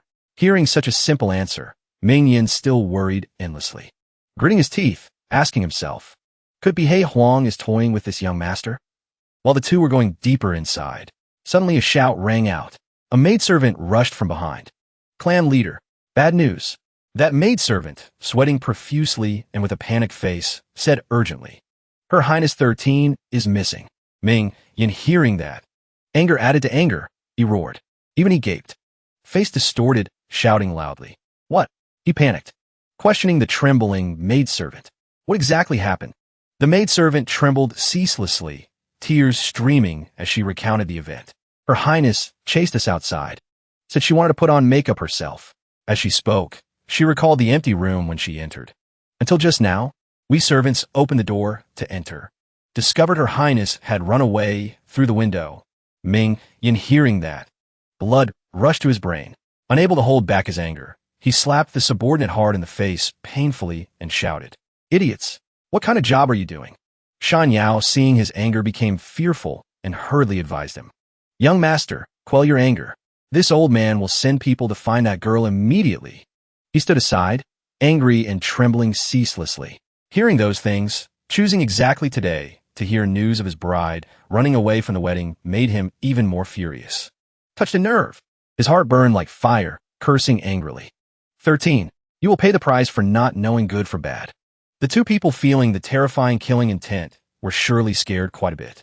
At this moment, in the ancient palace of the Fox Clan, Forbidden Area, 13, whom everyone was looking for, lay very comfortably on the floor, legs swinging gently. She asked curiously, Lord He Huang, how you feel about this marriage of my Fox Clan? He rummaged everywhere looking for things while answering her. That Ming Yin, I can see he relies on excuses. Then he looked up dejectedly and continued, Pity Princess 13, having to marry this kind of lecher. He spoke very candidly in front of her. But since he didn't know her identity, he spoke very candidly. Hearing that, she agreed somewhat. Then she sighed in resignation hearing about having to marry that guy and spoke out. Indeed, I have to marry. Intending to continue, but suddenly she seemed to remember something, covered her mouth and stopped the sentence. 13 sat up rustling, coughed a few times, then continued. Indeed, I heard Princess 13 say, the person she wants to marry. At this moment, flowers suddenly bloomed all around. 13's eyes sparkled, showing absolute admiration. Can only be someone with heaven-reaching cultivation, elegant and approachable personality. Chongqing's image flashed in her mind, making 13 unable not to be infatuated with that beauty. She continued blabbering on the side. A peerless powerhouse. Every gesture makes 10,000 people submit. 13 thought. Her heart blossomed. How happy. But then she pulled herself out of the fantasy, crying pitifully. But such a person, how can he exist? He Huang's ears perked up listening to her complain. He felt a bit annoyed hearing that and turned to retort. Who said he doesn't exist? My master is exactly that. Chongqing's image in his mind appeared extremely sparkling. Solemn, like a living Buddha, master not only has unfathomable deep cultivation. He started turning on simp mode, eyes sparkling with admiration and trust, continuing, but also grants opportunities to others without hesitation. He looked down proudly. Do you know, from when this king started cultivating until now, how much time it took? 13 glanced over, amused, then guessed his current cultivation. Looking at you now, having reached the Demon Emperor realm, she looked up confidently and replied, even if talented, must have cultivated for 500 years. He suddenly raised 5 fingers in front of his face, making her look puzzled. His eyes shone, looking at her as if answering her question. 5 years. What unbelievable. She panicked endlessly, screamed loudly. Impossible. He ignored her thousands of questions, continued searching, while she remained behind with 101 whys in her head. 5 years' time can help an ordinary demon beast rise to demon emperor, she thought to herself. If there really is such a powerhouse, even if 13 has to follow left and right serving for a lifetime, I wouldn't regret it a bit. He turned back at this moment and asked her opinion seriously. Wait until my mission is complete. I'll take you to meet the master. How about it? 13 clenched her fist and raised it high. Her face gleeful, she spoke. It's a deal. Hei Huang, hearing that, froze face, confused by her words. That box attracted many streams of energy into itself. Outside were sparkling diamonds. They sparkled on the ground along with 13's firm tone. That sparkling object is the Chaos Primordial Stone. As soon as the words ended, Hei Huang excitedly ran over, not forgetting to thank her. Heaven helps me too. Before he could reach it, he was pulled back by her hand. Next, her serious voice rang out. Wait a minute, 13 slowly informed. I advise you not to go over there. That thing is very dangerous. As soon as the words ended, Hei Huang was slightly confused by her implied words. Next, he smirked, not caring about her words, and approached the Chaos Primordial Stone, not forgetting to speak. Scared of what? Didn't that old fox 2Z over there go to attend the wedding? 13 replied gloomily. But the wedding hasn't started yet. Hei Huang didn't care much. What he cared about right now were the sparkling Chaos Origin Stones. In his hand, he already had a bag ready to scoop them all up. How do you know? She spoke slowly, because Shursen felt a bit shy when she revealed. The bride is me. If I don't go to the venue, how can a wedding begin? Immediately, Hei Huang stopped his action, his face panicked, asking in surprise. You are the 13th princess. A powerful force suddenly erupted from the box directly in front of him, startling Hei Huang. Still unable to process everything, it emitted a massive power spreading throughout the room. A hoarse, bewitching voice rang out not long after. Audacious Junior, put down the Chaos Origin Stones. Even so, Hei Huang pretended not to hear, deliberately stuffing the bag into his pants. Immediately, that power became angry, directly shattering the glass to attract Hei Huang's attention. Next, it unleashed power to attack him, but unfortunately, he sensed it and quickly jumped up high. Hei Huang smiled sarcastically and said, You said put it down, so put it down? Then I will be truly shameless. As soon as the words left his mouth, he quickly ran towards the gate, not forgetting to bid a polite farewell. Bye-bye, old man. Suddenly, Shursan's figure appeared, running even faster than him, startling him for a moment. She said nothing, just winked and gave a friendly smile. Hei Huang panicked, reaching out to stop her. What do you want to do? Shursan landed smoothly on the ground. She slowly stood up, thinking to herself, Hei Huang, let me see your skills. If you can make it out alive. Shursan pulled the door handle down. Then the door slowly closed. She thought to herself, I'll go with you to meet that peerless high expert. He was panicked, mixed with resentment, as the door gradually closed. You stinking fox. After that, the door was shut tight, leaving him helpless and unable to do anything. Before his brain could process anything, those streams of magic power came towards him, making Hei Huang shiver and grit his teeth. Then it used chains to bind him. Next, he was mercilessly thrown to the ground by that magic power. A voice full of bitterness rang out when Hei Huang was bound by that person. Black Dog. Before that harshness, a fox face appeared. It pointed straight at Hei Huang's face and severely condemned the act of touching its territory. Black Dog. Before, you trespassed in my clan's forbidden ground, uttering offensive words. Now you want to take away these Chaos Origin Stones? Then the fox face suddenly shattered. A white-haired woman appeared. The old woman shouted angrily. Do you take the seat for dead? The old woman extended long, sharp fingernails that looked like they wanted to pierce through someone's internal organs. Immediately, the old woman released the chains binding Hei Huang. Consider it the old woman giving him a chance. Not wasting the rare opportunity the old woman granted, Hei Huang immediately explained, Forgive the offense, but my master needs the Chaos Origin Stones for cultivation. Please, senior, show mercy. Spirit Fox Clan ancestor. 2C didn't listen, but brushed off his explanation and accused it of being a lie. Mouth full of lies. The Chaos Origin Stone is a great heavenly treasure. Even someone as powerful as this seat cannot refine it. What kind of thing is your master? The old woman openly showed disdain. To be worthy of using this heavenly treasure. For someone who considers his master everything like He Huang, 2C's action was like poking his nerve. Just a second later, He Huang tensed up. He immediately swiped his hand. He shouted furiously, "Presumptuous! With my master's cultivation, lifting a hand can crush you to death." And his disrespectful shouting also provoked the old woman back. 2C swiped her hand. The old woman growled, "Oomph! This seat has cultivated for thousands of years. This is the first time seeing someone dare to be so arrogant." The old woman raised her hand high. A second later, a red fireball emitted from the old woman's hand as she shouted, "Looks like I need to teach you a lesson." Facing the speed of the red fireball, He Huang strained his eyes to time the appropriate moment to confront the fireball. When the fireball was only a few centimeters away, He Huang crossed his arms together, creating a protective shell, preventing the hot fireball from touching him. Then He Huang braced his legs. He pulled his elbow back, preparing for a fighting stance. Purple power surged into He Huang's hand, and He Huang thrust both hands forward. He quickly rushed towards the old woman with purple magic in his hands. The old woman timely extended her hand to block his power.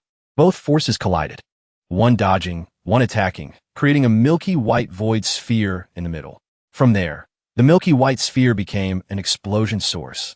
It exploded into a white cloud of smoke, pushing 2C and He Huang away. The old woman was pushed far back after the shockwave, but she quickly used her whole body to stabilize herself. 2C gritted her teeth, an intruder in her territory, still daring to offend and take the ancient artifact she was researching. Who could understand this bitterness for the old woman? The old woman glared, cursing He Huang. Go to hell. Thinking someone was strong, but turned out to be weak like the old woman, made He Huang laugh contemptuously. "Oomph. Relying only on you, you can't kill me." Then He Huang took out a scroll. "Old fox, look what this is." The scroll unrolled, suddenly emitting blinding golden light. Inside was the image of a powerful dragon. Not only that, the silhouette of a tall, muscular man appeared, his hands full of sharp claws, long black hair, and wolf ears of a beast man. That was He Huang. On the other side of the room, 2C frowned in surprise and shouted when she recognized the item. Could this be Portrait of the Demon Emperor? No one answered. The painting of the dragon emitted a large energy, quickly rushing towards the old woman. Of course, 2C couldn't resist. The old woman was almost immediately pushed back by the pressure of that power. With terrifying speed, the surroundings simultaneously exploded as if rigged with atomic bombs. The impact on her body caused severe internal injuries to 2C, to the point where the old woman coughed up fresh blood. Kneeling on the floor due to heavy injuries, 2C gritted her teeth because the situation was worse than she thought. I didn't expect the portrait of the Demon Emperor to reappear in the world today. Behind, the walls also cracked due to the collision just now. At this moment, He Huang raised his hand to summon power. Streams of lightning began to appear. Immediately, the walls in front of him collapsed almost completely. Holding the scroll in his hand, He Huang didn't want to argue with that person and spoke up. "I have no enmity with your Fox clan. Today I just came to take some Chaos Origin Stones." 2C sat behind, unable to move, only able to cast a hateful look towards him. Turning back to look at the old woman, He Huang used a commanding tone. "Retract your claws." Truly sarcastic. Right at this moment at the steep cliff, from the air, a young girl landed on the ground. Who else but Shur-san? Before she could rest after the trip, she discovered a loud noise on the opposite side. A group of people were running at a hurried speed. Without greeting, standing before the beautiful mountainous scenery, Shur-san clasped her hands behind her back, looking towards the white-haired man wearing purple clothes, who was Shan Yao. She spoke up, asking, "Father is looking for me?" Not waiting for any greeting, he sternly scolded Shur-san. "You silly girl, to dare openly flee the marriage. Do you want to apologize to the Black Tiger clan with death?" Even Shan Yao's people tried to persuade her. 13th Highness, this marriage alliance with the Black Tiger clan is of great significance. You absolutely cannot act recklessly again. That's right. Even if you don't think for the clan leader, think a little for the old ancestor. Approaching her, he raised his hand to analyze for Shur-san. Correct. The old ancestor failed to break through this time, suffering backlash from the Great Tao. Only the tiger flag in Ming Yan's hand can repair the internal injuries. You as a princess should also think for the 10,000-year grand plan of the Spirit Fox clan. If the old ancestor falls, our entire clan is finished. Although Shan Yao kept standing there talking about her responsibilities, Shursan's eyes noticed He Huang's surprising movement behind. But he appeared. A thought flashed in her mind. This black dog actually got out. Anyway, with that clever head, Shursan quickly came up with a reason to escape this marriage. Smiling confidently, she boldly probed, "Father, what if I can find an even stronger backer for the Spirit Fox clan?" Surely Shan Yao didn't believe his ears, hurriedly shouting, "What do you mean?" Looking across the current monster race, who else has stronger power than the Black Tiger clan? Backing up to the edge of the cliff, Shursan spread her arms as the mist seemed to wrap around her. Arrogant eyes as if challenging him. "Then you just wait and see." Father, smirking mischievously. What is she planning to do? Indeed, Shursan had the talent to anger Shan Yao to death. She leaned back, letting herself fall down the cliff, while her father couldn't react in time, just gaping in shock. Shan Yao reached out, as if wanting to catch Shursan, not forgetting to call her name. "Shursan!" His subordinates also shouted in panic. "Highness! Highness!" But it was too late. Shursan had disappeared behind the treacherous cliff face. Could Shursan really be dead? Shan Yao and his subordinates stood on the cliff. They panicked, shouting someone's name. Shursan. At the same time, He Huang, in the form of a dog, was running at full speed towards them. He quickly arrived and knocked down the two subordinates. However, he didn't stop but continued rushing forward. Out of the way, Shan Yao was originally in panic, not knowing what to do. Suddenly hearing movement over there, he looked up. He saw He Huang jumping past him high above and shouted in terror. "He Huang, why is he here?" But he ignored all his words, just rushing forward headlong. Shursan had now turned into a cluster of purple power, plunging into the abyss. Shan Yao obviously couldn't bear this huge shock. He froze. What? He looked at the image of He Huang carrying Shursan on his back. But strangely, she had no reaction or vigilance, looking as if she saw the savior of her life. "What sin is this of yours?" On his back, she trembled, covering her face and crying loudly. Her voice became more choked than ever. Just thinking about being forced to marry Ming Yin. Unable to see that peerless powerhouse he talked about, Shursan would rather die. He Huang quickly carried her and jumped up the cliff face. Seeing this, Shan Yao frowned and shouted, "He Huang, release my daughter. Fox clan matters are not for you to interfere in." But his nature was inherently unruly, never submitting to anyone except Chongqing. "Old fox, you know sh*t." Then he jumped down to a nearby open ground, making him turn his head to look in anger. He turned to Shursan. If Princess Shursan is lucky enough to serve by the master's side, that would be the greatest fortune for your clan. Saying that, he ran away without even looking back at them. At this moment, Shan Yao was mad with anger.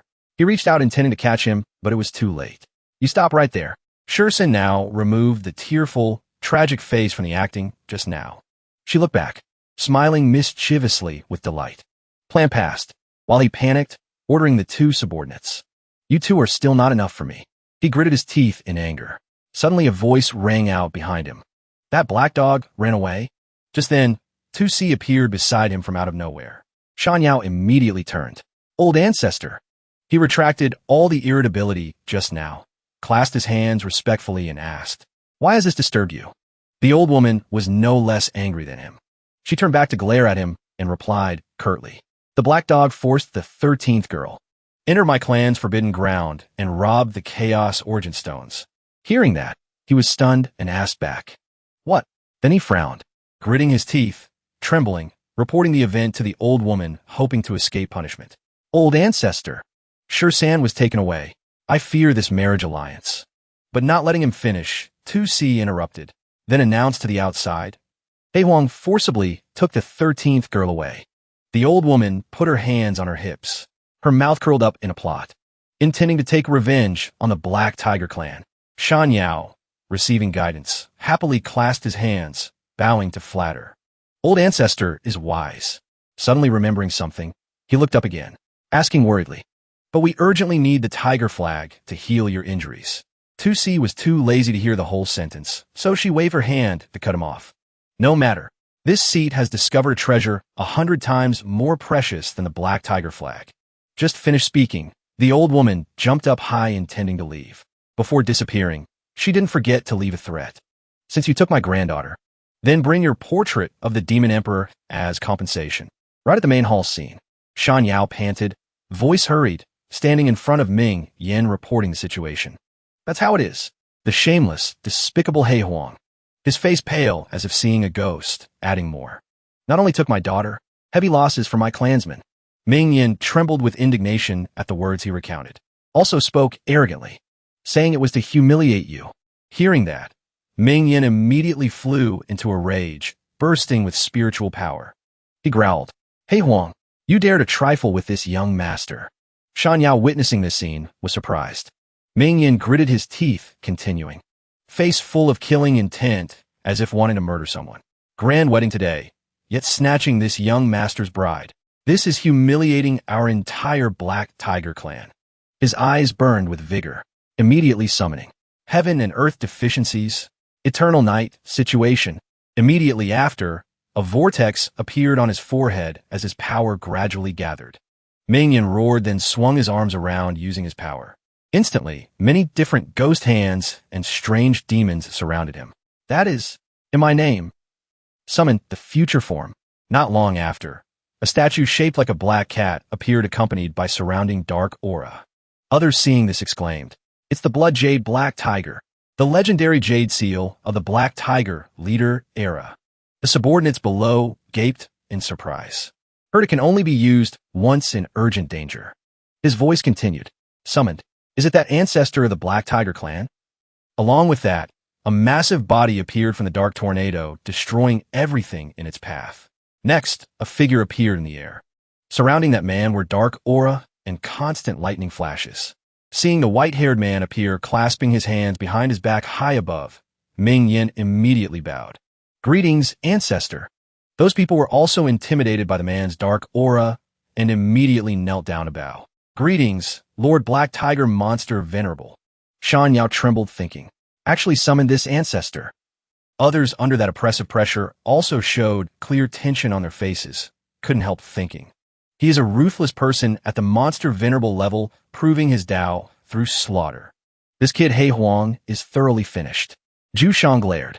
Hoarse, bewitching voice uttered, questioning Ming Yen. Why did you use the Blood Jade Black Tiger? To summon this seat? Ming Yen quickly presented to him. Ancestor, a year ago, grandson once killed a Demon King realm expert named He Huang, but let him escape. He stood up, continuing to present. Just today, He Huang actually took away the 13th princess of the Spirit Fox clan, whom grandson was marrying. This is clearly humiliating our Black Tiger clan. Next, he concluded the issue, begging for his help. Therefore, I summoned the Blood Jade, begging ancestor to come. Zhu Shang didn't reply to him, but just pointed his index finger. A source of power released from the finger, instantly hitting Ming Yen straight on, knocking him backward, eyes wide open. Next, he spoke angrily. Trash. Although a small blow, his power sent him flying far away, crashing into the ground, causing an explosion immediately. Zhu Shang growled. Couldn't chase the enemy to the end and kill them. Instead, getting revenge taken on you. Truly losing face. Finished speaking, he lowered his voice to ask, which clan is that guy from? Shan Yao, hearing the question, clasped his hands and answered softly. He seems to come from the Central Plains, originally a black dog. Hearing that, Zhu Shang smirked, voice full of sarcasm. Just a pet raised by humans. Where's your Fox clan ancestor to see? Then he smirked, smiling mysteriously, adding, just ignoring her descendant being taken away? Shan Yao replied not long after. The old ancestor has already gone in pursuit. Zhu Shang was a bit surprised, speaking softly. In his heart, he thought, to see that stinking woman cares too much about many things. Yet she would be willing to chase a tiny Demon King kid? He raised his hand using his own power to create a black vortex. Next, used his dark aura to transform into a collar wrapping around Ming Yen and a chain, pulling him closer. That sudden and rough action made him cry out in pain. Zhu Shang lifted him up. He immediately tightened around his neck, making him tremble, trying to struggle in mid-air. His face visibly paled. From within Ming Yen, a strange object was slowly being pulled out. It was a flag with a clan crest, along with the amount of dark aura surrounding it. Zhu Shang waved his hand, bluntly stripping him of his position. You are no longer worthy to possess the Black Tiger flag. He growled, stating, this old man will take action to resolve this matter. You scram back to seclusion and reflect. Ming Yen, After being beaten black and blue, then directly stripped of power like that, could only helplessly tremble and speak. In a vast blue sky with floating clouds, He Huang flew across the sky. Surrounding him radiated purple streaks from his claws. Following behind was Shursan, chasing closely without stopping. A while later, he landed on a small tree branch. Shursan also quickly set foot on a branch nearby. She put a hand on her hip, looking at him, reaching out, pointing forward, lips moving, intending to say something. He pointed to a large mansion of some powerful family in front. Right there. She followed his hand, looking towards it. Immediately, she was stunned like thunder in a clear sky. Mansion. This can even be considered a cultivation blessed land. Soon they jumped from those branches down to the ground without a sound. Suddenly Shursan widened her eyes. She frowned, face full of shock by a voice ringing out as if interrogating. Where did the fox demon come from? At this moment, not far away, a vine lashed out fast as wind wrapped in a layer of purple light heading towards them. However, she seemed controlled, unable to move her body even a little. She just stared as the vine got closer and closer to her. This is 10,000-year tree demon. Done for. Body can't move. Right at that critical moment, suddenly He Huang's hand reached out, strongly grasping that branch. He quickly ran in front of her, protecting Shursan behind. Hand pulling the branch away, while smiling apologetically to Brother Tree. Brother Tree, don't be impulsive. She was brought by me to pay respects to the master. Finished speaking, he looked down at that branch again. Seeing the branch limp, couldn't help but be confused. By the way, Brother Tree, haven't seen you for a few days. Why do you have bangs now? He looked at the large tree trunk, but the vines on Brother Tree's body had shortened quite a bit, and asked. It recalled the pair of hands holding scissors, trimming its leaves before, mercilessly cutting off the branches that were its weapons. Changqing at that time diligently trimmed the branches sticking out, humming a few lines of a song. In the small garden, digging. Thinking about that matter, its tone couldn't hide the helplessness. Master saw this tree's branches were too dense. Kind-heartedly wanted to help me trim a bit. Hearing that, Shursan froze. She seemed to have just heard some bizarre story, helping a tree demon of this level trim branches. Who exactly is the master in He Huang's mouth? Just then behind the two, suddenly rang a familiar voice calling his name. Black Dog. He Huang, hearing the call, turned back to look behind. He saw C jumping down towards him from high above. The old woman frowned, shouting loudly. Hand over the treasure. And the old woman quickly swooped into the spot he just stood. But fortunately, he predicted this and jumped high up. He gritted his teeth in surprise and annoyance. Old fox, didn't expect you to dare chase to this place. 2C didn't have time to respond politely to him. The old woman raised her hand. From her palm appeared streams of power. Let's talk. Hand over the portrait of the demon emperor. This seat will spare your life. However, he stubbornly refused to do what the old woman wanted, just smirking. In your Fox Clan territory, maybe I would still be wary of you a bit. But having arrived here, you better show me some respect. 2C, seeing him holding onto the treasure she needed like that, immediately flew into a rage. The old woman immediately rushed towards him without warning, refusing a toast only to drink a forfeit. The old woman swung dangerous strikes at him. But contrary to her expectation, every strike she threw, he could easily dodge. But even so, he couldn't avoid being hit. His arm was scratched bloody by the old woman. Drops of his blood splattered everywhere in the air. He grimaced in pain. He Huang also knew that dodging like this wasn't the best plan right now. Therefore, he turned his head to ask for Shu Ji's help. Shu, go help me. But it replied calmly, ignoring his precarious situation. Not the right time yet. At the same time, 2Z created a purple magic orb in her palm. She threw it at him and shouted, Stupid dog, you're finished. 13 waved her hand. Her face showed fear as she hurriedly stopped her. Old ancestor, show mercy. At the same time, at Changqing's place, he happened to be standing next to Shu Ge. In front of him was a small wooden table, and he was humming a few lines. Digging, oh digging, planting small ideals can bloom flowers. In his hand, he held sharp scissors to cut green tea leaves, preparing to brew tea for himself. After cutting all the leaves into the basket on the table, he immediately tossed the dry branch behind him. This is really annoying.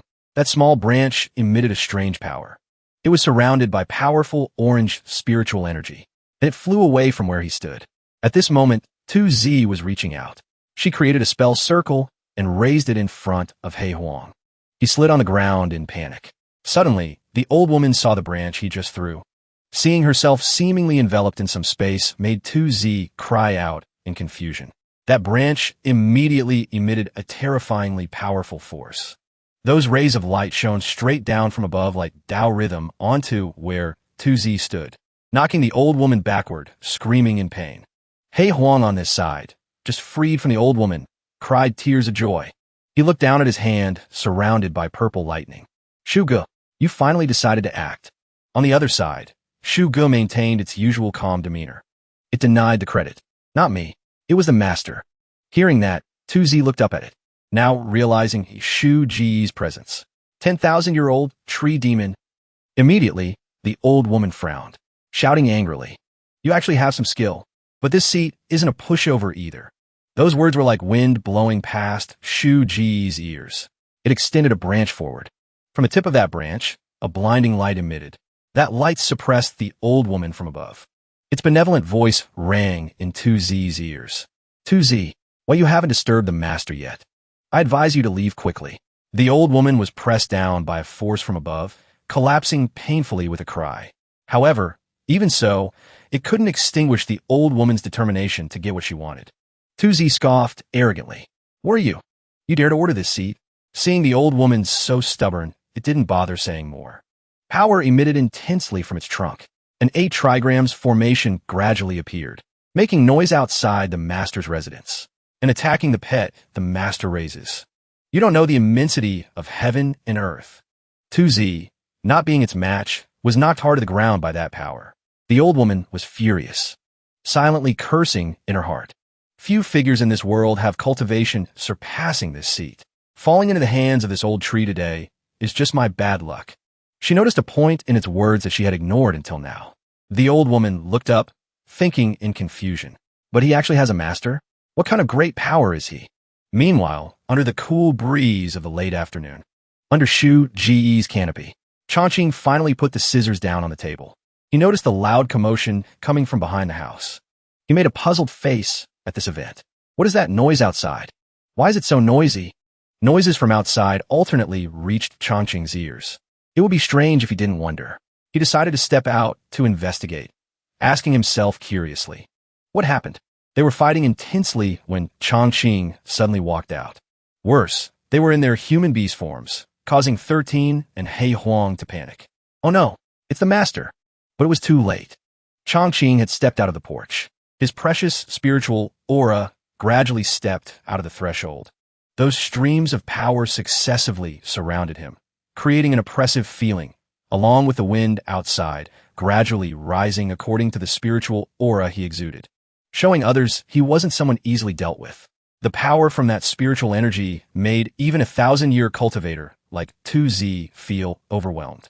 The old woman struggled under the suppression of Chongqing's spiritual energy, this oppressive feeling covering the sky and earth.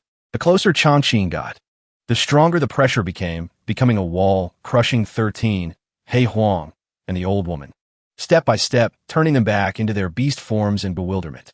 Only then did Chongqing look down, exclaiming curiously. He looked at the beast forms of 2Z and Hei Huang busy tearing at each other ceaselessly, and awed, as if understanding. Turns out animals are fighting. Seeing Hei Huang still busy barking at the fox, Chongqing called out, Hei Huang, come here now. Having the master nearby, he was very arrogant. Conveniently, he stuck out his tongue to show off his master's domineering power. See that? This is the master's power. Hearing that, the old woman only despised him more and clawed, relying on being near home. Truly a failure of the demon clan. Seeing Hei Huang not stop arguing with the fox, Chongqing's patience ran out, and he reminded him, I called you, you didn't hear, right? He squatted down, trying to break up the verbal fight between the two animals. Break it up, break it up. You guys being noisy here. Disturbing the neighbors isn't good. Just as Chongqing bent down squat, 2Z seized the opportunity to see exactly what his power was like. Now, let this seat test you. The old woman jumped up. Power. 2Z carried abundant power and opened her mouth, intending to bite him. But at this moment, the spiritual energy in Chongqing suddenly surged. He reached out his hand. Immediately, the old woman startled, realizing danger approaching. Oh no! 2Z also closed her eyes tight, fearing pain, to try and forget some of the pain. Before she could bite, he grabbed the scruff of her neck and held her in the air. Chongqing scolded angrily. Little trick, you still want to scratch me? Then he threw the old woman away, easily like throwing an object. Leave quickly, or else I'll make you into a scarf. 2Z's howling extended far behind. After dusting his hands off from throwing 2Z, he suddenly heard a soft, weak whimper. Finding it strange, he turned around. The snow-white fox form of 13 trembled and backed away, along with the wound on her face, making her look very weak. Her pitiful appearance successfully shot an arrow through Chongqing's heart. His eyes sparkled. He immediately hugged 13 and called her by the nickname he just came up with. Little white fox, so cute. While hugging and nuzzling, his hand accidentally touched the open wound, making him startle. He held 13 out to look. Then he gasped. You're injured too. He smiled, gently saying to 13, follow me home. Let me bandage you up, okay? She barked in agreement. On the other hand, 2Z still hated Chongqing very much, especially after his throw. 2Z growled. Shameless human. Chongqing didn't know. He was busy criticizing and scolding He Huang for doing wrong. Next time, don't fight outside. Hear me? He Huang could only whimper. He Huang knows his mistake. 2Z saw 13 entering deep into the house. The old woman stood up, intending to scold. Human, put 13 down. However, 13 in beast form signaled to the old woman. Old ancestor, please rest assured. 13 has a plan. Her intention momentarily stunned the old woman. Also in the old woman's eyes, 13 was wrapping herself around Chongqing's neck. Her sly green eyes signaled. I heard clearly. Compared to this peerless figure, the Black Tiger clan's conditions aren't worth mentioning.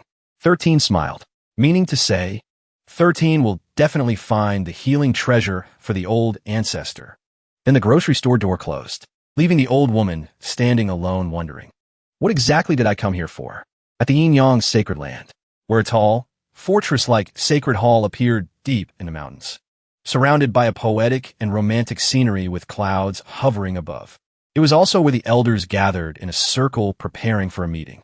The Yin-Yang sacred lord here was Changda. He was currently closing his eyes to focus. Suddenly, someone entered to report, reporting to Sacred Lord. According to the report from the disciple guarding the human realm, Tiger Demon Venerable, Zhu Shang, and Spirit Fox Clan 2Z broke through the southern ridge barrier.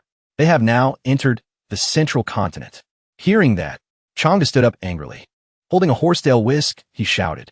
2 demon venerables forcibly entered the human realm? What is the reason? The disciple clasped his hands and replied. It seems they are chasing a black dog demon.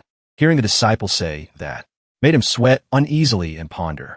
A black dog demon can alarm 2 great demon venerables?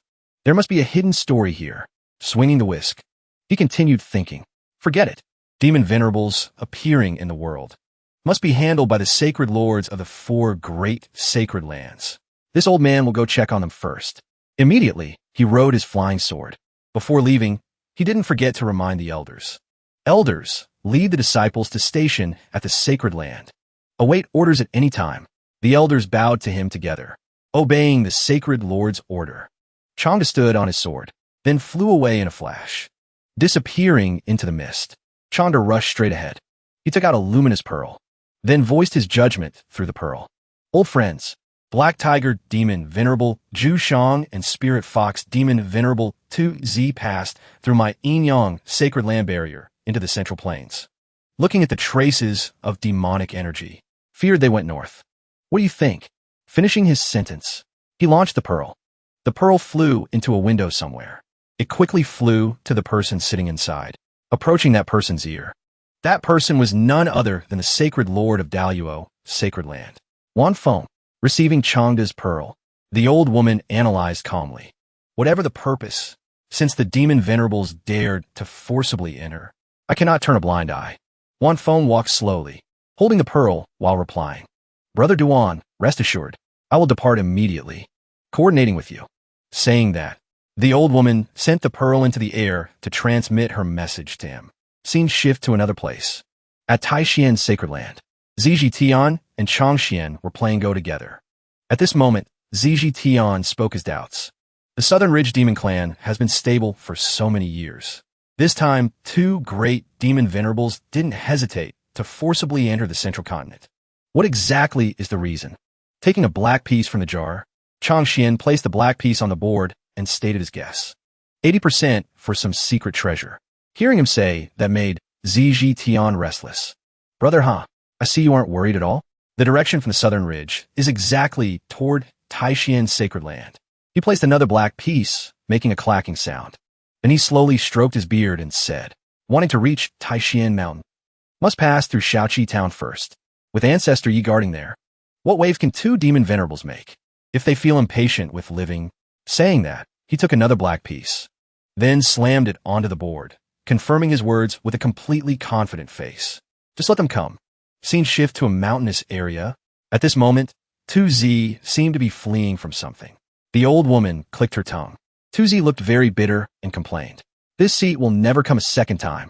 Saying so, but her hand were trembling like a leaf. The old woman thought to herself, that tree demon, I don't know what level of monster it is, but that young man is even more terrifying. The image of Changqing with a cold face and a look like he wanted to kill appeared before the old woman's eyes, terrifying her. 2Z was fleeing when suddenly a stream of evil energy followed. Sensing something behind, the old woman turned around in surprise. Before she could do anything, she was quickly surrounded and pulled back. 2Z was engulfed by the evil energy. Helpless, she could only reach out and scream in pain. Zhushang appeared from nowhere with a fierce face. He smiled slyly, standing on the evil energy, watching the old woman struggle in pain. 2Z, long time no see. Seeing that person in front, although being controlled, 2Z tried to open her mouth to answer. Tiger Demon Venerable Zhu Shang. He approached the old woman and interrogated. You also went after He Huang? Seems you failed and returned, huh? Although at a disadvantage, 2Z still snorted sharply and spoke. So what if I did? Zhu Shang wasn't angry, but calmly made an offer to the old woman. As long as your Spirit Fox clan is willing to submit to my Black Tiger clan in the future, this seat will teach that black dog a lesson for you. How about it? 2Z recalled Changqing's gloomy and somewhat scary figure. Behind him was the ancient tree demon with power that could completely suppress her. The old woman sneered as if finding someone to avenge her. The old woman thought to herself, stupid cat, if you want to seek death, this old lady will fulfill your wish.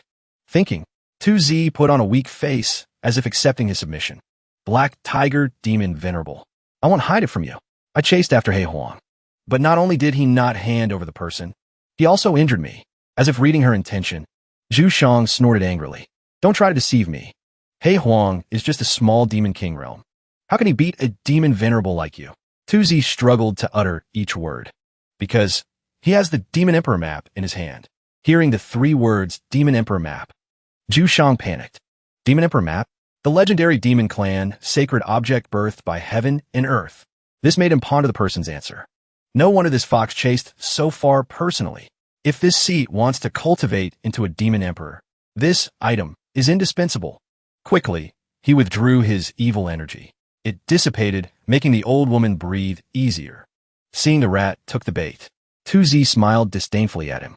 Zhu Shang was now looking for that person angrily. Where did that He Huang appear? 2Z smiled slyly and said, that He Huang is hiding in a small town at the foot of Taishin Mountain. Protected by the Demon Emperor map, not only has his cultivation increased greatly, but he's getting more arrogant. Then the old woman added a sentence. He also spread rumors, making veins pop on Zhu Shang's face. The old woman continued to manipulate him. With the Demon Emperor map in hand, within a few years, he can take over the Black Tiger clan and proclaim hegemony over the Demon clan. The more she spoke, the more Zhu Shang's anger was pushed to the extreme. His eyes turned white with rage as he shouted, ignorant brat, daring to speak arrogantly. Saying that, he conjured an orb and summoned the flag of the Black Tiger clan. Then he rushed straight to where He Huang was hiding. This seat will deal with him right now. Seeing him rush off at light speed, 2Z smiled gleefully, thinking, stupid fool, all brawn and no brains. Let's see how you die this time. Achieving the desired result, the old woman smiled with satisfaction. Just about to leave, suddenly a voice came from behind. Spirit Fox Clan Venerable, stop. 2Z turned around and shouted, who is it? From the air appeared the Sacred Lord of Daluo, and the Sacred Lord of Yin Yang appeared behind. Next to them appeared their disciples. Seeing everyone surrounding her, 2Z asked, So it's the two sacred lords of Yin Yang and Daoyuo? Coming here, specially. Is something wrong? Yin Yang, sacred lord, shouted angrily. Don't play dumb. You violated the agreement between humans and demons, using demon venerable cultivation to invade the central continent. You should know the consequences. Daoyuo, sacred lord, also spoke up to interrogate. What exactly is your purpose? Speak quickly. But 2Z didn't feel scared, instead smiled slyly, thinking. Perfect. Decisively deny everything. Push all the blame onto that old guy, Zhu Shang. Thought turned into action. 2Z pretended to cry pitifully. Two sacred lords don't know. The old woman looked very pitiful now, crying and replying. I was forced by Black Tiger Clan's Zhu Shang to help him find a treasure. 2Z covered her eyes in fear, trembling all over. Zhu Shang has bottomless greed, possessing the Black Tiger flag for protection. Just now he personally went to the town near Taishan Mountain to snatch the Demon Emperor map. Wan Feng, hearing 2Z say that, her face changed attitude immediately. Demon Emperor map?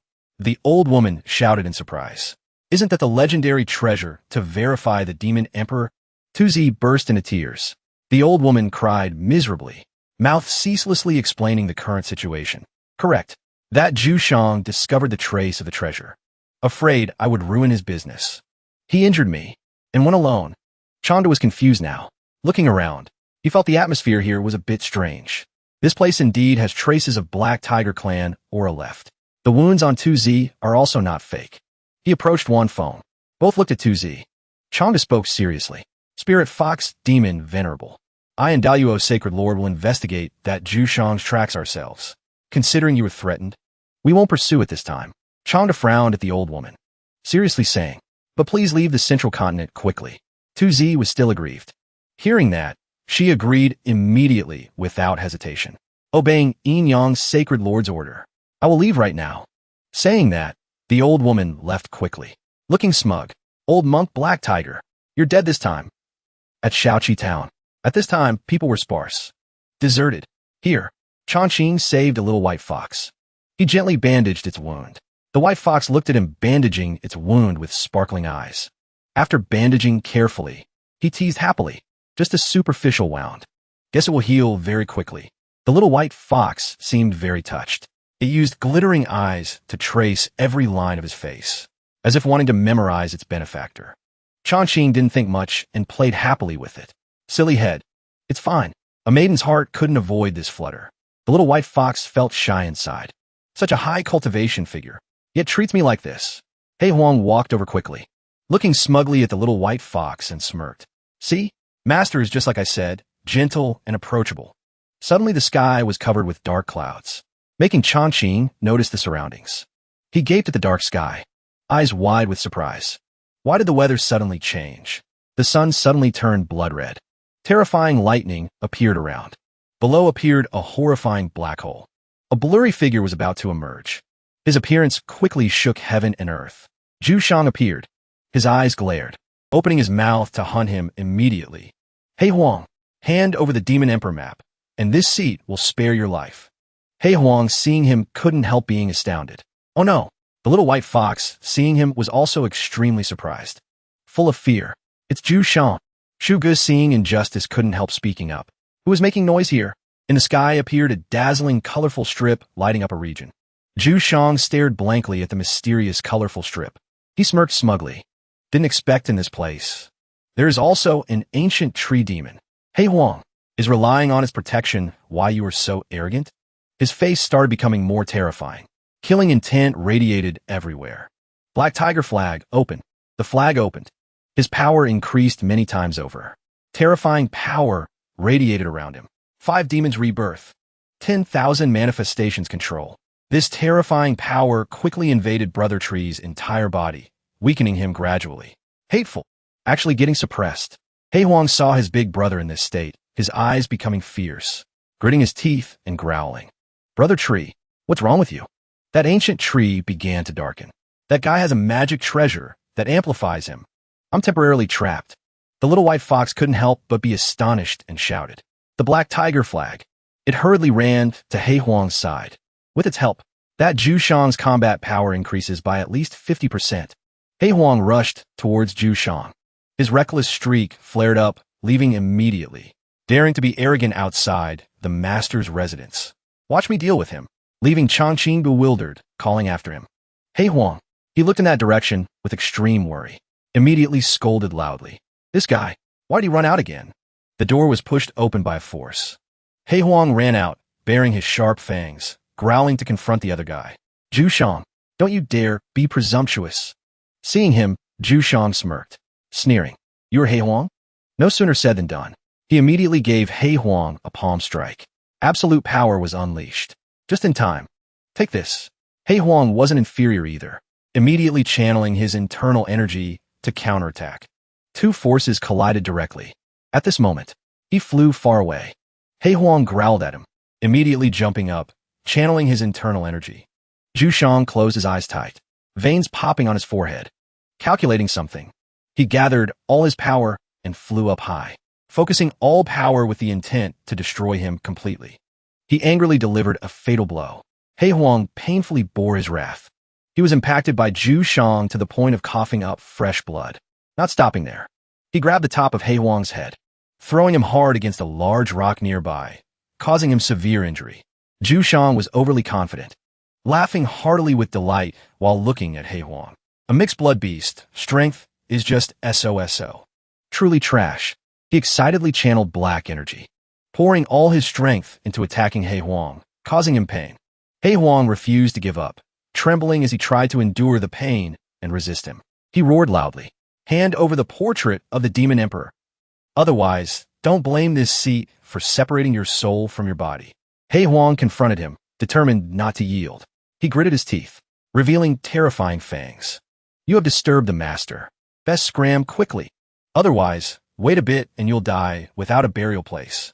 Zhu Shang sneered, not believing a word He Huang just said, replying with an arrogant face. Master? About to die and still daring to brag and scare me? Just finish speaking.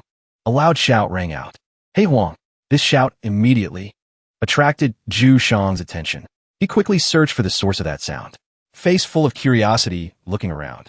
On this side, Changqing was fuming with rage. His appearance was somewhat scary. He shouted angrily. Did you get into a fight outside again? Seeing Changqing's scary appearance made Zhu Shang a bit surprised and stunned for a moment. His face darkened, facial muscles tightening, terrifying eyes staring gloomily at them. A light carrying enormous power emitted from Changqing's place, shining straight at Zhu Shang. Seeing this power, his eyes widened, gaping. What? The light grew bigger and bigger, now engulfing him, creating a huge explosion. When he woke up, Zhu Shang was extremely confused. What happened? He looked at himself in shock. Just a pressure forcibly made me reveal my true form.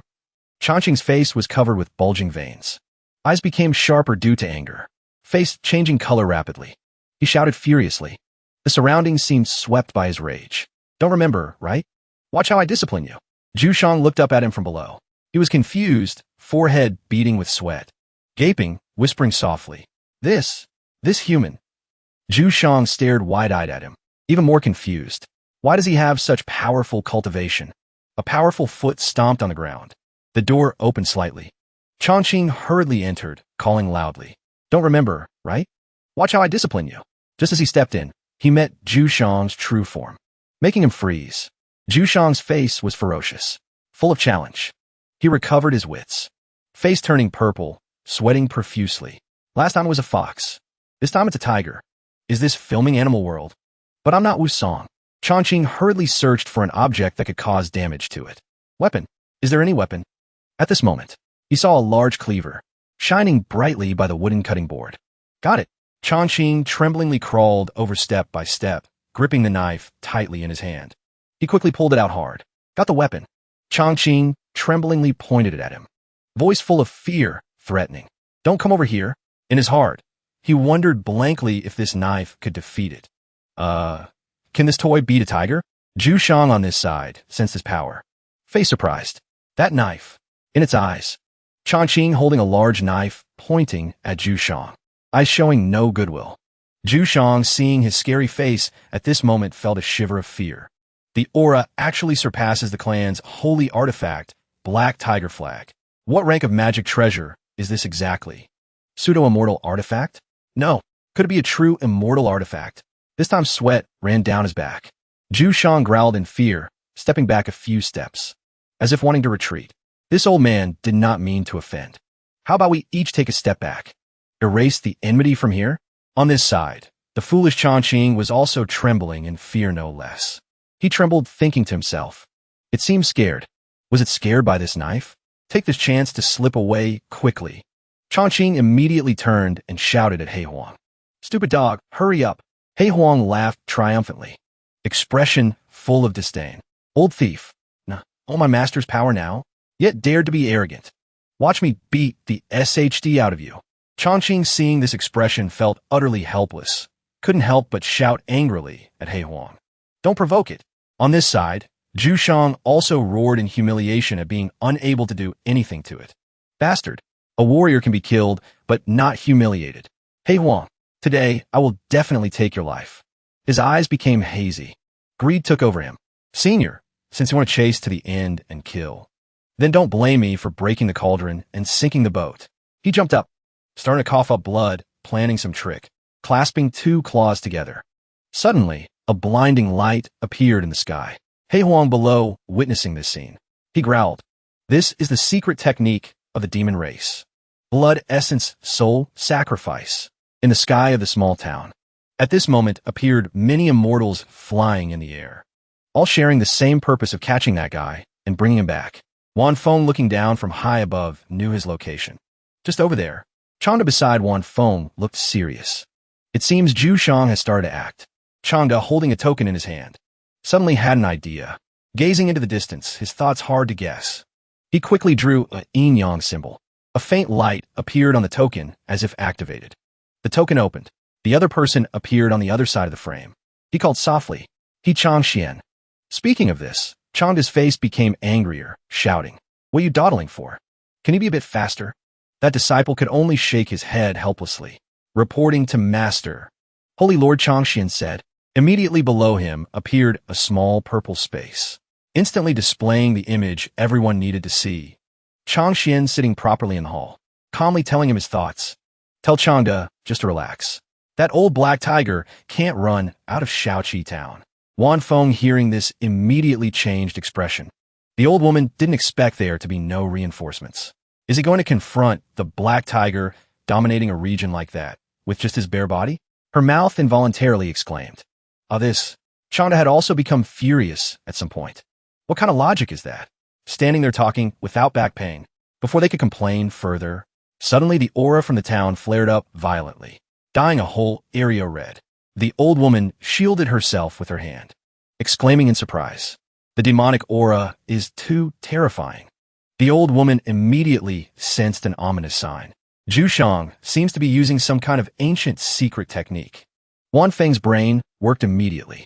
The old woman respectfully clasped her hands, solemnly said, Brother Duan, among several great holy lords, little sister always felt your cultivation is the highest.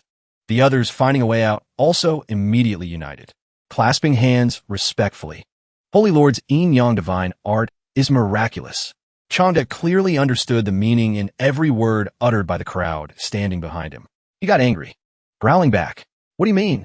The old woman immediately forced a laugh, trying to find an excuse. How about you go check a bit? See how the battle situation is, so we can easily respond. He immediately pointed straight at the old woman, declaring, Wan Feng, you are a fucking genius. Then he turned his head, looking at the scene in front, thinking to himself, Zhu Shang's aura is just ahead. But he had just taken one more step. His body sensed something abnormal. He turned his head back, only had time to utter a sound. Then the sword under his feet no longer hovered, causing him to lose balance directly. Fumbling awkwardly, he immediately tumbled from the air to the ground. What happened? Changda shouted in confusion. Why did my true chi suddenly cut off? At the same time, another explosion flared up from afar. The aura this time was completely different from the previous one. He panicked, crawling up. Looking up, that is, from inside Shaoqi town. A stream of pitch-black aura was spreading at dizzying speed. It seemed that in just a few moments later, that aura would swallow the entire surrounding space, accompanied by were a few strange black lightning bolts like fierce snakes guarding the gate. Changda was endlessly astonished at that once-in-a-millennium scene. Zhu Shang actually used himself as the formation eye, using his own bloodline as a sacrifice. He gaped, unable to speak a complete sentence clearly. Only the stream of thoughts still running steadily in his head. Just now my true chi disappeared in a blink. It must also be due to his influence. The villagers in the town were now scared out of their wits. Everyone looked out for themselves, running away in chaos. Run quickly. Where did this strange wind come from? Help! Shouts overlapping each other. Chaotic to the extreme. Changda gritted his teeth, entering deep into the formation, walking while trying to keep himself from collapsing before that terrifying power. Must stop this monster. Now, inside the formation, the black tiger's eyes turned bright red, emitting a bit of bewitching spiritual energy. The tiger roared, "Invite the ancient black tiger god. Return to my body."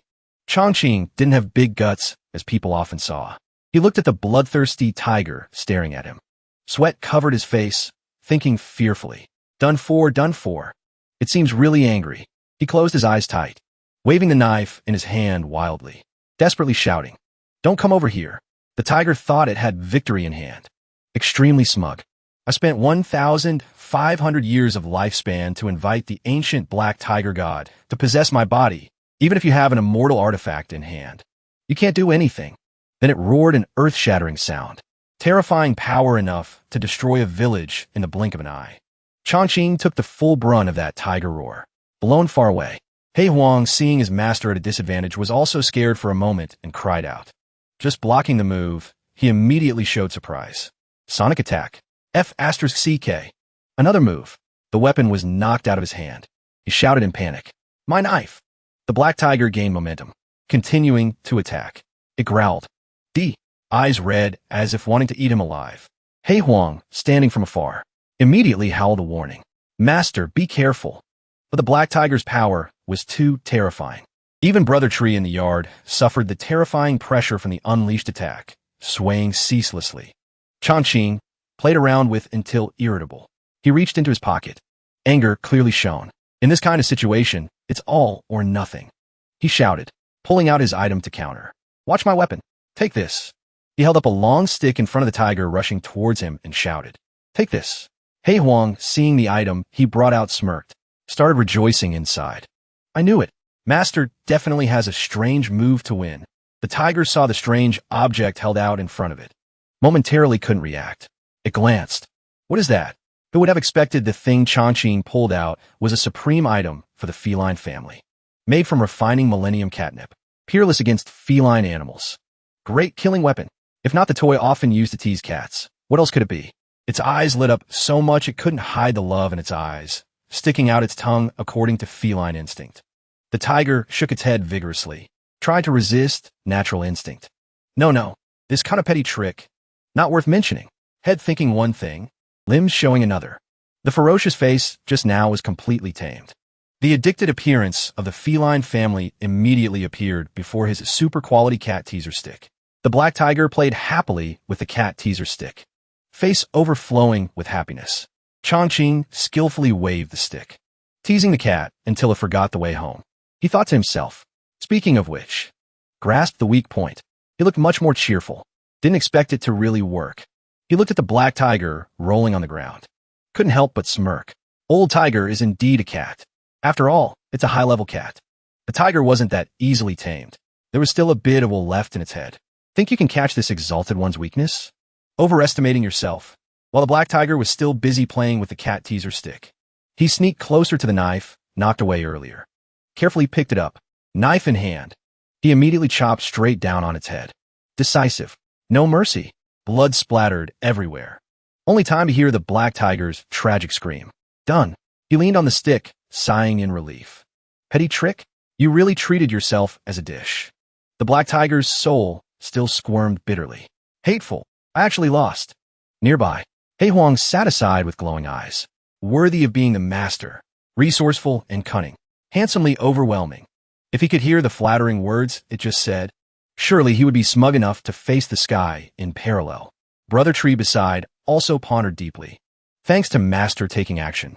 Otherwise, we really couldn't deal with this Zhu Shang. Chongqing looked at the stick, just pulled out to deal with it. Couldn't help feeling guilty. Looks like I have to make another cat teaser stick for the little white fox. In just a blink of an eye, the spiritual energy suddenly dissipated in the space. Changda stared wide-eyed at the surrounding situation. What happened? He couldn't believe it. Still standing there dazed like a tree. The oppressive feeling just now disappeared in a blink. A green light flashed across the sky. Flying quickly forward, the old woman landed on the ground. Tone clearly cheerful. Brother Duan. The old woman ran over. No longer any hesitation or caution like just now, asking about the situation. Jushan's powerful demonic aura has subsided. Is it all right now? He shook his head, doubt mixed with high vigilance. No. Looking across the central plains. No one can fight head-on with the ancient black tiger god. He continued. The more he thought, the more astonished he was. Even you, or I, if fighting alone, it's also a dead end. Then he lowered his head, appearing to have understood the matter thoroughly. It seems Jushan won. Wanfeng was surprised by what he said. You mean, that old thief relied on the god, descending forbidden technique, just now? Seeming to think of something, the old woman panicked, tremblingly voicing the most desperate thoughts.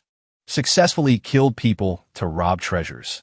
Obtained the portrait of the demon emperor? The two understood each other tacitly. Immediately shot up like arrows. Correct. Must catch him quickly. Cannot let the tiger return to the forest. Chanda rushed forward while shouting. Otherwise, the central plains are in danger. Scene changes to in front of Changqing's house. Smoke billowing. Strangely quiet. No one passing by here could imagine that just a few seconds ago, a fierce battle between the Black Tiger and Changqing had taken place here.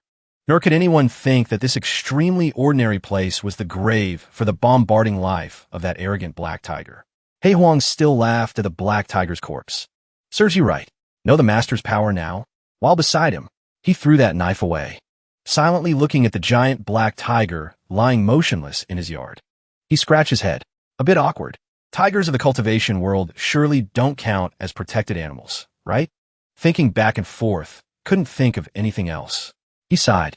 Whatever. Still hide it first. He gritted his teeth, dragging that heavy lump of meat to somewhere hidden, avoiding being discovered. The Black Tiger's corpse was quickly dragged into the inner courtyard. The surrounding space was so quiet that only the sound of friction with the ground could be heard. Shursan stood, watching from afar. As soon as she identified the identity, she gaped in surprise. This is Ju Shang. She looked at the Black Tiger in panic, almost screaming. He died. He Huang lifted his chin smugly. Correct. Master didn't spend any effort to deal with this old monster. Changqing was still rubbing his chin, calculating. Leaving it like this is too wasteful. How about making it into dried tiger meat? Or stew tiger soup? Shursan in the distance looked at him warily. Her eyes filled with bewilderment. Unimaginable that such a character truly exists in the world. She sank into a stream of thoughts growing longer and longer. Luckily, I advised the old ancestor in time. Otherwise, today I fear she would have lost her life here too. Suddenly, he remembered Shursan, immediately turned back to ask, Little White Fox, does your wound still hurt? She sat still obediently, letting him pat her head, in her head secretly guessing about the mysterious character in front of her. This person's strength surpasses all cultivators I've met before. Even the old ancestor is not 1/10 of him. Thinking of this, her mood was much more excited. Her movements also became much more solicitous. She actively rubbed her cheek against his hand, taking the chance to act spoiled. This thick, strong, powerful thigh, I must hug it tight. She used every trick she knew, pulling out all the stops to jump straight onto his lap. Seeing the way she curried favor with Changqing was no different from a hungry kitten acting cute to beg its owner for fish. And how could most ordinary people resist this incomparably adorable face? He was no exception, immersed in happiness. Truly too cute. Now I finally understand King Zhou. He hugged 13, cheerfully declaring, From now on, you're my pet number 2. Hearing that, she was a bit surprised. Pet? Then she thought in some weird direction. Her eyes revealed a clear longing. Such a transcendent, peerless figure, actually willing to pamper me, love me. Her inner self was still struggling continuously. She turned her head away, looking heartbroken. Old ancestor, sorry, in your dreams. She turned back into human form and hugged the master of her life. What 10,000-year grand plan? What making the demon clan great again? None compare to this affection from a master for me. He Huang watched 13 clinging to him without letting go, and silently exclaimed in his heart, Worthy of being the master. So quickly conquered Princess 13 with a charm. Paper cannot wrap fire. Right in front of Changqing General Store. The two cultivators followed the remaining spiritual energy of the black tiger, finding the exact location of the decisive battle just now. They determined the position, quickly landing on the ground. Wanfeng looked around, her tone regretful. Damn it, still one step too late. Let this guy run away. But Changda beside her discovered something strange. He pointed down at the large pool of blood right in front and gave a speculation. Such a large pool of blood. Surely the person holding the treasure has fallen into the tiger's mouth. As soon as he finished speaking, he used his spiritual energy to trace the bloodstains, hoping to find some clues. Who would have expected that what he discovered was shocking enough to cause panic? No, incorrect. This blood. He screamed in horror. This blood is black tiger blood. The old woman behind him heard that and was startled. What? Changda trembled. He couldn't believe what he had just personally detected. At the same time, through spiritual probing, I can no longer sense Zhu Shang's aura. The more he spoke, the more frightened he became. Like he's dead. Wanfeng hearing that, an idea suddenly flashed through her mind that she thought was extremely crazy. Dead? The old woman spoke carefully. Brother Duan, do you mean someone killed the black tiger demon venerable here just now? Changda stood up, dusted off his clothes, solemnly bowed his head. Correct. The old woman was a bit incredulous and continued reasoning. But didn't you say no one in the entire central continent could fight Zhu Shang after his divine descent? He was silent for a moment, solemnly looking at the house in front. Perhaps this small town truly has a peerless figure beyond our imagination. At this moment, he was cursing internally with all his might. His grandma. No wonder that old guy Chang Xian still had the mind to play Go. Seems he knew early on there was a mystery here. He didn't want to think anymore, turning to leave. Forget it. Since the black tiger demon venerable has been killed, let's leave immediately. This small town belongs to Taishan Mountain. Even if there really is some great power, that old ghost Chang Xian will handle it himself. The old woman watched him leave hurriedly, asking confusedly, Wait, Brother Duan, are you really not curious? Who exactly killed Zhu Shang? But he didn't turn back, just slowly spoke. Old sister. His eyes were deep, seemingly containing thousands of profound meanings. We stopped as soon as we arrived here. Yet the high expert saw that guy before we arrived, only leaving a pool of blood. Do you understand? The old woman now also suddenly understood, meaning the high expert didn't want to be disturbed by us. So he deliberately chose a quick battle. He turned his head sharply as if heaven sent down a reminder for both. Correct. Sometimes heavy curiosity is not a good thing. It might even cost you your life. Before their eyes, the sky had changed color. Sunset dyed the surrounding space red. Changqing placed a plate of food in front of 13. She was confused. No one had ever treated her like this before. He completely treated 13 as his pet, comfortably instructing things that normal pet owners instruct. From now on, this is your home. He carefully pointed at each item and told her. Water bowl, tree. This food plate. Your fox litter box. Shuge watched him devotedly treat her as a pet and whispered, Master wants to let 13 sleep in the yard? Hei Huang, standing beside, was no less confused than Shuge. Don't know. Master probably has other profound intentions.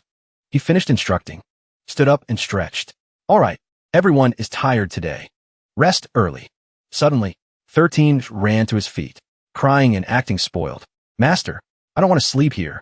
I want to go into the room with you. He immediately picked her up. Seeing him react to her trick, she was overjoyed. Her small tail wagged ceaselessly. As if understanding her meaning, he smiled, comfortably exclaimed, You want to sleep together with me? She nodded in agreement immediately. Just what she wanted. How could she miss this golden opportunity? So he agreed immediately. He hugged 13, happily walked into the house. Then come on. The human thought one thing. The fox thought another. No one understood anyone, but finally still got the right result. Whatever happens, happens, as long as we are both willing. Shuge watched the two leaving and exclaimed, I understand. Master's move is hard to get, testing whether 13 truly submits or not. Hearing that, Hei Huang's eyes lit up like car headlights, giving a thumbs up to admire what Shuge just said. Truly brilliant. Shuge sighed, chatting a few words with Hei Huang sitting beside. Fighting the black tiger, demon venerable today. I consumed too much essence energy. Need to sleep deeply for a period of time. Hei Huang tilted his head and asked, Shuge, how long do you want to sleep? Shuge replied, At least a few years. At most a few decades. It continued, a bit of nostalgia for the past. This is when the master planted me back then. watered with spiritual spring water containing the power of heaven and earth. It held out a leaf that didn't look very remarkable. Just seeing it, Hei Huang's two eyes lit up. The emitting spiritual energy was enough to declare that this item was not ordinary. Shugu explained a bit. I hid it in this leaf, always reluctant to consume it. It solemnly handed over its responsibility from ancient times. Today I give it to you. Helps you step into the demon emperor realm. But you must promise me, take good care of the master. Handover complete. It changed its tone to threaten. Or else wait for this tree to wake up. I'll directly cripple your cultivation. Hei Huang, hearing that, broke into a cold sweat, shuddering before the oppressive and uncomfortable aura. Hei Huang immediately raised his hand to swear, reassuring the big brother. Understood, Shuge. You just rest assured. Shuge left a few last words before losing consciousness. I must sleep now. That night, the space was covered by a layer of purple mist. The spiritual energy of heaven and earth surrounded Shuge, silently seeping through every crack. Radiating from Hei Huang, lying next to Shuge, slept soundly with peace of mind. Chongqing inside the house also got lost in dreams, unaware of anything, freely inhaling that stream of spiritual energy into his lungs. A quiet but also infinitely chaotic night. The second day, the sun had risen to the top of the head. Clear sky and calm clouds, as if no fluctuation had ever happened here. Chongqing slept until his eyes were full, then slowly woke up, sluggishly welcoming the sunlight shining in from outside the window. He sat up, rubbing his tired eyes. Why do I feel like this bed has become so cramped? Sensing danger approaching, he carefully looked to the side. A spring scene immediately blossomed before his eyes. A seductive maiden was still sleeping soundly. Her sleeping posture unconsciously showed off 3 superb curves, making anyone seeing it hot-eyed. This probably only loses to dodgy in name. He panicked, tongue-tied, couldn't say a coherent sentence. What situation is this again? Last time Yinbingxin was at least human. Why did a beast girl appear on my bed this time? That maiden also woke up, carefully yawned a long yawn. She turned to look at Chongqing, secretly packing to run away. He met that gaze, immediately looked visibly guilty. But she didn't show any panic at all, as if the scene causing misunderstanding in his eyes was just a very normal morning to her. She excitedly jumped to hug the person in front. Master, you're awake. He startled. He couldn't digest what was happening. Reflexively dodged to the side, letting her fall flat on the ground. Wait a minute. Who are you? The maiden fell down and remembered something very important. She had transformed, no longer having the appearance like last night. No wonder her master couldn't recognize her. But she was still in the mood to tease him a bit. She rested her chin on her hand, eyes full of grievance. So mean. Yesterday, you clearly slept with this servant. Want to discard this servant so quickly?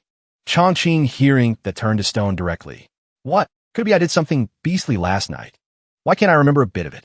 Doing beastly things and not remembering. Thinking like this is even more regretful. After a moment of chaos, he calmed down. He quickly realized something unusual. Wait a minute. He looked at the fox ears twitching on her head. These ears. Then looked down at the tail as big as the maiden's body. This tail. His face turned gray directly. Could it be you were that white fox? She wasn't surprised at all, even tilted her head and smiled brightly. Correct. It is this servant. He immediately covered his face, secretly swallowing tears inside. Seems his life ends here. Finished. This time really turned into King Zhou. He peeked at that little fox. However, it doesn't seem bad. The sun had been up for a long time, and the house door was still silent, which wasn't very good. Chongqing wasn't the type to hide in a corner of the house. He opened the door, welcoming the vibrant sunlight from outside. Only difference is this time he didn't walk alone. The little fox 13 clung tightly to one of his arms. Her tail wagged very happily. He kept refusing. I say, can you release me first? But she insisted on clinging, refusing to let go. No, this servant just wants to be together with master. Hei Huang saw the master run out and also barked. Woof woof. But seeing the muscular black thing in front of him, he immediately stood dead on the spot. Holy crap, big brother. Who are you again? Just mourning, and 2 shocking things appeared consecutively. But this time, he grasped the situation faster than just now. Wait a minute. You are. Perhaps because Hei Huang still kept his beast form. It wasn't hard to associate from the absurd story of the girl 13 just now. He exclaimed in surprise. Hei Huang. Appearance also changed.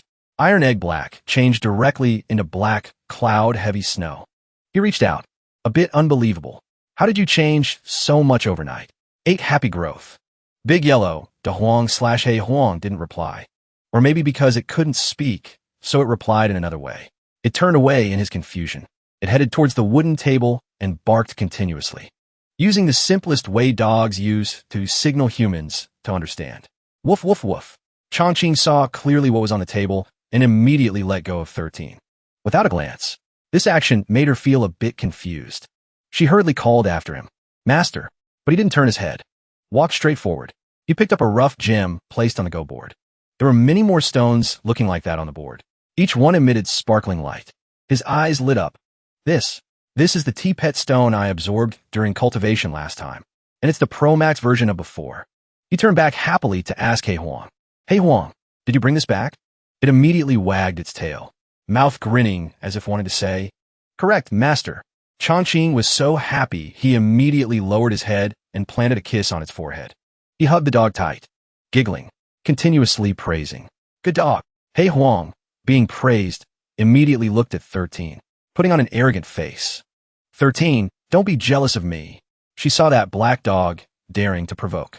Angrily clenched her fist, gritting her teeth, cursing silently 1,000 times in her head. Stinky dog, using my Fox Clan's Chaos Primordial Stone to compete for Master's favor. Later I'll have something to make you look good. Right at this moment, outside on the main road, people gathered together whispering. Did you hear? A villager spoke. In a tone